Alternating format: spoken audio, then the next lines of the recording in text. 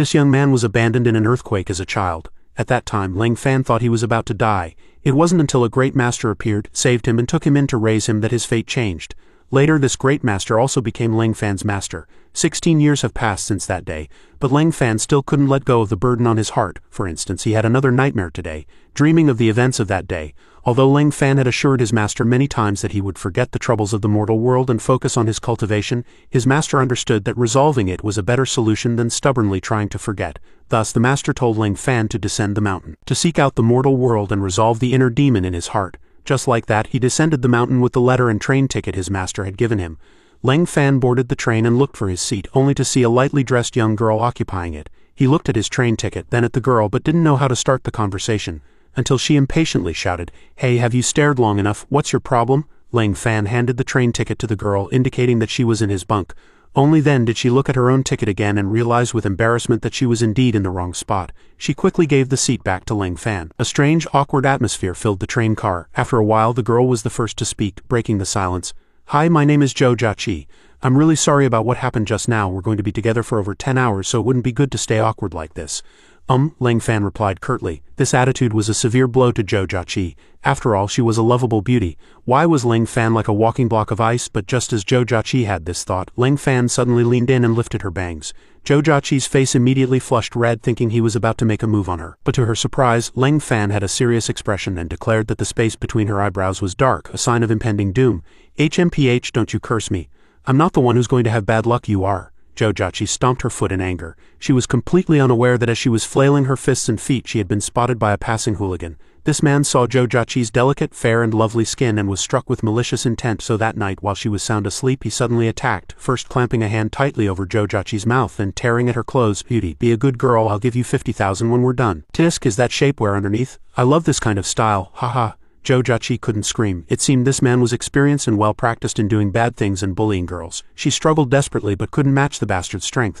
Ling Fan was currently lying down facing the wall. Zhou Jiaqi could only cry out for help desperately in her mind, hoping he would turn around and look at her. Just then Ling Fan suddenly spoke. "I told you you'd run into bad luck, do you believe me now?" Zhou Jiaqi's eyes widened as she saw Ling Fan leap from his bunk and rush towards the bastard. However, he failed to hit him, as he was blocked by the man's bodyguard. "Friend, my young master is just an ordinary person. Are you really going to use a level 6 special ability on him? Isn't that a bit excessive?" the bastard's bodyguard taunted. Seeing that his man was here, the bastard became even more arrogant. He had already taken off his pants and was ready to make his move. The bodyguard, meanwhile, was filled with killing intent, wanting to take an innocent person's life simply because Ling Fan dared to interfere with his young master's thuggish behavior. Unfortunately for him, with the 16 years of kung fu taught by Ling Fan's master, this bodyguard was nothing more than a bedbug. Ling Fan first deftly dodged his attack. When he counterattacked, he subdued his target in a single move. Ling Fan grabbed the bald bodyguard's head with one hand and glared at the spoiled young master with killing intent. "Your bodyguard is too weak. Now you have two choices. Take one punch from me or take 10. Though he said that, Ling Fan had no intention of letting them choose. For scoundrels like these, he'd land as many punches as he could. So he gave the first punch to the bodyguard and the remaining 9 to the pervert who was bullying Zhou Jiaqi. By now the man was so scared he'd bitten his tongue and was desperately begging for mercy. "Don't come any closer. At worst I'll let you have your way with this girl. I'll give you money, just don't come over here. I'm from the Lee family, from the Lee group. You can't touch me." The moment he finished saying "you can't touch me," 9 consecutive thuds rang out. Ling Fan firmly remembered his master's teaching. Besides those you can't beat, there is no one you can't touch. He beat him so hard that Zhou Jiaqi had to step in and stop him, worried that he might actually kill the man if he continued. "Then why haven't you called the train conductor to report a hooligan here? My master said that once you catch a bad guy you must call the police immediately, or else you might be framed." As Ling Fan spoke, he gave the bastard another kick. Zhou Jiaqi was speechless. He was so ruthless and his master was so thorough. After she made the call, security personnel arrived quickly and escorted the bastard away. Only the two of them were left in the car. Ling Fan leisurely lay down on his bunk. "The dark energy on your yintang has dissipated quite a bit.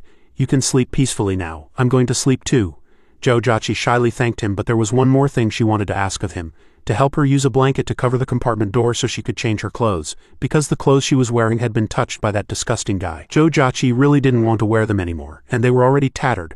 Although Ling Fan thought girls were a lot of trouble, he was a polite person so he helped her. However, after taking off all her clothes, Jojachi realized she didn't seem to have brought a change of clothes. Because she used to always travel by plane, which only took a few hours, she rarely took the train and hadn't considered that this might happen. Jojachi stood behind the blanket, nervously clutching it as she explained the situation to Ling Fan. Then she suddenly slipped. She instinctively yanked on the blanket and Ling Fan, who was holding the other end, was pulled down with her. Luckily, he propped himself up with his hands in time, otherwise he would have fallen on top of Jojachi. The young girl was so startled by the scene that her face flushed red, but Ling Fan remained expressionless and said in a deadpan tone, "I can lend you clothes, but I only have 2 sets. You must return them to me." Jojachi nodded, eager to escape the awkward situation. However, Ling Fan's other set of clothes was the kind cultivators usually wear. Now, on a modern mortal girl, it looked extremely out of place. After getting off the train, Jojachi just wanted to leave quickly so no one would see her strange outfit. Fortunately, after they left the station, the Joe family's private car had already arrived. When Jojachi's driver saw his young lady dressed like that, he almost didn't recognize her. The car drove back to the Joe family villa. Naturally, Ling Fan went along to get his clothes back. While Jojachi went to change, her grandfather personally received Ling Fan. He seemed very curious about what had happened between his granddaughter and this young man that she would end up wearing his clothes. Ling Fan was about to explain, but just as he opened his mouth, Jojachi came out and returned his clothes. "Thanks to your help on this trip, why don't you stay for dinner?" Ling Fan didn't refuse, so he stayed that day, and as if he had been starving for a long time, devoured the entire table of delicacies at the Joe house. Seeing the 2 young people full of youthful energy, Jojachi's grandfather was reminded of his own youth. Unfortunately, he was old now, and his legs were crippled. When Ling Fan heard him say this, he glanced over and immediately recognized that old Master Joe had been injured by explosives, and the injury was about 20 years old. However, Ling Fan's next sentence stunned both Jojachi and her grandfather. "It's not too much trouble to treat, though. I only need 2 minutes. Jojachi was extremely surprised. "How did you know my grandpa's leg injury was caused by explosives? And it really has been 20 years. We've searched for countless famous doctors everywhere, but nothing could be done. What do you plan to do in 2 minutes? Her suspicion was natural. After all, it sounded too absurd. But Ling Fan remained very confident. He even claimed he didn't need to chant spells or perform rituals. Old Master Joe just had to sit still and not move. Ling Fan and Jojachi were fated to meet. Where there is a cause, there is an effect. Their meeting on the train must have been to guide him here to treat her grandfather. So after the meal, Ling Fan walked up to old Master Joe. Of course, he didn't believe Ling Fan could heal his legs, but he agreed to let him try, wanting to make his granddaughter understand that she shouldn't befriend a random charlatan. However, after Ling Fan made his move, old Master Joe's legs actually regained sensation. For the first time in over 20 years, he could feel his lower body. Jojachi was extremely excited, but Ling Fan remained calm and composed from start to finish. "You can try lifting your legs. After this, you'll just need to recuperate properly for half a year." Old Master Joe's opinion of Ling Fan changed instantly. From seeing him as a charlatan, his perception had now shifted to that of a young master with extraordinary uncommon abilities. Befriending such a person would surely bring only benefits and no harm. It would be even better if he were to associate with Jojachi. So Jojachi's grandfather quickly spoke up. "Young master, what school do you hail from? You're even more miraculous than those divine doctors. If you have any requests, please don't hesitate to ask. Our Joe family can definitely fulfill them." To his surprise, Ling Fan replied instantly without a second thought that he needed nothing. "I have matters to attend to and must leave immediately. If it weren't for getting my clothes back, I wouldn't have come here." Old Master Joe still wanted to keep him, pleading for Ling Fan to stay a few more days. "If you have any business, our Joe family can help you." But Ling Fan didn't even turn back. "There's no need. A person's karma must be resolved by themselves." Watching his back as he left without hesitation, Jojachi's grandfather was filled with regret, feeling that if he had known Ling Fan had such abilities earlier, he should have treated him better. "Jachi, do you know this young master's origins?" Jojachi was helpless in this matter too. She had only wanted to experience taking a regular train this time and had run into him by chance on the way, not even getting a chance to ask for his phone number. At this point, Ling Fan had already left the Joe residence and was on the road looking for a family with the surname Xie. His master had instructed him to come here and give them a handwritten letter and they would take him in. Following the map his master had drawn, Ling Fan found an upscale residential complex. Just as he was observing his surroundings, a luxury car suddenly sped past, splashing a puddle of water that nearly soaked Ling Fan completely. Fortunately, his kung fu was excellent. With a quick sidestep, he made the water part to either side and not a single drop touched him. Afterwards, a young girl got out of the car angrily, complaining as she walked. "My dad is unbelievable. Another meetings all day. Is studying more important than his own daughter? He can just have the driver come to the next parent-teacher conference. If he's got the guts, he shouldn't show up at all." This girl was Miss Xie, the apple of Xie Hai's eye. After walking a few steps, she noticed Ling Fan staring at her and stopped, asking unhappily, "Who are you? Haven't you ever seen a beautiful woman before? What are you staring at? If you keep looking, I'm going to charge you," Ling Fan replied. "Your driver has no eyes. He almost soaked my clothes. A karmic bond has been formed. To resolve this karma, I'd like to ask you about someone." Ling Fan's reply was just like that of a stuffy old cultivator, and the man he wanted to ask about was named Xie Hai. Miss Shea was surprised to see a young man who looked like he had just come from the countryside looking for her father. She guessed he was his illegitimate son, but upon closer inspection, Leng Fan was older than her, which made her worry that she was the illegitimate one. Miss Shea's mood instantly imploded. No, she couldn't accept this illegitimate child scenario, so she definitely couldn't let Leng Fan meet her father. Thus Miss Shea turned and said she didn't know, but as the saying goes, fear not a godlike opponent but a pig-like teammate. Because just as Miss Shea denied knowing, her driver shouted out, You dare to call President Shea by his name, young miss? He dared to call your father by his name? I must call President Shea right away. Miss Shea was speechless, feeling extremely embarrassed. Leng Fan just said, oh, realizing he had happened to ask Shea Hai's daughter. Seeing his reaction, Miss Shea quickly raised her voice in a preemptive strike. HMPH, don't even think about entering my house. I will never acknowledge an illegitimate son like you, and I won't call you my elder brother. So that was why she was afraid and denied being Shea Hai's daughter. Leng Fan didn't have much of an exaggerated reaction. He simply placed the letter his master had given him on her head. It's up to you whether you give this letter to your father or not. My master sent me here. It's not like I wanted to come and curry favor with you. After saying this, Leng Fan immediately left. Miss Shea held the letter, feeling a bit guilty. Leng Fan had said his master sent him, which meant he wasn't her father's illegitimate son, right? Yet she had said such hurtful things, wounding his pride and making him leave. Although he wasn't taken in by the Shea family, Leng Fan didn't seem discouraged at all. He began to consider finding a job, but the question was, where should he look for one now? After walking aimlessly for half the day, he stopped in front of a luxurious hotel called Brenham, thinking of going in to find a dishwashing job. But it seemed Leng Fan was having bad luck with cars today. First he was almost splashed by the Shea family's car, and now another supercar sped past, leaving him with a mouthful of exhaust fumes. The car stopped a short distance away. A stunningly beautiful woman stepped out. She was the great movie star Li Yan. As soon as Li Yan appeared, the crowd went wild. Out of curiosity, Leng Fan also moved closer. Then, to his astonishment, he discovered that the female star was his own older sister, the child their parents had desperately saved during the earthquake back then. Leng Fan hadn't expected to reunite with his family so soon. He just didn't know if his sister still remembered him. At this thought, Leng Fan recklessly broke through the line of bodyguards to get closer to Li Yan, but she seemed not to recognize her long-lost brother at all. I don't know you. Please have some self-respect, Li Yan said as she backed away. But Leng Fan took another step forward. Take a closer look. Do you really not know me? By now, the security team had intervened. They rushed over to subdue Leng Fan. He was pinned to the ground. Gazing at his sister's delicate figure from behind, he could only sigh inwardly. It seemed she really didn't remember him. Just then, a burst of energy suddenly erupted from Leng Fan, sending several security guards flying. They scrambled to their feet and were about to charge again, thinking Leng Fan was going to harass their star again, but to their surprise, he simply walked away slowly. Meanwhile, as soon as Li Yan arrived at the event venue, she ran into big trouble. She was being harassed by the young master of the Chen family. This guy was a total playboy who loved to associate with female stars. This time he had set his sights on Li Yan, which was why he had invited her over. Although Li Yan resisted strongly. But how could she compare to a man's strength, and how could her bodyguards dare to offend young Master Chen, the most powerful man in the city? If they angered him, they would certainly not be able to make a living here anymore. So the bodyguards all pretended not to see. Li Yan screamed and struggled, but was still touched by that Chen guy's dirty hands.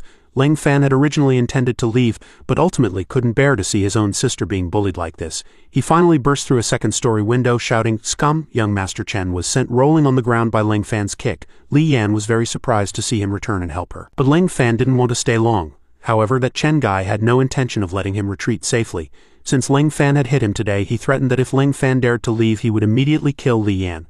Although it had been 16 years since they last met, Li Yan was still his sister. How could Leng Fan just stand by and watch a scoundrel bully his own sister? So he turned around again, intending to give that scoundrel a good thrashing with the sole of his shoe. Just then, several of his bodyguards drew their guns, boasting that they were retired special agents. Leng Fan didn't even look, grabbing 2 gun barrels with both hands and twisting them. Young Master Chen, meanwhile, still couldn't escape the fate of being trampled under his foot. Only upon seeing this did his bodyguards realize that Leng Fan was an ability user, so no one dared to step forward. "Stop, please, stop stomping." Young Master Chen was already beaten black and blue and began begging for mercy. "I'm warning you, never harbor ill intentions towards her again or else," before Leng Fan could finish, young Master Chen was already shaking his head frantically, saying he would never dare to do it again, never dare to have any bad intentions towards Li Yan again. Only then did he temporarily escape the ordeal. The Chen family bodyguards quickly ran over to rescue their young master. Leng Fan had also fulfilled his duty of protecting his sister, and just as he was about to leave, Li Yan stopped him. She wanted to thank him for what happened and also apologize for not recognizing him. Li Yan even thought Leng Fan was her elementary school classmate, a feeling that made Leng Fan uncomfortable. He bit his lip and after a moment forced out a stiff smile. "No need to thank me, I mistook you for someone else earlier." Li Yan kept looking at Leng Fan. Although he said he was mistaken, as a professional actress she felt that the way Ling Fan had looked at her earlier in the hotel lobby and now didn't seem like someone who had made a mistake. Instead she could sense a hint of sadness. Meanwhile at the Shea family home, Shea Hai's daughter finally showed him the letter. After Shea Hai recognized that it was indeed the handwriting of a spiritual master, he anxiously asked his daughter where the young master who delivered the letter was. "How should I know? He just dropped the letter and left. If I weren't so kind-hearted I would have thrown it in the trash long ago." Shea Hai couldn't bear to scold his daughter harshly, but still had to tell her that the person who wrote the letter was a revered ancient master whom everyone wished to venerate.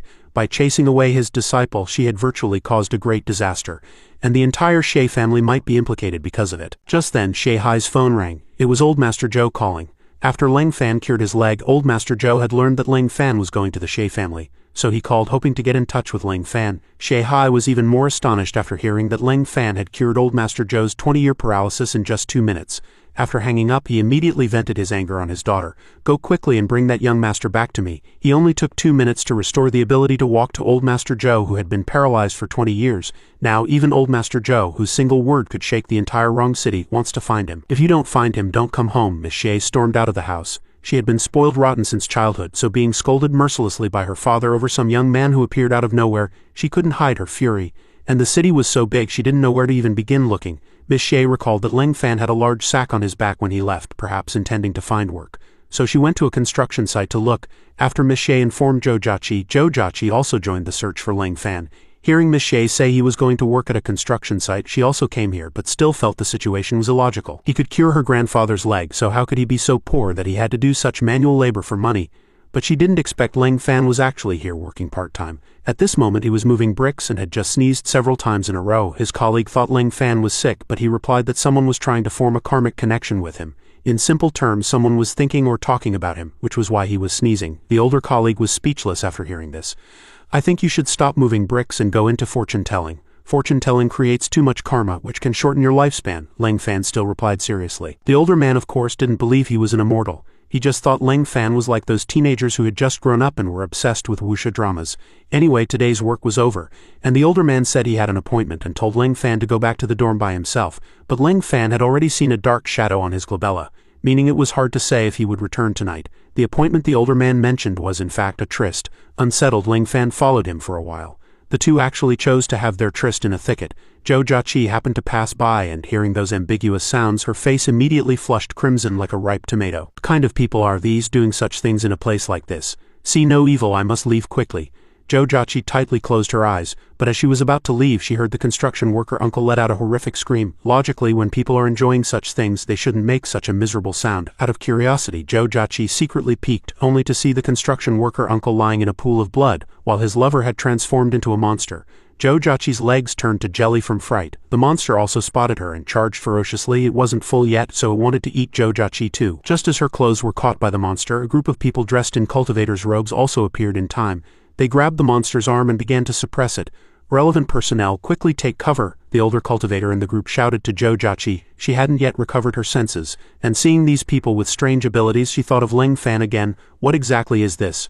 Are they all like him, humans with supernatural abilities? She muttered to herself, and just then the monster let out an earth-shattering roar. It seemed its power had far exceeded that of this group of cultivators. They all fell, spitting blood. Only then did Joe Jachi realize in panic that the situation was dire. She had to escape for her life, but because of the recent experience of being grabbed her legs were weak with fright and she still couldn't stand up. Joe Jachi could only sit there trembling as she watched the monster charge towards her, silently praying for someone to come and save her. Then Ling Fan appeared again. Just like on the train, he acted once more, rescuing Joe Jachi from danger at the last moment. The monster was sent flying more than 10 meters away by his strike. Joe Jachi instinctively trembled, hiding tightly behind Ling Fan. He looked at the girl with a helpless expression. Then he asked, "What are you doing wandering around a construction site in the middle of the night? Are you so bored you have nothing better to do?" Strangely, despite being scolded, Joe Jachi didn't feel uncomfortable in the slightest. Watching Ling Fan stand steadily in front of her, her eyes gradually reddened. And then she couldn't help but cry. Why did you only come now? You scared me to death," Joe Jachi cried and hugged Ling Fan tightly. He had originally intended to break free, but then he noticed a very pleasant scent emanating from her. "Never mind, let her hug me for a bit. It's not like I'm losing anything." Meanwhile, the cultivators approached the female monster again, but it no longer had the ability to threaten anyone. Its head had been completely smashed, Presumably this creature was a disaster-level ability user, terrifying in its power with a body as hard as steel. The oldest cultivator among them turned his gaze to Ling Fan. He felt that this young man, despite his age, possessed astonishing strength, having knocked down the female monster that their entire cultivator team couldn't suppress with just one punch. He even entertained the unrealistic idea of recruiting him. Without further ado, he approached Ling Fan and spoke cordially. "Young man, may I ask if you have already taken a master? Are you interested in joining us? We are an organization specializing in handling calamity-level ability users and monsters. You've probably heard of us. My master's name cannot be spoken lightly, and I haven't heard of your organization either," Ling Fan replied coldly. His reply was like a resounding slap in the face. Being disrespected by someone so young, he naturally felt displeasure, but to win him over, he held back. "Then, with your outstanding strength, have you ever considered becoming an official? As long as you join our organization, you can immediately enjoy the highest level of benefits. And for life?" "Not yet," Ling Fan still replied curtly, leaving the other man speechless. It was the first time he had been so disrespected, yet he dared not act, fearing Ling Fan was stronger than him. "All right then, in that case, we must erase all your memories of today's events to prevent panic later."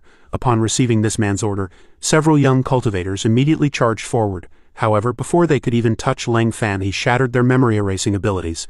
Ling Fan even bluntly criticized their abilities as being too unstable, suggesting they should cultivate more diligently. "Kid, don't get ahead of yourself. Who exactly are you? Are you a spy sent by the enemy?" Several young cultivators, feeling slighted by him, jumped up.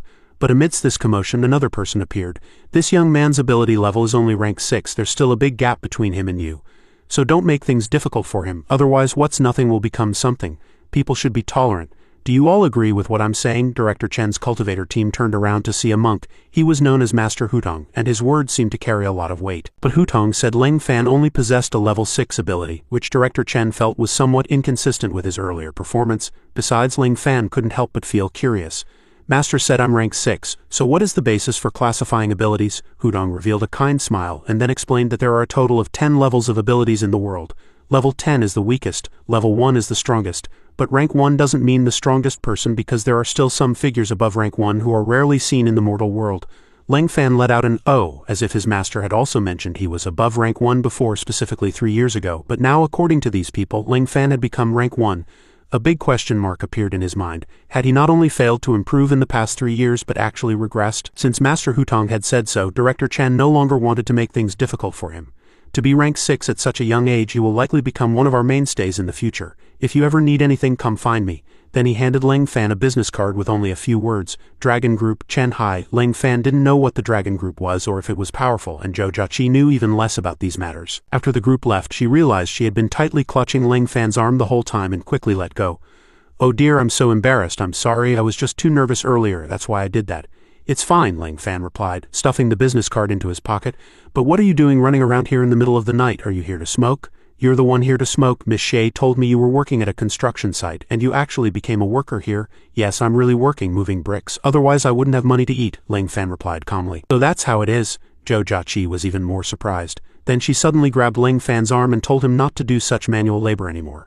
The Shu family also wanted to invite him to treat old Master Shu. If he could really cure him, he wouldn't have to worry about money anywhere in Wrong City anymore. After some thought, Ling Fan agreed. So the next day, the Zhou family's driver took him and Zhou Jiaqi to the Shu family villa. It was said that old Master Shu had suffered from leg pain for a long time, incurable by anyone, which was why they specifically invited the young master who cured old Master Zhou to try. However, upon reaching the entrance, Ling Fan changed his mind because he didn't want to form too many karmic connections with people unrelated to him. Zhou Jiaqi quickly pulled Ling Fan's arm while Shay Hai and his daughter from the house also saw Ling Fan at this moment and rushed out. "Young master, I've finally found you." Shay Hai looked very happy.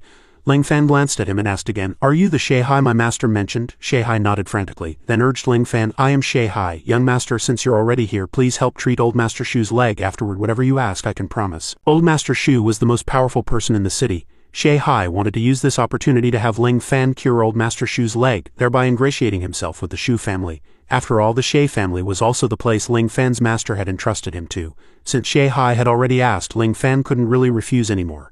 Then the group walked into the villa. Old Master Shu had a much more volatile temper than old Master Zhou. He even declared beforehand that he was easily angered. If Ling Fan couldn't cure his leg, he would break Ling Fan's legs. "Old Master Shu, don't say that," Zhou Jiaqi whispered in his ear. Ling Fan, however, showed no signs of being intimidated. Not even his master could break his legs, let alone old Master Shu, a mere mortal. As for old Master Shu's leg, it had been injured for nearly 20 years. In these 20 years, the Shu family must have sought out many famous doctors. Unfortunately, the meridians would only become more and more blocked. Therefore, for these 20 years he had been tormented, enduring pain day and night. Old Master Shu was very surprised to have his condition described so accurately by Ling Fan. He had to confirm that no one had revealed his condition, yet Ling Fan had accurately diagnosed the condition with just a glance, proving he was indeed no charlatan. Don't mind how I know, what's important is that I can cure your illness, and it will only take 2 minutes. Afterward, Ling Fan sat down and placed his hand on Old Master Shu's knee. A moment later he drew out the stagnant energy that had been blocking Old Master Shu's leg for 20 years. It was the first time in 20 years that Old Master Shu could move his legs flexibly, feeling no pain at all. He was very surprised. This young man's talent was truly authentic. Ling Fan then stood up ready to leave. Old Master Shu quickly called out to him, his attitude now completely changed. "Young master, please wait a moment. Don't you need any reward? Whatever you want, the Shu family will do their best to repay you." No, Ling Fan didn't even bother to turn around. "I don't need anything, and I don't want to create any more karmic connections with you."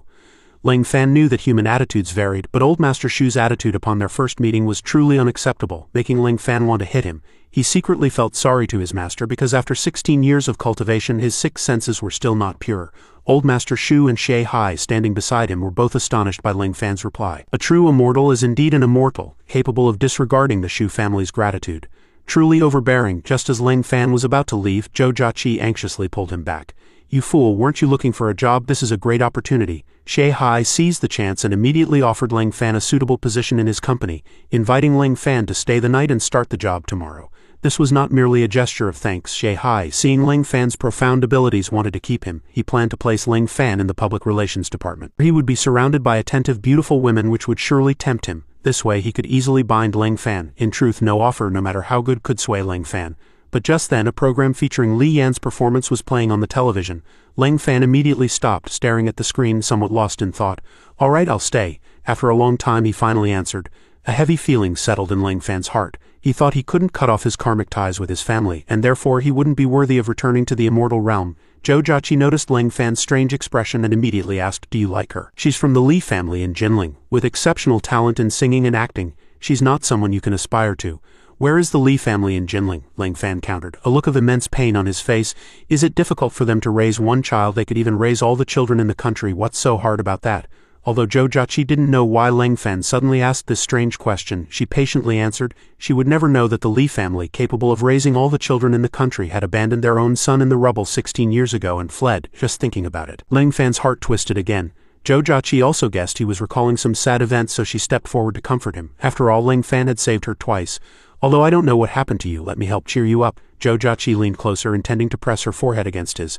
But just then Ling Fan suddenly looked up, bumping into Zhou Jiaqi. The violent collision left both of them seeing stars. Ling Fan covered the large bump on his forehead, staring at her. "What are you doing? Are you trying to assassinate me? I'm clearly the victim here, aren't I?" Zhou Jiaqi yelled. Secretly cursing Ling Fan for being such a big fool, she no longer wanted to comfort him. But this scene, to Shay Hai, was a cause for great vigilance. Shay Hai guessed that Zhou Jiaqi had feelings for Ling Fan, and he also believed this was the Zhou family's attempt to win Ling Fan over. But Shay Hai also wanted this young immortal to become his son-in-law. He had a daughter, Shay Yu, after all. However, looking back, Shay Hai saw his carefree daughter laughing and playing on her phone. Shay Hai walked over and quietly told his daughter to come sit next to the young immortal. But Shay Yu immediately refused, citing Ling Fan's body odor. "He's a young immortal. If you can marry him, you won't have to worry about food and clothing for the rest of your life, and you might even become an immortal. What are you waiting for? Go over there," Shay Hai continued to urge. "I'm still a high school student. Is Dad encouraging me to marry early? If you allow it, I have 10 boys pursuing me on my phone. Once I'm tired of them all, I'll go find your young immortal." Seeing his daughter's rebellious attitude, Shay Hai felt his chest tighten with anger. He was about to scold Shay Yu further. But then Ling Fan suddenly walked over, and in the blink of an eye Shay Hai's expression changed faster than a flipping pancake. It turned out Ling Fan wanted to ask about accommodation. Since Shay Hai had arranged a job for him, he wanted to know if room and board were included. "Of course," Shay Hai answered without thinking, even deciding to bring Ling Fan back to his own house to create daily opportunities for him to meet Shay Yu. Zhou Jiaqi also wanted to take Ling Fan back to the Zhou family. After all, old Master Zhou also liked him, but Ling Fan wanted to be self-reliant. His master had said that staying at a girl's house easily leads to being called a freeloading softy, and he always obeyed his master, so he couldn't go back to Zhou Jiaqi's home. That day, Shay Hai took Ling Fan back to his high-end apartment. After Ling Fan had showered, Shay Hai pointed to a room and said, "From now on, that's your room." After Ling Fan entered the room, Shay Hai revealed a sly smile and then whispered to his wife, "Wife, quickly get a few sets of pajamas for our daughter to shower and change into." Choose the most revealing one, that's best. Shay Hai's wife Bai Rong couldn't help but feel displeased at this. After all, Shay Yu wasn't even 18 yet, and for her own father to so explicitly want to sell his daughter, what kind of behavior was that? Moreover, Bai Rong didn't really believe Ling Fan was truly a young immortal. After all, back then his master on Mount Kunlun only knew old Master Shay, which was Shay Hai's father. Now that his disciple had come, he should also go see old Master Shay. I think you'd better clarify his identity and not rush to sell our daughter.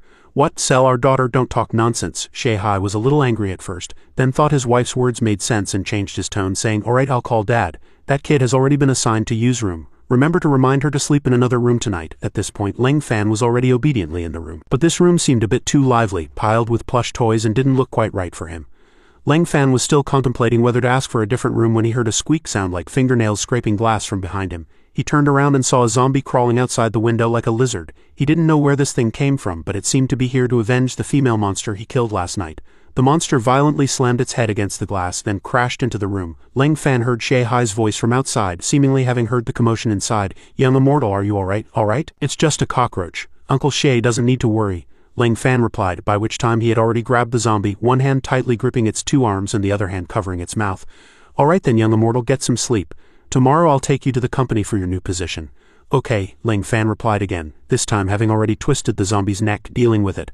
After instructing Ling Fan, Shay Hai and his wife went out to call old Master Shay to confirm Ling Fan's identity, but they forgot to remind Shay Yu to sleep in another room. A while later she finished showering and seeing no one home went straight back to her bedroom. As soon as Shay Yu opened her door, she saw Ling Fan incinerating a corpse with a blue flame-like energy. She immediately slammed the door shut, muttering to herself that she must be dreaming. Mustering her courage, Shay Yu opened the door again.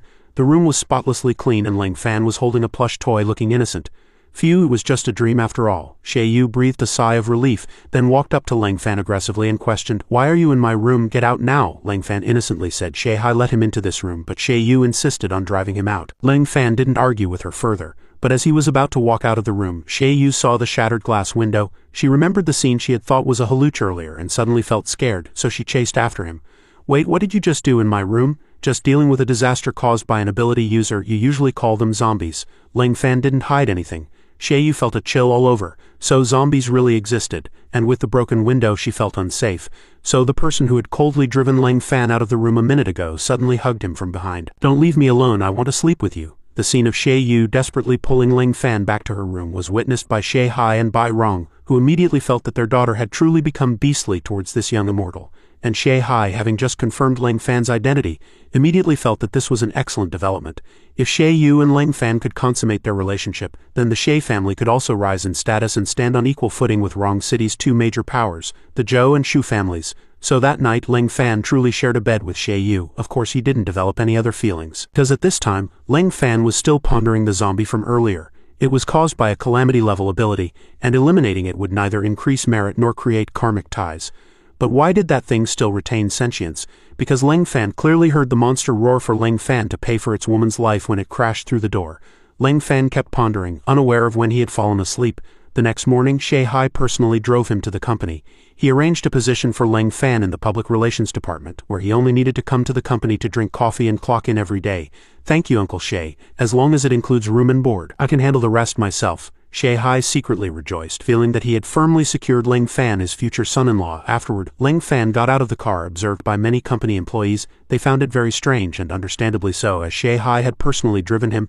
This group of gossips stared intently at Ling Fan, watching him walk towards the public relations department on the first floor. Hello, I'm new here. Uncle Shay Hai told me to work in this department. Ling Fan walked to the front desk employee to report. Are you sure you haven't made a mistake? Our department only has women. The female employee seemed a bit awkward. But soon Yuan, the beautiful manager of the public relations department, personally came out to greet him. Shay Hai had also spoken with her privately.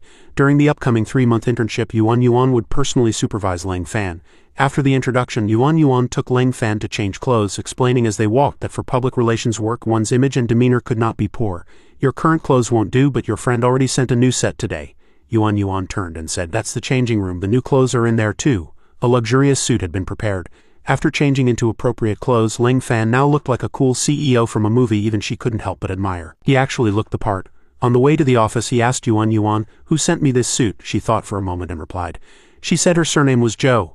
She seemed very busy and left after dropping off the items. As soon as he heard the surname Zhou, Leng Fan immediately knew it was Zhou Jiaqi. He thought to himself, so it was her. Upon reaching the office, Yuan instructed and cautioned him, "Wait for me at your desk, I'll prepare the documents and then you'll come out with me." He had barely warmed his seat when Leng Fan's chair was surrounded by curious female colleagues in the office. They spoke in overtly sarcastic tones. "Your suit looks like a designer brand, is it not fake?" Xiao Xiao also chimed in with a taunt. "I heard you were personally sent by CEO Xie, so young and already know how to use connections, huh?" Another female colleague even tsked, asking, "You wouldn't happen to be CEO Xie's something, would you?" Xiao Xiao even leaned in and teased, "Say something to make me happy. I can teach you some office and spoken rules too." Leng Fan ignored them, casually shifting his gaze away. Yuan suddenly appeared behind them and scolded loudly, "Everyone shut up, what are you talking about during work hours?" They quickly dispersed. He glanced at her, thinking, she just helped me. I have a good impression of her. She seems like a decent person. Yuan turned to Leng Fan and said, "Stand up, come with me to meet a client." He agreed to follow her. After they left, the others gathered again to badmouth them. "She's going to talk about cooperation with Tianchao Group again. I heard they completely ignore her there," she added. "This time she's even bringing that deadweight along. I really don't know what she's thinking." At the Jinli Hotel, while waiting for the client, she reminded Leng Fan, "This is today's battlefield." In the private room, Yuan continuously cautioned, "The cooperation client will be here soon. Pay attention to your words and actions." A bald man walked in with a smile. "Are you here?" He was President Tian of Tianchao Group. She quickly ran over to shake his hand and greet him. "Hello, President Tian, I've heard so much about you." President Tian flirted. "No need to rush. Manager Yuan's hands are so soft, delicate as jade." He also impolitely eyed Yuan's body. She still forced a stiff professional smile and replied, "President Tian, you're always joking. Is it just you today, President Tian?" She immediately withdrew her hand. Leng Fan stood by observing him. President Tian sat down laughing heartily, his tone full of confidence. "I'm enough on my own, all previous discussions are done. I'm just waiting for Manager Yuan's final nod." She frowned slightly and replied, "President Tian, haven't we already nodded? We're just waiting for your signature." He then said in an ambiguous tone, "Xiao Yuan, don't you understand what I mean?" President Tian extended his fat hand, full of inappropriate suggestion. "As long as you agree, I'll sign immediately." Leng Fan sat to the side, who had been looking up, then quickly shot his chopsticks. They whooshed and hit President Tian's unruly hand, making him scream in pain. Leng Fan replied indifferently, "Excuse me, the chopsticks flew away on their own." Yuan covered her mouth, laughing. President Tian angrily ordered her, Yuan, I demand you fire this little brat immediately. Otherwise this deal is off." Yuan, however, disdained to keep him. A cold smile played on her lips. "If it's off, it's off." I originally, Yuan unceremoniously tore up the contract in front of him, replying, "I don't want to cooperate either." President Tian was furious. He immediately left, not forgetting to utter a few threats. Yuan, you just wait." Leng Fan walked up and asked, "Did I mess up your business? You didn't blame me at all but thanked me instead?" "No, you did great. Thank you for helping me." Leng Fan's lips curved into a faint smile. "You're the first person to praise me since I started working." Yuan's eyes widened and she asked in surprise, "Working? Aren't you the chairman's son? What did you do before?" He honestly replied, "No, I just moved bricks before." Upon hearing this, Yuan's face froze. Yuan, hearing this bolt from the blue, desperately screamed in despair, "It's over, my year-end bonus is gone, a business worth hundreds of millions just fell through. I thought that with you here, even if the negotiation failed, the chairman wouldn't say anything, but you're not the chairman's eldest son at all." Leng Fan poured himself a cup of tea. "No, you still thought it was a business worth millions. But in reality it was terrible." He raised his teacup, glanced at Yuan and asked, "From a karmic perspective, do you think it's worth it to cooperate with a client for a physical transaction? If you agreed this time, what price would you have to pay the next time for the remaining investment?" Leng Fan fied coldly, "Is this a multiplayer game or am I really going to become an old man's mistress?" He calmly sipped his tea, while Yuan shouted angrily, "Don't say such taboo things with that indifferent expression." Yuan then stammered in frustration, But no matter what, this negotiation failed, I'll still be criticized when I go back." Leng Fan closed his eyes, frowned slightly and comforted her. "It's all right." Hearing him say this, Yuan thought he had a solution and happily asked, "Do you have a plan?" Leng Fan calmly and responsibly pointed to himself, affirming, "This is something I caused, so as for getting scolded, I'll take the blame." Hearing his solution, Yuan felt like she had been hit by Diao Chan's moon-eclipsing ability. Frozen in place in CEO Xia's office at Xie Group, Yuan honestly admitted to Xie Hai, "Mr. Xie, I'm sorry. I messed up this project." Xie Hai crossed his arms and asked coldly, "What's the reason? We've been following this project with Tianchao Group for a full 6 months, and after just one meal you completely ruined it. And Tianchao Group also called me, saying someone hit their person, demanding a clear explanation from me." Yuan was very distressed, not knowing where to begin, stammering, I because Leng Fan interrupted Yuan's explanation, saying, "Uncle Xie Hai, I hit him." Upon learning that Leng Fan was the one who hit President Tian, Xie Hai not only wasn't angry but instead smiled and asked why. You hit him? Why did you hit him?" Leng Fan didn't shy away and said directly, Although I've never worked in this industry, my master taught me that one should not work with people of ill intentions. That person touched Manager Yuan's thigh as soon as he entered. This kind of person is clearly a pervert. Shaihai's eyes widened, and he secretly thought, the young immortal says so, there must be a reason. Perhaps he saw Tianchao Group's fate. Shaihai suddenly had this thought, wondering, is Tianchao Group about to face a big disaster? The young immortal is saving me. He broke out in a cold sweat over the scenario he had concocted. With this thought, Shaihai quickly stepped forward, tightly grasped Ling Fan's hand and repeatedly thanked him. Thank you, young immortal. Indeed, one should not work with people of ill intentions. The young immortal is absolutely right. Yuan was completely baffled, her mind full of question marks. Shaihai then plopped back into his chair, sighing in frustration, but this project is ruined. Our company's operations will also be very difficult going forward. He chuckled lightly. If the young immortal can help me, my company will be much better. Then he pulled out a document and handed the task to Ling Fan. Young immortal, aren't you familiar with the Zhou family? We have an eco-zone project we'd like to cooperate with the Zhou family on. Yuan didn't expect Shaihai to entrust such a difficult project to Ling Fan, a newcomer. Yuan was very surprised internally. No one had been able to secure this project. What made her even more terrified was that Ling Fan accepted the project without hesitation. Ling Fan took the document and said, okay. In the corridor outside, Yuan kept explaining to him how difficult this project was. What's wrong with you? This project is impossible to cooperate on. I've scheduled meetings with the Zhou Group's project manager countless times, but they won't even look at us. Ling Fan remained calm and unfazed. Seeing his attitude, Yuan anxiously questioned, don't you understand the seriousness of the situation? He ignored her question and instead asked, what's the first thing to do when discussing a project? Yuan blurted out, of course, contact the person in charge. Ling Fan, still appearing unconcerned by the difficulty, agreed. All right, then let's go to the Zhou Group. Yuan widened her eyes and said to him, are you dreaming? Without an invitation from someone there, we can't even get through the Zhou Group's doors. Connections first, money second. He calmly said to Yuan, you lead the way, I have an acquaintance there. He secretly thought to himself, Zhou Jiaqi should be working there, right? Yuan asked in surprise, you have an acquaintance? Yuan pointed at a towering building and exclaimed, the entire building belongs to the Zhou family. Compared to them, we're just tiny shrimp. Before she could finish, Ling Fan stepped forward about to enter, but was stopped by the security guard. Yuan behind him shouted, wait for me to finish. The security guard sternly asked him, what do you want? If you want to enter, please show your employee card, or leave your ID and state who you're looking for to be allowed in. Ling Fan asked the security guard, I'm looking for Zhou Jiaqi. Does she work here? The security guard waved him away dismissively. You want to see President Zhou? Are you kidding? Go back where you came from. President Zhou doesn't see outsiders. Even Yuan didn't believe it.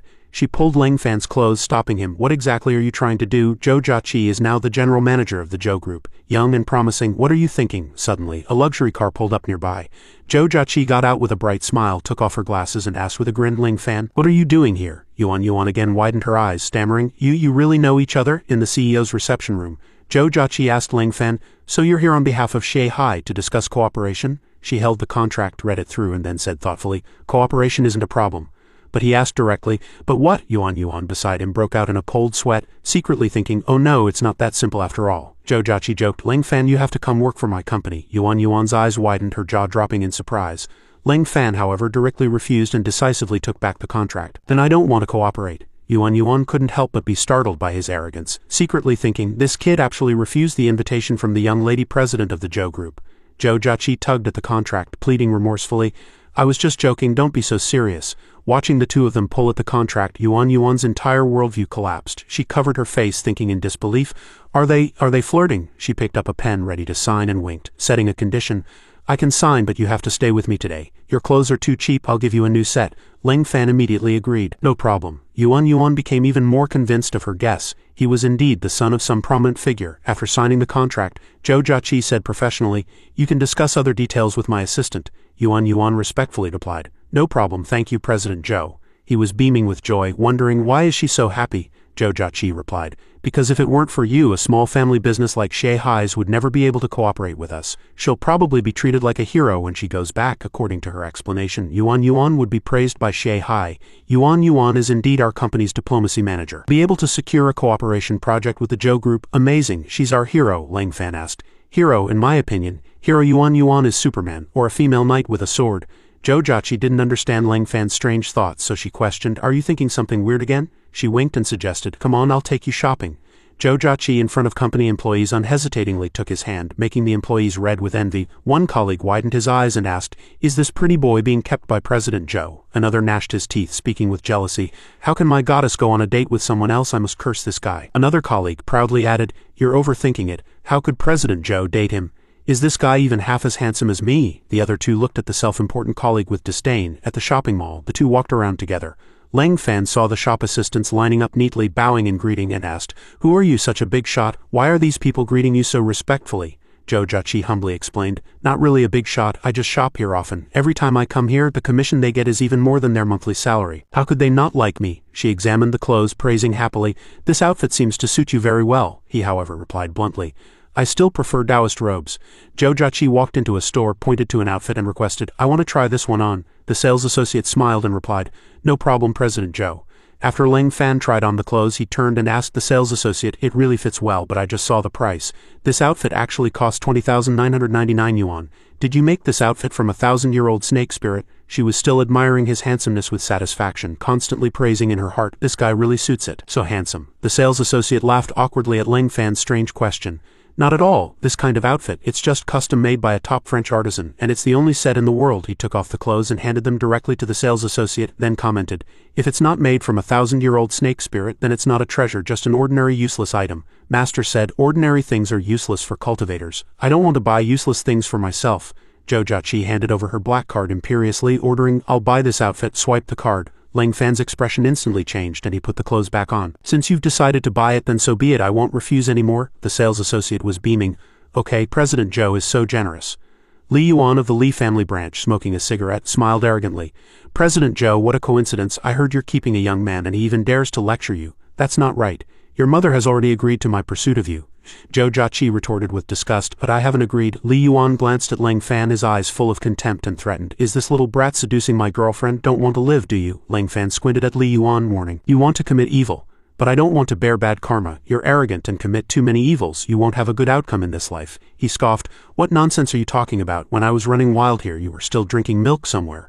Li Yuan held a wad of money in front of Lang Fan, contemptuously saying, "Here's 20,000 yuan. If I ever see you flirting with my woman again, I'll break your arms and legs." He pointed to the clothes on his body, his expression unchanged, and argued, "Master said that one must know when to take and when to give. Miss Zhou bought me clothes worth 299,000 yuan. You want to cripple me for 20,000? Are you stupid or am I?" He gritted his teeth and spat out a few words.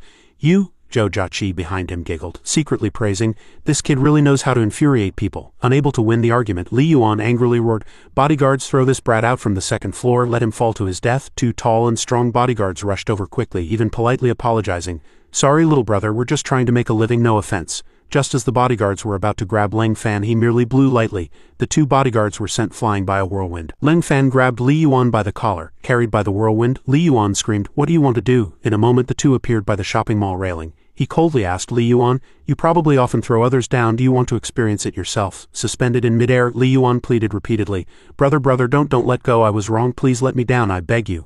Lang Fan looked at Li Yuan's lower body, which was now soaked, and mocked, "You wet your pants from fear?" Seeing he was already miserable enough, he threw Li Yuan back. Lang Fan watched Li Yuan roll on the ground and he warned, "Don't commit any more evil, or next time it won't be as simple as wetting your pants like today." Li Yuan got up and ran, not forgetting to threaten, "You wait, you bastard." Zhou Jiaqi walked up and praised, "Your way of dealing with bad guys is truly unique." Lang Fan walked beside her, chuckling, "It is quite unique because most things in this world involve ordinary people being bullied." She dejectedly changed the subject, saying, "Let's not talk about that." "Do you know who that person was just now?" Zhou Jiaqi explained. "He's the younger brother of your favorite big star, a young master from the Jinling Li family." He suddenly fell silent, his face gloomy, thinking, "The Li family?" An unspeakable sadness surged in his heart. They abandoned me but adopted this kind of person, the Li family. She noticed Lang Fan seemed unhappy when she mentioned the Li family, so she quickly changed the subject. Zhou Jiaqi pulled his hand. "Don't think about these things, let's go eat." The two walked hand in hand, chatting. She asked curiously, "I've always been curious. You must be an ability user, right? What level are you now?" Lang Fan replied. "That monk said I was rank 6 last time you were there too." Zhou Jiaqi repeatedly praised. "I was too scared at the time, so I didn't pay attention to what you were saying. If you're rank 6, that's really amazing. My grandfather said a rank 6 ability user can take on a master one-on-one. Lang Fan stroked his chin, saying proudly, "Looks like I'm quite amazing myself." He then asked himself, "How amazing will I be when I discover I'm above rank 1? She then complained somewhat coquettishly, "What's the use of being so amazing? You go out on a date with a girl and don't even prepare a small surprise." Zhou Jiaqi suddenly realized and blushed and covered her head, shyly blaming herself. I was actually acting coquettishly with him." Saw smoke coming from her head and asked with concern, "What's wrong with you? Your face is all red. Did you take medicine?" Seeing that Lang Fan was clueless about romance, Zhou Jiaqi pinched his cheek. "You're the one who needs to take medicine. Wouldn't a normal person ask if I have a fever?" He rubbed the cheek she had just pinched, retorting to Zhou Jiaqi, I'm not a normal person. After my heart knot is untied, I'll go back to the mountain. She walked beside him, asking, so powerful, have you never thought about staying here to be a guardian of world peace? Don't you have any aspirations in life? As soon as she asked, Zhou Jiaqi internally screamed, what am I even saying? Ling Fan didn't answer, but instead asked, what about you? What are your aspirations? Zhou Jiaqi was a little surprised to hear this and murmured, my goal? She secretly thought, a strong woman, but I'm just taking over the family business according to Grandpa's wishes. Thinking of this, Zhou Jiaqi closed her eyes and said, I don't know either. Ling Fan suddenly stepped forward and touched her forehead. I sense that you truly have no goals. That's right, a blank slate. Zhou Jiaqi shyly pushed him away. You can sense that too? He shrugged and replied, of course it's fake, don't overthink it. What are you treating me to? Although I'm a Taoist, eating shrimp isn't breaking my vegetarian diet. She walked beside him and whispered, shrimp are animals too. At a concert, fervent fans shouted, Li Yan, I love you like mice love rice. Li Yan is the best, my most beautiful Li Yan. Li Yan, I'm crazy for you, mad for you. On stage, Li Yan smiled brightly and waved to the audience, but secretly disdained them. Why have the fans' cheering slogans become so cheesy lately? After the performance, Li Yan bid farewell to her fans. Everyone will meet again soon. Thank you everyone, I love you all very much. The male fans below the stage eagerly returned their idol's affection. Li Yan, we love you too. Goddess said she loves me, she meant me. After returning home, Li Yuan ran over like a child to complain, Sister Li Yan, you must do justice for me. Seeing his panicked expression, Li Yan frowned and asked, who provoked you? Aren't they even afraid of the Jinling Li family's reputation? Li Yuan cried and rambled on. I was eating with my fiancé when suddenly someone appeared out of nowhere, picked me up and was going to throw me from the second floor. The bodyguards who followed were also beaten half to death. Uncle Chin walked up from behind, respectfully asking her, Miss, do you need me to go? Li Yan frowned slightly and reminded him, Uncle Chin, the person Li Yuan encountered is probably just an ordinary person, but you are an ability user. If you act rashly, you might be targeted by the Security Bureau. Uncle Chin didn't care, proudly saying, no matter who he is, if he dares to bully someone from my Li family, I will teach him a lesson. He said to Li Yuan, Li Yuan, lead the way. With a helper, Li Yuan immediately became arrogant. Okay, Uncle Chin, follow me, he must still be nearby. She turned around and sighed, thinking, why are these two so similar in temperament? I'll just pay a little compensation later. In a noodle shop, Ling Fan was wolfing down his food with a stack of empty bowls piled beside him. Even Zhou Jiaqi, still unaccustomed to it, comforted him. Eat slowly, no one's rushing you. Why are you always like this when you eat? Ling Fan ate as he spoke. Because strange wild beasts often cause trouble in the mountains, so how can I not eat quickly? As soon as he finished speaking, Li Yuan appeared out of nowhere, kicking over the noodle bowl. He arrogantly declared, the beast has arrived, enjoying your meal, huh? Before he could enjoy his swagger for a few seconds, Li Yuan slipped, landing on his backside. Li Yuan was helped up by Uncle Chin, and he kept provoking Ling Fan. You're arrogant enough, still daring to come here to eat noodles, enjoying it quite a bit, huh? Ling Fan looked at the stains remaining on his pants and sighed helplessly. How about you go back and change your pants before coming over? Just one sentence made Li Yuan collapse. He clutched his pants and loudly ordered, Uncle Chin hit him. He actually dared to insult me. Uncle Chin suddenly appeared behind Ling Fan, swinging his fist, not forgetting to lecture Ling Fan, young man, don't be too arrogant. Zhou Jiaqi anxiously rushed forward to stop Uncle Chin, shouting no. Ling Fan, however, remained very calm. He only used a pair of chopsticks to block Uncle Chin and calmly asked, you hit quite hard, do you want to kill me? Without waiting for Uncle Chin to answer, Ling Fan used his chopsticks to knock him to the ground. He showed no fear. His hands began to circulate spiritual energy, and he declared, then I shall teach you a few moves now. Uncle Chin only managed to utter two words, you dare. A moment later, Li Yan's anxious voice asked, I'm almost at the hospital. What exactly happened? She parked her Mercedes on the side of the road and quickly ran into the hospital. Li Yan pushed open the ward door to see Li Yuan crying by the bedside while Uncle Chin was on oxygen. Li Yan walked into the ward and asked in shock, who did this? Uncle Chin lay on the hospital bed, speaking with difficulty, Miss, please do not provoke that demon, he is too strong. Hearing this, she was not afraid, but instead felt angry. No one can harm Uncle Chin without paying the price. I, Li Yan, will never let him go. Li Yuan, currently hiding under the bed, said tremblingly, I don't know who that kid is, but he was with Zhou Jiaqi, and Zhou Jiaqi even bought him clothes. Li Yan immediately took out her phone, muttering, so it's someone from the Zhou family. No wonder they're so arrogant, but they seem to have forgotten their place. Zhou Jiaqi picked up the phone. He cautiously asked, Great Star Li, what can I do for you? Ling Fan had just injured her brother and bodyguard, so she immediately called. Li Yan questioned loudly, Zhou Jiaqi, if you don't like my brother, you can break off the engagement, but I didn't expect you to condone your subordinate beating others. You've gone too far this time, and we're not done yet. You'd better hand over your subordinate quickly, or the Li family will not let your Zhou family off. Ling Fan had already returned to the Shay family. Shay Yu came out to open the door with a straight face. You're back. Where did you buy your clothes? Did you strike it rich? Oh, and my grandpa is here today, too. As soon as she finished speaking, old Master Shay rushed out. He opened his arms excitedly. Young immortal, I finally get to see you. Ling Fan raised a hand to stop him, saying, I'm not an immortal, please keep your distance from me. I don't like men, especially an old man like you. Just then, Jojachi also suddenly appeared. She called out breathlessly, Lang Fan, come with me. The two left, leaving the Shay family grandfather and granddaughter behind. Shay Yu stared blankly. Are they going to say something in secret that they don't want me to hear? Old Master Shay reminded her. Minors, close your eyes quickly. Lang Fan followed Jojachi, walking slowly behind her, and asked, Is it because I hit someone from the Lee family today? Are they looking for revenge? Have they already called you? She looked back in surprise. How do you know about this? He replied. I guessed. Jojachi puffed out her cheeks and said, I thought you'd say you calculated it. Aren't you worried? The Lee family is currently planning how to deal with you. Lang Fan lowered his eyes and replied, It's not the first time. If they want to find trouble, let them. Isn't it good to create some karma this way? Seeing his demeanor, she couldn't help but feel a little worried. Her lips trembled slightly. Lang Fan, you really look like you've been abandoned by the whole world. Immediately afterward, Jojachi comforted Lang Fan. No matter what happens, I will help you. Lang Fan seemed not to understand. He simply took out a chicken and then suggested, Are you sure? Then help me kill this chicken. The chicken struggled in his hand and Jojachi crouched down in fear. Don't come closer, take it away. Lang Fan used this action to refute her earlier words.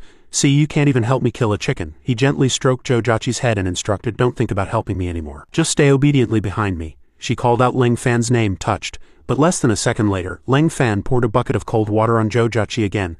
Because if I can't beat them and I still have to protect you, it would be very troublesome. Jojachi cursed under her breath.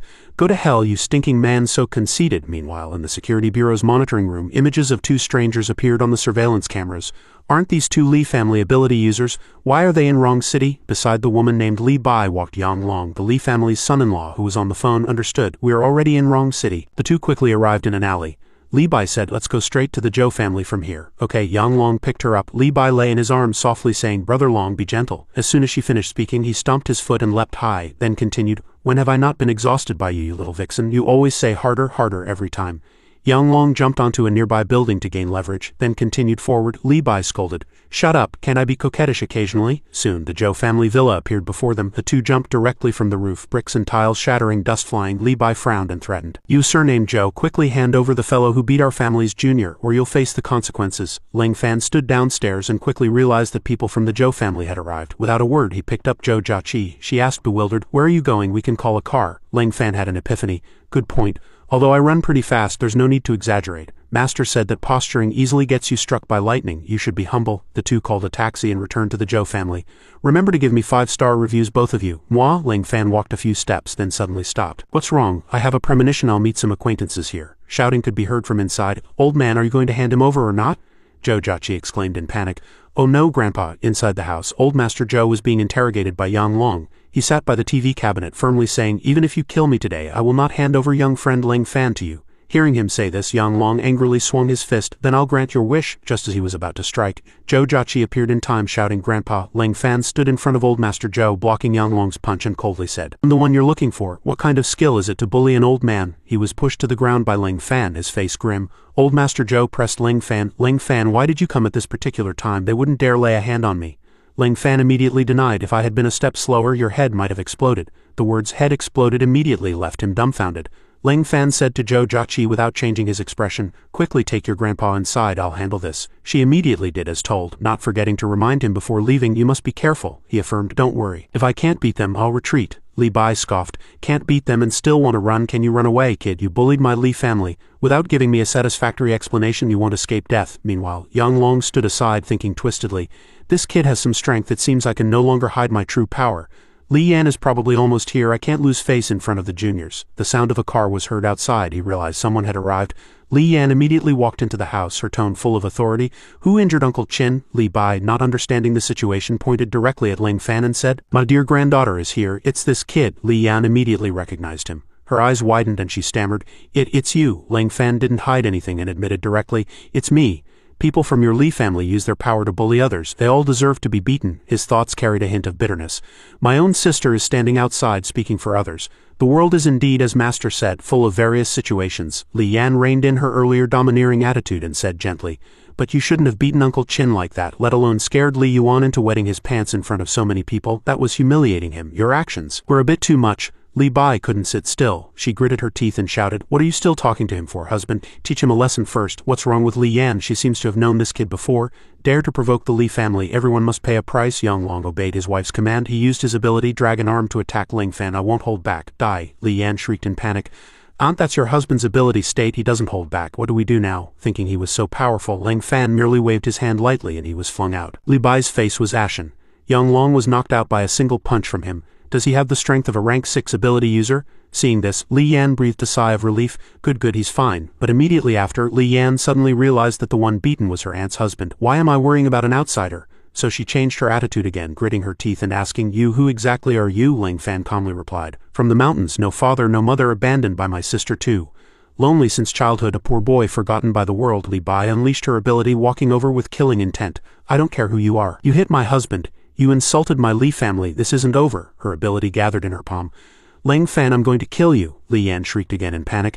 "Aunt, no, both aunt and uncle are no match for him. Don't act rashly." Just then a terrifying thing suddenly appeared behind Li Bai. It roared furiously, her face changed dramatically, but before she could react it flung her away, crashing her into a large stone. "Aunt!" Behind that thing were Chen Hai and another person. He shouted a warning, "Run! This is a level 4 disaster ability user. Headquarters is dispatching ability users of rank 4 and above. Everyone else, quickly take cover." It and Zhou Jiaqi unexpectedly met. She screamed in fright. Old Master Zhou anxiously shouted, "Granddaughter, run." It hadn't even gotten close to her when it was directly pierced through the head by a weapon. Zhou Jiaqi's mother, Situ Lan, appeared in time. She shouted menacingly, "Don't you dare touch my daughter." That thing wasn't dead yet. It continued to block the piercing blade with its hand. There were also several large holes on its head, which seemed to be old scars. Then it leapt up again, charging towards Zhou Jiaqi. Lang Fan only acted at this moment. "It's been a while since I used this move. I'm a bit nostalgic." He extended a finger and the ability was absorbed there. That thing prepared to stab its blade into Zhou Jiaqi. She fearfully shielded herself. Chen Hai shouted in terror, "Be careful to protect the safety of the public, Zhou Jiaqi." Fortunately, Lang Fan was quicker. A blue light pierced through the thing's head. Its head was impaled, smoking, and it immediately crashed to the ground motionless. He walked over and extended his hand to Zhou Jiaqi. Lang Fan, without any consideration, asked, "You weren't scared so badly you wet your pants, were you?" Before she could be moved, she was angered into laughter. "Get lost." Due to this attack, Lang Fan successfully attracted everyone's attention. "Who is that kid? Why is he so strong? Is this kid really a rank 6 ability user? I actually attacked him just now," Li Bai mused to herself. "If that kid had used his full strength just now, Yang Long would have died. He already held back." Lang Fan looked at her again and asked, "Do you still want to fight?" Chen Hai was behind, ordering his subordinates, "Quickly clear the scene." Li Bai, her face covered in blood, replied, "You are very strong. We are no match for you. But if you truly want to contend with the Li family, people of the Li family can die. But they must never lose their dignity. We will meet again." He frowned and retorted, "Is your dignity built on bullying others? Then your dignity is truly laughable. You can't oppress others. So you feel your dignity is violated? Aren't you afraid of being laughed at for saying that?" Li Bai was hit where it hurt and couldn't retort. At this moment Li Yan also spoke. "Actually, Li Yuan was the one who started this, and he even brought Uncle Qin to help him." Lang Fan turned around, saying indifferently, "I don't care if you're the Zhao family, the Li family, the Zhou family, or the Wu Guo family or whatever. If you still want to deepen this enmity, then I'll accompany you to the end." Li Yan cautiously glanced at Li Bai and asked, "Are we still going to seek revenge? He just saved all of us." Before she could answer, Old Master Zhou continued, "Are you saying only your Li family has capable people? Think about it. How powerful must the forces behind him be?" Li Bai lowered her head and guessed, "That kid is at most 21 or 2 years old to be able to cultivate such a formidable person. He must be from a big family or a major sect. I'm afraid 100 Li families couldn't contend with them." The camera switched to Shay Group. Yuan excitedly announced, "Zhou Group notified us today that we can sign the contract with them. Come quickly and listen. It's still Lang Fan who doesn't care about beauty." He stopped her, saying that the collaboration was successful because of her ability, and it had nothing to do with him. Also, these were his new clothes. She shouldn't leave lipstick marks on them. He recalled with annoyance that Shay Yu's lipstick marks had dirtied his clothes last night, forcing him to use his abilities to dry them after washing. At this point, Shay Hai also spoke up. "How can you say it's unrelated? For today's signing ceremony, they specifically requested your presence, and I've already decided to make you the project manager." Lang Fan pointed to himself in confusion and asked, "Me?" As expected, Shay Hai ordered, Yuan. "Will be Lang Fan's assistant." Seeing that he couldn't refuse, he quietly told her, Yuan, you're in charge of this. I'll just slightly intervene. You can make all the decisions." "Okay." Lang Fan was forced to put on a suit and stand for photos. "Project managers, move a little closer." "Yes, smile more." Jin Kai held the document, sighing, "It's just signing a contract. Is there any need for such a show?" Zhou Jiaqi was about to call him, but Yuan interrupted her. Lang Fan, we signed a huge contract today and our department is going to celebrate. You can't miss it." Lang Fan said expressionlessly, "No money." Yuan quickly explained, "Don't worry, this one's on me." Hearing that, he agreed. "All right then, I'm starving." Zhou Jiaqi stood aside, fuming. She had wanted to invite Lang Fan to dinner, having had no chance to see him since their last farewell. Men were all the same. As long as it was a beautiful woman, they would naturally stick to her. The scene shifted to a pub where everyone was happily toasting. Cheers to our external relations department for signing such a big contract for the company. Bottoms up, everyone was happy. Only Ling Fan looked glum. After a few sips, he still found the stuff really hard to drink. Yuan and several beauties took turns entertaining him. You're the biggest hero in our department, everyone. Let's toast him. Then Xiao walked over with a beer. Ling Fan is really amazing, making such a great achievement less than a week after starting. He's sure to become an outstanding talent in the future. Seeing that she was speaking in dialect, Yuan worried that Ling Fan wouldn't understand, but Ling Fan didn't care. He skipped over that part. What she said was also true because my master often spoke with dialect too, no need to mind it. Okay, the two clinked glasses and Xiao chugged her beer. I'll finish first. Ling Fan, however, only took a sip. Just then, Zhou Jiaqi suddenly appeared, shouting, "Get in!" Everyone asked in bewilderment, "President Zhou, why is she here?" Is President Zhou looking for Ling Fan? Ling Fan followed her into the car and she immediately questioned him in the car. Is it fun to eat and drink with a bunch of female colleagues? Ling Fan held back his anger and said it's okay. Zhou Jiaqi trembled with rage. It's okay? He actually said it's okay. How infuriating. But she immediately snapped back to reality. Wait, what am I even angry about? He's not mine. Zhou Jiaqi, calm down quickly. This person has only helped you a few times. Ling Fan then asked, you still haven't said why you're looking for me. Zhou Jiaqi calmed herself and replied, my grandpa wants to invite you for dinner. He's already personally roasted lamb for you, he said with some difficulty. Although I'm not a vegetarian, roasted lamb is a bit. Despite Ling Fan saying this when he arrived at the Zhou family's house, all his concerns vanished. He and old Master Zhou ate heartily. So delicious, if it's delicious, eat more. Over on Xiao's side, she was already drunk and heading home alone. I need to get home quickly, otherwise I won't be able to get up tomorrow and I'll definitely lose wages if I'm late. Unbeknownst to her, a pervert had appeared behind her. The guy dragged her into a secluded corner. He brazenly eyed her body. Beauty, nice figure, I'll take my time with you tonight. Xiao screamed in terror. Help, there's a pervert, help. The pervert moved closer to her, greedily saying, I'm not just thinking of molesting you. After the meal and drink, Situ Lan suggested, Ling Fan, you can sleep here. Zhou Jiaqi blushed and questioned, Mom, are you letting him sleep next to my room? She winked at her daughter and said, don't worry, your dad and I were like this too back then. Ling Fan walked into the room and immediately fell asleep. She said helplessly, it seems this kid isn't as smart as your dad. It was late, and the moonlight was bright. Ling Fan's phone suddenly rang. He groggily answered the call. Ling Fan, something big has happened. The voice on the other end of the phone jolted Ling Fan awake. What did you say? Yuan was at the scene, crying as she recounted. Xiao is in trouble. She was robbed and raped by a beast and then killed. Ling Fan immediately got dressed and prepared to go. Zhou Jiaqi saw this and asked, where are you going in the middle of the night? He said nothing, jumping straight out the window. She cried out in horror. What floor is this? Ling Fan arrived at the scene and Yuan choked out. You're finally here. Her family has been notified. I never expected such a tragedy to happen after just having a meal together. He silently observed the situation. This was not a simple murder case. Then he hailed a taxi for Yuan. Manager Yuan, you should go home first. She refused. I have to stay here and wait for her family to arrive. Ling Fan still firmly said, no need, I'll stay here and wait for them. Yuan eventually listened to him and took a taxi home. Ling Fan glanced behind him. Xiao had already turned into a zombie. She was threatening the police who had come to handle the case. Seeing that she was about to harm the female officer, Ling Fan intervened. Don't create any more bad karma. He suddenly recalled their toast at the party and seemed to understand something. He closed his eyes, then activated his ability and a blue light shot out from his mouth.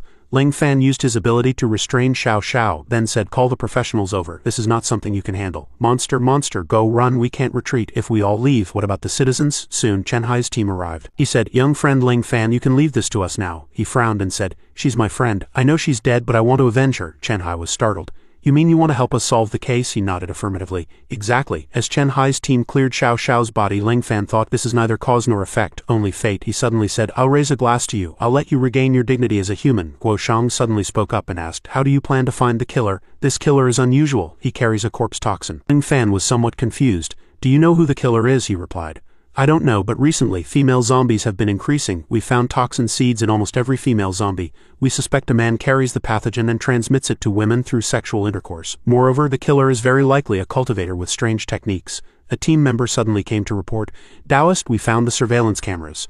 There are two killers. The cameras showed the man who raped Xiao and the mastermind behind this incident. Ling Fan couldn't help but feel angry after watching.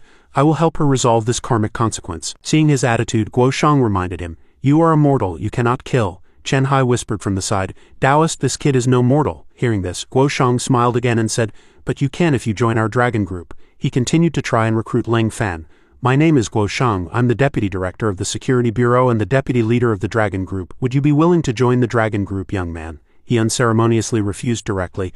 No, I don't need to join your organization, I can still do it. Chen Hai was stunned. This kid actually rejected the deputy director's offer. Being personally introduced by the deputy director, he could at least serve as a regional manager. A portal appeared in front of Ling Fan. I have to go settle this, Karma. I advise you not to interfere, otherwise the bad consequences will multiply. After saying this, he slowly walked into the door, his body gradually dissipating. Guo Shang bit his teeth in surprise. He actually disappeared without a trace right before my eyes. Guo Shang breathed a sigh of relief, thinking, so it was an illusion. Who exactly is this kid? Even a rank 1 ability user wouldn't be able to influence my mind so much. Meanwhile, the two guys who harmed Xiao Xiao were happily chatting again. It was hard for me to subdue that girl alone. Thanks for your help, big brother. It was so satisfying. That body, that figure, truly amazing. The bald man also laughed happily. Yes, but my body is a bit strong and I'm not satisfied yet. How about we go catch another one? The yellow-haired man grinned. Big brother, are you sure? Are we really going to do it? Then let's agree beforehand. I'll go first because I'm a germaphobe. The two began to argue. You want to go first again? Who do you think you are? Of course I go first, otherwise the bald man couldn't control his anger. With a gentle twist he broke the guy's head. Then you can report to the underworld first. The guy lay motionless in a pool of blood and the bald man still cursed angrily. A piece of trash dares to bargain with me. Just then, Ling Fan had also arrived. He calmly spoke. It seems you've already dealt with one for me. I'm spared from creating another karmic consequence. He turned around and cursed. Ability user, are you tired of living? He didn't answer, but instead asked, you killed Xiao Xiao, right? The bald man recalled in confusion. Xiao Xiao, was that the woman? She struggled quite a bit and her body was great at the time she almost. Before he could finish his vulgar words, Ling Fan made his move and he struggled, shouting, who are you? Let me go quickly. Do you know who I am? He stared with wide eyes and questioned. Do you know that not all evil people will necessarily face bad consequences in this world, but you certainly will? Ling Fan tightly choked the bald man's neck. And even though his face was covered in tears, he still threatened. I am from the Zhao family, and our ancestor is about to break through to the innate realm. You'd better let me go quickly, or our Zhao family's ancestor will destroy your entire family. Ling Fan scoffed and slammed him violently to the ground, shattering the ground. He coldly said, I'll be waiting for your ancestor to destroy my entire family, but before that I will make sure you are never reincarnated. Blood gushed like a spring, and his soul was already scattered, desperately trying to escape Ling Fan. But Ling Fan with quick hands grabbed the bald man's soul. Still trying to run? He pleaded with Ling Fan, let me go quickly, let me go, please don't do this. If I can reincarnate, I will definitely be a good person. Please, great God, I beg you. Ling Fan ignored his words and quickly scattered his soul. I said I would make sure you are never reincarnated. Suddenly, someone walked up behind him. Ling Fan seemed to have sensed it. He turned around, his body radiating flames, and asked sternly, who? The person who walked over was Guo Shang. He softly said, Ling Fan, young brother, it's me. Ling Fan pointed to the person from just now, pretending to be innocent and knowing nothing. I was just passing by and don't know what happened to him. His head suddenly exploded on its own. Guo Shang was completely helpless at this feigned ignorance. He seemed to know everything. This kid clearly saw everything but pretended not to know. He's truly a character, but his killing intent just now felt almost substantial. Even a rank 1 ability user probably couldn't achieve that. This talent, I must recruit him into our organization. Thinking this, Guo Shang showed a kind smile and went along with Ling Fan's words. Some people are walking along and their heads suddenly explode. This is a defect in the process of evolving into a human. Young friend Ling Fan, there's no need to be nervous. He was also taken aback by these words, and honestly retorted, you actually believe such a thing? My master would certainly not believe what I just said. Guo Shang smiled and walked forward with him, but he helplessly changed the subject. Alright, let's not talk about these things. Young friend Ling Fan, come with me here. This is the Dragon Group's base. Guo Shang explained to Ling Fan as they walked. This is an accomplice of the Zhao family who cultivates corpse energy. Their young master, we pursued him more than 10 times, but all our attempts were fruitless. This guy even has ability strength above rank 4, yet he was easily. After walking for a while, the two arrived at the carp tea house. He gestured. Let's go in for a cup of tea and chat slowly. But Ling Fan had no intention of entering. He was somewhat suspicious. Wait, this might be a shady place. A tea house still open in the middle of the night? So Guo Shang had no choice but to comfort him. Young friend Ling Fan, don't worry. This is our Dragon Group's base, an absolutely safe place. No one dares to monitor it. The two chose a corner seat and Guo Shang slowly spoke. Young friend Ling Fan, do you know the person you just killed? No. Who was the person whose head you just saw explode on its own? He picked up his teacup, took a small sip and then replied, of course I know him. He was someone who sowed evil seeds. Bad consequences on him would take 10 lifetimes to repay. I merely made him experience the first. He held the teacup in his hand and kindly reminded him. That's not what I mean. That kid was an accomplice of the Zhao family. The Zhao family is about to produce a heaven-defying prodigy. You've killed their person now. I'm afraid they'll hunt you down, however. Ling Fan was not afraid at all. Instead, he challenged, if they want to hunt me down, let them come anyway. Master also said that if I really can't beat them, I should ask him for help. Guo Shang was completely shocked by those words.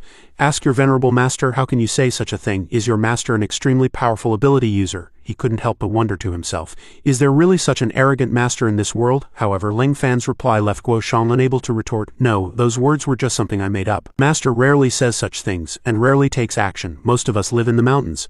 Only then did he reveal his true intention.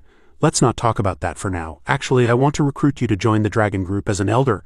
As long as you join the dragon group, even if the Zhao family's ancestor personally comes forward, he wouldn't dare do anything to you. Ling Fan's gaze suddenly sharpened. He asked in confusion, only benefits? Guo Shang still maintained his initial composure and replied, of course not. If you want to serve as an elder, you'll also have to help us eliminate all the Zhao family's minions, those who cultivate corpse energy. Additionally, we hope you can intervene in the dispute between the Li family and the Zhao family. Hearing this, Ling Fan's teacup suddenly stopped in his hand. He frowned and asked, what's the dispute between the Li family and the Zhao family? Guo Shang opposite him replied truthfully, the Li family and the Zhao family were originally sworn enemies, having formed a grudge at some unknown time. These two families have always been fighting each other, but fortunately, their strengths are evenly matched, so they haven't caused much trouble. But this time, a prodigy has appeared in the Zhao family.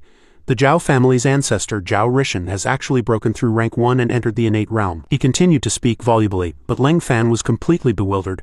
I know Zhao Rishan sounds strange, but that's really his name. And Zhao Rishan also announced to everyone in the Zhao family that he would wipe out the Li family in a month. Guo Zhang's face was already exceptionally tense as he said this, and the Zhao family had already started acting tonight. His voice immediately filled with sorrow. 325 members of the Li family in Nanhe City died in a short amount of time last night, and they didn't even spare infants. Ling Fan had nothing to say. This would only lead to more bad karma accumulating. Guo Shang said with a sorrowful face, young friend Ling Fan, our dragon group was founded precisely to maintain stability and peace. How can we allow large-scale massacres to happen? Therefore we hope you can intervene and stop the conflict between these two families. The Li and Zhao families. Ling Fan pondered for a moment in silence, then said, I refuse. With that, he placed his teacup on the table and got up to leave. Ling Fan brushed past Guo Shang but still left a few words.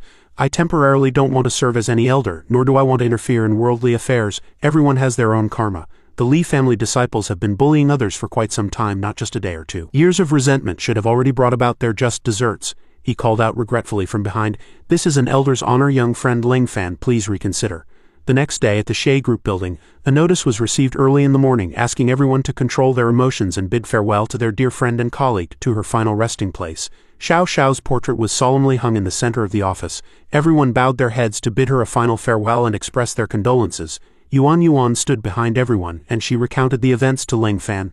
The police said the killer has been found. Apparently he was beaten to death by someone else, and they said he died a miserable death. But Ling Fan, as if grasping a ray of hope, eagerly pressed, but what? Yuan held up a letter which read, my son died because of your daughter. I must make your entire family pay for my son's life. She explained that this was a letter Xiao Xiao's parents had received. The two elderly people were already grief-stricken by their daughter's death, yet they had to endure such a threat.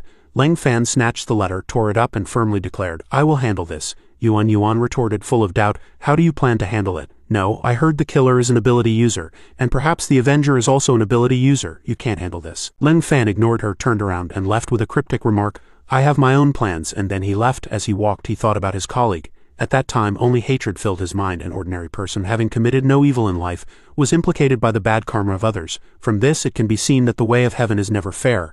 Ling Fan seemed to enter his own world. He secretly asserted, since that's the case, I don't need to abide by the laws of karma anymore. All the bad consequences will be borne by myself. But he still didn't forget to apologize to his master. Master, your disciple is unworthy to actually have to use the spells you bestowed. I apologize to you here. Having thought that, he opened his eyes wide, searching for something with his body senses. The technique immediately activated, guiding him to what he wanted to find. Ling Fan's gaze pierced through the myriad crowds in the bustling city. Next was a desolate, remote and uninhabited mountainous area. However, after some searching, he saw a group of people wearing green cloaks. Ling Fan thought happily, I've found you. On the other side of the forest, Chen Hai was also leading his men to pursue the enemy. As he walked, he cautioned, those Zhao family minions who cultivate corpse energy are hiding in this mountain. Everyone must be careful, Chen Hai secretly thought. Taoist Guo said, that kid Ling Fan won't help, so we can only rely on ourselves. Suddenly, a strong gust of wind swept violently, making the people stagger, accompanied by several exclamations. What kind of devil wind is this? It's a person, the person who just ran past. Lang Fan's image immediately appeared in Chen Hai's mind. Was that Lang Fan just now? Thinking this, he immediately ordered loudly, "Attack the mountain quickly, charge." His subordinates then carried out the order in confusion. Didn't he just tell us to be careful? Does the team leader's "be careful" mean attack quickly? On the side of the Zhao family's minions, the leader was currently plotting. An ability user has already killed my son. In the end, everything stems from that woman named Xiao's family. My son caused so many women to turn into zombies, and nothing happened until it was her. His eyes were full of hatred, but also determination. Tonight, come with me to kill everyone in the Xiao family. The rest immediately complied. Yes, boss. Suddenly a majestic voice rang out. You are clearly the murderer, yet you have the nerve to say such things. Lang Fan pinched his neck and lifted him up. He said with a dark face, people like you are born to be the bane of this world. Subordinates saw their leader grabbed and shouted loudly, quickly release our patriarch or we will tear you to shreds. As soon as he finished speaking, several zombies appeared, charging towards Lang Fan. The patriarch was gasping for air with difficulty, but still didn't forget to beg for mercy. My lord, spare my life, grandpa, spare my life. I won't take revenge on the Xiao family. I won't. But Lang Fan ignored him and acted decisively. Go to hell and beg Yama for mercy. As soon as he finished speaking, the patriarch's limbs immediately separated from his body and red liquid splattered. However, Lang Fan still had no intention of letting him off. But I won't let you die so easily. One of the subordinates began to order the zombies to kill this kid. He actually dared to lay hands on our patriarch. Lang Fan just glanced at them lightly, then said disdainfully, these small fry are yours to handle. So Chen Hai's men immediately rushed out. Stop, you're all under arrest. Lang Fan grabbed the patriarch, who had already lost his limbs, and said to Chen Hai, this person must be left to me. Chen Hai hurriedly tried to persuade him. Brother Lang Fan, don't be too impulsive in anything you do. Hand him over to us after all, you. But Lang Fan ignored him, turned and left, instructing, call Guo Shang and tell him that I am now acting in the name of your dragon group elder. Chen Hai watched Lang Fan fly away, wondering, the name of our dragon group elder? Thinking this, he hurriedly pulled out his phone and called Guo Shang. Old Guo, Lang Fan has agreed to be our organization's elder, but he captured the Zhao family's minion patriarch, and also Guo Shang understood Lang Fan's character and ordered, no need to say more, let him handle it however he wants. Notify all dragon group members not to interfere with Elder Lang's actions. Chen Hai immediately complied. Yes.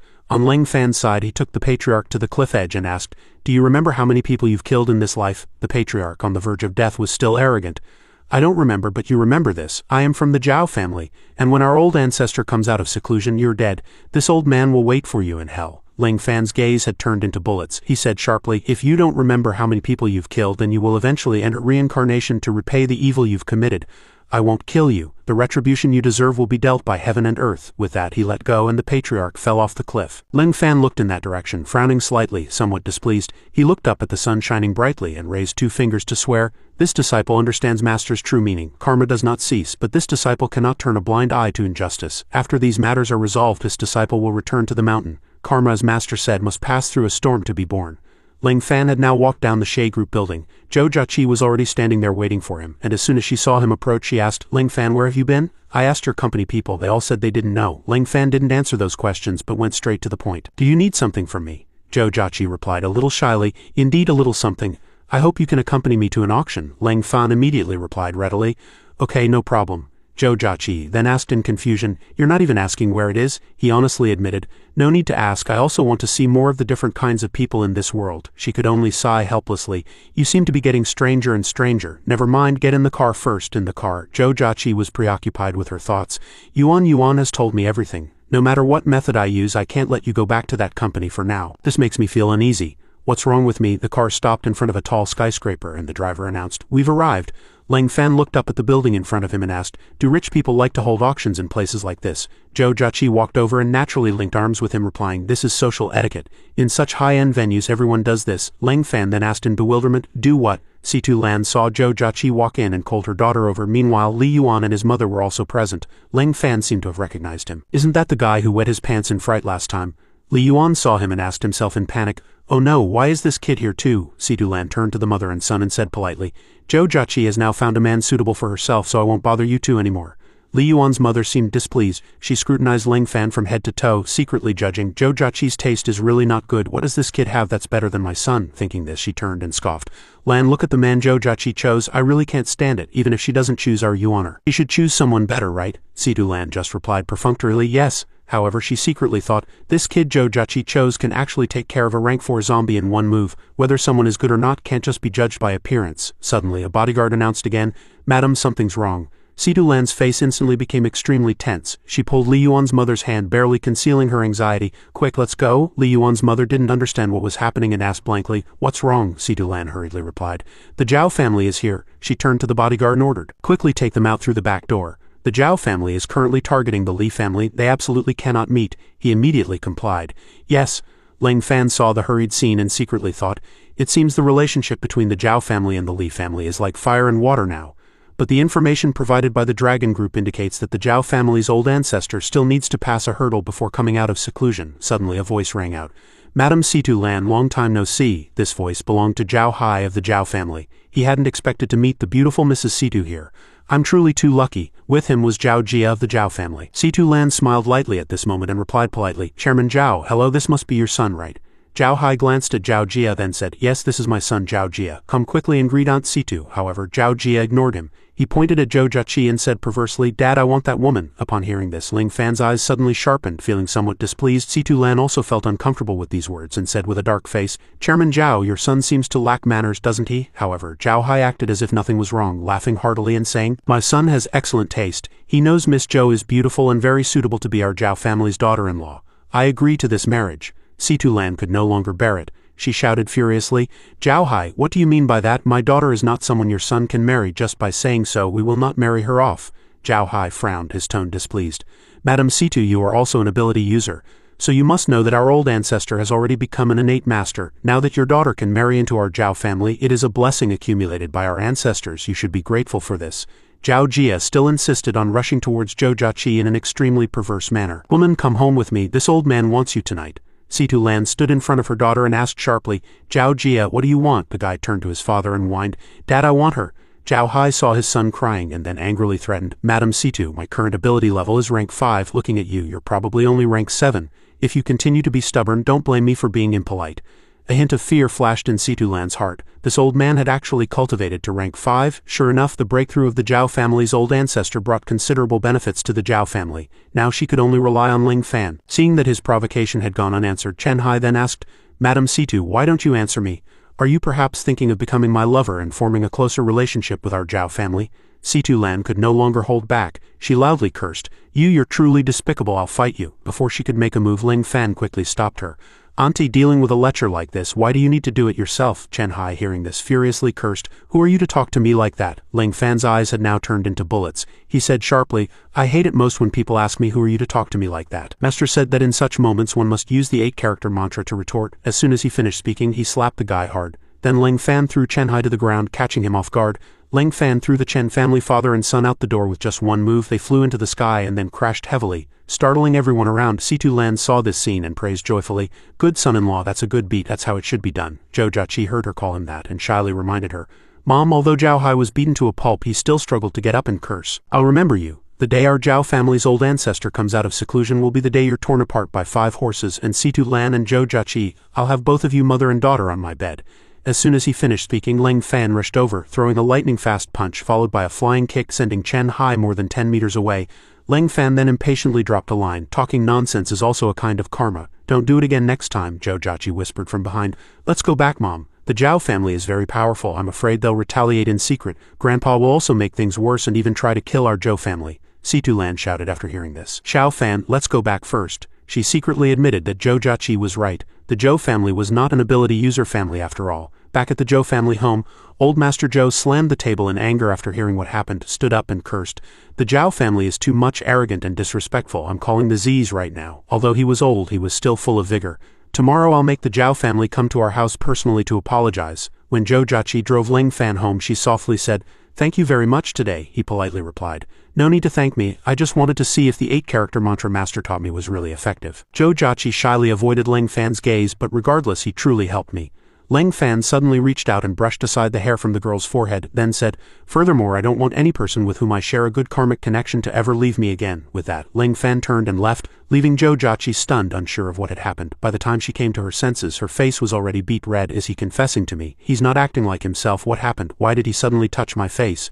When Ling Fan returned to the Shay family, old Master Shay was already waiting there. Young immortal, you're finally back. Seeing him rush over, Ling Fan immediately sidestepped, avoiding the hug. Shay Yu, sitting in the house, also began to feel jealous of him. I feel like he's your grandson. You've never welcomed me, your actual granddaughter, back with such joy. Ling Fan ignored her and asked, Grandpa Shay family, do you know any ability users? Old Master Shay thought for a moment and replied, of course. Ever since I met your master, Dao Kong, I've come into contact with the world of ability users, and I know there are many ability families in the world. Ling Fan's gaze suddenly became exceptionally sharp. Ling Fan then asked, do you know what an innate level ability user is like? Old Master Shay also answered seriously, although I'm not entirely clear, your master mentioned that reaching the innate realm allows one to walk on air. Such people are rarely seen in this city. They've already become immortals. Ling Fan pondered, unconsciously walking on air as he blurted out, is that so? Old Master Shia's eyes immediately lit up when he saw Ling Fan walking on air. You truly are a young immortal. Shay Yu was equally excited when she saw it. What is that? I want to learn too, Ling Fan muttered to himself in confusion. It's strange. I could walk on air when I was 8, but my master only said I was above rank 1 foot 3 years ago. Recently, others have said I'm rank 6. What level am I really? He looked at the television screen playing and couldn't help but wonder, is the Li family really going to be destroyed? The next day, Shay Hai, waiting for him to go to work, happily asked, young immortal, you haven't been to the company recently. Are you feeling unwell? The car had just passed an oncoming vehicle when Ling Fan suddenly jumped out, startling Shay Hai. Young immortal, what are you doing? Ling Fan loudly replied, I can't go to the company for now. I need to go to the Zhou family. As he chased the car, he thought, that direction leads to the Zhou family villa. Zhao Hai and his son bowed their heads and he respectfully said, Old Master Zhou, what happened yesterday was our fault. We sincerely apologize. Last night I drank too much and my words were crude, offending both of you. Our family elders have already chastised and punished us. Ling Fan witnessed all of this, thinking, so they've come to apologize, which is also a form of creating karma. But why didn't the ability users guarding the Zhou family come out to apologize? They're out. Zhao Hai's son asked, Dad, are we just letting this go? Zhao Hai, with a cigarette dangling from his lips, cunningly smiled. Let it go? There's no let it go in the Zhao family dictionary. Once we've dealt with the Li family, I'll slowly settle scores with them. Then the father and son drove away. Ling Fan looked at the receding car and asked himself, why is the Li family involved? What is this karmic connection all about? The scene shifted, and as Ling Fan landed, Zhou Jiaqi unexpectedly spoke. Ling Fan, what are you doing here? He turned and asked her, never mind that for now, why did Zhao Hai and his son suddenly come to apologize? Zhou Jiaqi replied, because Grandpa found someone, and as you can guess, it was the person who saved me. Old Master Zhou also walked over and explained to Ling Fan, I asked an ability user for help. The ability users seem not to interfere with the feud between the Zhao and Li families. They took money to help us in exchange for our Zhou family's peace. He covered his face, his eyes moist. I'm sorry to the Li family. Many ability families promised the Li family they would help, but now they stand by, allowing the Zhao family's ambition to swell, Old Master Zhou added. Last night, the Zhao family openly attacked the Jinling Li family. Many Li family members were killed. Even the recently popular star Li Yan has gone missing, Ling Fan said to Zhou Jiaqi. As long as you are safe, the feud between the Li and Zhao families has nothing to do with us. She was puzzled. Wasn't he fondest of the big star Li Yan? Why? Ling Fan mused. Li Yan is missing. She didn't even recognize me. It's her fault, not mine. I can recognize her with just one glance. Suddenly, his phone rang. He knew it was a call from the Dragon Group with a mission. Ling Fan put the phone to his ear. The voice on the other end said, Elder Lang, do you remember your agreement with our Dragon Group? The chief requests that you must intervene in the feud between the Zhao and Li families. The top priority now is to find the missing Li Yan. The Dragon Group will assist with any support you need. Li Yan's last known location was Kunlun City in Southwest Province, he coldly replied. Understood. Arrange a plane for me. I'm going there now. With that, he shot out like a rocket. Ling Fan, oh Ling Fan, Master said your 6 senses were not pure, and he was indeed right. The scene shifted to Kunlun City, and a voice said, but I am this kind of person. I can cut ties with my own family, but if anyone dares to harm my family, I will ensure they never rise again. Zhang Qinming extended his hand to greet. Is that Elder Lang? I am Zhang Qinming, the director of the Kunlun City branch office. Ling Fan didn't say much and asked directly, are there any clues? He replied that Li Yan had been missing for 3 days, as if she had evaporated. I even suspect she has already left Kunlun City. Ling Fan said skeptically, impossible. The Zhao and Li families are at odds now, and her appearance in Kunlun City can only mean one thing. She came to Kunlun to avoid the Zhao family. So her disappearance can only be due to 2 possibilities. One is that she was captured by the Zhao family, and the other is that she was hidden by her family. Zhang Qinming agreed, pointing to a tablet computer. Elder Lang is very insightful. This is the last video of her before she disappeared. She entered a hotel and never came out. The cleaning staff didn't find any trace of her when they cleaned the room. The scene shifted again to a rented house.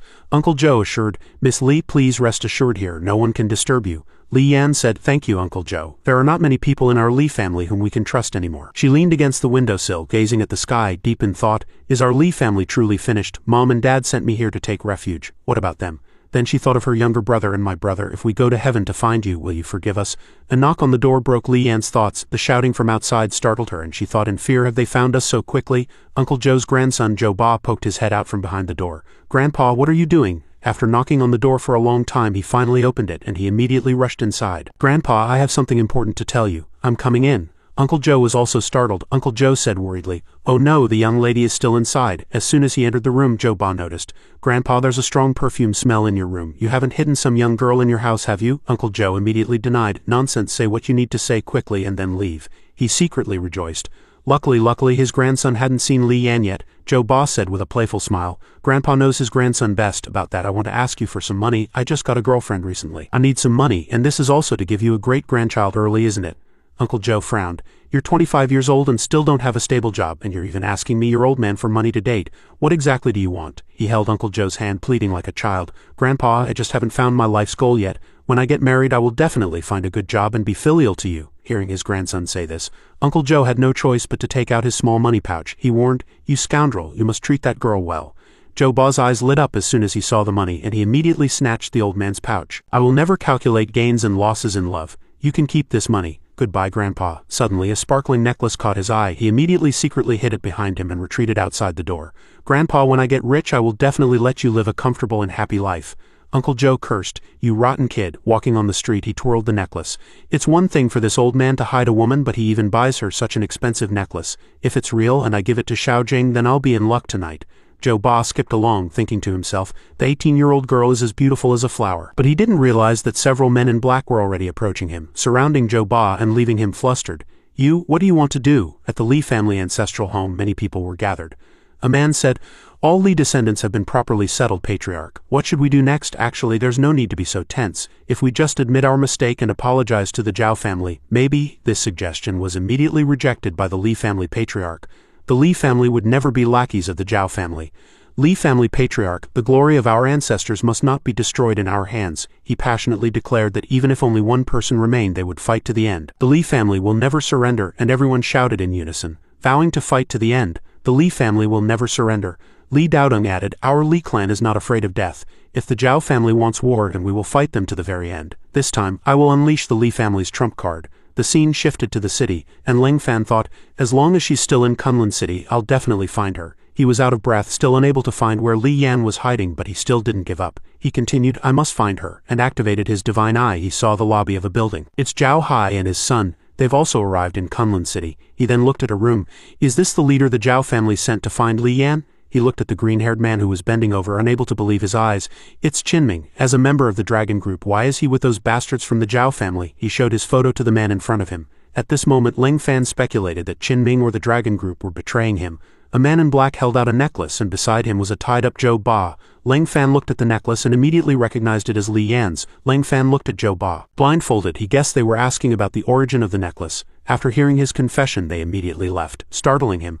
Oh no, they've gone to find Li Yan. He rushed down from the rooftop, deciding to follow them. After walking for a while, the car stopped, and the Zhao family elder ordered, "Li Yan is here, capture her alive." His subordinates responded in unison. The old man guarding the place saw those people, trembled, and stretched out his hand to block them. "What do you want? Are you looking for me? State your names first." But he was immediately beaten away by them. "Get lost." They broke down the door. The Zhao family elder spoke. "Miss Li Yan, we've found you." Li Yan was also surprised to see them.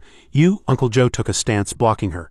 "Don't even think about it, Miss. Run quickly. I'll buy you time with my life." The Zhao family elder sneered. "Loyalty, if it weren't for your good grandson, we wouldn't have found this place." He trembled, worried about his grandson. "My grandson." Seeing the situation was dire, Li Yan said, "Don't make things difficult for them. I'm the one you want to capture. I'll go with you." Watching her being taken by them, Uncle Joe shouted, "Bastards, let go of the young lady." His grandson, Joe Ba, was immediately punched and spat blood. The old man cried, "Grandson?" The elder threw the frothing Joe Ba to the ground. He said, "He's not dead, just turned into an idiot.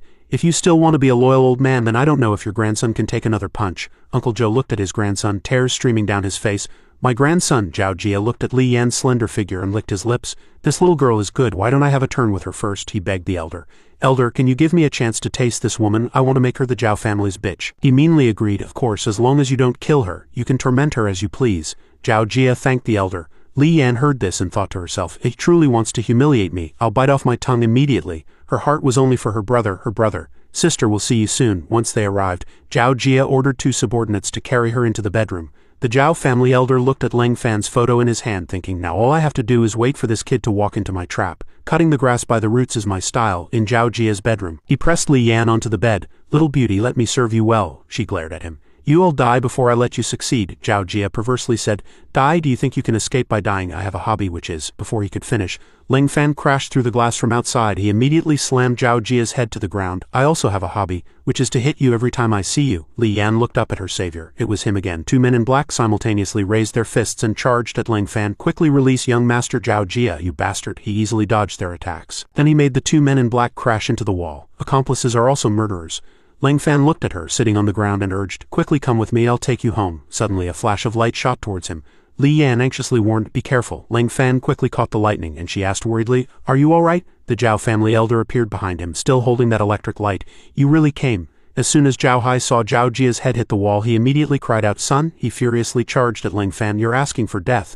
Zhao Hai ended up like his son, crashing into the wall. Ling Fan waved his hand, reminding him, it seems your memory isn't very good either. Two men in black stood behind the Zhao family elder, whispering, Zhao Hai is a rank 5 ability user, yet he was sent flying by one punch. This kid seems to have some skill. No wonder Qinming warned us to be careful of him. He furiously summoned an even stronger bolt of lightning with both hands. Ling Fan, in the name of a dragon group elder, actually dared to eliminate my Zhao family's minions. You've got guts.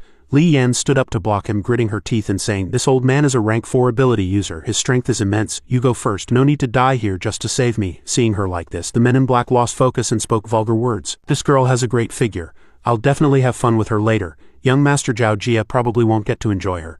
Li Yan's face flushed red with anger at these words. Ling Fan draped a blanket over her and told her to step back. Leave this to me. I'm not here to save you. I'm here to carry out the mission the dragon group gave me. The Zhao family elder, with a mocking smile, shot lightning at him.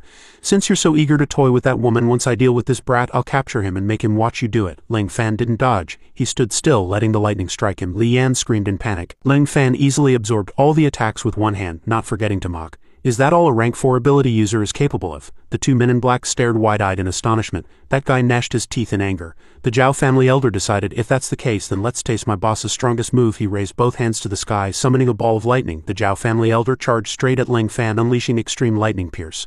Li Yan anxiously reached out, warning Ling Fan, be careful. With a loud bang, his attack struck Ling Fan's position, and a pillar of light shot straight into the sky. Dust billowed all around. Seeing this, the two men in black immediately scoffed. The elder actually used that move. Even a rank 3 or even rank 2 ability user would die. This kid is definitely dead. This is the consequence of daring to oppose our Zhao family. Li Yan sat in the dust, crying.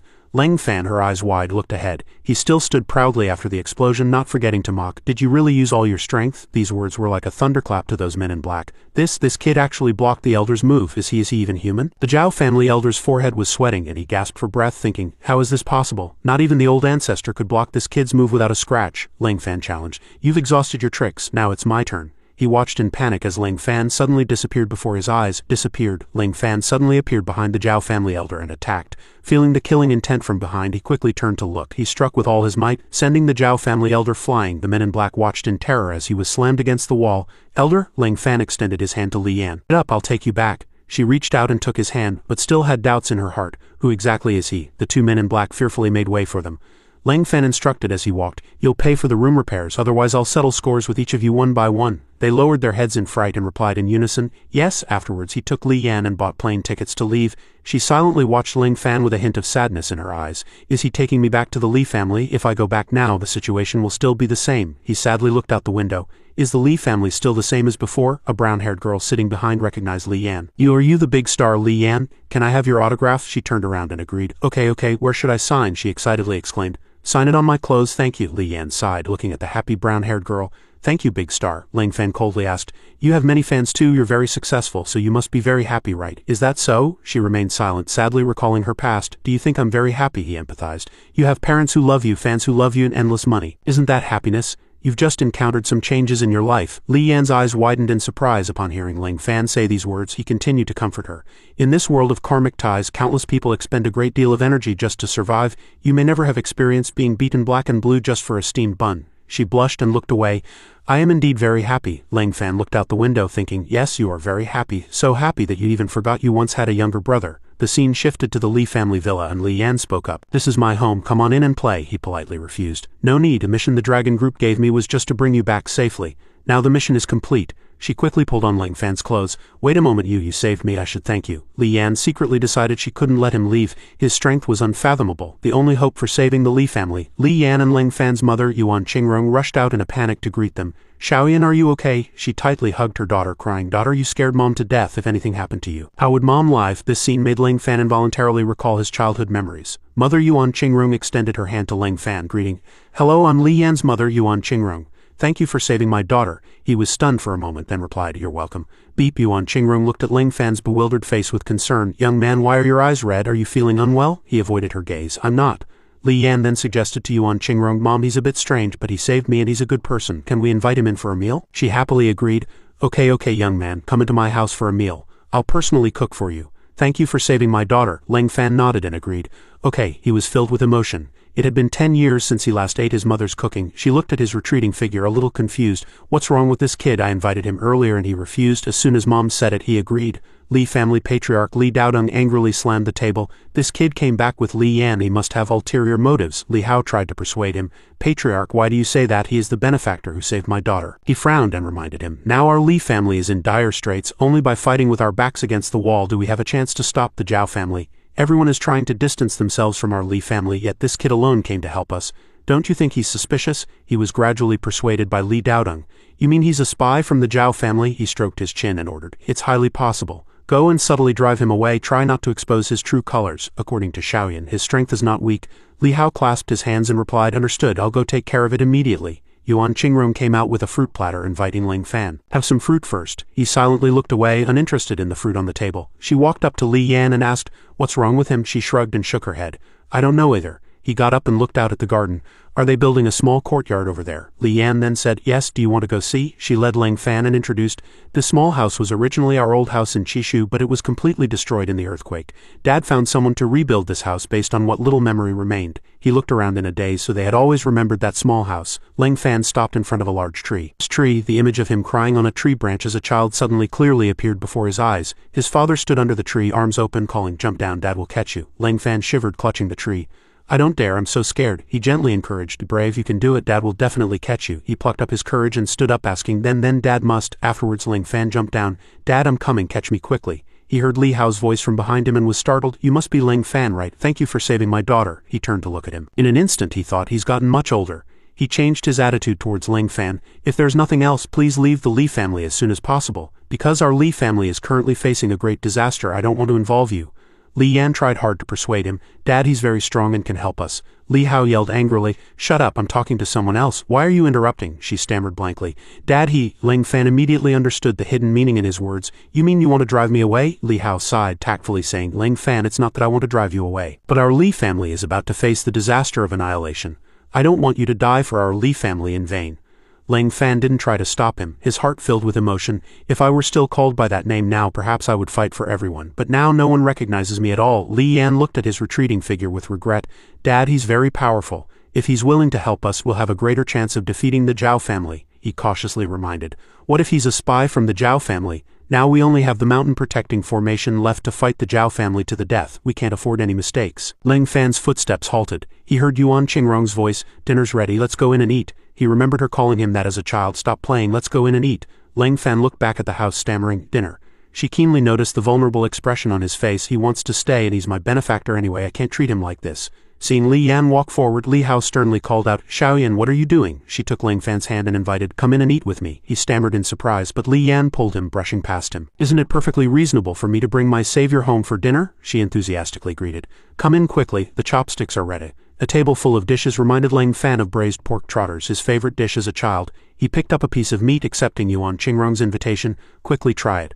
Auntie only makes home-style dishes. I don't know if it suits your taste, she happily introduced. These are braised pork trotters my mother made. My brother loved them the most, she then eagerly asked.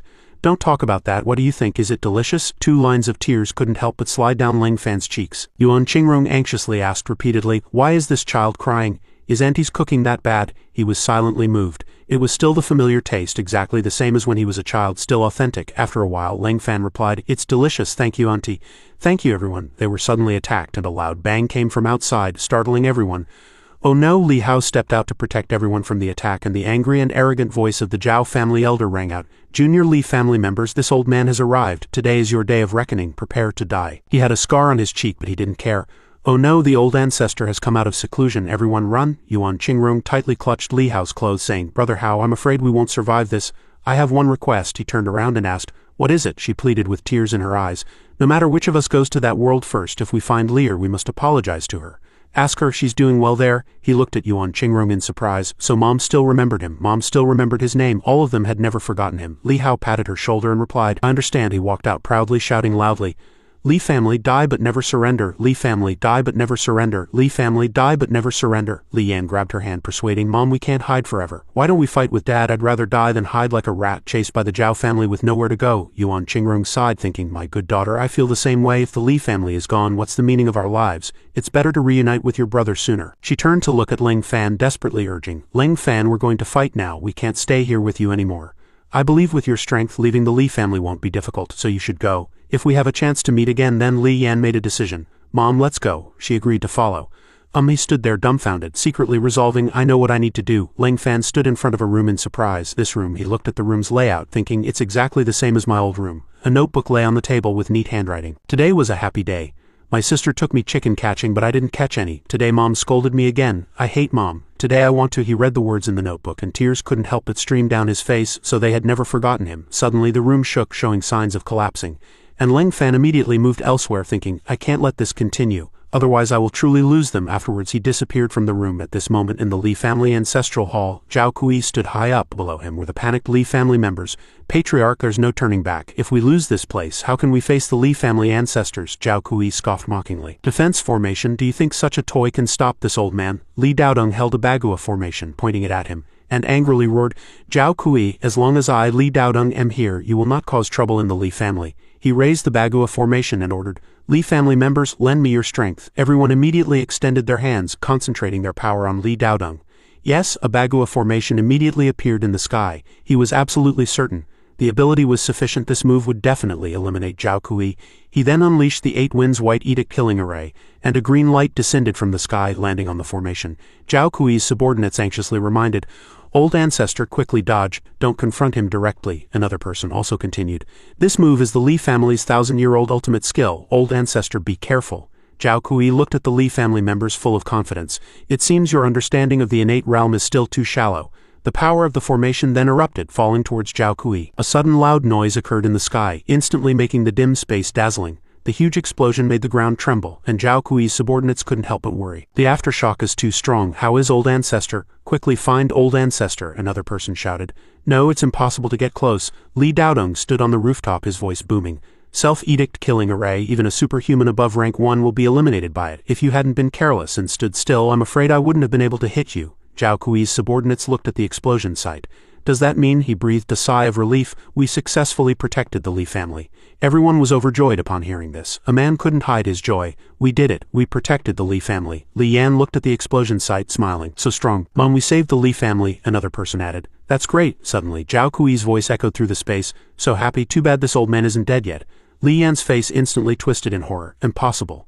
Li Daodong couldn't believe his eyes, his pupils constricting. How can this be? Is this the innate realm? He looked at the Li family members mockingly. Is this your Li family's trump card? Is that all you've got? His gaze changed, becoming ruthless. Then it's my turn. Zhao Kui immediately summoned a pink orb of light in his hand. Instantly, 2 large pits appeared around him. The Li family couldn't help but be surprised. What kind of move is that? Li Daodong continued to use the Bagua formation, ordering everyone, quickly channel all your remaining abilities to me. We must protect the Li family ancestral hall no matter what. All the Li family members channeled their last remaining abilities to Li Daodong. He also injected his and everyone else's abilities into the Bagua formation. They used every last bit of their power to cast the mysterious white guarding array. He collapsed to the ground, exhausted. Seeing this, everyone anxiously asked, Patriarch, are you alright? Li Daodong weakly said, it can only add 3 layers of defense. Alas, this is all the power of our entire Li clan. He absolutely cannot break through a 4-layered defensive array. Zhao Kui smiled confidently and said, indeed, you still don't understand. He then used his power innate, and 2 small orbs of light immediately appeared at his fingertips. He laughed and said, what could it be? Zhao Kui pointed his finger at the shield formed by the Li family, and the 2 light orbs at his fingertips shot straight towards it. Someone below exclaimed in surprise. Is this the attack of an innate master? Another person scoffed. Doesn't look that impressive, only Li Hao saw the danger in it. This thing is unusual. He immediately turned around and shouted, Qingrong, hurry and take. Before he could finish, the first light orb struck the shield. Cracks appeared on the shield, followed by 2 light orbs directly hitting it. The cracks on the shield gradually spread, and Li Daodong resisted with all his might. What kind of ability is this? The next second the shield they had formed was shattered by the light orbs. He was also affected, spitting out blood continuously. And all the Li family members were very worried. Patriarch Li Daodong's eyes widened as he looked at the light orbs, feeling a sense of dread. So strong, I can't hold on much longer. Why doesn't our Li family have an innate master? He was somewhat confused. What exactly is this? The protective barrier was immediately shattered by the light orbs. At the same time, Li Daodong also collapsed, having exhausted his strength. They were all very worried about him. Patriarch, Zhao Kui immediately waved his hand and summoned a 3rd light orb. Too slow. That person looked at the light orb above in horror. The 3rd one, the person next to him, was equally panicked. It's really over. 3 light orbs simultaneously struck the shield, and the shield finally completely collapsed. Li Daodong's eyes became vacant. It's over, our Li family. Li Hao tightly embraced Qingrong and her daughter, closing his eyes and awaiting death. We'll see each other in the next life. Lang Fan's voice echoed in the air. No, it's not over yet. Immediately after, Lang Fan's figure appeared beneath the light orbs. Li Yan's eyes widened, her face filled with surprise. It's Lang Fan. Li Hao looked at him worriedly. He's just seeking death. There's no need, truly no need. He's not related to our Li family. Zhao Kui looked at him mockingly. Kid, it's useless. You'll die with them too. Lang Fan looked at him with sharp eyes. This move. I remember Master once taught that as long as you stand there and calmly summon a giant sword. He picked up the sword, held it level in front of him, and Lang Fan decisively slashed at the light orbs. A loud boom immediately echoed in the air, and the ground was split in half. Li Hao looked up at him in shock. That kid broke it. The Li family members were equally astonished. He broke an innate master's ability? How is this possible? After Lang Fan broke Zhao Kui's move, he looked him in the eye and asked, Are you the Zhao family's old ancestor? He admitted, I am Zhao Kui, the Zhao family's old ancestor. Young man, are you going to stop me from attacking the Li family? Lang Fan looked at him, his expression serious. Yes, I cannot stand by and watch the Li family be annihilated. Upon receiving Lang Fan's reply, he gave a mocking smile.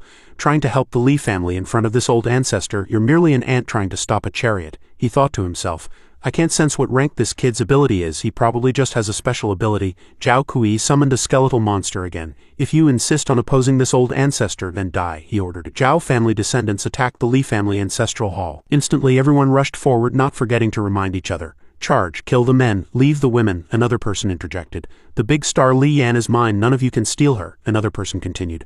I've been eyeing that beautiful sister for a long time too, don't think you can have her all to yourself. Zhao Kui's face became ferocious. Die, what a waste of your formidable cultivation. Li Yan, with tears in her eyes, suggested, Dad, even if I die, I don't want to be humiliated. Please strike me down with one palm, Qingrong cried. Daughter? Li Hao turned back, his eyes sad but also in agreement. All right, he looked at Lang Fan a little regretful. Too bad for that kid, he's going to die with our Li family. Even if he could block an innate master's ability attack, how could he possibly contend with an innate master's full power? The skull opened its big mouth and pounced towards Lang Fan. The skull's body completely covered Zhao Kui. He laughed gleefully. Useless, this is my one-hit kill move. No one can block it. Before Zhao Kui could finish, his expression changed. Lang Fan neutralized his move with just one strike. He looked at Zhao Kui coldly. Is an innate master's strongest deadly move really just this? No way, right? Zhao Kui seemed unable to accept this fact. How is this possible? This move absolutely cannot be broken from within, even if you're an innate master. He then unleashed a move, but a blue rope coiled around him. I'm tired of listening to you, Lang Fan said, forcefully slamming him to the ground. The Zhao family couldn't help but be surprised. What happened? Why did it explode ahead? Another person shouted. Could it be that kid was defeated by old ancestor? One person immediately confirmed. Yes, it must be. That kid is right ahead. Another person looked at him excitedly. Kill him and claim credit. Li Yan's mouth hung open in surprise. Dad, Lang Fan. Li Hao looked around, his eyes serious. Li family members, who else can stand up? Let's charge together and help that kid. She immediately rushed to the front. I'm going too. Everyone else's morale also soared upon hearing this, and they all stood up. He looked at the ruins before him, his gratitude undisguised. He risked his life to protect us. Our Li family should also reciprocate. Zhao Kui's figure appeared in the ruins, and they couldn't help but be surprised. That's one person immediately shouted. It's old ancestor. What exactly happened? A man pointed at Lang Fan. It's that kid. He's fine. Impossible. Another person couldn't help but be surprised.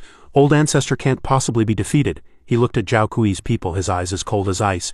But your old ancestor really was defeated. Lang Fan grabbed his neck with one hand and threatened. If anyone from your Zhao family dares to take another step forward, he forcefully threw Zhao Kui to the ground.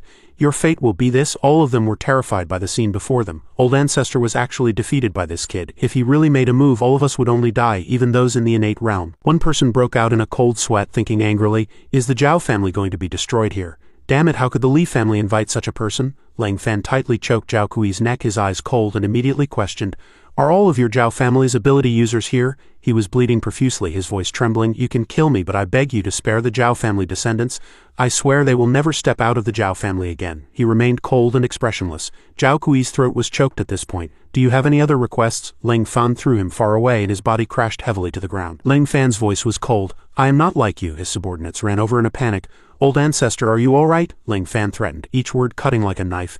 "If anyone from the Zhao family dares to step foot in the Li family again, I will annihilate your entire clan. If you don't believe me, you can try." All of them were shocked by Lang Fan's aura. What exactly was this? Such unprecedented killing intent. Even old ancestor could never exude such terrifying killing intent.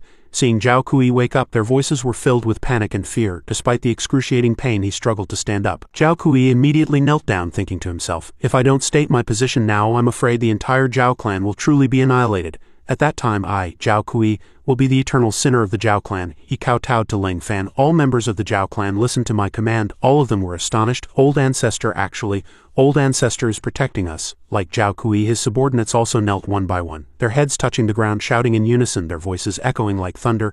"The Zhao clan obeys." Looking at everything that had just happened, Li Yan whispered, "It seems we don't need to help anymore." In the Li family main hall, a voice rang out, "The Li clan will forever remember young friend Lang Fan's life-saving grace." Li Daodong leaned on his crutch, kneeling resolutely. "Whatever young friend Lang Fan asked, our Li clan will do everything in its power to fulfill." Lang Fan ignored him, turned and left directly. "I don't need anything," he thought to himself with distaste. "I don't like anyone kneeling to me, especially my relatives." He still tried to make him stay.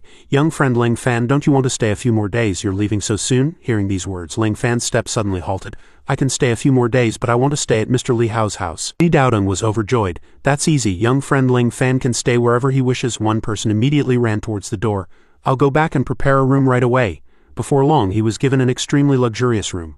Lang Fan sat on the bed in a daze, not expecting it to be so extravagant in the end. In truth, he only wanted to sleep in his small bed from childhood. Suddenly, Li Yan appeared at the door, knocking lightly a few times. "May I come in?" She shyly walked over and sat beside Lang Fan, yet thinking to herself, "Why can't I do anything? I can't even look him directly in the eye." Lang Fan turned to look at her, his voice calm. "Is something wrong?" Too shy, Li Yan's voice trembled, and for a moment she couldn't utter a complete sentence. Lang Fan listened intently, unable to help but wonder. "What are they saying?" She hesitated. "They said, you helped us defeat the Zhao family before because you like me, is that true?" Lang Fan pondered for a moment, then slowly said, "Yes and no." Li Yan was a little confused, looking up at him. "What does that mean?" Lang Fan lay back on the bed, calmly answering her. "I like you, but I also like Uncle Li Hao and Aunt Yuan Qingrong. I acted because of everyone." Li Yan's expression immediately changed. She was stunned. She had overthought it. "Is this kid doing this because Mom and Dad invited him to dinner?" "I knew it. He wouldn't have that kind of feeling for me. Although I like him a lot too. It's not a romantic kind of love, but a familiar and comfortable feeling, like seeing my resurrected younger brother." She curled up in the corner of the bed, reminding herself, "Am I going crazy? My brother is no longer in this world." Lang Fan gently tilted his head to look at her. "Are you planning to sleep here?" Li Yan snorted. "Are you dreaming?" "I just think it's comfortable here and wanted to sit for a while." He said half-jokingly, "You can sit for a while. But if you snore, I'll carry you out and throw you away." This sentence immediately made her explode, her face turning red with anger. "You're the one who snores." Then Li Yan remembered something and asked softly again. "Also, my dad asked me to ask you something." Lang Fan didn't say much, only replied with one word, "Speak." She leaned back, slowly stating her confusion. "If you can destroy the Zhao family, why didn't you do it?" Lang Fan raised an eyebrow, a thought flashing through his mind. Sure enough, people are all the same. Lang Fan then propped himself up and sat, his voice calm but clear. "First, clan annihilation will invite bad karma and heavenly tribulations. I'm not sure if I can resist the tribulations. Second, if I destroyed the Zhao family, what would be the difference between the Li family and the Zhao family? If the Zhao family is destroyed today, the Wang family will appear tomorrow. Is it going to be an endless cycle of destruction?" She also agreed. "That's true. If one isn't strong enough, they'll ultimately fall into a situation where the big fish eats the small fish. Moreover, there are countless innocent people in the Zhao family. They shouldn't die." Before Li Yan could finish, Lang Fan had already spoken impatiently, subtly urging her to leave. "If your question has been answered, can you leave now, because I really hate people who snore." Then he abruptly closed the door. Li Yan stood there, almost in tears. "I really don't snore." Yuan Qingrong heard the commotion in their room and whispered to her husband, "I told you, Yanner and that kid would have a hard time becoming a couple. My intuition is always right." Li Hao's expression was a little grim at this moment. If it weren't for the patriarch's orders, he wouldn't have let his daughter get into this predicament. The Zhao family's threat was only temporarily quelled, and it could erupt again at any time. After a while, Li Yan appeared before her parents, stating seriously, Ling Fan just said that even if the Zhao family is destroyed now, the Wang family or Zhang family will eventually appear. If our Li family isn't strong enough, relying on anyone is useless. He listened intently. Without a word, Li Hao remained silent for a long time, a hint of self-reproach in his eyes, and said, "That's very true. I've lived most of my life and I'm still not as perceptive as 2 children." Yuan Qingrong walked forward very seriously, placing her hand on his shoulder. "The principle is sound, but breaking through to the innate realm is extremely difficult. For now it's best to try our best to bring Ling Fan to our side. At least the Li family can have 1 generation live in peace." Meanwhile, at the foot of Li Mountain, cars were parked everywhere, and many people were discussing. The Li family has invited an innate level super expert, this time for support. "I heard that young man is only 20 years old. If this person can join our group, I'm afraid we're not far from controlling the world. I'll wait here. I must wait until that person comes out." The next morning, Li Yan stretched and yawned but didn't forget to call out, "Ling Fan, wake up, time for breakfast." She looked towards Ling Fan's room, a little surprised. The door was unlocked, but when she opened the door and went in, the room was empty, and Ling Fan was nowhere to be found. In another place, in the departure hall of Jinling Airport, the waiting room was exceptionally quiet. On the row of chairs, Ling Fan sat alone, thinking to himself, "I didn't expect so many people to be waiting for me when I left the Li family today." Then he thought of the troubles he had just experienced, feeling annoyed, and asked himself why he was so popular. Just then, Chen Sheng, dressed to the nines, sat down beside him. "Where did this girl come from?" Then she turned her head and confidently winked at Ling Fan. "Hey kid, how's my makeup today?" he replied coolly. "It's alright, but why are you wearing such bright red lipstick?" Hearing this, Chen Sheng frowned slightly, appearing displeased. "Good heavens, this boy has successfully caught my attention." She then took off her glasses, trying to charm him with her beauty. "Handsome, do you know me?" Ling Fan subtly recoiled, and said indifferently, "A fortune teller, right? My master said only fortune tellers wear sunglasses." Chen Sheng trembled with anger but held it back. "Chen Sheng, calm down, you must endure. Special people naturally have unique personalities. For the greater good, you must endure." She changed her expression, forcing a friendly smile. "You're quite the joker." Suddenly, an old man with a bulging belly responded to Chen Sheng. "Beauty, are you talking to me?" She immediately kicked him away and quickly left. Where did that kid go? In the plane's business class, he had already settled into his seat, thinking to himself that the girl was strange. Suddenly, a flight attendant walked over and enthusiastically announced, "You must be Mr. Ling Fan. Our airline has upgraded you to first class free of charge. Please follow me." Ling Fan repeated in confusion.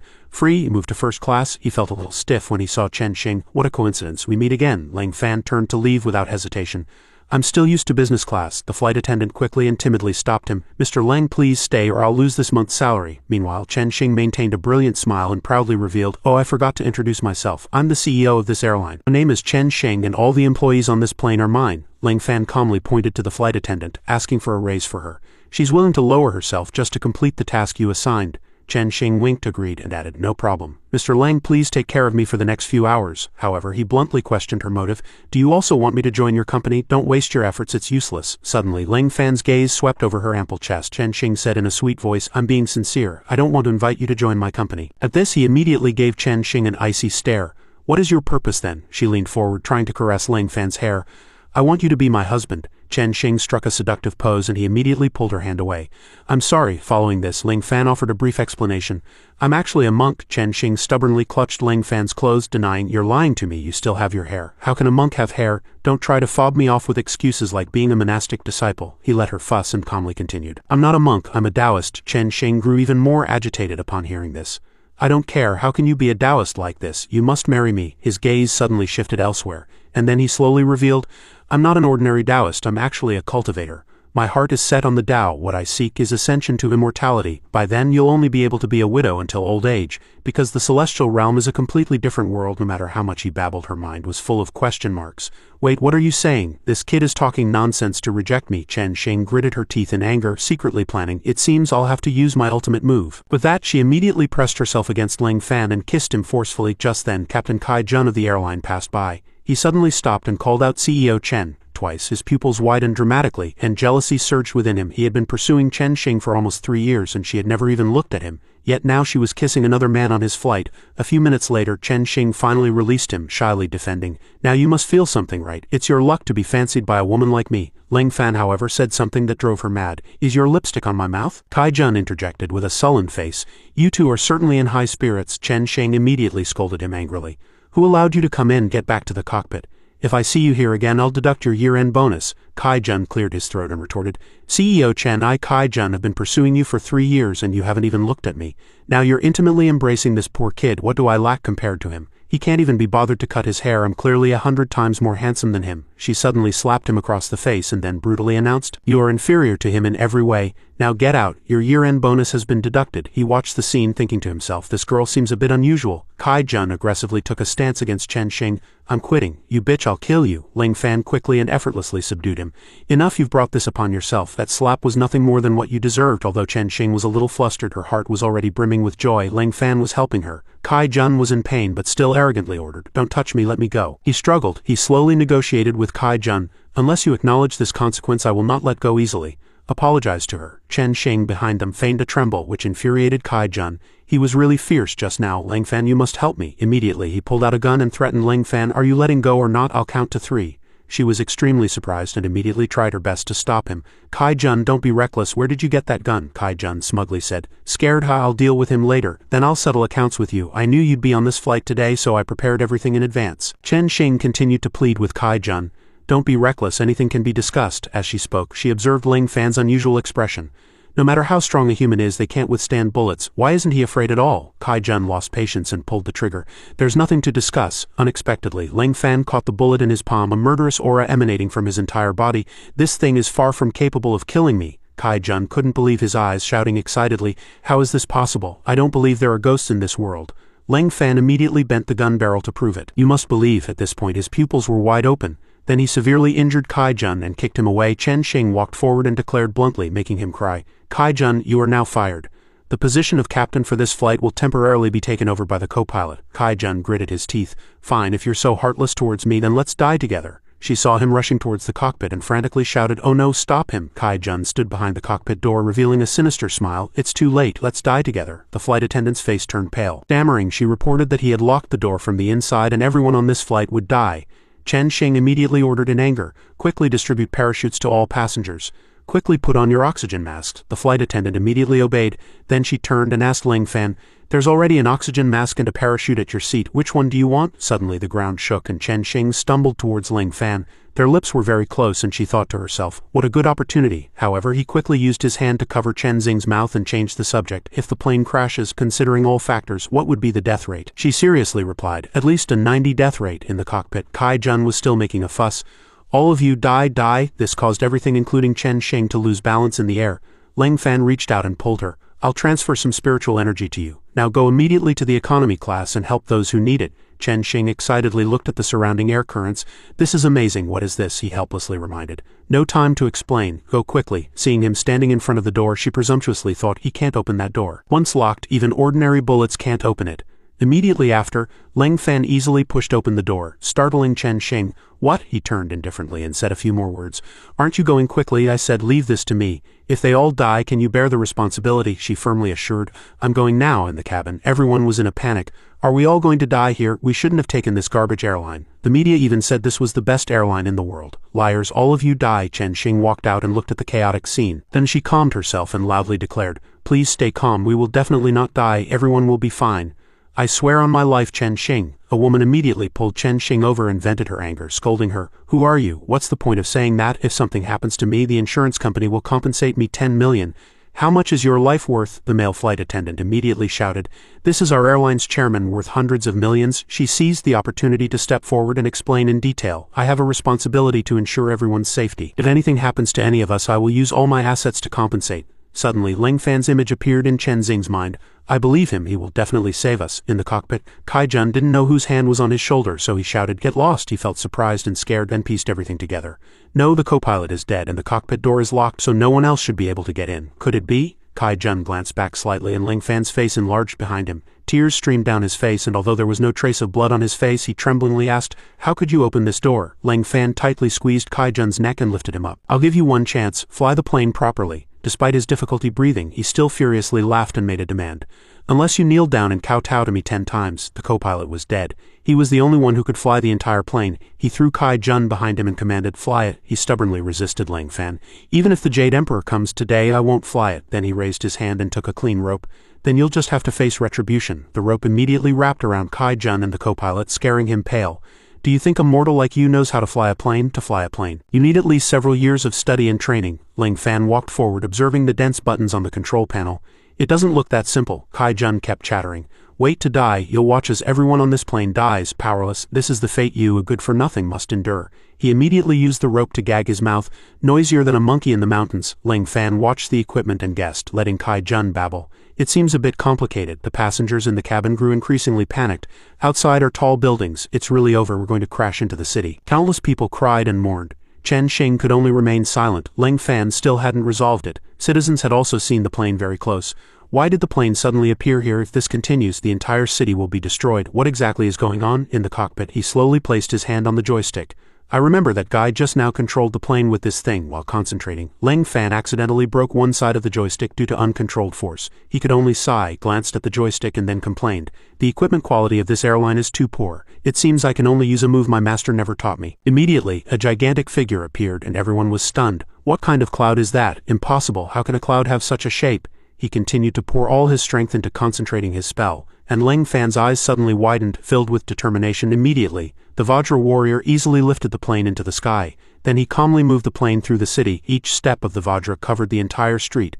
The people below were terrified. Oh my god, it's an immortal! Suddenly, the Vajra warrior stopped all movements and the passengers hastily checked the situation. The plane has stopped and the engine seems to have stopped too. We're suspended in midair. Chen Xing was delighted to see this, trying to force a relaxed smile. Ling Fan succeeded, but why do I always feel like something isn't right? A text message came in, and after reading it, he conveyed the instructions to the Vajra warrior.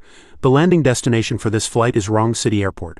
Master said to see a Buddha to the west, not to give up halfway. Let's go, it's only 1,000 kilometers to Wrong City. Suddenly, his face became even more ferocious. Immediately after, the Vajra warrior jumped forcefully into the sky, making everyone look back. That guy ran away with the plane. Oh my god, inside the plane, Chen Xing still had to listen to complaints. She was drenched in cold sweat, guessing, is Ling Fan flying the plane? He rushed to the ground exhausted and screams rang out again.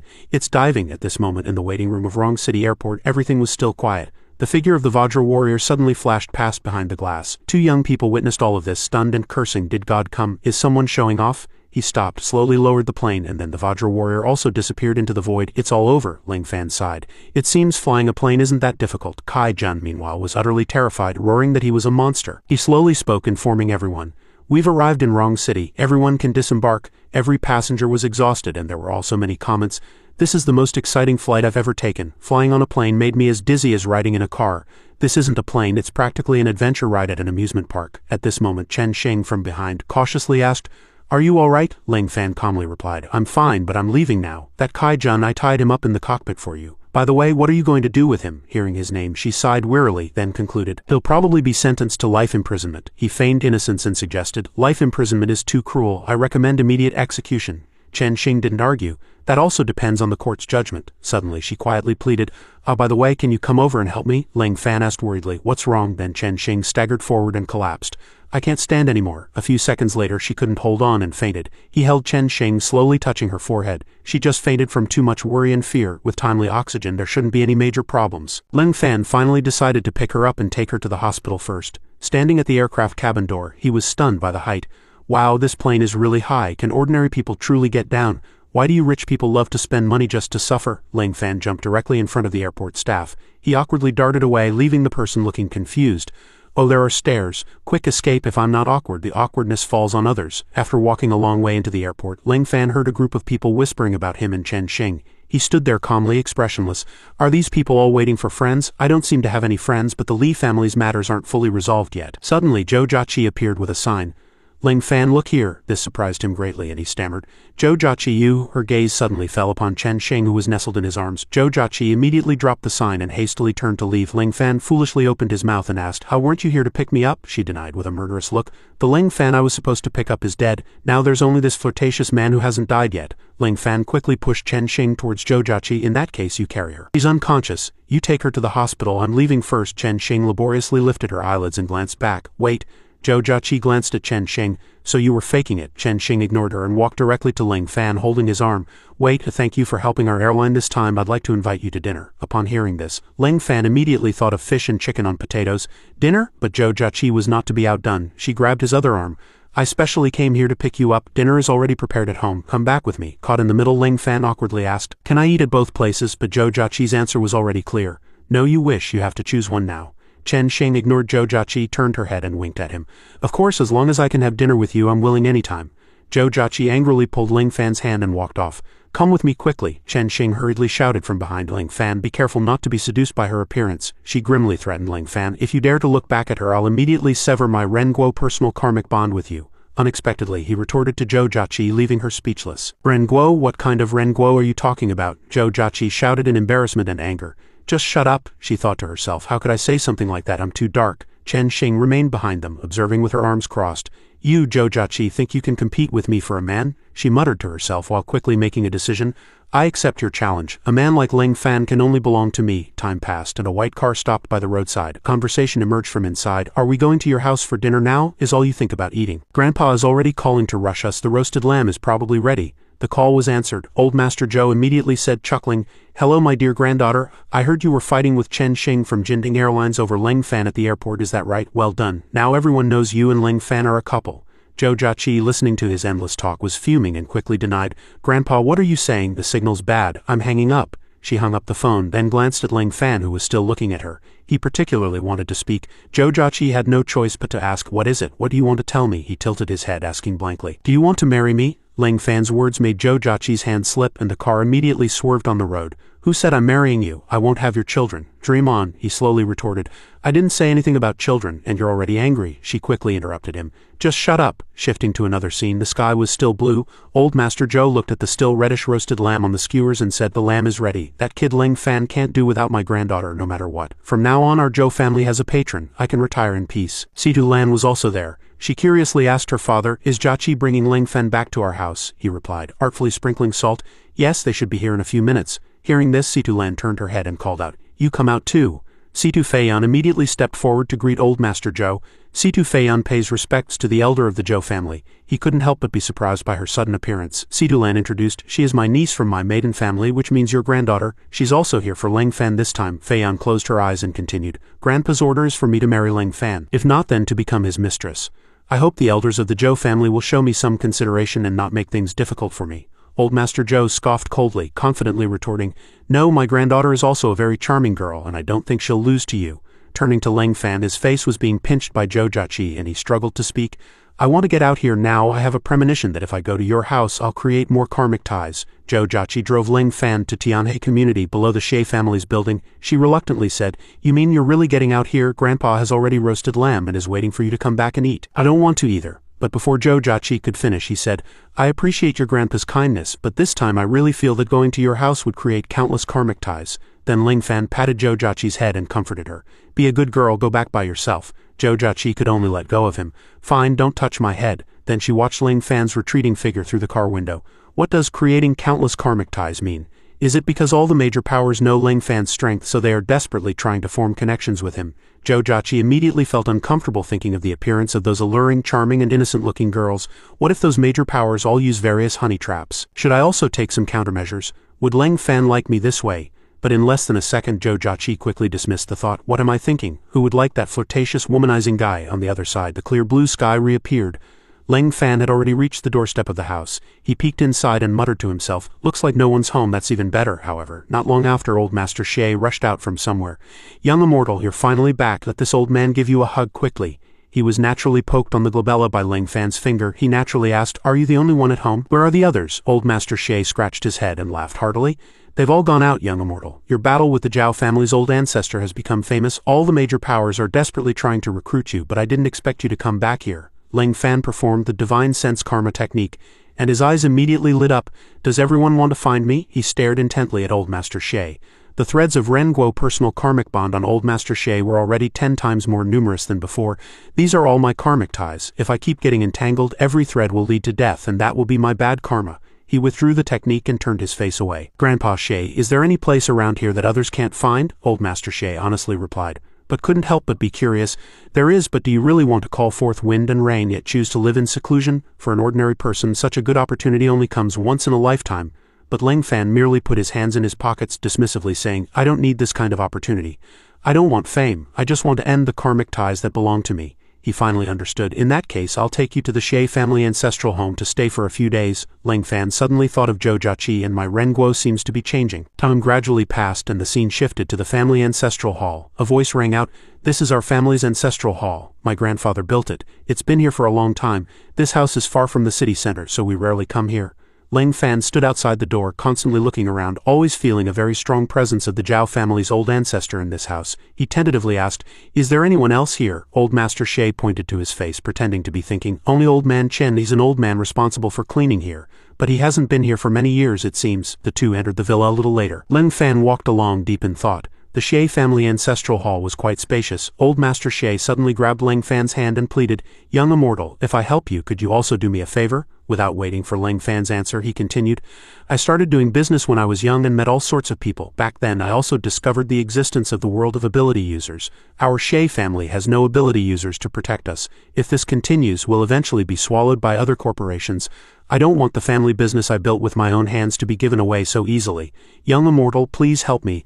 Let the Shay family also have an ability user." He actually intended to kneel and beg Ling Fan, but he had already quickly helped the old man up.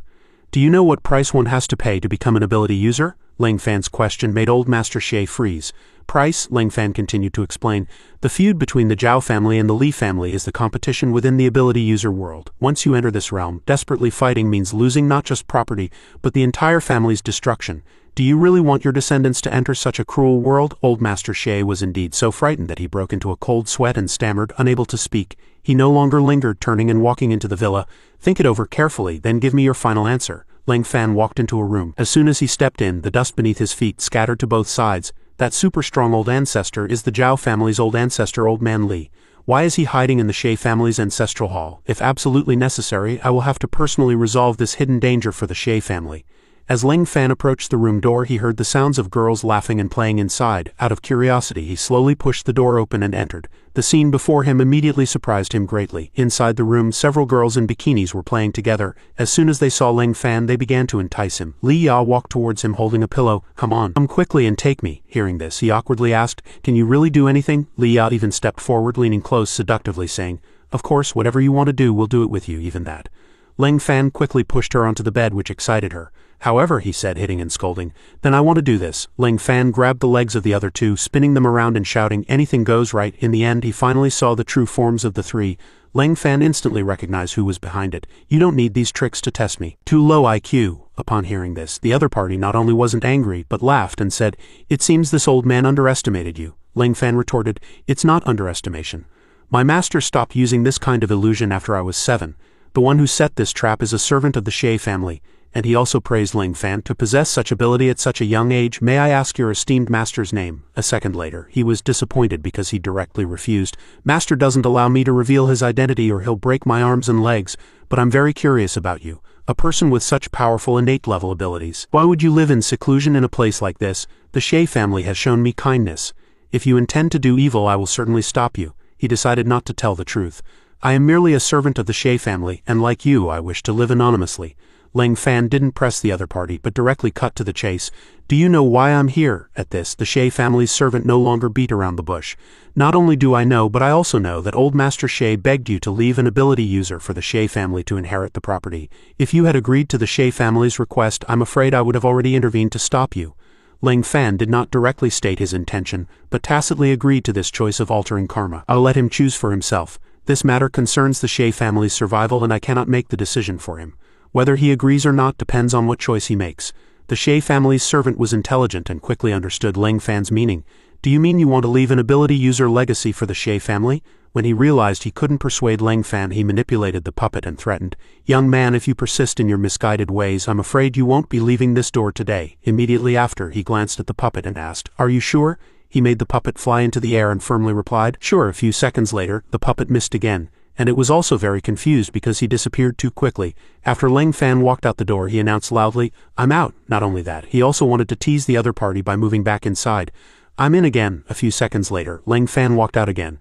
"I'm out again. It seems you're just a braggart." This action unintentionally provoked the Shay family's servant, who secretly cursed, "This kid's strength is probably far superior to mine. Where did little Shay recruit such a monster?" After a while, he got tired of playing and wanted to go back, so he asked, "Do you have any other tricks? If not, I'm going back to sleep." Realizing he was no match for Ling Fan, he could only kneel down and sincerely plead with the master. This old man earnestly implores you not to bestow an ability user upon the Shay family. I have guarded the Shay family for nearly 170 years and do not wish to see it decline and wither. As soon as Ling Fan heard the number 170 years, he was immediately stunned. How old are you this year? The Shay family's servant honestly replied, reporting to the master, in 3 more years you will be 200 years old. He immediately helped him up and said excitedly, You're the true immortal, don't kneel. If my master saw it, he'd chop off my head and use it as a soccer ball. Before Ling Fan could finish speaking, the Shay family's servant interrupted, Master, you have such a fiery temper. He didn't answer the other party, but changed the subject. Let's not talk about that for now. Why would a capable person like you live in seclusion in the Shay family ancestral hall? To protect the Shay family? He began to recount past events. I received kindness from the Shay family patriarch's grandfather. I swore to protect the Shay family for this lifetime. At that time, the Shay family patriarch's grandfather also completely severed the Shay family descendants' ability user lineage. I promised him that I would never let anyone bully the Shay family, nor let the Shay family re-enter the world of ability users. Please do not make things difficult for this old man. Taking this opportunity, he used divine sense karma to investigate the other party. He wasn't lying to himself. Because of this oath, he had already cut off all karmic ties, and now only the Shay family's thread of karma remained. After confirming he was telling the truth, Ling Fan decided to offer help. I can agree to your request as the Shay family has also shown me kindness, but I have a question. After breaking through to the innate realm, can everyone achieve longevity like you? To thank Ling Fan for his help, he replied, Thank you very much. To be honest, the innate realm can indeed prolong life, but everyone's constitution is different, so I'm not entirely sure. Hearing this, Ling Fan thought of his master, musing, No wonder master's hair is white, yet his face still looks like that of an immature youth. Given his appearance, I really don't know how old he truly is. Meanwhile, in the immortal realm, Ling Fan's master sneezed and grumbled, Why do I feel like someone's talking bad about me behind my back? Back with Ling Fan, after chatting with the old servant for a while, he suggested, If you want to stay for a few days, you can stay in this small courtyard. I always keep it very clean, and now with you as company, it will be much livelier. But I'm curious, you're so strong and so young. Why would you, like an old man such as myself, think of living in seclusion? Ling Fan turned, looking at him in surprise, and said, Because too many people are pursuing me, and if this continues, I'll be driven mad, which is why I want to live in seclusion. The old servant was completely taken aback by Ling Fan's reason. Someone as young as Ling Fan being so decisive. How rare and a blessing for the Shay family. If there's nothing else, I'll take my leave. Once Ling Fan was alone, he observed his surroundings, mumbling to himself. This house looks like it's over 100 years old. A second later, Ling Fan walked into the room intending to sit on the old bed. This bed won't collapse, will it? Sure enough, as he said, the bed collapsed. This made Ling Fan complain. It really did collapse. That night, after Ling Fan fell asleep, a girl came looking for him. This person was Situ Feiyan, and she stood outside the window, secretly peering in, murmuring to herself, He's asleep, good opportunity. Feiyan quickly took out a bamboo tube and extended it into the room, calculating in her mind. Ever since she learned about Ling Fan, she felt he seemed to be a man who valued carnal pleasures greatly. For Li Yan, he didn't hesitate to become an enemy of the Zhao family. As long as she could have a physical relationship with him, he would surely obey her every word. Next, Feiyan blew the powder while thinking, This is Grandpa's special aphrodisiac. Even a bull could be in heat for 10 days and nights, irresistible. But if combined with a cow that has already been tested with the drug, it would take at least a month for it to barely stop. After doing all this, Feiyan still firmly muttered to herself, Someone always has to sacrifice for the family. She stood outside, observing Ling Fan in the room. When she saw the aphrodisiac had enveloped him, Feiyan thought, He's inhaled it. Feiyan immediately gently opened the door, a hint of hesitation on her face, but in her heart, she still tried hard to encourage herself. See to Feiyan, this is all for the family. On the other hand, Feiyan was also very nervous, thinking, This is my first time too, I'm so nervous. A few seconds later, she closed her eyes tightly, mustered her courage, took a deep breath, and while taking off her coat, comforted herself. Calm down, you can do this. It's just a bit of human primal instinct, right? Just think of it as getting an injection. Afterward, Feiyan slowly approached Ling Fan. She felt changes in her body, secretly asking herself, Why do I feel so hot? Just then, Ling Fan suddenly opened his eyes, abruptly turned his head, and asked Feiyan, What are you doing? Situ Feiyan's face was beet red. I want to do it with you. She kept wondering in her mind, What's wrong with me? My body feels very strange. Ling Fan then worried, You seem a bit off. She inwardly blamed Ling Fan for his slowness. I'm like this and he's only noticing now? Situ Feiyan actively sat on Ling Fan. I want it, I'm so hot. Ling Fan still replied expressionlessly, Are you hot? I can help you. She crawled closer. Help me please. Ling Fan cast a spell, continuously comforting Feiyan. No problem, my hobby is helping others. Light immediately shot out, flying towards the beam, then wrapped around her slender wrist. Situ Feiyan was suspended tightly in midair, utterly bewildered, not understanding what had happened, while Ling Fan remained perfectly calm. Ling Fan gently explained, Master said that as long as one is calm and composed, their heart will naturally feel cool and comfortable. and his most effective way to calm the mind is to watch his bank balance continuously grow or to hang himself from the ceiling. You certainly don't have much money, so I had no choice but to hang you from the ceiling, Situ Feiyan struggled, gasping for breath uncomfortably. Please let me down, I can't take it anymore, please let me go. Ling Fan frowned and his body gradually began to sweat. Something seems wrong. Are you poisoned? She coarsely yelled at him. You're poisoned too. If it weren't for that thing, both of us would die. Hearing Situ Feiyan's words, Ling Fan checked his own pulse with his hand, thinking, I seem to be genuinely poisoned, it's an aphrodisiac. But Ling Fan didn't panic. If that's the case, detoxification will suffice due to the effect of the aphrodisiac, she stammered, hurriedly trying to stop his next action. Don't circulate your energy to expel the poison, you'll go berserk, let's quickly do. But Ling Fan was quicker, completely expelling the toxins from his body, his voice still calm. Going berserk? That would only happen if Master's poison was used on me, perhaps then it would have some effect. Situ Feiyan's eyes widened in astonishment. How is this possible? Ling Fan still kindly asked her. Do you want me to help you detoxify, or should I do as you said? Situ Feiyan, feeling hot all over, said, do as I said. Stand behind me first and take off my kipao. But Ling Fan yawned boredly. Too much trouble, I'll just help you detoxify. She was startled, trying to stop him. Ling Fan paid no attention, quickly detoxifying her. Situ Feiyan complained indignantly. You bad insensitive man, am I really that unattractive? Ling Fan slumped onto the wooden board, resting his head on a soft pillow, and replied, It's not that you're unattractive, but my karmic connection is already predetermined. Only Zhou Jiaqi's image was in his mind. She was still suspended in midair, asking blankly, What did you just say? Ling Fan impatiently said, You're too much trouble, I'll have the Vajra warrior take you away. With that he cast a spell and a tall figure appeared, none other than the summoned Vajra warrior. Situ Feiyan remained stubborn, I'm not leaving. But before she could finish, the Vajra warrior had already picked her up and flown away. He glumly stared at his phone screen. Zhou Jiaqi didn't seem to like calling him, but contrary to his thought, the screen showed 32 missed calls from Zhou Jiaqi. 48 seconds ago, Ling Fan's forehead beaded with sweat. 32, He ignored the missed calls, lay down on the simple bed and had a good sleep. Night gradually receded and the sun slowly rose from between the mountains. By now Ling Fan had woken up and was sitting on the rooftop enjoying the fresh morning air. The Xie family's servant was slowly cleaning at the door. He inadvertently saw Ling Fan sitting there alone. The crisp bird song of the early morning echoed clearly in the air. The crisp bird song allowed Ling Fan to relax some of his thoughts. Just then the old servant also jumped onto the rooftop. Ling Fan was slightly surprised to hear an unusual sound, but seeing it was the Xie family's servant, he relaxed. At this moment, Ling Fan secretly pondered his unsightly image. While Ling Fan was enjoying his leisurely time, Zhou Jiaqi was frantically arguing with someone in the upper echelons of Zhou Group. A displeased voice shouted, Where on earth did he go? Zhou Jiaqi loudly scolded, Aren't you Wrong City's most famous private investigators? Why can't you even find one person? A detective, sweating profusely, tried hard to explain. President Zhou, it's not that we can't find him, it's that no one can find him. He's as if he's vanished into thin air. Chen Sheng, standing outside the door, said in a frivolous tone, lecturing subordinates again. I hear the more incompetent the boss, the more they like to lecture employees. Seeing her, Zhou Jiaqi frowned. Chen Sheng, what are you doing here? I don't welcome frivolous women like you. The two detectives seized the opportunity to slip away. Chen Sheng calmly sat in a chair. Don't be nervous, I'm here to negotiate. As long as you're willing to give Ling Fan to me, I'll let Zhou Group off the hook. What do you think? Zhou Jiaqi scoffed. Give him up. If he likes you, he'll naturally come to you. Why should I give him up or not? Chen Sheng walked forward and whispered in her ear. Don't think I don't know what kind of relationship you two have. If you insist on being stubborn, don't blame me for being ruthless. But Zhou Jiaqi was fearless, glancing at her and replying, I'll see this through to the end. The employees outside were also invigorated by this declaration of war. The female CEOs of two major groups were actually vying for a man. This was definitely today's most explosive news. A yellow-haired young man confidently said, Who is Ling Fan? Is he as handsome as me? His nonsensical remark instantly silenced the noisy atmosphere. Meanwhile, at the Jinling Li family, Li Hao obsequiously said, Uncle, what's the matter today? Why have you come yourself?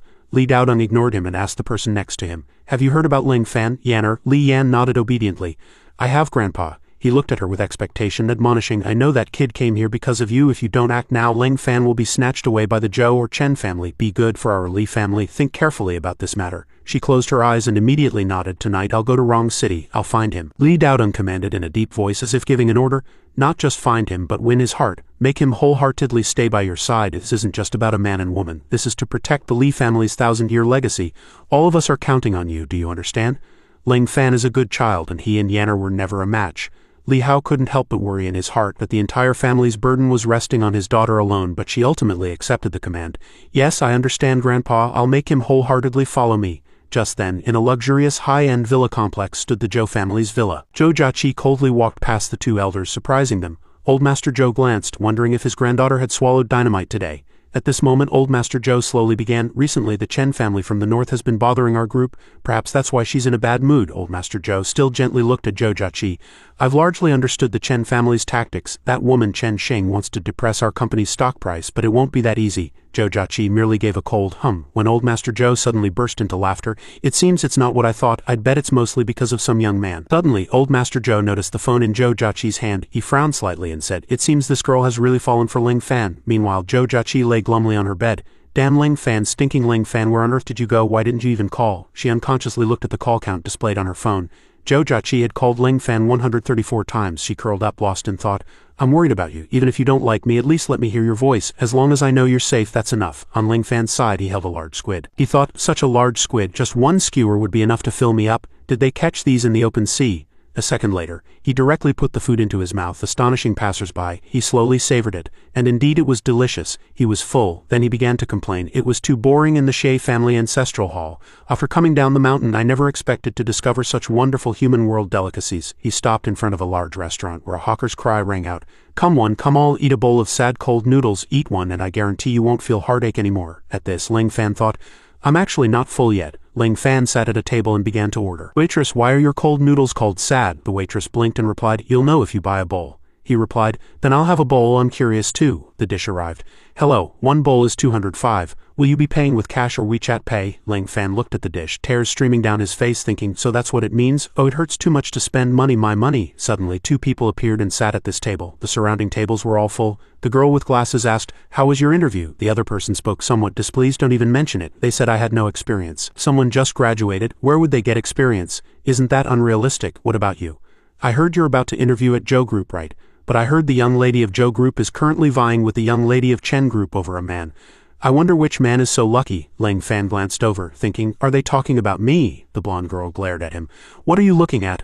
A timid person like you will never get this kind of luck in a lifetime. A man who can capture the attention of two young ladies must be super handsome and talented. He was stunned after hearing this, thinking, are they not talking about me? Suddenly, a man in a suit walked over. Beauties, are you looking for a job? I can introduce you to one. Starting salary 20,000, he said with a smile. If you want to get into Zhou Group, I can sort it out with one word. Hearing the tempting salary, the blonde girl eagerly asked, what kind of job? Starting salary 20,000, the man continued to entice. A customs company under Zhou Group. A salary like that isn't even considered high. For a beautiful girl like you, if you're sensible, increasing it beyond 20,000 wouldn't be difficult at all. Ling Fan coldly glanced at the man. Since when did Zhou Group employ such scoundrels? This guy probably has his eyes on these two girls. The girl, seeing the swindler trying to entice her friend, warned. Calm down, how could a job like that be so easy to get with just a casual interview? The man then insinuated. The company is also hiring administrative staff. For a diligent person like you, the starting salary would be at least 1,000 or more. Want to go take a look together? Faced with the situation, the friend with glasses grew hesitant. I've interviewed at so many companies and haven't succeeded at any, if there really is such a good job. Finally, she turned to the swindler and asked, what do I need to prepare? Hearing this, the man's lips curled into a slight smile. She had taken the bait, but before he could take further action, another person roughly slapped the swindler's hand off the girl's shoulder. The man was infuriated by this. What are you doing, trying to sponge off us? Ling Fan unhesitatingly exposed the truth. Even I have thicker skin than you when I'm sponging off others. What kind of legitimate job are you introducing? You're clearly trying to deceive these two young girls. The bad karma on you is almost strangling you. You'd better be careful. The blonde girl was confused after hearing this. Aren't you a recruiter? The swindler was in a bind. Ling Fan also bluntly said, have you ever seen a company recruiting people off the street for interviews? Has your brain been dug out and replaced? Now the blonde girl officially confirmed he was a swindler and the man was completely speechless. So the swindler angrily grabbed Ling Fan's collar. Who do you think you are? How dare you ruin my business? Do you know who I am? Ling Fan, far from being afraid, calmly warned. Who you are isn't important. What's important is that if you keep doing this, you'll die. With his abilities, Ling Fan could already see that the karmic threads on him were far more numerous than those on the Shea family, and all of them were threads of evil karma. The swindler, exasperated, pulled out a weapon. How dare you insult me? I've been in this game for years and I've never seen anyone as arrogant as you. Unexpectedly, Ling Fan simply flicked his hand and the dagger broke in two. Today you've met your match. The previous action made the guy wary. This kid, he just broke my dagger with a flick of his finger. This kid is not simple. It seems I'll have to use that move. So the guy assumed a fighting stance. I'll fight you to the death. Before the swindler could even make a move, his neck was slit by a blade. He screamed. The people in the restaurant scattered in fright. Murder? No, why run when there's murder? Come watch the show. After saying that, these eager spectators ran back to watch. Ling Fan coldly questioned, so this is how your evil deeds are done. How many people have you deceived?" At this point the swindler had become obsequious. What are you saying? Please don't kill me, please," the surrounding people whispered. "How dare someone cut someone in broad daylight? Is there no justice in this world anymore? The knife is broken into several pieces and he looks ordinary, yet he's an unblinking devil." So Ling Fan turned to the two girls for help. "Can you testify for me that he did it himself and it has nothing to do with me?" But the two looked at each other thinking, "Don't get involved in this." This was a smart move, better to avoid trouble. So the two girls immediately slipped away. "We didn't see anything." The swindler took the opportunity to make a demand. "I need to go to the hospital. If I don't, I'm finished. Give me 1,000 yuan and I won't call the police." Ling Fan actually agreed. "I understand you want 1,000 yuan, then come home with me to get it." He recalled to himself, "Master said that the karma in the human world is intricate. I seem to understand now." Not only that, but the swindler sighed again. "I'm so badly injured, how can I walk?" People around also chimed in. "Yes, he's injured. Are you taking him home to abuse him again? This kid is getting more and more suspicious." Ling Fan suddenly grabbed the guy by the collar and lifted the swindler into the air. "Since you insist on disturbing karma, I'll occasionally feign ignorance." The guy didn't expect this. "I'm finished. Why can you fly?" Under a towering ancient tree, sunlight streamed down and the swindler couldn't escape no matter how much he struggled. "What are you doing with me here? Let me down quickly." Then Ling Fan looked at him calmly. "Do you know who I am?" As his anger grew, the first thing the guy did was shout at Ling Fan, "I don't know and I don't need to know. Anyway, if you don't pay me today, you're dead." Hearing this, he couldn't help but smile faintly, then whispered, "No problem." Before long, the swindler was hanging upside down from the tree trunk, his body secured by a green rope. Ling Fan challenged, "Since you don't know, I'm leaving first." The guy could only wail in humiliation. "I'm a swindler, take me back quickly, let me down." His anger grew, his face filled with rage and hatred. "Tell me your name," he answered without hesitation. "All right, I'll tell you." Ling Fan turned and walked away, infuriating the swindler. "My name is Zhao Rishan, take it or leave it. If you have the guts, come to the Zhao family to collect your debt." His figure gradually receded. Ling Fan suddenly thought, the Zhao family ancestor has another karmic entanglement, how pitiful. He walked with light steps while the guy was still howling, "Zhao Rishan, you wait, I will find you and I will beat you to death." Ling Fan returned home to see Chen Hai standing at the door with his arms crossed, a serious expression on his face, and said in a deep voice, "Ling Fan, I've been looking for you for a long time, come with me quickly." But Ling Fan was decisive and assertive. He quickly walked past Chen Hai. "Can't give up." Chen Hai stood there, his eyes firm, his tone very serious. "You must come with me today. If you don't," in the end he had to lower his stance and plead with Ling Fan, "Please, please come with me. It's for a good cause. We're going to the security bureau." He found it difficult to refuse and had to follow him. It was an adult store. Upon arriving, Ling Fan was greatly surprised. "Is this the security bureau?" Chen Hai immediately analyzed. "The security bureau can't let ordinary people know about it. This is to cover up. Come in quickly." Halfway through, Guo Shang walked out from a distance. "Ling Fan, long time no see." Then he immediately questioned, a hint of displeasure on his face, "Is this really the security bureau?" The old man just laughed awkwardly. "It's all for show." Suddenly, a blonde young man looking like a spoiled brat spoke up. "Old man, 2 boxes, the usual." The old man bent over and quickly agreed. A pink box labeled Directs was taken out. Everyone seemed to know what it was. "Almost ready. Welcome." This scene made Ling Fan feel awkward, so he decided to leave. "I'm leaving," but the two stopped him forcefully. "It's not what you think, listen to us explain." Guo Shang tightly grabbed Ling Fan's wrist despite his reluctance. The old man reminded Chen Hai that it was time to talk business. "Chen Hai, keep an eye out for me. We'll talk in the secret room." Chen Hai agreed without hesitation. Guo Shang opened a door behind a mysterious pink wall in the store. He invited, "Ling Fan, come in quickly." Entering the room, it was luxurious and elegant, dominated by soft dark tones, with a striking red banner in the distance, warmly welcoming Ling Fan to the Dragon Group. A voice came from afar, "We were in a hurry, so this is all we could do. When you get to the capital, we'll definitely host a grand welcome banquet for you." After listening, he tilted his head slightly, muttering to himself, "So what do they want?" Old Master Shu, dressed in a sharp suit, sat on a luxurious chair. "You're taking on the esteemed position of elder, but you don't even know what you need to do." He opened a brown notebook with Ling Fan's portrait pasted inside. He held the notebook and Old Master Shu, looking at the phone camera. "From now on, you are a member of the Dragon Group and must contribute to the cause of national security. Where do you want to go in the future? Just show this and no one will dare to touch you." During the photo shoot, Ling Fan kept asking himself various questions. "No one dares to touch me. What kind of magical item is this notebook?" After work, he walked out of the store, surprising many passers-by. Suddenly, Guo Shang turned to him and casually asked, "Where are you planning to go next?" The Dragon Group does not restrict its elders' freedom. He recalled Zhou Jiaqi's bright smile and gently answered his question, "I don't want to hide anymore. I must return to Wrong City. Since I can't avoid it, I'll solve it completely." The car sped down the highway. Chen Hai asked, "Elder Leng, are you still staying at the Shay family for now?" Ling Fan raised a hand to stroke his chin, pondering and explaining, Because of prolonged unauthorized leave without pay, I only have 32,500 yuan left, which is definitely not enough to rent a house.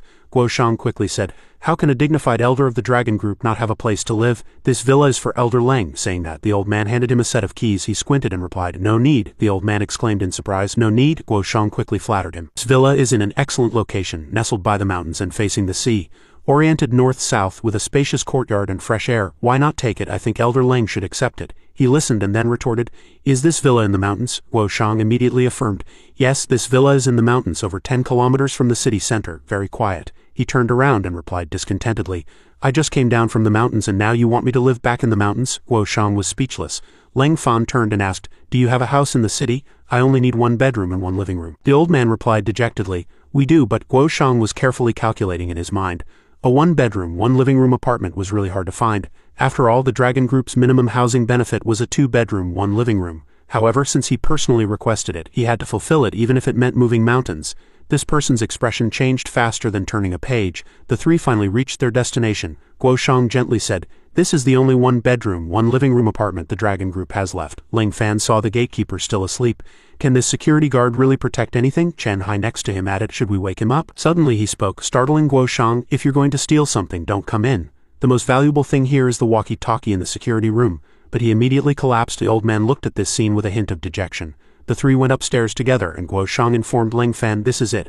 I'll go find the keys immediately. How strange. Where are the keys? The old man anxiously searched. Where are the keys? Leng Fan reached out to check. Doesn't look like much except for the abnormal security guard outside the door.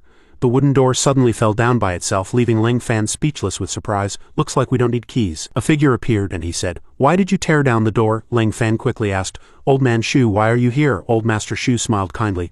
Of course I'm here for something, but I'm not the only one here. There's another person. The figure behind him gradually revealed itself. It was the murderous Zhou Jiaqi. He softly asked, how have you been recently? Zhou Jiaqi walked up and slapped Leng Fan across the face, saying, you bastard. The two old men were terrified, thinking an elder of the Dragon Group was actually slapped by a girl. If he gets angry, everyone here will. Leng Fan instead smiled gently, then touched her head and said, I'm back. She immediately fell into his arms and cursed, you bad guy, where have you been all this time? If Old Man Shu hadn't told me, I probably still wouldn't have found you. The two old men were completely bewildered. Wu Mojia thought, I expected a big explosion, but I never imagined it would turn out like this, tormenting us lonely old people. There's no escaping it. Zhou Jiaqi held his clothes, crying and asking, are you back for good this time? He replied that he wouldn't leave again. Zhou Jiaqi frowned. Is it really because of her? Leng Fan asked in confusion. Who is she? Zhou Jiaqi turned and left in frustration. She angrily shouted, you really came back because of her. I don't want to see your face anymore. Leng Fan quickly pressed. Wait, what are you talking about? He couldn't figure out what was going on in women's minds. Old Man Shu quickly explained.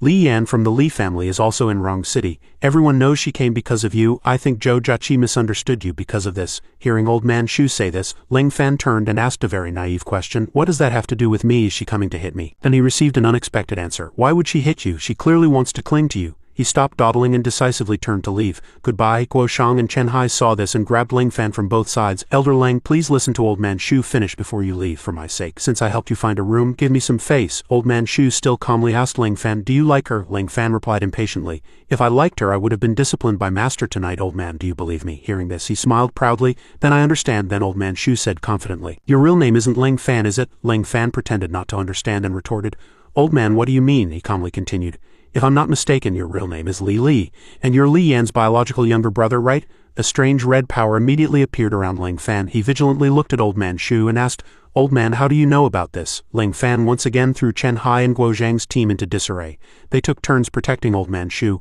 Elder Leng, don't get agitated. Please let the old man finish. The old man is a pillar of the nation. We can't be reckless. He calmed down somewhat, but his eyes were still full of vigilance. He blurted out, his tone like a command, speak. Old Man Shu began to explain. This is information archived by the Dragon Group. I had someone investigate all information related to you and the Li family, and only Li Li, the person who went missing in the earthquake, resembles you.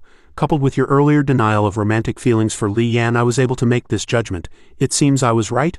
Leng Fan didn't make things difficult for him. He withdrew the red power surrounding him and then calmly replied, if that's the case, then there's nothing more to say. I don't want anyone else to know my true identity. I am Leng Fan now. Leng Fan thought, if they disturb Master's cultivation to learn about his background, then they all deserve to die. Old Man Shu did not continue the topic but assured him, don't worry, this secret will definitely not be known by anyone else. Then he stroked his beard and teased the young man. No, I think you have a thing for Zhou Jiaqi, don't you? Lang Fan said somewhat awkwardly. She has a karmic connection with me, I must be responsible for her. Old man Shu still insisted. If that's the case, then you two should get married. Lang Fan was scared stiff. Married? He walked up to him, patted his shoulder and continued to entice. Yes, marry Zhou Jiaqi. The Li family doesn't know your true identity, which is why they sent Li Yan to seduce you. If something unexpected happens, it won't end well. At this moment, old man Shu's image in Lang Fan's mind turned into a little devil whispering in his ear. So we must get married first so that other women will completely give up on you. Lang Fan asked blankly, is marriage that powerful? This sentence left the little devil old man Shu speechless. Chen Hai, standing by, spoke up. Actually, not entirely. As long as you are rich enough, tall enough and handsome enough, let alone marriage. Even if you're buried, women will still follow you. Guo Shang, seeing him causing trouble, immediately rushed over and kicked him. Shut up, however. Lang Fan still replied very clearly, I'll consider it myself. Besides, even if I agree, Zhou Jiaqi might not. Let me rest, I have something to do tomorrow. Old man Shu asked, what do you want to do tomorrow? Lang Fan was unsure of what he was planning, only knowing that he put on the air of an otherworldly master and said he had business to attend to. The next day, a woman's voice came from the Shea Group building. Isn't this Lang Fan? Lang Fan, dressed in a sharp suit, walked in surrounded by female colleagues. Long time no see, young Master Lang.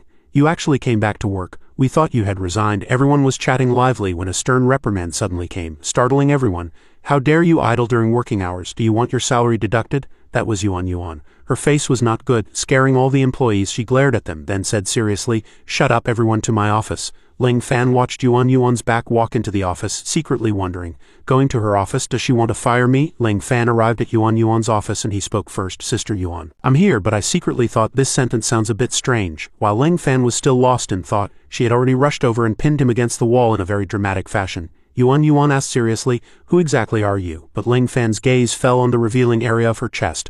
I am Lang Fan, nothing more. Yuan released him and turned to leave. I thought you were from some prominent family, but I've had people investigate recently and found no information about you, as if you appeared out of nowhere. Are you truly an ordinary person? Lang Fan affirmed again. Sister Yuan, I am Lang Fan. No matter what happens, I will still be Lang Fan. Just treat me as you always have. Yuan, looking at a document, replied, all right then, come with me in a bit. He slowly asked, where to? Yuan turned back and answered, to meet the nation's goddess, the big star Li Yan. All sorts of thoughts popped into Lang Fan's head again. Li Yan, at this point, if I tell her she's here for me, wouldn't I be asking for trouble by meeting her now? But the longer things drag on, the more troublesome they become. What is there to fear? The best way to overcome difficulties is to face them. Lang Fan replied to Yuan, I'll go with you. At this moment, Yuan was sitting on the sofa, rubbing her aching ankles from wearing high heels. Go where? It depends on whether she's available. Today we're going to schedule an appointment with Li Yan's agent. My feet are killing me. Lang Fan walked over and knelt on one knee like a prince coming to rescue a princess. My master once taught me a massage that can quickly relieve soreness. Would Sister Yuan like to try it? Consider it an apology for not coming to work for a while, Yuan said in surprise.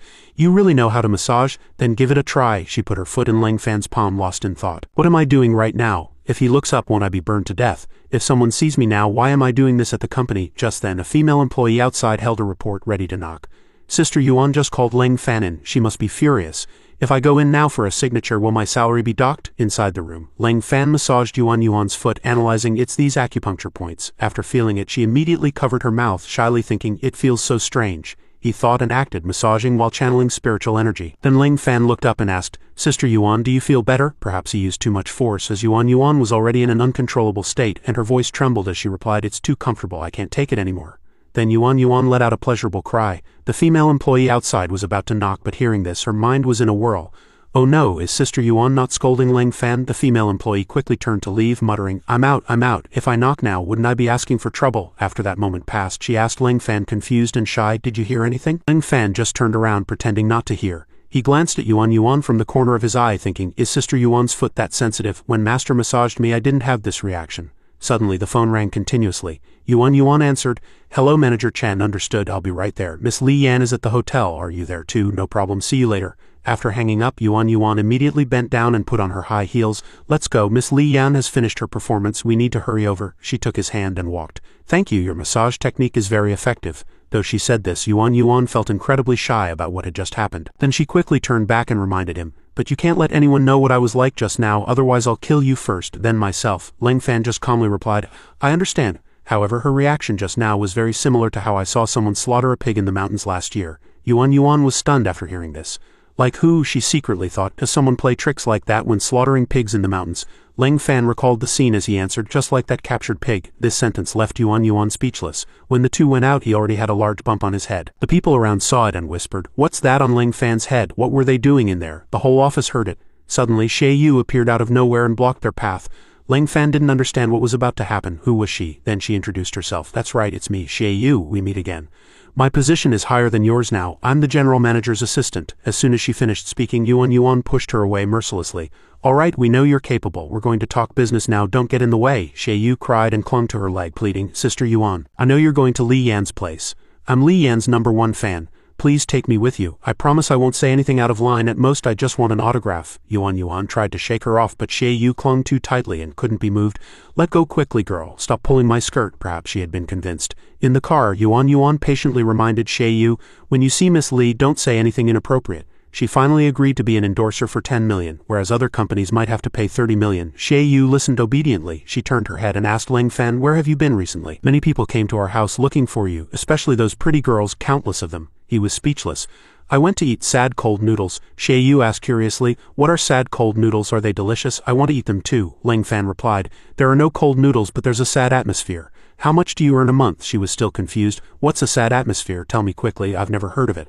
"I earn 10,000 a month." "Why are you asking?" He extended his hand. "Give me the loose change in your wallet and I'll tell you about the sad atmosphere. If you don't want to, then I won't tell you." Seeing this, Xie Yu immediately took out her black card. "I've spent 300, so there's only 9,700 left here. Is that enough?" "Enough?" Ling Fan took the card without hesitation and she turned her head and said, "Take the money. What's there to be sad about? Give it to me." Then he clenched his fist and held it out to Xie Yu. "Come a little closer." She imagined something. Could a sad atmosphere be a magical atmosphere that when smelled makes one understand the ups and downs of life? Before Xie Yu could think further, Ling Fan opened his fist and let her smell it. She thought, "Sad atmosphere, here I come." But Xie Yu felt nothing. "What's the difference from ordinary air?" Ling Fan just calmly replied, "That's right, it's just ordinary air. You don't need to return the remaining 300 to me." "How about it? Are you sad enough?" Xie Yu furiously pounced on him, biting. "I'll kill you. Give me back my money." Before long, they arrived at the Jinying Hotel. Ling Fan immediately said, "Stop messing around, we're here.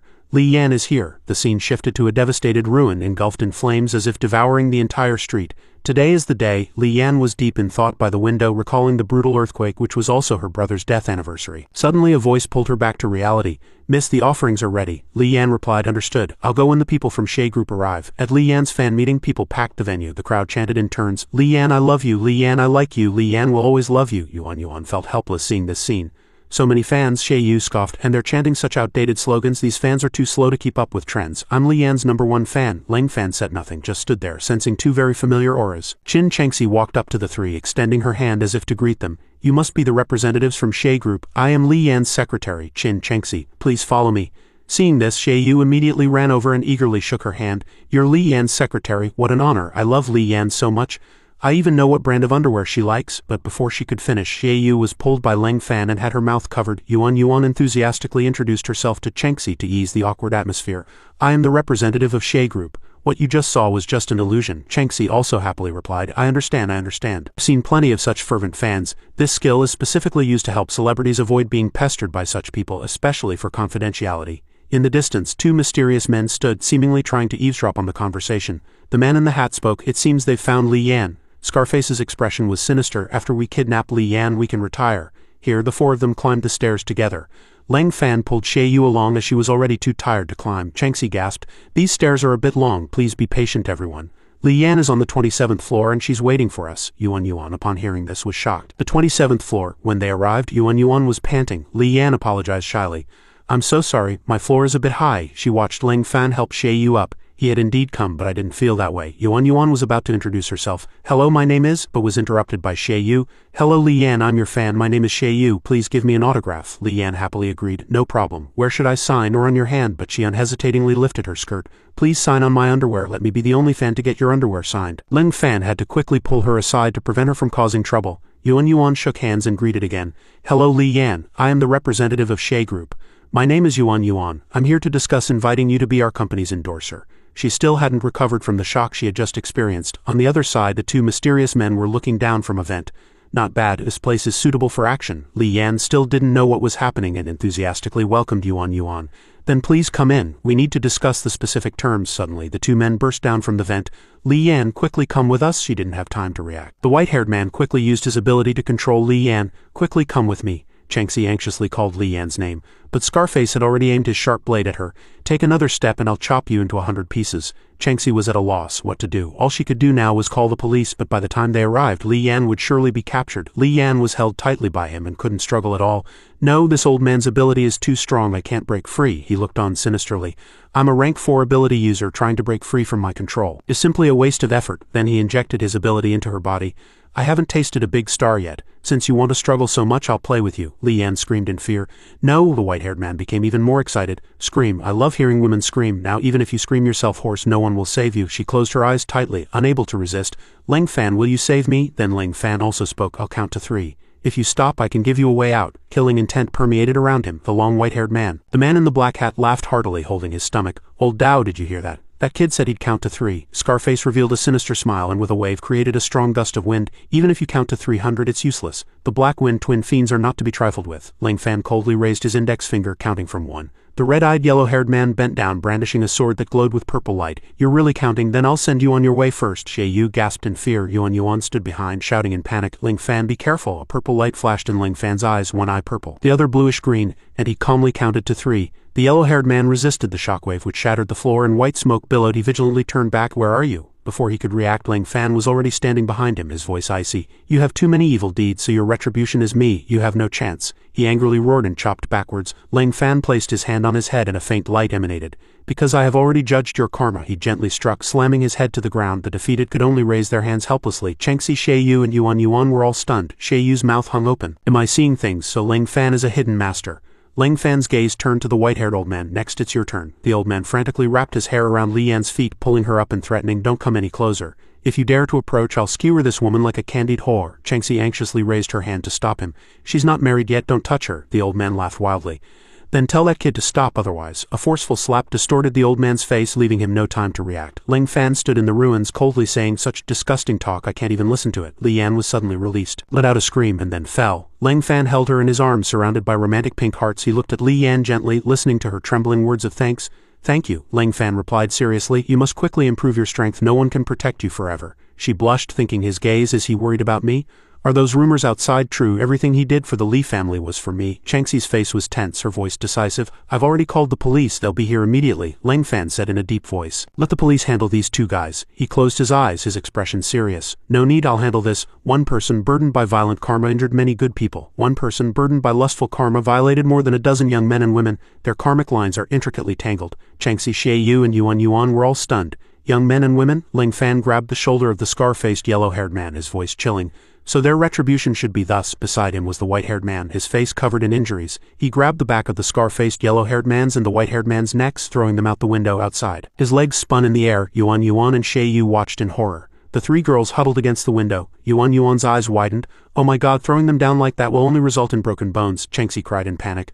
Oh no, they landed on the police car. Xie Yu's face was pale. The police saw us, we're done. Xie Yu, her eyes tearing up, anxiously asked, what do we do? Are there surveillance cameras here? Yuan tilted her head in thought and replied, there should be cameras in the hotel hallway, right? We were also acting in self-defense. Changxi smiled and comforted them. Don't be afraid, leave it to me. You guys go inside first. Is this the omnipotent administrator? Two police officers stepped forward, their eyes sharp, and asked sternly, you're the ones who threw those two people downstairs, right? Xie Yu broke out in a cold sweat, thinking, how did they get here so fast? Did they fly with wings? Yuan looked at the two police officers and whispered, what should we do? If we really get caught, what will happen to me? The police officer's face darkened, and he sternly demanded, I'm asking you, who did it? Leng Fan walked out from inside and declared decisively, I did. Xie Yu looked at him, her heart filled with respect. He's a hero, a true hero. Never mind, we won't pursue the sad atmosphere thing, Yuan murmured. I should have been bolder. Changxi looked at Leng Fan, deep in thought, not expecting this kid to be so loyal and righteous. Her eyes filled with worry, and she said in a deep voice, but this won't protect Li Yan's reputation, almost defiled by others. It wouldn't be good for this to get out.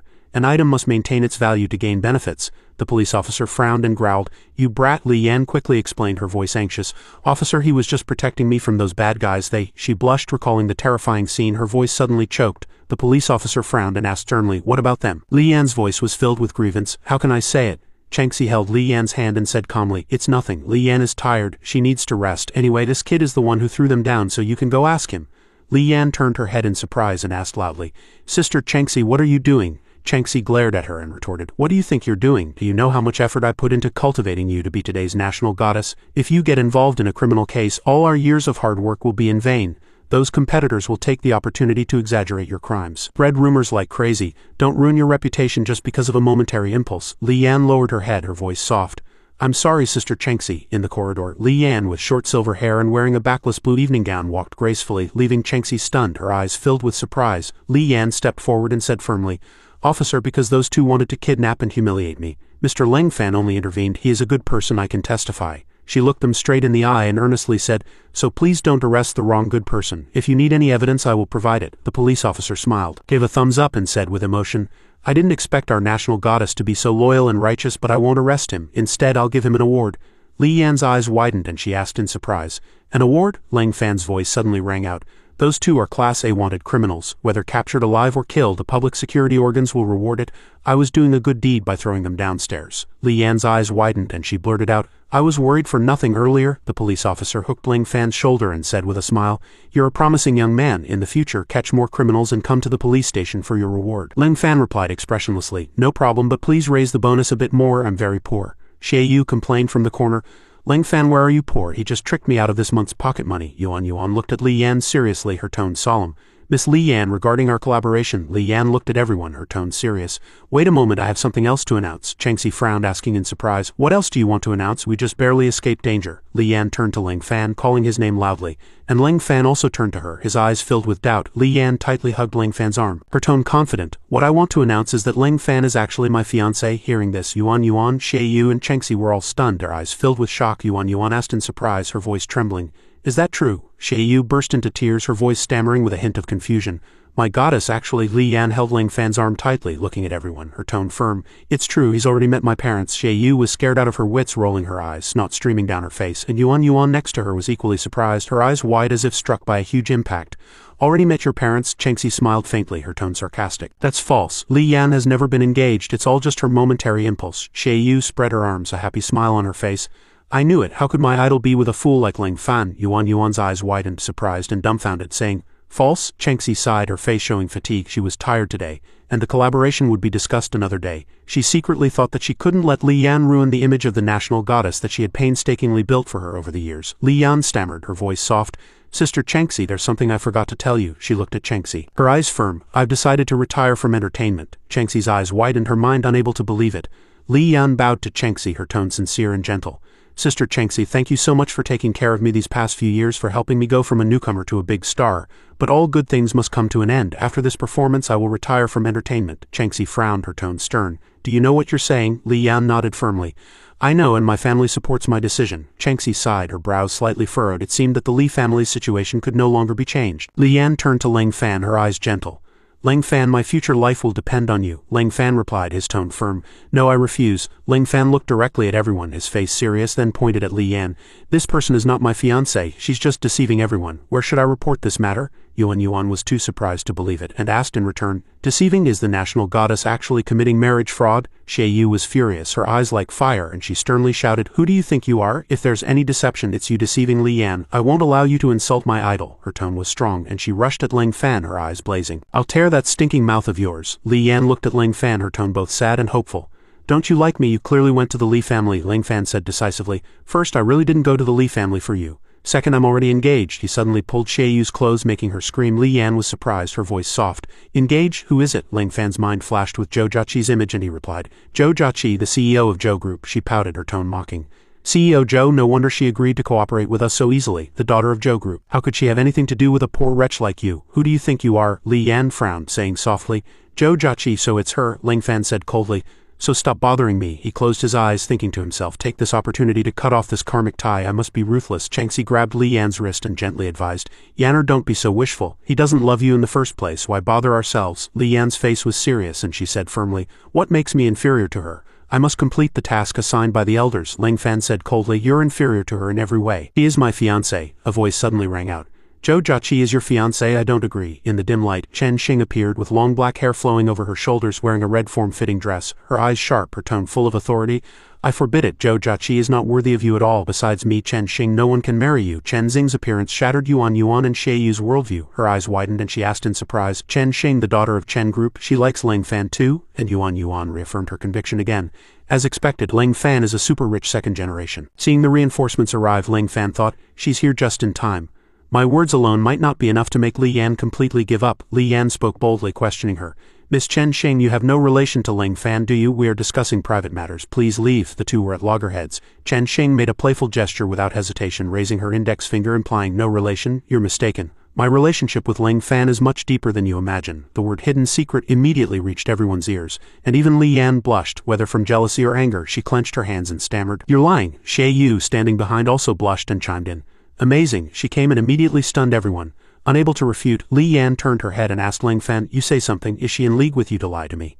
Before Ling Fan could answer, Chen Xing had already leaned into Li Yan's ear and said, He doesn't need to explain to you, I'll prove it to you personally. Chen Xing suddenly put her arms around Ling Fan and kissed him in front of everyone. This bold move shocked Xie Yu and Yuan, who screamed internally, Oh my god, Chen Group's young lady is too bold. Qin Chengxi seemed to understand their intentions and just stood aside, smiling faintly. She secretly thought, Good job, only this way can Li Yan completely give up on this kid. This way she won't give up her acting career either. How can a woman live by relying on a man? Li Yan, wake up quickly. Li Yan, on the other hand, was dumbfounded, unable to accept it, and only uttered two words. You too. Chen Xing quickly made an excuse to take Ling Fan out. May I invite you to have lunch with me today? Ling Fan agreed, his words devoid of emotion. Okay. Xie Yu, however, believed it and muttered to herself, After scattering dog food, are they going to take the dog out to butcher it? Chen Xing turned her head, smiling, her tone provocative. Big Star Li, do you believe me now? Li Yan was stunned. When did you two meet? How is this possible? No one answered the question. Chen Xing took Ling Fan's arm and left, not forgetting to wave goodbye. See you later, Big Star Li. Yuan and Xie Yu chased after her, shouting at Ling Fan, wait for us. They were immediately stopped by Chen Xing's bodyguards, who reasoned with them. Ladies, do you know, my miss wants to go on a date with Mr. Ling Fan. If you two are present, it might be a bit of a hindrance. Behind, Qin Chengxi patted Li Yan's shoulder to comfort her. It's okay. What kind of man can't a star like you find? Li Yan's eyes held a hint of sadness. She also felt what was said was right, but in her heart, she felt relieved. As she thought about it, being rejected by him actually made her feel a sense of relief. Watching the two of them walk arm in arm towards the elevator, Li Yan secretly thought, and there's even a feeling of wanting to wish him happiness. How strange. Chen Xing looked at Ling Fan, her eyes full of meaning. This time I helped you a lot, didn't I? Ling Fan quickly pulled his hand away and replied indifferently. I appreciate your kindness. Tell me, what do you want? Thank you for helping me reject Li Yan just now. You can have anything you want. She cunningly asked Ling Fan, do you really mean anything? Ling Fan only wanted a fair transaction, so he replied. I won't let karma become unclear, so I mean what I say and do what I promise. Chen Xing cunningly licked her lips and said, All right then. As soon as they entered the elevator, she charmingly pounced on Ling Fan. I want you right here. She pressed against his hot body, her restless hands on Ling Fan. Eat me up now. You said yourself that I could have anything I want. In the monitoring room, a staff member couldn't help but jump up and exclaim, Quick, come here, come here. It turned out that all of Chen Xing's alluring gestures and stunning figure were captured by the camera. Several male employees in the monitoring room kept praising the scene in the elevator. They really know how to have fun. There's a camera in the elevator. This girl's figure is amazing. Why don't I have such luck? In the elevator, Chen Xing was still twisting her body, seducing Ling Fan. Hurry, give it to me. Didn't you say I could have anything I want? He was cornered against the wall, sweating coldly, thinking that he had probably boasted too much. If this continued today, I'm afraid I would. In the monitoring room, a female employee saw the male employees talking animatedly, and she thought to herself, What are they doing? Why are they so vulgar? The female employee walked over, and those provocative moans immediately reached her ears. Hurry, touch me. She quickly went to the microphone and announced, Please calm down. There's a camera in the elevator. Another staff member was surprised. Captain, why are you here too? The camera issued a warning sound. Are you two planning to broadcast to the whole country? Both of them immediately froze. They quickly exited the elevator. Outside the hotel, Chen Xing pouted and cursed angrily. Damn it, who thought of installing a camera in the elevator? Ling Fan, on the other hand, breathed a sigh of relief. Fortunately, there's a camera in the elevator. He took the initiative to say goodbye. If things are settled, I'll take my leave. How could Chen Xing let Ling Fan leave so easily? He grabbed his hand and asked, Leaving without doing anything? Is my figure or looks not good enough, Chen Xing? Or do you think my chest is flat? Ling Fan looked directly at her undulating chest and asked, Flat. Chen Xing said something very sexy again. You'll know if you touch it yourself. Or how about we find a secluded place to properly study it? He quickly refused, leaving only two words. Goodbye. Chen Xing hurriedly chased after him to explain. I was just kidding, just kidding. Lang Fan still left with work as an excuse, but now it's working hours, I have to go back to the company, goodbye. She asked directly, how much is your daily salary? He honestly replied, it seems to be over 300 yuan. Chen Xing took out a stack of money and proposed, here's 2,000 yuan, take it and stay with me for a day. Lang Fan reached out to block, I refuse, I'm not someone who can be bought with money. If there's anything money can't solve, it will be solved with a lot of money. She boldly added another zero, 20,000 yuan. So before long he succumbed to money. Lang Fan stuffed the money into his pocket and said, as long as it's not excessive, I'll reluctantly accept it. Little Chen asked again, what do you mean by excessive? He immediately replied, involving physical transactions. Chen Xing asked in frustration, so mental aspects are fine? A gentle breeze blew and Lang Fan turned a handsome side profile and said in a cinematic tone, mental transactions? There's no such thing. She chuckled and replied, understood, then let's go eat. As the two walked and chatted, Lang Fan casually added, actually you could threaten me by telling Li Yan the truth. Chen Xing suddenly understood, then replied happily, you're right, so now if you don't obey me I'll tell her everything. She then pointed at Lang Fan's forehead and said, I was just teasing you. Chen Xing gently brushed her hair back and confessed, I truly want to be with you to make you addicted to my body and my soul. I don't want to get you through threats. Lang Fan looked at her, thinking, Master, my karmic lines seem to be getting more and more complicated. The scene shifted to a bustling market, Jinling Rongcheng, the second largest vegetable market in the city. Vendors' cries rose and fell. Cucumbers, cucumbers, buy my cucumbers and you'll forget him. Fruits, fruits, buy one get three free, buy one pomegranate get 3 bunches of grapes. Come take a look at the cabbage I grew, just delivered from the vegetable vendor today. Just picked from home. Chen Xing took Lang Fan shopping and he asked in confusion, what are you doing bringing me here? She replied nonchalantly, to eat. The men in the market all turned to look at Chen Xing, whispering amongst themselves, that girl is so beautiful, that kid is so lucky. If I had such a beautiful wife I wouldn't be selling cucumbers here. Lang Fan retorted, somewhat surprised, eat, you don't seem like the type to eat in a common place like this. Chen Xing retorted, then where do I seem like the type to eat? Suddenly a stranger's voice answered, like someone who'd eat at my place. Several men chuckled, still puffing on cigarettes, jokingly remarking, beautiful lady, this kid doesn't know how to appreciate a woman, why don't you come home and have a meal with me? People in the market recognized them and began to whisper, the market dragon king, why is he here? There's going to be trouble. Chen Xing, far from being scared by the catcalling, smiled to herself, thinking this is a good chance to tease him. Lang Fan turned and warned them, I think you should leave here quickly or you'll lose your lives. The fat man replied disdainfully, just you? He unhesitatingly pointed at Chen Xing and denied, a lecher like you, I don't need to lift a finger, she alone is enough. Chen Xing stood by, dryly chuckling, speechless. The fat man coarsely shouted, fine, I don't like you calling this dragon king a lecher, but with this woman in bed it would truly be enough to satisfy this old man. She alone is enough, kid, now scram. Several subordinates also chimed in, while the dragon king is in a good mood, scram or I'll break your legs. Lang Fan innocently looked at the fat man's head and asked, you're a dragon king, where are your horns? The fat man angrily rushed forward, grabbed his collar and roared, I'm the dragon king here, I'll ask you again, are you going to scram or not? Knowing he wouldn't stop, Lang Fan unhesitatingly pushed him aside and replied, no horns, what kind of dragon king are you? Get away from me. He struggled to sit up and ordered his subordinates, he dared to hit me, brothers, beat him up, but don't touch that woman. Several subordinates quickly rushed forward, he dared to hit our boss, I'll break your legs, I'll smash you to death with a cucumber. These people were no match for him at all. He quickly wiped them all out. Lang Fan said, I really despise people like that. Chen Xing immediately asked, why? He calmly explained, they're only staring at your body. It's strange, if a woman is just a little pretty, will she always be targeted by these scoundrels? Beauty causing trouble has no deeper meaning, it's simply because men become useless after getting a beautiful woman and then blame it all on the woman. I just hate people like that. The fat man, scared, continuously retreated, stuttering, don't come any closer. She softly said, you really dare to speak your mind, don't you? The two turned their backs and left. Lang Fan still speaking volubly, this isn't just the truth, it's the truth of karmic cycles. Ordinary people like you can only rely on what they hear, but what I see are all facts. The fat man's expression immediately changed and he angrily cursed behind the two, alright kid, you just wait and see. The vegetable vendor regretfully looked at the cabbage thrown on the ground. Oh my cabbage. The two arrived at a famous restaurant. Chen Xing introduced, this is where I wanted to treat you to a meal, let's go in. Lang Fan looked at the long queue in front, feeling puzzled. Seems there's no room, is it that famous? A bit strange. Lang Fan looked at the owner kneading dough, thinking to himself, this owner is no ordinary person. Chen Xing asked with a smile, why is he not ordinary? Lang Fan unhesitatingly analyzed, he looks only 60 or 70, but he's actually several hundred years old. He's an ability user, probably already broken through to the innate realm. She covered her mouth and chuckled, you guessed everything else right, but the latter part is a bit of a shame.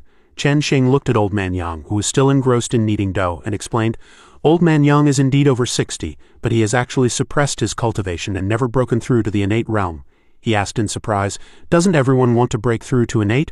Why would he suppress his cultivation? He suddenly replied. Because I can't bear to give up this art and I don't want to die. Ling Fan looked at Old Man Yang and asked, Does reaching innate mean death? What do you mean by that? He continued to knead the dough diligently, explaining as he kneaded. Young man, many things in this world are not as simple as they appear. There's always a higher mountain and always someone stronger. In the restaurant, Old Man Yang made a bowl of noodles for everyone. He was also an ability user, yet he advised Chen Xing, Little girl, don't keep hanging around with these people, she said with a smile. Uncle Yang, you're overthinking it. He's different from others. Right, Leng? Before Chen Xing finished speaking, she turned to see Ling Fan wolfing down the noodles. He praised as he ate. These noodles are delicious. Can I have another bowl? He also generously agreed. Of course. Not long after, Ling Fan patted his stomach and said contentedly, Finally, I'm full, Old Man Yang exclaimed. This kid can really eat. Ling Fan sat back down, not forgetting to remind. Uncle Yang, I'm full. Let her pay the bill. Now I'm only curious about one thing. What did you mean earlier? Why does entering the innate realm mean death? He clasped his hands and asked coldly. Are you innate? Old man, I can't discern your strength, but if I'm not mistaken, you've been recruited by the Dragon Group, haven't you? Ling Fan confirmed, taking out his Dragon Group Elder ID card and saying, I am an elder of the Dragon Group. But what's the problem with that? Old Man Yang lit a cigarette and said calmly, This means you're about to go to war with Western ability users. Both my son and grandson died at their hands, Ling Fan retorted. Western ability users? He secretly recalled he'd heard old Chen mention them once before. Were they really that ruthless? Old Man Yang explained, ability users, to put it plainly, are just political tools. No matter what their rank, they will ultimately find a reason to fight you. And Western ability users are very easily incited. They come to Washa almost every few years. And we, Eastern ability users, always fight to protect Washa and its millions of ordinary people. This is our belief and also our weakness, Ling Fan replied. I understand invaders always exploit countless people and methods, but since I came down the mountain I've rarely heard rumors about Western ability users. Have they all been driven away? Old Man Yang took a puff from his cigarette and replied, Yes, they've all been driven away by countless Eastern ability users with their blood and souls. He couldn't help but ask again, surprised, Are they very strong? With his experience he replied, Not just very strong but extremely strong. Our greatest weakness is our fierce internal strife. Various powerful families slaughter each other, losing too much strength. And the sole purpose of Western ability users is to directly exploit this weakness of ours. Ling Fan kept asking Old Man Yang why. But why do they invade? They can't do it for no reason. He thought of a distant era and explained, They want to find the origin of our Washa abilities, which is the path of immortals. All ability users will die, you and I are no exception, and the only exception is the legendary immortal path in our Washa. Ling Fan grasped the key point and asked in confusion. Immortal path, I think I've heard of it somewhere. A waitress hurriedly ran in to report, Boss, this is bad. Someone's here causing trouble. A dark mass, many people. All the customers eating here have been scared away. Old Man Yang stood up and said, Let's go out and see. Ling Fan also quickly followed, We'll go too. Chen Xing felt it was unnecessary and said, What are we going for? Uncle Yang can handle it alone. He voiced his premonition. I feel that the people who came this time are related to our karma. Old Man Yang heard it too and looked at him in a new light. It seems this young man has a good heart. It turned out the hooligan who had catcalled Chen Xing earlier had gone to tell on them. Brother True Dragon, that kid is hiding here. I saw him come in, he hit me. That's like slapping the face of our True Dragon gang. True Dragon, holding a treasured sword, roared menacingly. Which bastard hit my brother? Get out here. The subordinates behind him also unanimously told Ling Fan to come out. Old Man Yang and he walked out. Ling Fan said coldly, Who told me to scram? I won't scram. Why don't you demonstrate it for me first? The black-clad hooligan angrily shouted. Are you tired of living? Brothers, break his legs, make him a cripple. Two bald and red-haired hooligans rushed forward with knives to attack. Brothers, our morale is soaring. Stabbing someone is just a few years in jail. Hack, you dared to offend our True Dragon gang, brothers. I'll hack you to death. The onlookers whispered amongst themselves. The True Dragon gang is out in full force. This is the second time this year. Last time some kid was beaten into a cripple by them, and the culprits were never found. This kid is probably out of luck today. Ling Fan turned back and made a request to Old Man Yang. Uncle Yang, can I borrow this place for a moment? Old Man Yang nodded and agreed. Feel free to use it. He punched the red-haired hooligan's jaw and replied. Karmic cycles, retribution is coming. With a burst of spiritual energy, Ling Fan knocked down the three hooligans. He rubbed his hands, threatening word by word. You're very unlucky. You wanted to use hacking to threaten me, but unfortunately I am your retribution. True Dragon only now became afraid. You kid, who exactly are you? Are you human or ghost? How dare you hit so many of my brothers? Abba! The fat hooligan next to him was trembling with fear. Ling Fan exuded a murderous aura, sending shivers down their spines. What do you want? He ran away in fear. It's all this kid's fault. If you have a grudge, go take it out on him. He scared, hugged True Dragon's leg and cried, Brother True Dragon, don't leave me behind. He cursed irritably. Let go of me. If you're going to die, don't drag me with you. True Dragon's pants were torn by the fat hooligan, revealing pink Hello Kitty underwear. He was so scared that cold sweat streamed down him. Brother True Dragon, I didn't mean to. Chen Xing and the onlookers burst into laughter. Who would have thought this Brother True Dragon, who liked to tattoo dragons and tigers on his upper body, was so clean below? He ran away in shame, crying, "Sun Dragon, I'm not done with you," the fat hooligan frantically called after Brother True Dragon. "Listen to me explain, listen to me explain." Lang Fan stepped on his head and questioned, "Are you trying to sneak away? Who's in charge of this turf?" The fat hooligan begged for mercy, terrified. "Sir, hero, father, grandpa, please spare me. I was blind and didn't recognize your greatness. I'll never dare again." He continued to ask, "What about those people lying on the ground? Aren't you going to plead for them?" He thought in fear, "I can't even save myself right now. How can I care about others?" The fat hooligan pleaded desperately. "Well, I'm not their brother. They were all brought by Brother True Dragon. Now that Brother True Dragon has run off, this really has nothing to do with me." As soon as he finished speaking, Lang Fan turned to the bald hooligan and scoffed, "Did you hear that? This is your brother." He sat dumbfounded on the ground, his nose bleeding continuously. Lang Fan decisively struck the fat man who was begging for mercy. "You're nothing but a bunch of trash. My master said only trash forms gangs to bully others. Because once trash loses its humanity, it's worse than trash. Go back and think carefully. When you hack or get hacked, when you lose hands and feet, who ultimately gets destroyed?" The bald hooligan only now understood. "So we are trash. Everyone looks down on us, and when trouble strikes, not even our brothers can be relied upon." Lang Fan returned to Old Man Yang amidst the applause of the crowd, but he was somewhat worried. He calmly explained, "It's useless. I know they might be ashamed and depressed now, but in about half an hour they'll go back to being the same trash as before because they have no beliefs or ideals." Old Man Yang burst out laughing and praised, "Kid, you're really interesting. You see through everything. Come in and take a look. I think a young man like you should have some opportunities." Chen Sheng led Lang Fan to the backyard. He looked up at the ancient tree before him. "Is this the opportunity Old Man Yang spoke of? A super big tree," she proudly introduced. "Don't underestimate it. Uncle Yang rarely lets others come in to admire it, because this tree contains immortal energy. Ability users can improve their strength just by standing next to it. Earlier when you dealt with those people, I begged Uncle Yang for a long time before he finally let you in." Chen Xing suddenly covered her mouth, thinking awkwardly, "Why did I suddenly start bragging?" Lang Fan touched the trunk of the ancient tree, mumbling to himself, "Immortal energy." His casual attitude infuriated her. How can this kid have no reaction? Is he made of wood? Damn it. Lang Fan carefully touched the trunk of the ancient tree. He felt in his heart that there was nothing special about it. The hand placed on the trunk of the ancient tree emitted a golden light. A stream of green spiritual energy flowed into his body. It felt really comfortable. "Is this immortal energy?" Chen Xing looked at the ancient tree in surprise. "You felt immortal energy? Why didn't I see anything?" Lang Fan then suggested. "How about you touch it too?" She leaned closer to him, playfully. "I won't touch the ancient tree, but I want to touch something else." Lang Fan firmly refused. "No," but he used too much force and accidentally pushed Chen Xing away. He hastily helped her up.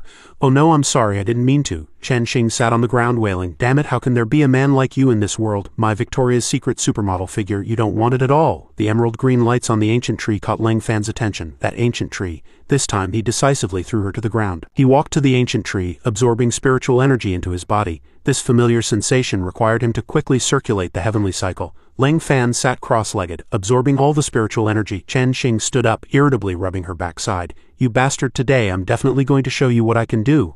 Seeing he didn't reply, she then realized, this kid, is he cultivating? She decided to sit next to Lang Fan. "Damn it, I'll deal with you after you finish cultivating." The spiritual energy from the ancient tree slowly merged into his body, carried by the gentle breeze. Chen Xing leaned on Lang Fan's shoulder and unknowingly fell asleep, feeling quite content, as if she were floating. Suddenly, a strong wind swept through, carrying the aura of heaven and earth. Soon night fell, and the air was completely silent. After cultivating all day, he gently opened his eyes and sighed. Lang Fan looked at his hands, thinking, "It seems his realm has improved, but I don't know what rank I was originally, so it seems meaningless now." He stiffly saw her sleeping next to him. Why isn't she cultivating at a time like this, but sleeping instead? What an idiot. Chen Xing suddenly cupped Lang Fan's face and kissed him deeply. At this moment, behind the ancient tree, Old Man Yang leaned against it, deep in thought. "Old man, what do you think of this kid? Does he qualify as your host?" Lang Fan turned and ran. She showed no martial virtue. Chen Xing reached out to stop him when a voice spoke. "This person's extraordinary talent and his heart's pursuit of the immortal path far surpass ordinary people." The man-faced tree nearby conversed with Old Man Yang. "Furthermore, this kid doesn't understand romantic love or social graces at all. He's an excellent successor." After hearing this, he looked helpless. "How can there still be a man like him in this world? Is he a eunuch?" Old Man Yang pondered for a moment. "Since he's a perfect successor, it means you've chosen this kid, and this old man's time is running out." His eyes were filled with the traces of time, carrying a hint of sadness. "My Yang family might not be able to cultivate a genius in 2,000 years. This old man is truly ashamed." The voice comforted him. "Don't say that. You've done your best. Don't blame yourself." He was also a bit worried. "It's just that my time is running out. If I keep dragging this on, I'm afraid that monster will find me." Old Man Yang asked in confusion, "Is that monster very strong?" He immediately replied, "Very strong. 2,000 years ago, he was already in the innate realm. If he's still alive, he's stronger than everyone else in this world." The sky was pitch black, without a single star, as a private jet landed. Two subordinates knelt to greet them. "Welcome, Prince. Welcome, Wolf King." The Wolf King stepped off the plane and looked around. It's been so long since I've smelled this damp air. The prince frowned again. What this king despises most is the smell here. The Wolf King walked to a subordinate and placed his hand on his head. My dear friend, have you found any information on that Eastern ability user? He bowed his head and reported. Reporting master, we've found it. That person's name is Ling Fan. He originally had some connections with certain financial groups here, and his strength has already surpassed the innate realm. And he seems to be just 20 years old. Upon hearing this, the prince became interested. Surpassing the innate realm at 20, his growth will be a threat to our Western demon tribe. We must eliminate him. The subordinate, seeing an opportunity to prove himself, immediately looked up.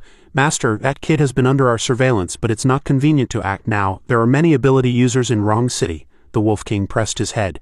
Do you Chinese wastes think you can threaten this prince? Take us there now. After killing him, immediately reward them with 30 18-year-old girls. This king hasn't tasted Chinese women in a long time. Subordinate fearfully replied, Yes, under the dark sky. Ling Fan curiously looked at the plate in front of him. Can this thing be used for eating? Chen Xing sat opposite him, resting her chin on her hand. Do you really not care about the ambiance or anything, only caring if you can use this thing to eat steak, but you don't want to taste me? He picked up the beef and bit into it directly. No, she adjusted her clothing. Am I really that much worse than Zhou Jiaqi? Just say the word and I can even do it with you right here. Ling Fan didn't even look at her. It's not that you're not worse, it's that you give me a different feeling than her. Chen Xing immediately asked, You like her? He immediately fell silent. She grabbed Ling Fan's hand, putting on a pleading expression. Then can you give me a chance? Try liking me too. He awkwardly turned his face away. You've got some nerve. Chen Xing's eyes welled up with tears. Oh heavens, I can't live without you. I just want to pursue you openly and honorably. Ling Fan thought in confusion, is this the legendary tearful offensive to flirt with men? When will you need a handkerchief for all those tears? She couldn't refute him. A sudden explosion occurred behind him. Ling Fan immediately picked up Chen Xing and jumped away. Who is it? Two figures emerged from the smoke and dust. We intended to take your life with one move. It seems you do have some skill, the subordinates quickly introduced. They're here to kill you, and the prince's body is also transforming. Both the Wolf King and the prince were ready to fight. Chen Xing panicked. Are you from the Western demon tribe? The Wolf King excitedly licked his lips. Little girl, you have good taste. Your blood smells like a virgin's. Don't you want to serve this prince? Upon hearing this, she immediately showed a disgusted expression. Disgusting pervert. The prince said no more and immediately charged forward. Enough talk, kill him. Ling Fan blocked his attack with just one punch, and parts of the surrounding area were shattered due to their clash. People also began to panic. Is anyone there? Help me, save me, I've fallen in. Can anyone pull me out? Ling Fan looked at them thinking, I can't involve ordinary people. I am now an elder of the dragon group and I have a duty to protect these common folk. The prince raised his hand about to attack, but then heard him say, If you want to kill me, then follow me. The prince stopped. Ling Fan turned and instructed Chen Xing, find a safe place to hide. I'll deal with him. Then he flew away. The Wolf King hovered in the air. This kid's strength is immense. If we let him continue to develop, he'll eventually become a threat to us. We must eliminate him. The prince quickly chased after him. Chen Xing looked up at Ling Fan's flying figure. Is this the strength of the innate realm? I can't intervene at all. Ling Fan, you must win. By the lake in the suburban park, Ling Fan stood there assessing. This place is spacious and uninhabited. Perfect for a duel. The Wolf King also landed. Well chosen. The prince is here too. It's perfect for killing. He turned his face, his gaze sharp. There are no Chinese people here, so I can fight more seriously now. Upon hearing this, the prince immediately laughed. Kid, your strength is considerable, but with the two of us working together, you're absolutely no match for us. The Wolf King also mocked from the side. Chinese people always like to brag. It's fine, go ahead and fight seriously. It'll only make me more excited to tear you to shreds. Ling Fan's eyes lit up. Master, today your disciple is about to break the killing precept. Please do not blame your disciple. Karma revolves, and if I encounter heavenly tribulation in the future, that will also be my destiny. He gripped the scabbard, slowly drawing the glittering golden sword from his palm, murmuring about the sword. When Ling Fan fully drew the sword, it emanated a dazzling power. He roared and the prince froze. How is that possible? The Wolf King was even more disbelieving. This kid's aura can instantly multiply several times. Is this sword used by a cultivator? Cold sweat streamed down him. If he's truly a cultivator, then his strength can certainly rival our demon king. This kid is so young, he absolutely cannot possess that kind of power. In any case, we must kill him here today. Then the prince immediately transformed into a beast while the Wolf King flew high into the sky. Both flew towards the heavens. Kid, let us show you our strongest combined ultimate technique. The two actually merged together, converging into a whirlwind. The two unleashed true wolf savage silver blood-rending wind, and a red-orange beam of light descended from the whirlwind. The technique's power was incredibly terrifying, actually triggering a nuclear bomb-like explosion. Residents in the distance were terrified after seeing the explosion. What was that? Which department is causing trouble again? These departments just take money all day and do nothing useful. I even dropped my fishball skewer. If I get a chance, I'll test into one of them and enjoy life too. The Wolf King laughed triumphantly. It seems that kid is dead for sure. No one can survive our combined technique. Under his astonished gaze, Ling Fan's voice resounded again. Is this the extent of your Western ability realm strength? He stood there proudly, unharmed, protected by a shield. You can't even break my golden light protection? The Wolf King stood beside the other wolf, silently thinking, this Chinese man, we absolutely have no hope of defeating him. Lang Fan looked at him, speaking coldly. Do you have any other moves? Show them all quickly, or I'll make my move. The Wolf King and Prince quickly flew away, shouting as they went, run quickly, don't give him a chance to act. If he makes a move, we'll have no other option but death. Lang Fan flew up, blocking his and the prince's path, saying coldly, so can escaping save your lives? The Wolf King shouted. We'll fight you to the death? Lang Fan fearlessly rushed to the Wolf King's side and slowly said, Master, as I've said, when facing an insurmountable enemy, fighting desperately never solves the problem. Instead, it leads to a quicker death. He waved his hand and struck the prince. You can go lie down for a while. The Wolf King, with half-closed eyes, was about to fall, thinking, I can't fall. If I fall, I'll die. Chinese people value their citizens the most. If I want to keep living, this is the only way. The prince suddenly roared at Lang Fan. He, without changing his expression, slapped him. How dare you yell at the prince? The prince, who was so arrogant just moments ago, was now like a small dog. Lang Fan spoke. Still a little short. He turned his head to look behind him, continuing, next it's the other one who's flying's turn. He looked into the distance, saying coldly, escaping anywhere is useless. Lang Fan looked at the red figure hurtling down below, thinking, I understand now, that guy wants to threaten me with innocent civilians. It seems he's impatient to die. 3 young people stood on the ground looking up, all happily shouting, Elder Lang, so it's you. We thought such a big commotion was caused by some other ability user. If it's you, then I don't need to go. Lang Fan patted the prince's head, replying, although I don't understand what I don't need to go means, I do need help right now. This one is entrusted to you. Remember to guard it well. The young man walked forward and asked curiously, Elder Lang, is this a puppy? Is it a beast transformation ability user? He replied perfunctorily, that person is the prince of the Western ability realm. Lang Fan instructed them. The prince is several times stronger than an innate level user. You must not be careless. You must guard him closely. Don't let him escape. Otherwise, our Washaw will surely face great disaster. Our dragon group, I'm afraid. Only Elder Lang has the ability to capture the prince of the Western ability realm. Looking at Lang Fan flying away, a young man spoke. Will our Washaw ability realm truly return to its heyday under Elder Lang's leadership? If only Elder Lang could take me as his disciple. You're almost 50, and you still want to be Elder Lang's disciple? I'm 50, but I only look 30. I take good care of myself. I use brand-name cosmetics every day. Lang Fan looked down from above, thinking, don't cause me any more trouble. The dragon group just happened to give me a room. A loud bang echoed, and flames blazed. Inside, the Wolf King was strangling a girl, holding her suspended in the air. Help, the Wolf King said expressionlessly. These are just ordinary Chinese people running away as soon as they see this king. That ability user kid, I refuse to acknowledge you as Chinese. He looked at the crying girl and said, don't worry, beauty. The prince will make you feel comfortable later. Now I want to make you one of my kind. The girl cried and pleaded in fear. No, please don't. He laughed loudly, revealing 2 sharp fangs, his tone laced with madness. Scream, this king loves to hear the screams of Chinese beauties. Scream louder. All the screams will make this king more excited. Become one of my kind. Suddenly, a force struck his face. An ability user unleashed Water Blaster, shouting, release that girl quickly. Chen Hai, captain of the Washaw Dragon Group's Wrong City branch. An 8th rank ability user is here. I will never allow you to harm any citizen. The Wolf King paid no heed. He licked his lips and said, what a powerful Water Blaster. I didn't expect it to carry a hint of blood. Interesting, but nothing more than interesting. 2 young men anxiously shouted, Captain, call an ambulance. Who has a first aid kit? Bring it out quickly. The man lay on the ground, his face pale, thinking, that guy is strong. No one here is his match. I must make them run quickly or everyone will die here. He gritted his teeth, blood still on his lips, and said weakly, everyone don't come closer. He lay on the ground, a large hole in his back, his voice trembling and broken. He said, go, run now, notify the chairman immediately. Only they can do something. This kid's strength is beyond our ability to stop. 2 young men ran forward, one of them speaking, the captain is injured, badly injured. If we stay here, I'm afraid, the other interrupted him. Captain, let's go together.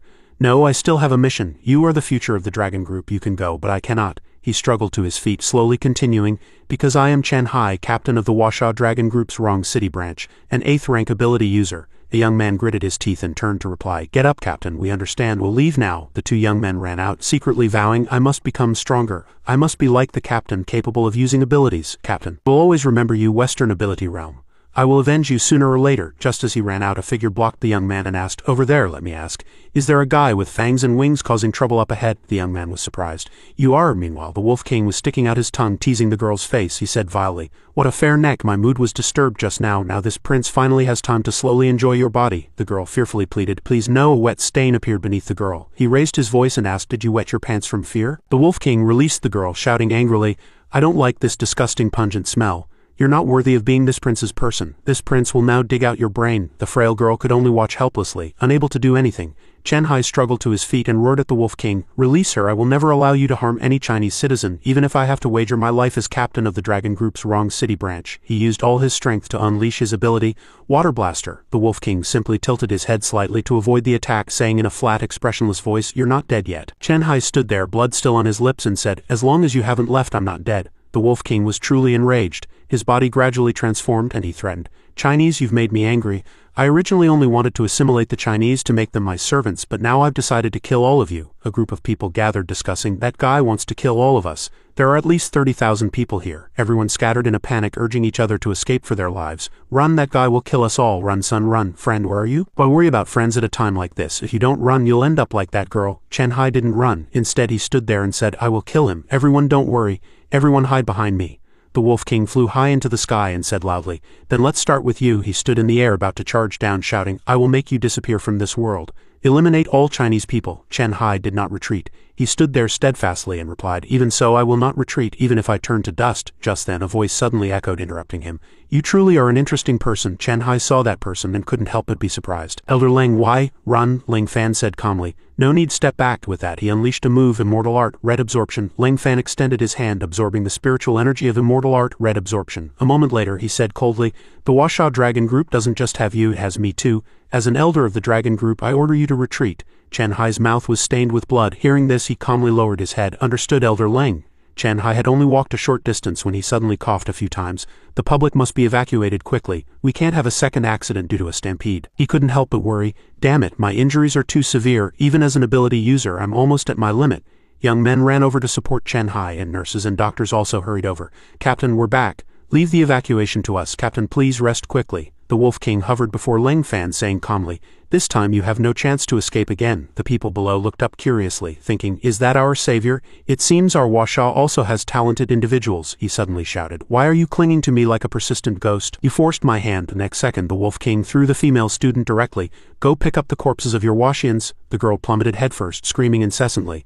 Ling Fan suddenly flew up to catch the female student. Seeing this, he immediately unleashed a move. "Catching her is useless. This prince will burn my noble blood and make your Washa pay a heavy price." Ling Fan safely placed the female student on the rooftop. "It's all right now. Can you go home?" She replied softly, "Thank you." He immediately jumped down, letting the female student ask, "Can you tell me your name?" Ling Fan had already jumped down, but his answer still echoed. "No." The Wolf King gradually became somewhat monstrous. He loudly announced, "You're too late. My blood light burst technique will burn down all surrounding areas." Ling Fan looked down, secretly worried. "It's too late. I can't evacuate everyone from this area." "This area." He smiled eerily. "This prince will make you die with me. Remember, you were killed by Rothschild." Ling Fan didn't hesitate further, immediately unleashing a move. "Very well, I need to focus." The Wolf King's bloodlight burst technique had completely formed a red circle in the air. The public watching also gradually grew terrified. He looked up, speechless. Chen Hai was being tended to by doctors, lying down and receiving oxygen. Ling Fan's pupils shone with light, true will. Silent combat. Suddenly, a shimmering golden light membrane enveloped the Wolf King's bloodlight burst technique, and then both slowly disappeared without a trace. The public watched intently, then exclaimed, "Was that a miracle just now? Was it a quantum space fluctuation? Do you still want to explain this phenomenon scientifically at a time like this? It's the power of the Dragon Group. An elder of the Dragon Group saved us." Ling Fan quietly hovered in the air as the cheers of the public rose and fell. "It's an immortal reborn saved us. I don't believe in God either. I've changed my belief to him." At the Wrong City Dragon Group branch, someone spoke sternly. "Ling Fan, you must be careful to control your actions. Recent news has been greatly exaggerated. What is all this? It's too absurd for an immortal to appear in the Washa Dragon Group." This person continued to criticize. "There are even more outrageous rumors. They say the Washa Dragon Group has a Dragon King who can swallow the entire sky with a special move and even blow up the Milky Way galaxy." He sat in a daze on the chair, replying softly, "I merely used an illusionary artifact, one of the 9 heavens God-manifesting combat arts. I'm not some immortal." Guo Shang sat in the middle of the table, resting his chin on his hand, and added, "Of course I know those rumors are baseless, but regardless of the process, you saved over 30,000 people. The Dragon Group has decided to reward you." On the left is Chen Dong, the Dragon Group leader, a rank 1 ability user. On the other side is Yi Zhan, a Dragon Group elder, also a rank 1 ability user. Hearing this, Ling Fan suddenly scratched his head in confusion. "A reward?" The next second he was awarded a rotating red banner. Ling Fan asked softly, "Why do I feel like this award banner was bought as a medical board and then written on?" He replied with a laugh, "Elder Ling is overthinking again. The other two were just busy taking photos. Smile, smile." Guo Shang instructed him, "Elder Ling, please rest well these few days. Your accommodation has been arranged. Leave the interrogation of that Wolf King to us." Ling Fan took the award and slowly left, pondering. These officials' way of thinking is truly strange. Awards and fame mean nothing to me, however I do need to calm my mind. The energy gained from the ancient tree has not been fully depleted yet. If I can use the ancient tree's true chi to aid my cultivation, my strength might catch up to Master's. At Ling Fan's apartment complex, he opened the door. It wasn't broken this time. Good. It seems they've been very attentive. Ling Fan looked at his bed, thinking, this room isn't bad. No one can disturb me here. He then sat cross-legged on the floor, assuming a meditative posture to cultivate.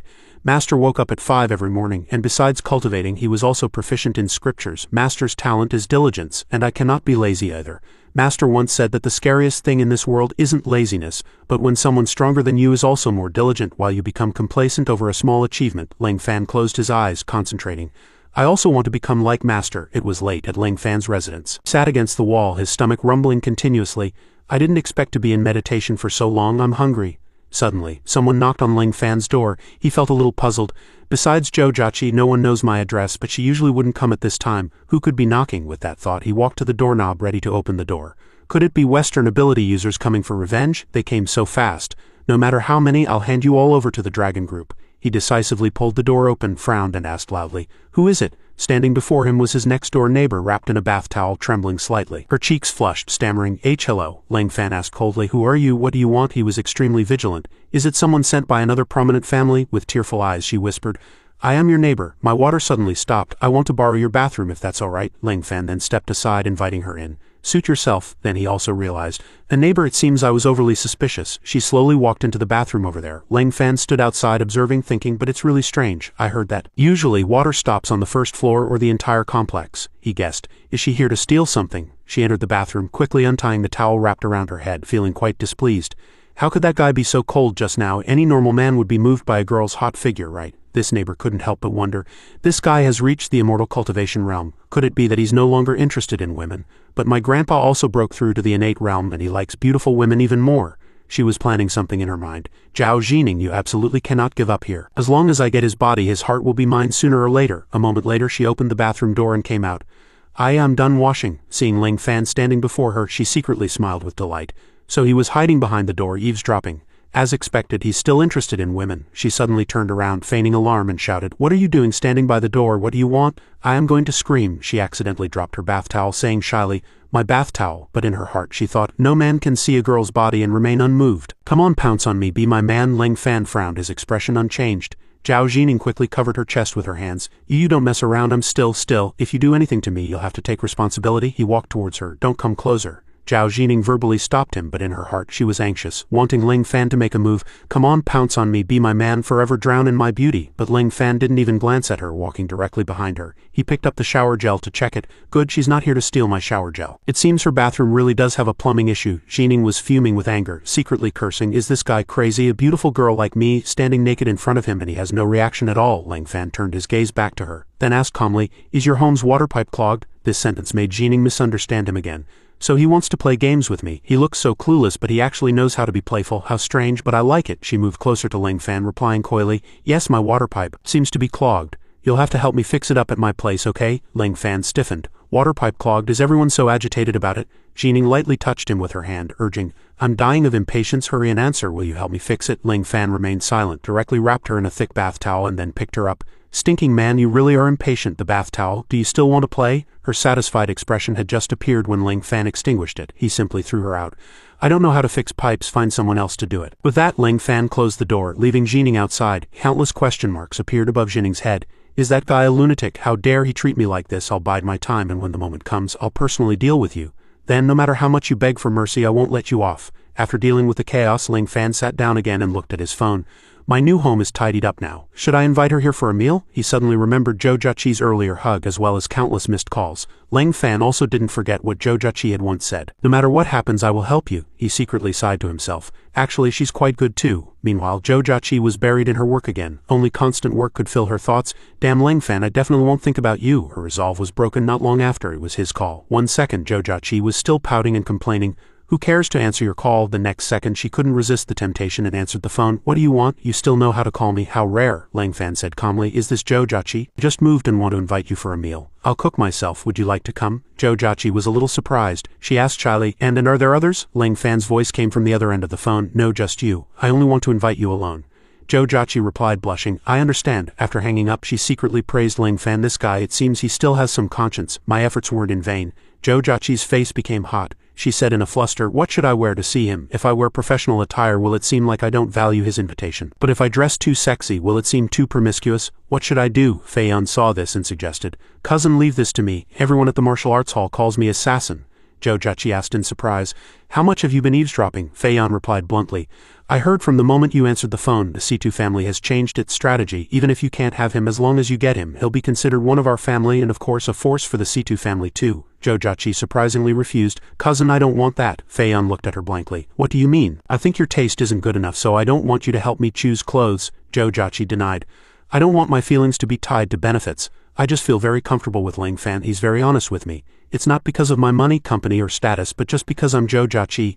I hope I can be the same with him, so I can't help you with this matter. Fei Yun didn't say much after hearing this. She just secretly pondered, is that how it is? The scene shifted to Ling Fan's home. Zhou Jiaqi's voice rang out, your table is really short. Ling Fan replied honestly, this table is also very old. I was afraid it would collapse halfway through eating, so I simply sawed off its legs. The dishes were all served.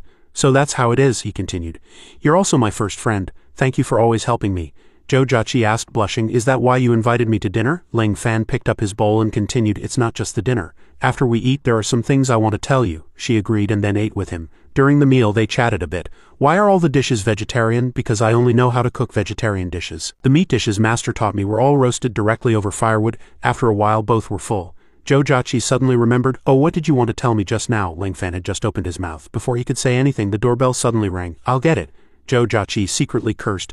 Damn it, who's coming at such a bad time? Ling Fan held the doorknob.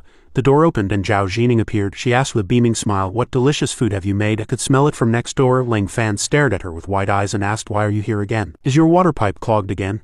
Zhou Jiaqi listened carefully to every word he said. She deduced, what was that about a daughter Ling Fan mentioned? Did something happen between them before? Jining paid no mind, walking directly into the room and saying, don't refuse. I specifically came to visit. We're neighbors after all. Am I not here to freeload a meal? As soon as she saw Zhou Jiaqi she exclaimed, oh, I didn't expect you to have a friend visiting just now. I secretly saw her enter Ling Fan's home. If I hadn't been smart and decisive, Ling Fan might have already been taken by her. No matter what, I must prevent this from happening. Zhou Jiaqi also spoke less than kindly. A neighbor, especially one of that status, isn't qualified to just barge into someone's home, are they? Ling Fan added, you should leave. Jining immediately hugged her head and feigned distress. Brother Fan, have you forgotten? I was naked for too long just now and now I feel dizzy. Maybe I caught a cold? This sentence was like a bolt from the blue, startling Zhou Jiaqi. Naked for too long? What on earth happened? Ling Fan remained calm. He picked her up again, then walked out. Who told you to come running over with just a bath towel on? Ran over wrapped only in a bath towel. Jining was ruthlessly thrown out, but her face showed a satisfied expression. All right, no woman hearing such words would be anything but flustered. You're not welcome here. Ling Fan walked in. Zhou Jiaqi immediately questioned, what on earth is going on? Explain yourself. Ling Fan awkwardly defended himself. It's not what you think. I and her. Jining hadn't left yet. She re-entered the room with malicious intent. I absolutely cannot let Ling Fan explain things clearly to Zhou Jiaqi, otherwise all my efforts will be wasted. Jining exhaled a hot breath. She said coquettishly, Ling Fan Gerger, I'm so hot. I really want to do what we just did together. With that she pounced on him and hugged him, leaving him stunned. Zhou Jiaqi, like a jealous wife, glared and questioned, just now what did you just do together? In front of her the two were like ants caught in a hurricane. Ling Fan stammered an explanation. I don't know either. Nothing really happened between us. Ling Fan Gerger hugged me quickly. Fortunately, Zhou Jiaqi was not blindly jealous. She thought to herself, no, the whole thing was just her acting alone. Ling Fan didn't respond at all. But I can't rule out that he's just pretending because I'm here. Who should I believe, her or Ling Fan? Ling Fan was still trying hard to prove his innocence. Zhou Jiaqi, let me explain. But Jining suddenly squatted down and grabbed his pants. No, I must use an even more ruthless move. Zhou Jiaqi immediately slapped her. Ling Fan looked at Zhou Jiaqi in confusion, but he had no intention of stopping her. Zhou Jiaqi continued to lecture Jining. Bitch, how dare you seduce my Ling Fan? Have you no shame? Do you think you can attract him with just those 2 lumps of flesh on your chest? How childish. Get out immediately. She covered her face and said aggrievedly, you're going too far today. This young lady will. Before Jining could finish, Zhou Jiaqi's rage had reached its limit and her face flushed red. Jining stuck out her butt and ran away in fear. Oh my god, there's a ghost! Zhou Jiaqi's anger still burned fiercely. Who is the ghost, you ask? Only then did Ling Fan dare to walk over and place his hand on her shoulder. He gently called Zhou Jiaqi. She changed her attitude, turned around and said somewhat shyly, Ling Fan, did I scare you? Ling Fan smiled and replied, no, on the contrary, I'm very happy. Because this karma is different from other karmas. Thank you for believing me. His sunny smile made her blush. So this was his smile, but then Jojachi suddenly turned around fiercely, her tone somewhat petulant. It's not that I believe you, you're too foolish. Who would be foolish enough to believe you have an improper relationship with that kind of woman? Ling Fan was no longer like a block of wood, he gently coaxed her. Alright, let's not talk about this anymore. Do you know I caught 2 demons from the Western ability realm last night? Ling Fan subtly changed the subject and Jojachi replied, I know, and you even killed one. It seemed that demon wanted to drag an entire street of Washa people to their deaths with him, so you... He nodded gently. Yes, but that's not the point. The point is that Demon Prince is still alive, Jojachi asked doubtfully. Wasn't he caught? Ling Fan continued. But just now when I went shopping I received a call from the Dragon Group. They said the Western Ability Realm has sent people and they want to take that guy back. She tilted her head and questioned. On what grounds? Do they just come as they please and leave as they please? Ling Fan added. The Western Ability Realm is stronger than us right now, and the Dragon Group is also in a difficult position. But there's something even more troublesome right now. This time it's not just the demons from the Western Ability Realm who have come for the person, but also the Holy See. They want to as well. She was a little surprised Ling Fan mentioned the words Holy See. He didn't pay much attention to Jojachi's expression and continued. And this time the Holy See has sent their Saintess. Jojachi asked Ling Fan worriedly. The Saintess, these matters are confidential, aren't they? Aren't you afraid of problems telling me this? He replied unguardedly. No, I believe you will never leak it because you are my woman. His words left her utterly shocked. He actually considered me his person. Immediately after, Jojachi quickly composed herself and then said affirmatively, I understand I will never tell anyone about this. But saying that, she felt the problem was even bigger. I've also heard some news. The demon you caught is indeed very strong, even said to be stronger than the innate realm. But does it really take the Saintess of the Holy See to intervene for just that? Moreover, as far as I know, the Holy See and the demons are supposed to be opposing forces, aren't they? Ling Fan crossed his arms and stated his conjecture. If the Holy See also gets involved in this, their ultimate goal must certainly be beneficial to them. Jojachi expressed agreement. That's possible. Should we go ask the Dragon Group? Just then the room shook violently, and she cried out in panic. Is it an earthquake? Ling Fan quickly assessed the situation and gave her an answer. No, it's not an earthquake. A terrible battle is happening nearby. At the same time as the battle, a beam of light suddenly shot down from above the roof, followed by layers of light, and then a protective shield was deployed. Ling Fan held Jojachi in his arms. He frowned, thinking, if this continues, they'll probably destroy the entire city. He released her and instructed, You wait for me here. I'll go stop them and I'll be back soon. Before Ling Fan left, Jojachi mustered her courage and grabbed his hand. She reminded him worriedly, Be careful. Ling Fan gently stroked her head and replied, I know. With that, Ling Fan turned into a beam of light and sped away. Looking at his messy room, Jojachi suddenly had an idea. You are a hero who can save humanity. I don't have the ability to help you, but I can help you organize your life. On the other side, 2 ability users were preparing to fight. The demon spoke first. You want to snatch our person away? What wishful thinking! The Pope of the Holy See immediately followed. This world will eventually belong to His Holiness the Pope. You should thank His Holiness the Pope for his grace, for he washes away your sins. The demon angrily spit out a magic orb. Then you die for your Pope. The other was not to be outdone. He gnashed his teeth and cursed. Your power cannot contend with His Holiness the Pope. You're just a useless demon. With that, the 2 forces clashed together with a loud bang. The surrounding earth and stone shattered and flew everywhere. People scattered and fled. Help, I just came to the park for a walk. How did I encounter monsters? Run, son, run! The man was sucked up by the suction force of the 2 powers. He painfully instructed his son, Run, tell your mother Dad loves her very much. This was truly a tearful farewell between father and son. Dad, he thought he was about to meet the king of hell, but then another beam of light suddenly appeared in the sky. It was Ling Fan who intervened to stop it. The 2 clashing forces, instantly, the forces from both sides dissipated in his hands. The man was saved. Ling Fan said coldly, It's better if you say that to your wife yourself. Go on, thank you. Thank you. Seeing Ling Fan appear, the demon immediately recognized that a Washa person intended to intervene. The Pope of the Holy See also looked at him. It seemed he could no longer rely on his thunderous reputation to kill a few Washa pests. After saving the common people, Ling Fan turned to question those 2 despicable guys. Who are you? Why are you attacking our Washa people? The demon spoke arrogantly. You are a Washa ability user. What right do you have to question us? My identity you are not worthy to know. Ling Fan realized he couldn't reason with these 2 guys. He directly unleashed his ability. If you don't give me a reasonable explanation, you probably won't be leaving today. These 2 guys still showed no fear, instead displaying a contemptuous attitude. What did he say? He said he won't let us leave here. Is he trying to declare war on us? Then I'll kill all you small fry. Minutes ago the demon and the Holy See were still enemies, but now the 2 had joined forces to deal with Ling Fan. 2 forces charged at him simultaneously. The demon hadn't stopped. He continued to scoff. Anyway, the strongest person in Washa is nothing more than a trash of the innate realm. Meddle in others' affairs and this is your end. The man standing below shouted in panic when he saw it. Hero, quickly dodge. The demon and Holy See's powers combined into a sphere surrounded by a halo. It exuded an incredibly powerful pressure. He hugged his son and hid to the side in fear. Hero, does our Washa really not have anyone who can repel these foreign powerhouses? Meanwhile, Sophia, the saintess of the Holy See, leisurely enjoyed a luxurious life. She evaluated Lang Fan with great interest. If the credit for one demon prince dying and another being injured goes to him, then perhaps he won't die easily, otherwise it would be too boring. Back on the battlefield, no one saw Lang Fan. The two guys gloated to each other. A despicable Washa person actually dared to meddle in our affairs. He's courting death. Now no one can disturb us, Wolf King. Should we continue what we were doing? The Pope of the Holy See unleashed his ability and said triumphantly, "See where you can run." The two were planning to continue provoking, but Lang Fan's voice rang out. "Are you underestimating others too much?" He was startled and asked who. A golden light flashed past the demon's eyes. He directly knocked down the Pope. The demon couldn't help but be shocked. He stared with wide eyes at the scene before him. The golden light converged in one place. Lang Fan appeared with a long sword in his hand. He coldly glanced at the demon. "It's your turn." The man saw him and shouted in surprise. "It's the hero, he's not dead." The demon could no longer maintain his arrogant demeanor. He ran away with his butt sticking out. "Run quickly. This guy is too terrifying.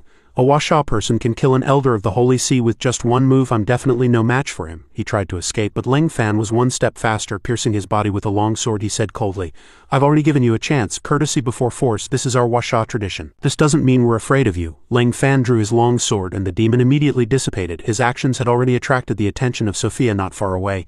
"How can this be? He's too strong, stronger than I imagined, and I can't discern his true strength. It seems I must find a way to win over this Washa person," she thought proudly. "Perhaps no man can resist my hot figure." Jojachi had already cleaned her house spotlessly and was lying in bed waiting for her husband to return. Lang Fan has been gone for so long, why hasn't he returned? The thought had just flashed through her mind. Lang Fan actually returned. She was startled and exclaimed, "Why do you always like to appear suddenly?" He spoke with a helpless expression. "I originally wanted to resolve it peacefully, but they didn't give me that opportunity, so it took a lot of time." Jojachi completely didn't understand the 4 words peaceful resolution. She looked at him blankly. Lang Fan's phone rang again. Left hand Tai Chi, right hand sword harms people. He picked up the phone. Old Guo Shang had just called and questioned, "Elder Lang, why are you causing trouble again? You should have discussed the battle with those 2 Westerners with us first, shouldn't you?" Lang Fan didn't explain. He retorted to Guo Shang, "Then since they were negotiating, why did they suddenly start fighting again?" Old Shu's voice came from the other end of the phone. "Because they couldn't agree. We unexpectedly discovered a big secret of the Western ability realm this time. Come to the Dragon Group quickly, we'll tell you in detail." Having no choice, Lang Fan had to say goodbye to Jojachi again. "I might have to go out for a trip," she replied understandingly. "I know, I also took leave to come here. It was time to go back anyway." Although she had taken leave herself, there was no reason to stay any longer. Jojachi turned around intending to leave. Then I'll go first." Just as she was about to leave, Lang Fan suddenly grabbed her hand. He gently called Jojachi, making her cheeks flush red. He shifted his gaze and said somewhat shyly, "Thank you for being a guest at my home. If it's convenient for you in the future, you're very welcome to come often." Jojachi's eyes widened, looking at him in surprise, and then she agreed. The scene shifted to the Dragon Group base. Inside the base, Guo Shang was enthusiastically promoting a product. "This thing is very effective. 1 pill lasts 10 hours, even a dry field can gush with water." After seeing off the customer, Guo Shang turned to receive Lang Fan. "Elder Lang is here. Please sit." He didn't beat around the bush and directly asked him, "What is the big secret of the Western ability realm you mentioned?" Guo Shang frowned and replied, "This time both the Western Holy See and the demons sent people to demand the hostage from us, which is the werewolf prince you caught. We were very strange why the Holy See would want to save a demon. Utilizing this incident, we learned some secrets from the werewolf prince's mouth." He continued to explain to Lang Fan that the Holy See can now use holy light to absorb the abilities of these demons. Then they inject the absorbed abilities into the bodies of believers, creating a large number of believers with prince-level strength. As Guo Shang spoke, a pang of bitterness couldn't help but rise in his heart. If the Holy See is allowed to develop like this, it will probably be our Washa ability realm's turn sooner or later. Lang Fan roughly understood the situation. He asked, "Then who are you planning to hand that prince over to now? The Holy See or the demons? Neither is acceptable. Handing him over to the Holy See will lead to endless troubles, and handing him over to the demons is no different from letting a tiger return to the mountains." Guo Shang agreed and continued, "Indeed, moreover that prince is very strong. It's impossible for us to imprison him long-term relying solely on ourselves, but if we unilaterally kill him now, it will trigger a great war between the Eastern and Western ability realms." Lang Fan suddenly asked, "If there was a way to hand the person over to those 2 forces, letting them fight among themselves and the prince being contended for became completely useless, would you use this method?" Guo Shang, as if grasping a lifesaver, immediately agreed without hesitation. "Of course, I just need such a method. Quickly tell me if you can really do it. You'll be the one who makes the greatest contribution." He quickly expressed his opinion. "This time don't send me award banners again. It's very simple. I'll cripple all his abilities and turn him into an ordinary person." He was surprised. "You have this ability? That's great, let's do it now." The prince was still roaring incessantly. "You bunch of trash, after this king gets free I will definitely kill all of you." The two dragon group members guarding the prince were terribly frightened after hearing this.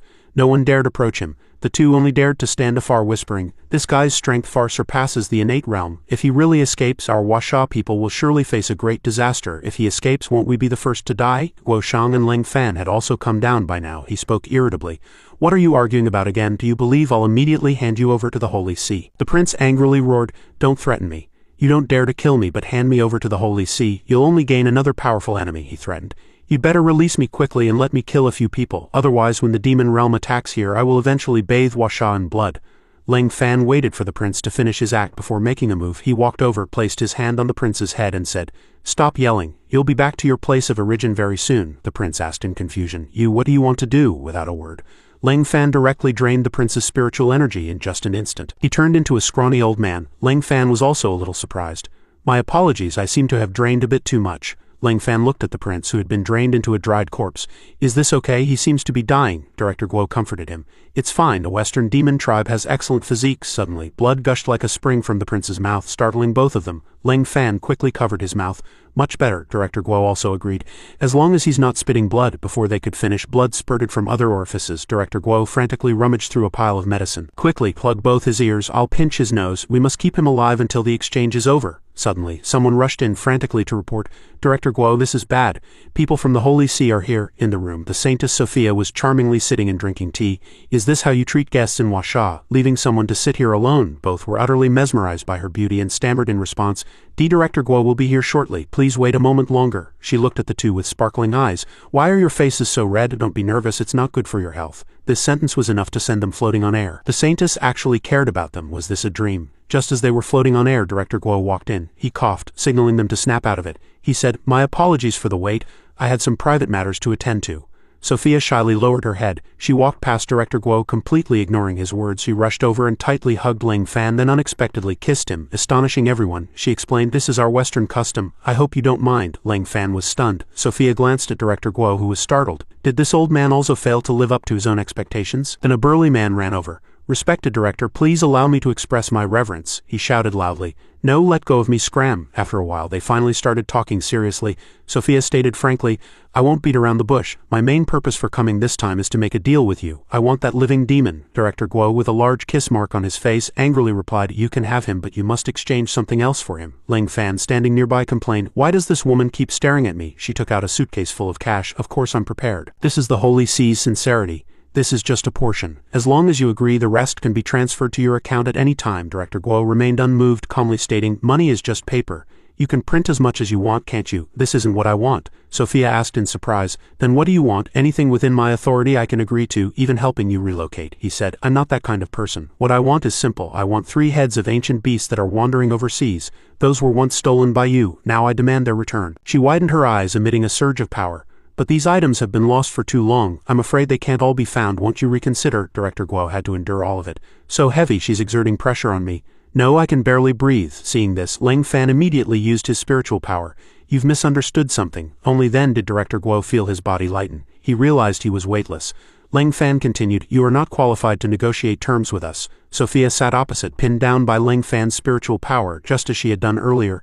Sophia couldn't bear the immense pressure. Her dress also ripped, and several people nearby with nosebleeds exclaimed, "So big." Director Guo wiped his nosebleed and said to Lang Fan, "Elder Lang, that's enough. If you push her further, she'll explode." He snorted, crossing his arms, and dispelled the pressure from earlier. Sophia's bodyguards asked, "Do we need to take action?" "We await your command," she replied. "No, all of us combined wouldn't be able to defeat him." In the end, she accepted Director Guo's proposal. "We will find those 3 beast heads. Please give us some time." He stood up and said seriously, "The sooner the better, because we're about to meet with the demons." Sophia took off her coat. She charmingly asked Lang Fan, "Elder Lang, may I invite you to dinner?" The 2 people nearby had nosebleeds again. So big, so round, even Elder Lang might not be able to resist this sight, but he coldly refused. "No, I don't know you." This statement shocked the 2. "Don't know? I can't believe he'd come up with such an excuse." Sophia stood there dumbfounded. She thought to herself, "No one has ever refused my invitation. You're the first. How interesting." The scene shifted to Shea Group.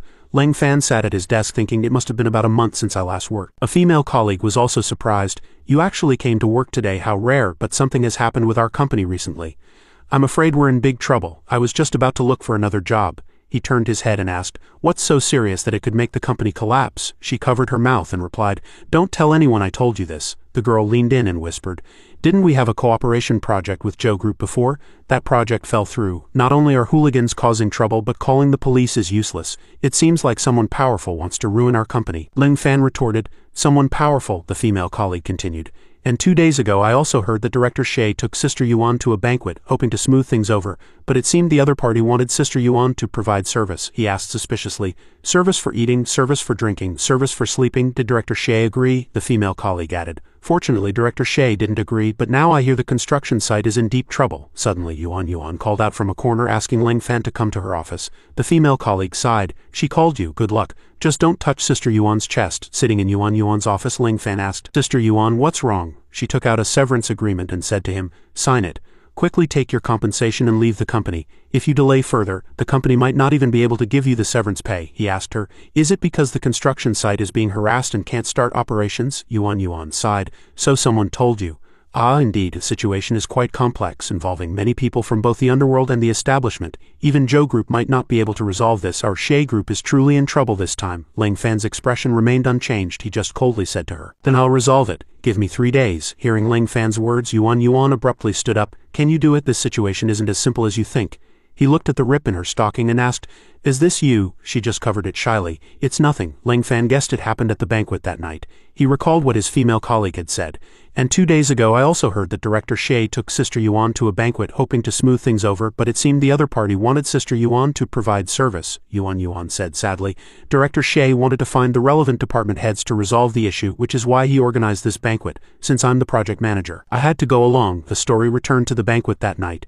Shea Hai respectfully raised his glass and said, "This matter has truly troubled Director Zeng. I hope you can help. Come, I'll toast you." Director Zeng just sighed. If it were just drinking. He looked at Yuan. "I'm afraid this matter won't be resolved so easily." "Director Shea," she asked with a subtle smile. "Director, then how should we resolve it? If you need us to cooperate in any way, please just say so." He immediately leaned in and touched her leg. "Are you sure you can cooperate in every way?" Yuan was startled. "Director, let's talk this through properly." Director Zeng still wouldn't give up and ripped her stocking again. "But I don't want to talk properly. I just want to toy with you. Now I want to rip your stocking. As long as you sleep with me tonight, I'll settle those minor issues for you." Yuan ignored the pervert and slapped him directly. "Let go, I'm not someone who sells herself out," he angrily cursed. "You bastard, how dare you hit me? Do you have a death wish?" He was about to raise his hand to retaliate. Yuan nervously raised her hand to shield herself. Shea Hai couldn't stand by and watch, so he rushed forward and grabbed his hand. "Enough," Director Zeng shouted. "Shea Hai, don't you want your company anymore?" he retorted.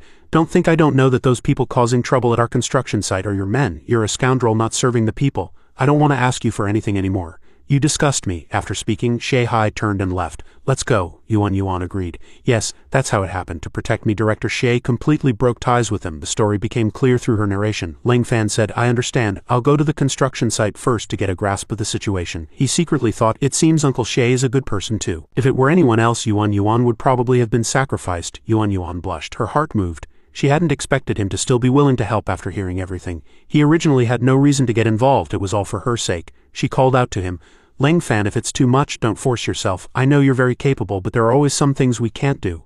He raised his hand to signal, "I know, but you're the one forcing yourself. Look, your dark circles are like a panda's." Yuan covered her face.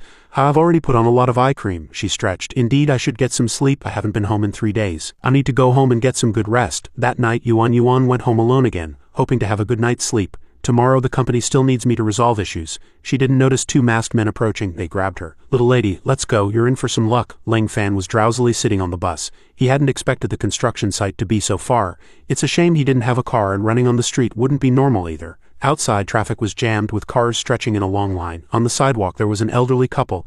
"Dear, you must hold my hand tight," the old man replied. "You're still the same as when we were young." After waiting for too long, Ling Fan complained, "This seems too slow, doesn't it?" Suddenly his phone rang. "A guest in the Purple Heavens Palace. Past events come to mind in dreams." He answered the phone. "Hello, Uncle Shea." A frantic voice came from the other end of the phone.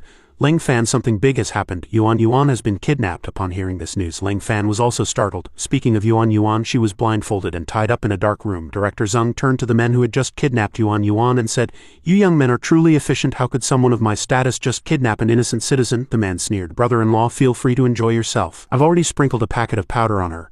Now she's no longer an innocent citizen, but an extremely vicious drug dealer." Yuan was terrified. "Damn it, that fat old man surnamed Zeng really didn't let me go. If they framed her, she wouldn't be able to clear her name even in death.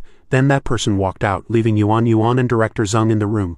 Brother-in-law, you can punish this drug dealer now, we won't disturb you. Director Zeng unbuckled his belt and said lewdly, Little lady, do you know, when your power reaches a certain level no one can escape your grasp. As long as you want that person, under these circumstances Yuan Yuan was helpless. Her body trembled from fear and disgust for the man before her. Outside, Lang Fan slowly entered the building. A security guard heard the commotion and shouted, Who's there? Do you know where this is? Get out. He casually waved his hand and the person flew out. Scram. Seeing this, other security guards also rushed forward. Who dares to trespass on the security bureau? Do you have a death wish? Grab him. Lang Fan placed his finger on his forehead, performing a divine sense scan. His ability immediately unleashed, entering the building opposite. Director Zeng was threatening Yuan Yuan. Darling, your sexy lingerie is so beautiful, I love it. Lang Fan's eyes lit up. Found it. An aura emanated from around him, blowing away everyone in the way. They shouted, Ability user, it's an ability user, quickly, notify the dragon group. In the room, Director Zeng was still tearing Yuan Yuan's clothes. My beauty, stop struggling. The more you struggle, the more excited I get. Behind him, Lang Fan had appeared at some point. He casually waved his hand and Director Zeng fell to the ground. Yuan Yuan, like a drowning person clutching at a straw, was deeply moved. Lang Fan softly comforted her. Don't be afraid, I'm here. Director Zeng, covered in blood, still roared, Who are you? How dare you harbor a drug dealer and assault a security bureau director? You are an enemy of the people. Call for backup. Call for backup. Yuan Yuan hugged Lang Fan's jacket, covering her body, which was only in underwear. Let's go. He's an official, we're civilians. We can't afford to provoke him. Director Zeng stood up and threatened, You've assaulted a government official, trafficked contraband, and trespassed into the security bureau to snatch someone. These crimes alone are enough to get you killed dozens of times over. Reinforcements are arriving. I advise you to surrender immediately. Lang Fan turned around and coldly asked, Am I an enemy of the people? He glared at Director Zeng. Trash like you, what right do you have to represent the people? Director Zeng was speechless. Lang Fan continued, This time we're not running. Today they must give me an explanation. Yuan Yuan pulled him, but he turned and said to her, There's nothing to discuss. No one here can stop me except my master. They must pay the price for harming my boss, especially since you've helped me so much. Yuan Yuan was moved by his words. Lang Fan was suddenly illuminated by more than a dozen red lights. Outside, members of the support team had already surrounded the area. Listen up, everyone inside, you are surrounded. Immediately put down your weapons and surrender. Director Zeng ran out ecstatic, shouting, Reinforcements are here. You're dead.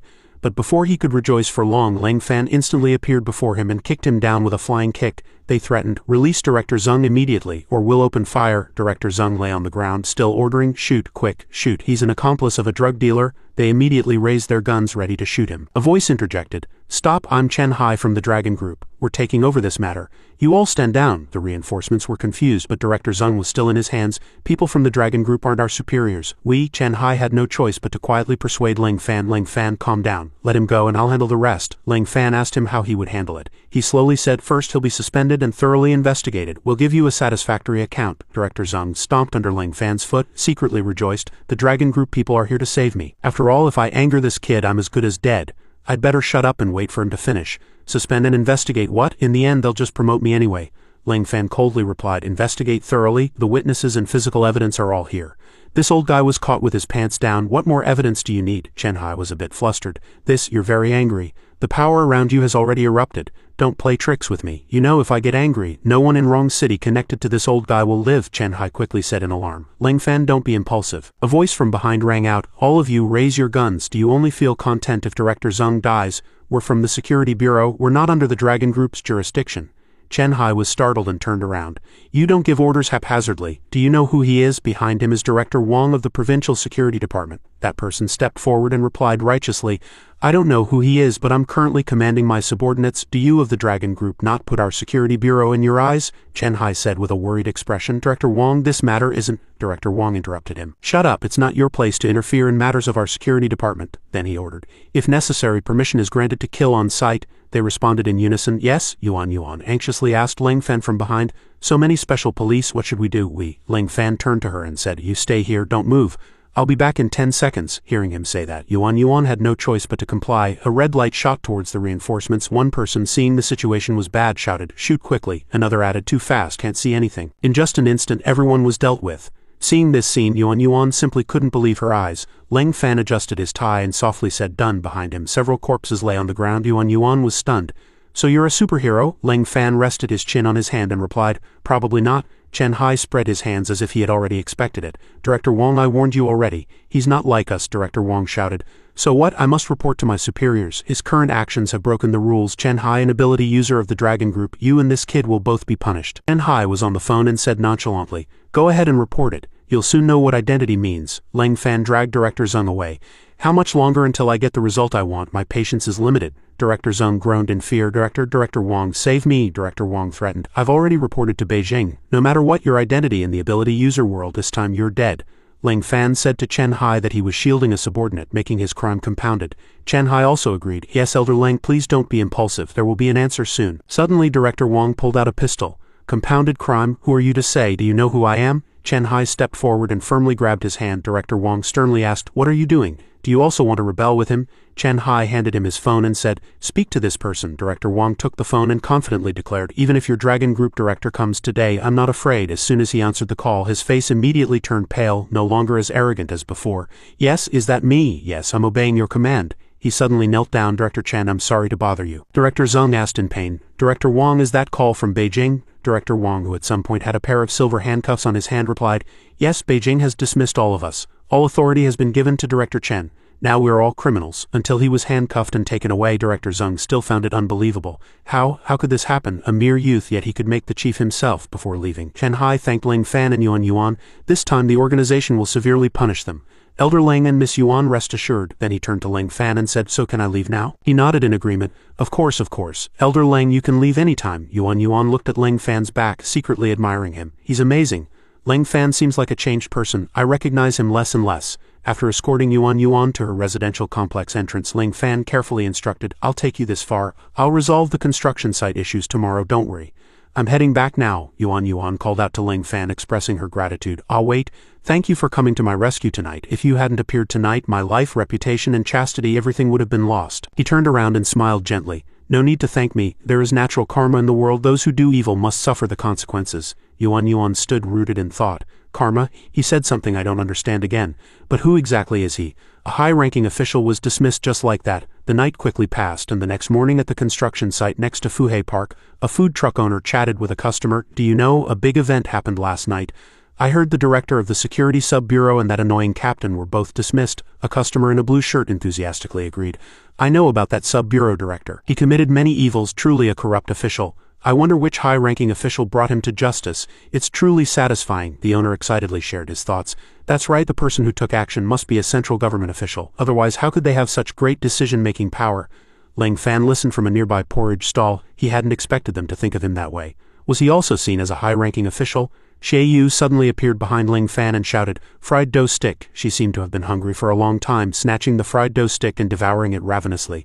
Lang Fan broke into a cold sweat and asked in confusion, Miss Xie, why are you here? Xie Yu reached for Lang Fan's porridge bowl. Give me the porridge. In her bewildered gaze, Lang Fan quickly snatched the porridge bowl and drank it all. Xie Yu angrily cursed, You bastard, last time you tricked me out of all my pocket money, and this time you won't even give me a bowl of plain porridge. Are you even a man? Lang Fan impolitely expressed his attitude.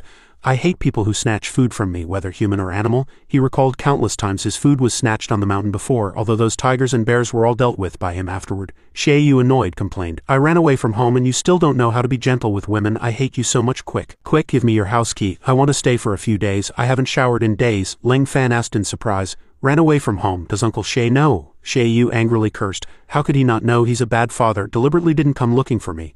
I said I didn't want to work. I wanted to become a star. He actually doesn't support me. Quick, give me the key. Lang Fan handed her the key and reminded her. Then don't mess up my home. Lang Fan understood Xie Yu's father's thoughts. Uncle Xie knew and didn't come looking, probably wanting this little girl to know what cruel reality is, however breaking other people's dreams. It's not my business to meddle in. Everything is karma. After breakfast, Lang Fan went to the engineering department office. Is this the engineering department's main hall? It seems they haven't encountered any trouble. The front desk receptionist stood up and asked with a friendly smile, Hello, who are you looking for? Do you have an appointment? Lang Fan shook his head and replied, I don't have an appointment, but I'm here to see the person in charge. I want to understand some things. She impolitely refused. You can't see General Manager Chen without an appointment. Sir, please understand, it's a special period right now. Lang Fan repeated the 4 words in surprise. Special period? Outside, a debt collector's leader arrived at the entrance with his men, threatening. I heard a new batch of goods has arrived. Brothers, seize it. Kid, this isn't a place for you to mess around because I'm taking this place. The new leader held up a piece of paper threateningly. Make your boss sign immediately, otherwise don't even think about starting work, the front desk receptionist firmly retorted. By what right? You're just a bunch of thugs and ruffians. Why should we listen to you? He listened and stammered like an idiot. Well, it seems to make sense. Seeing he was about to mess up, a subordinate next to him immediately reminded, Boss, don't listen to her reasoning. We are thugs, we never reason. The leader was an indecisive person. He tightly gripped an iron rod and charged at the girl, cursing, Right, who are you to say? How dare you talk back to me?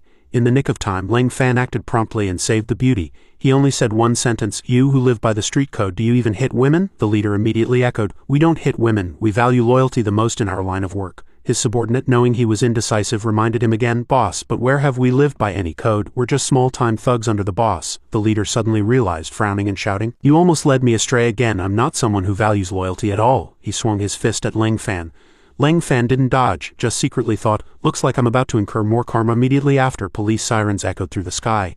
A subordinate shouted in panic, Boss, this is bad, the authorities are here, let's go, it's that clueless old man again. Seeing them run away, the police immediately chased after them. You stinking ruffians, stop right there. Meanwhile, in the main hall, the front desk receptionist said cautiously, Thank you just now, I thought I was about to be beaten to death, but actually you didn't have to intervene. Although they've been driven away now, they'll be back again tomorrow. Lang Fan then asked, What use are the police then?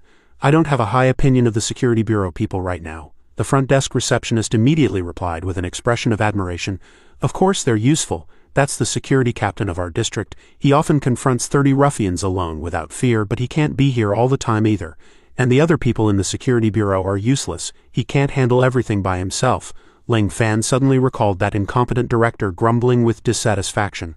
A person like him can't be a director, only a small captain? What a waste of talent to let that good-for-nothing be a director. It's a complete mess. Just then the captain also walked in from outside. Although he was exhausted, he still asked with concern, No one got hurt, right, those bastards? The front desk receptionist quickly handed the captain a glass of water, then politely replied, Please drink some water, thank you, we're all fine. That person wanted to hit me just now, but fortunately this gentleman intervened. The captain looked at Lang Fan with some surprise. There's actually a stranger here willing to help, Lang Fan immediately denied.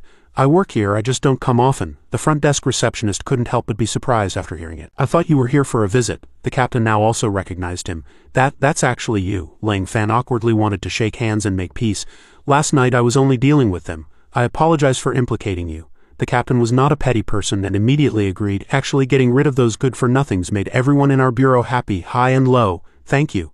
Seeing Joe Jachi step out of the car, the front desk receptionist cheered excitedly.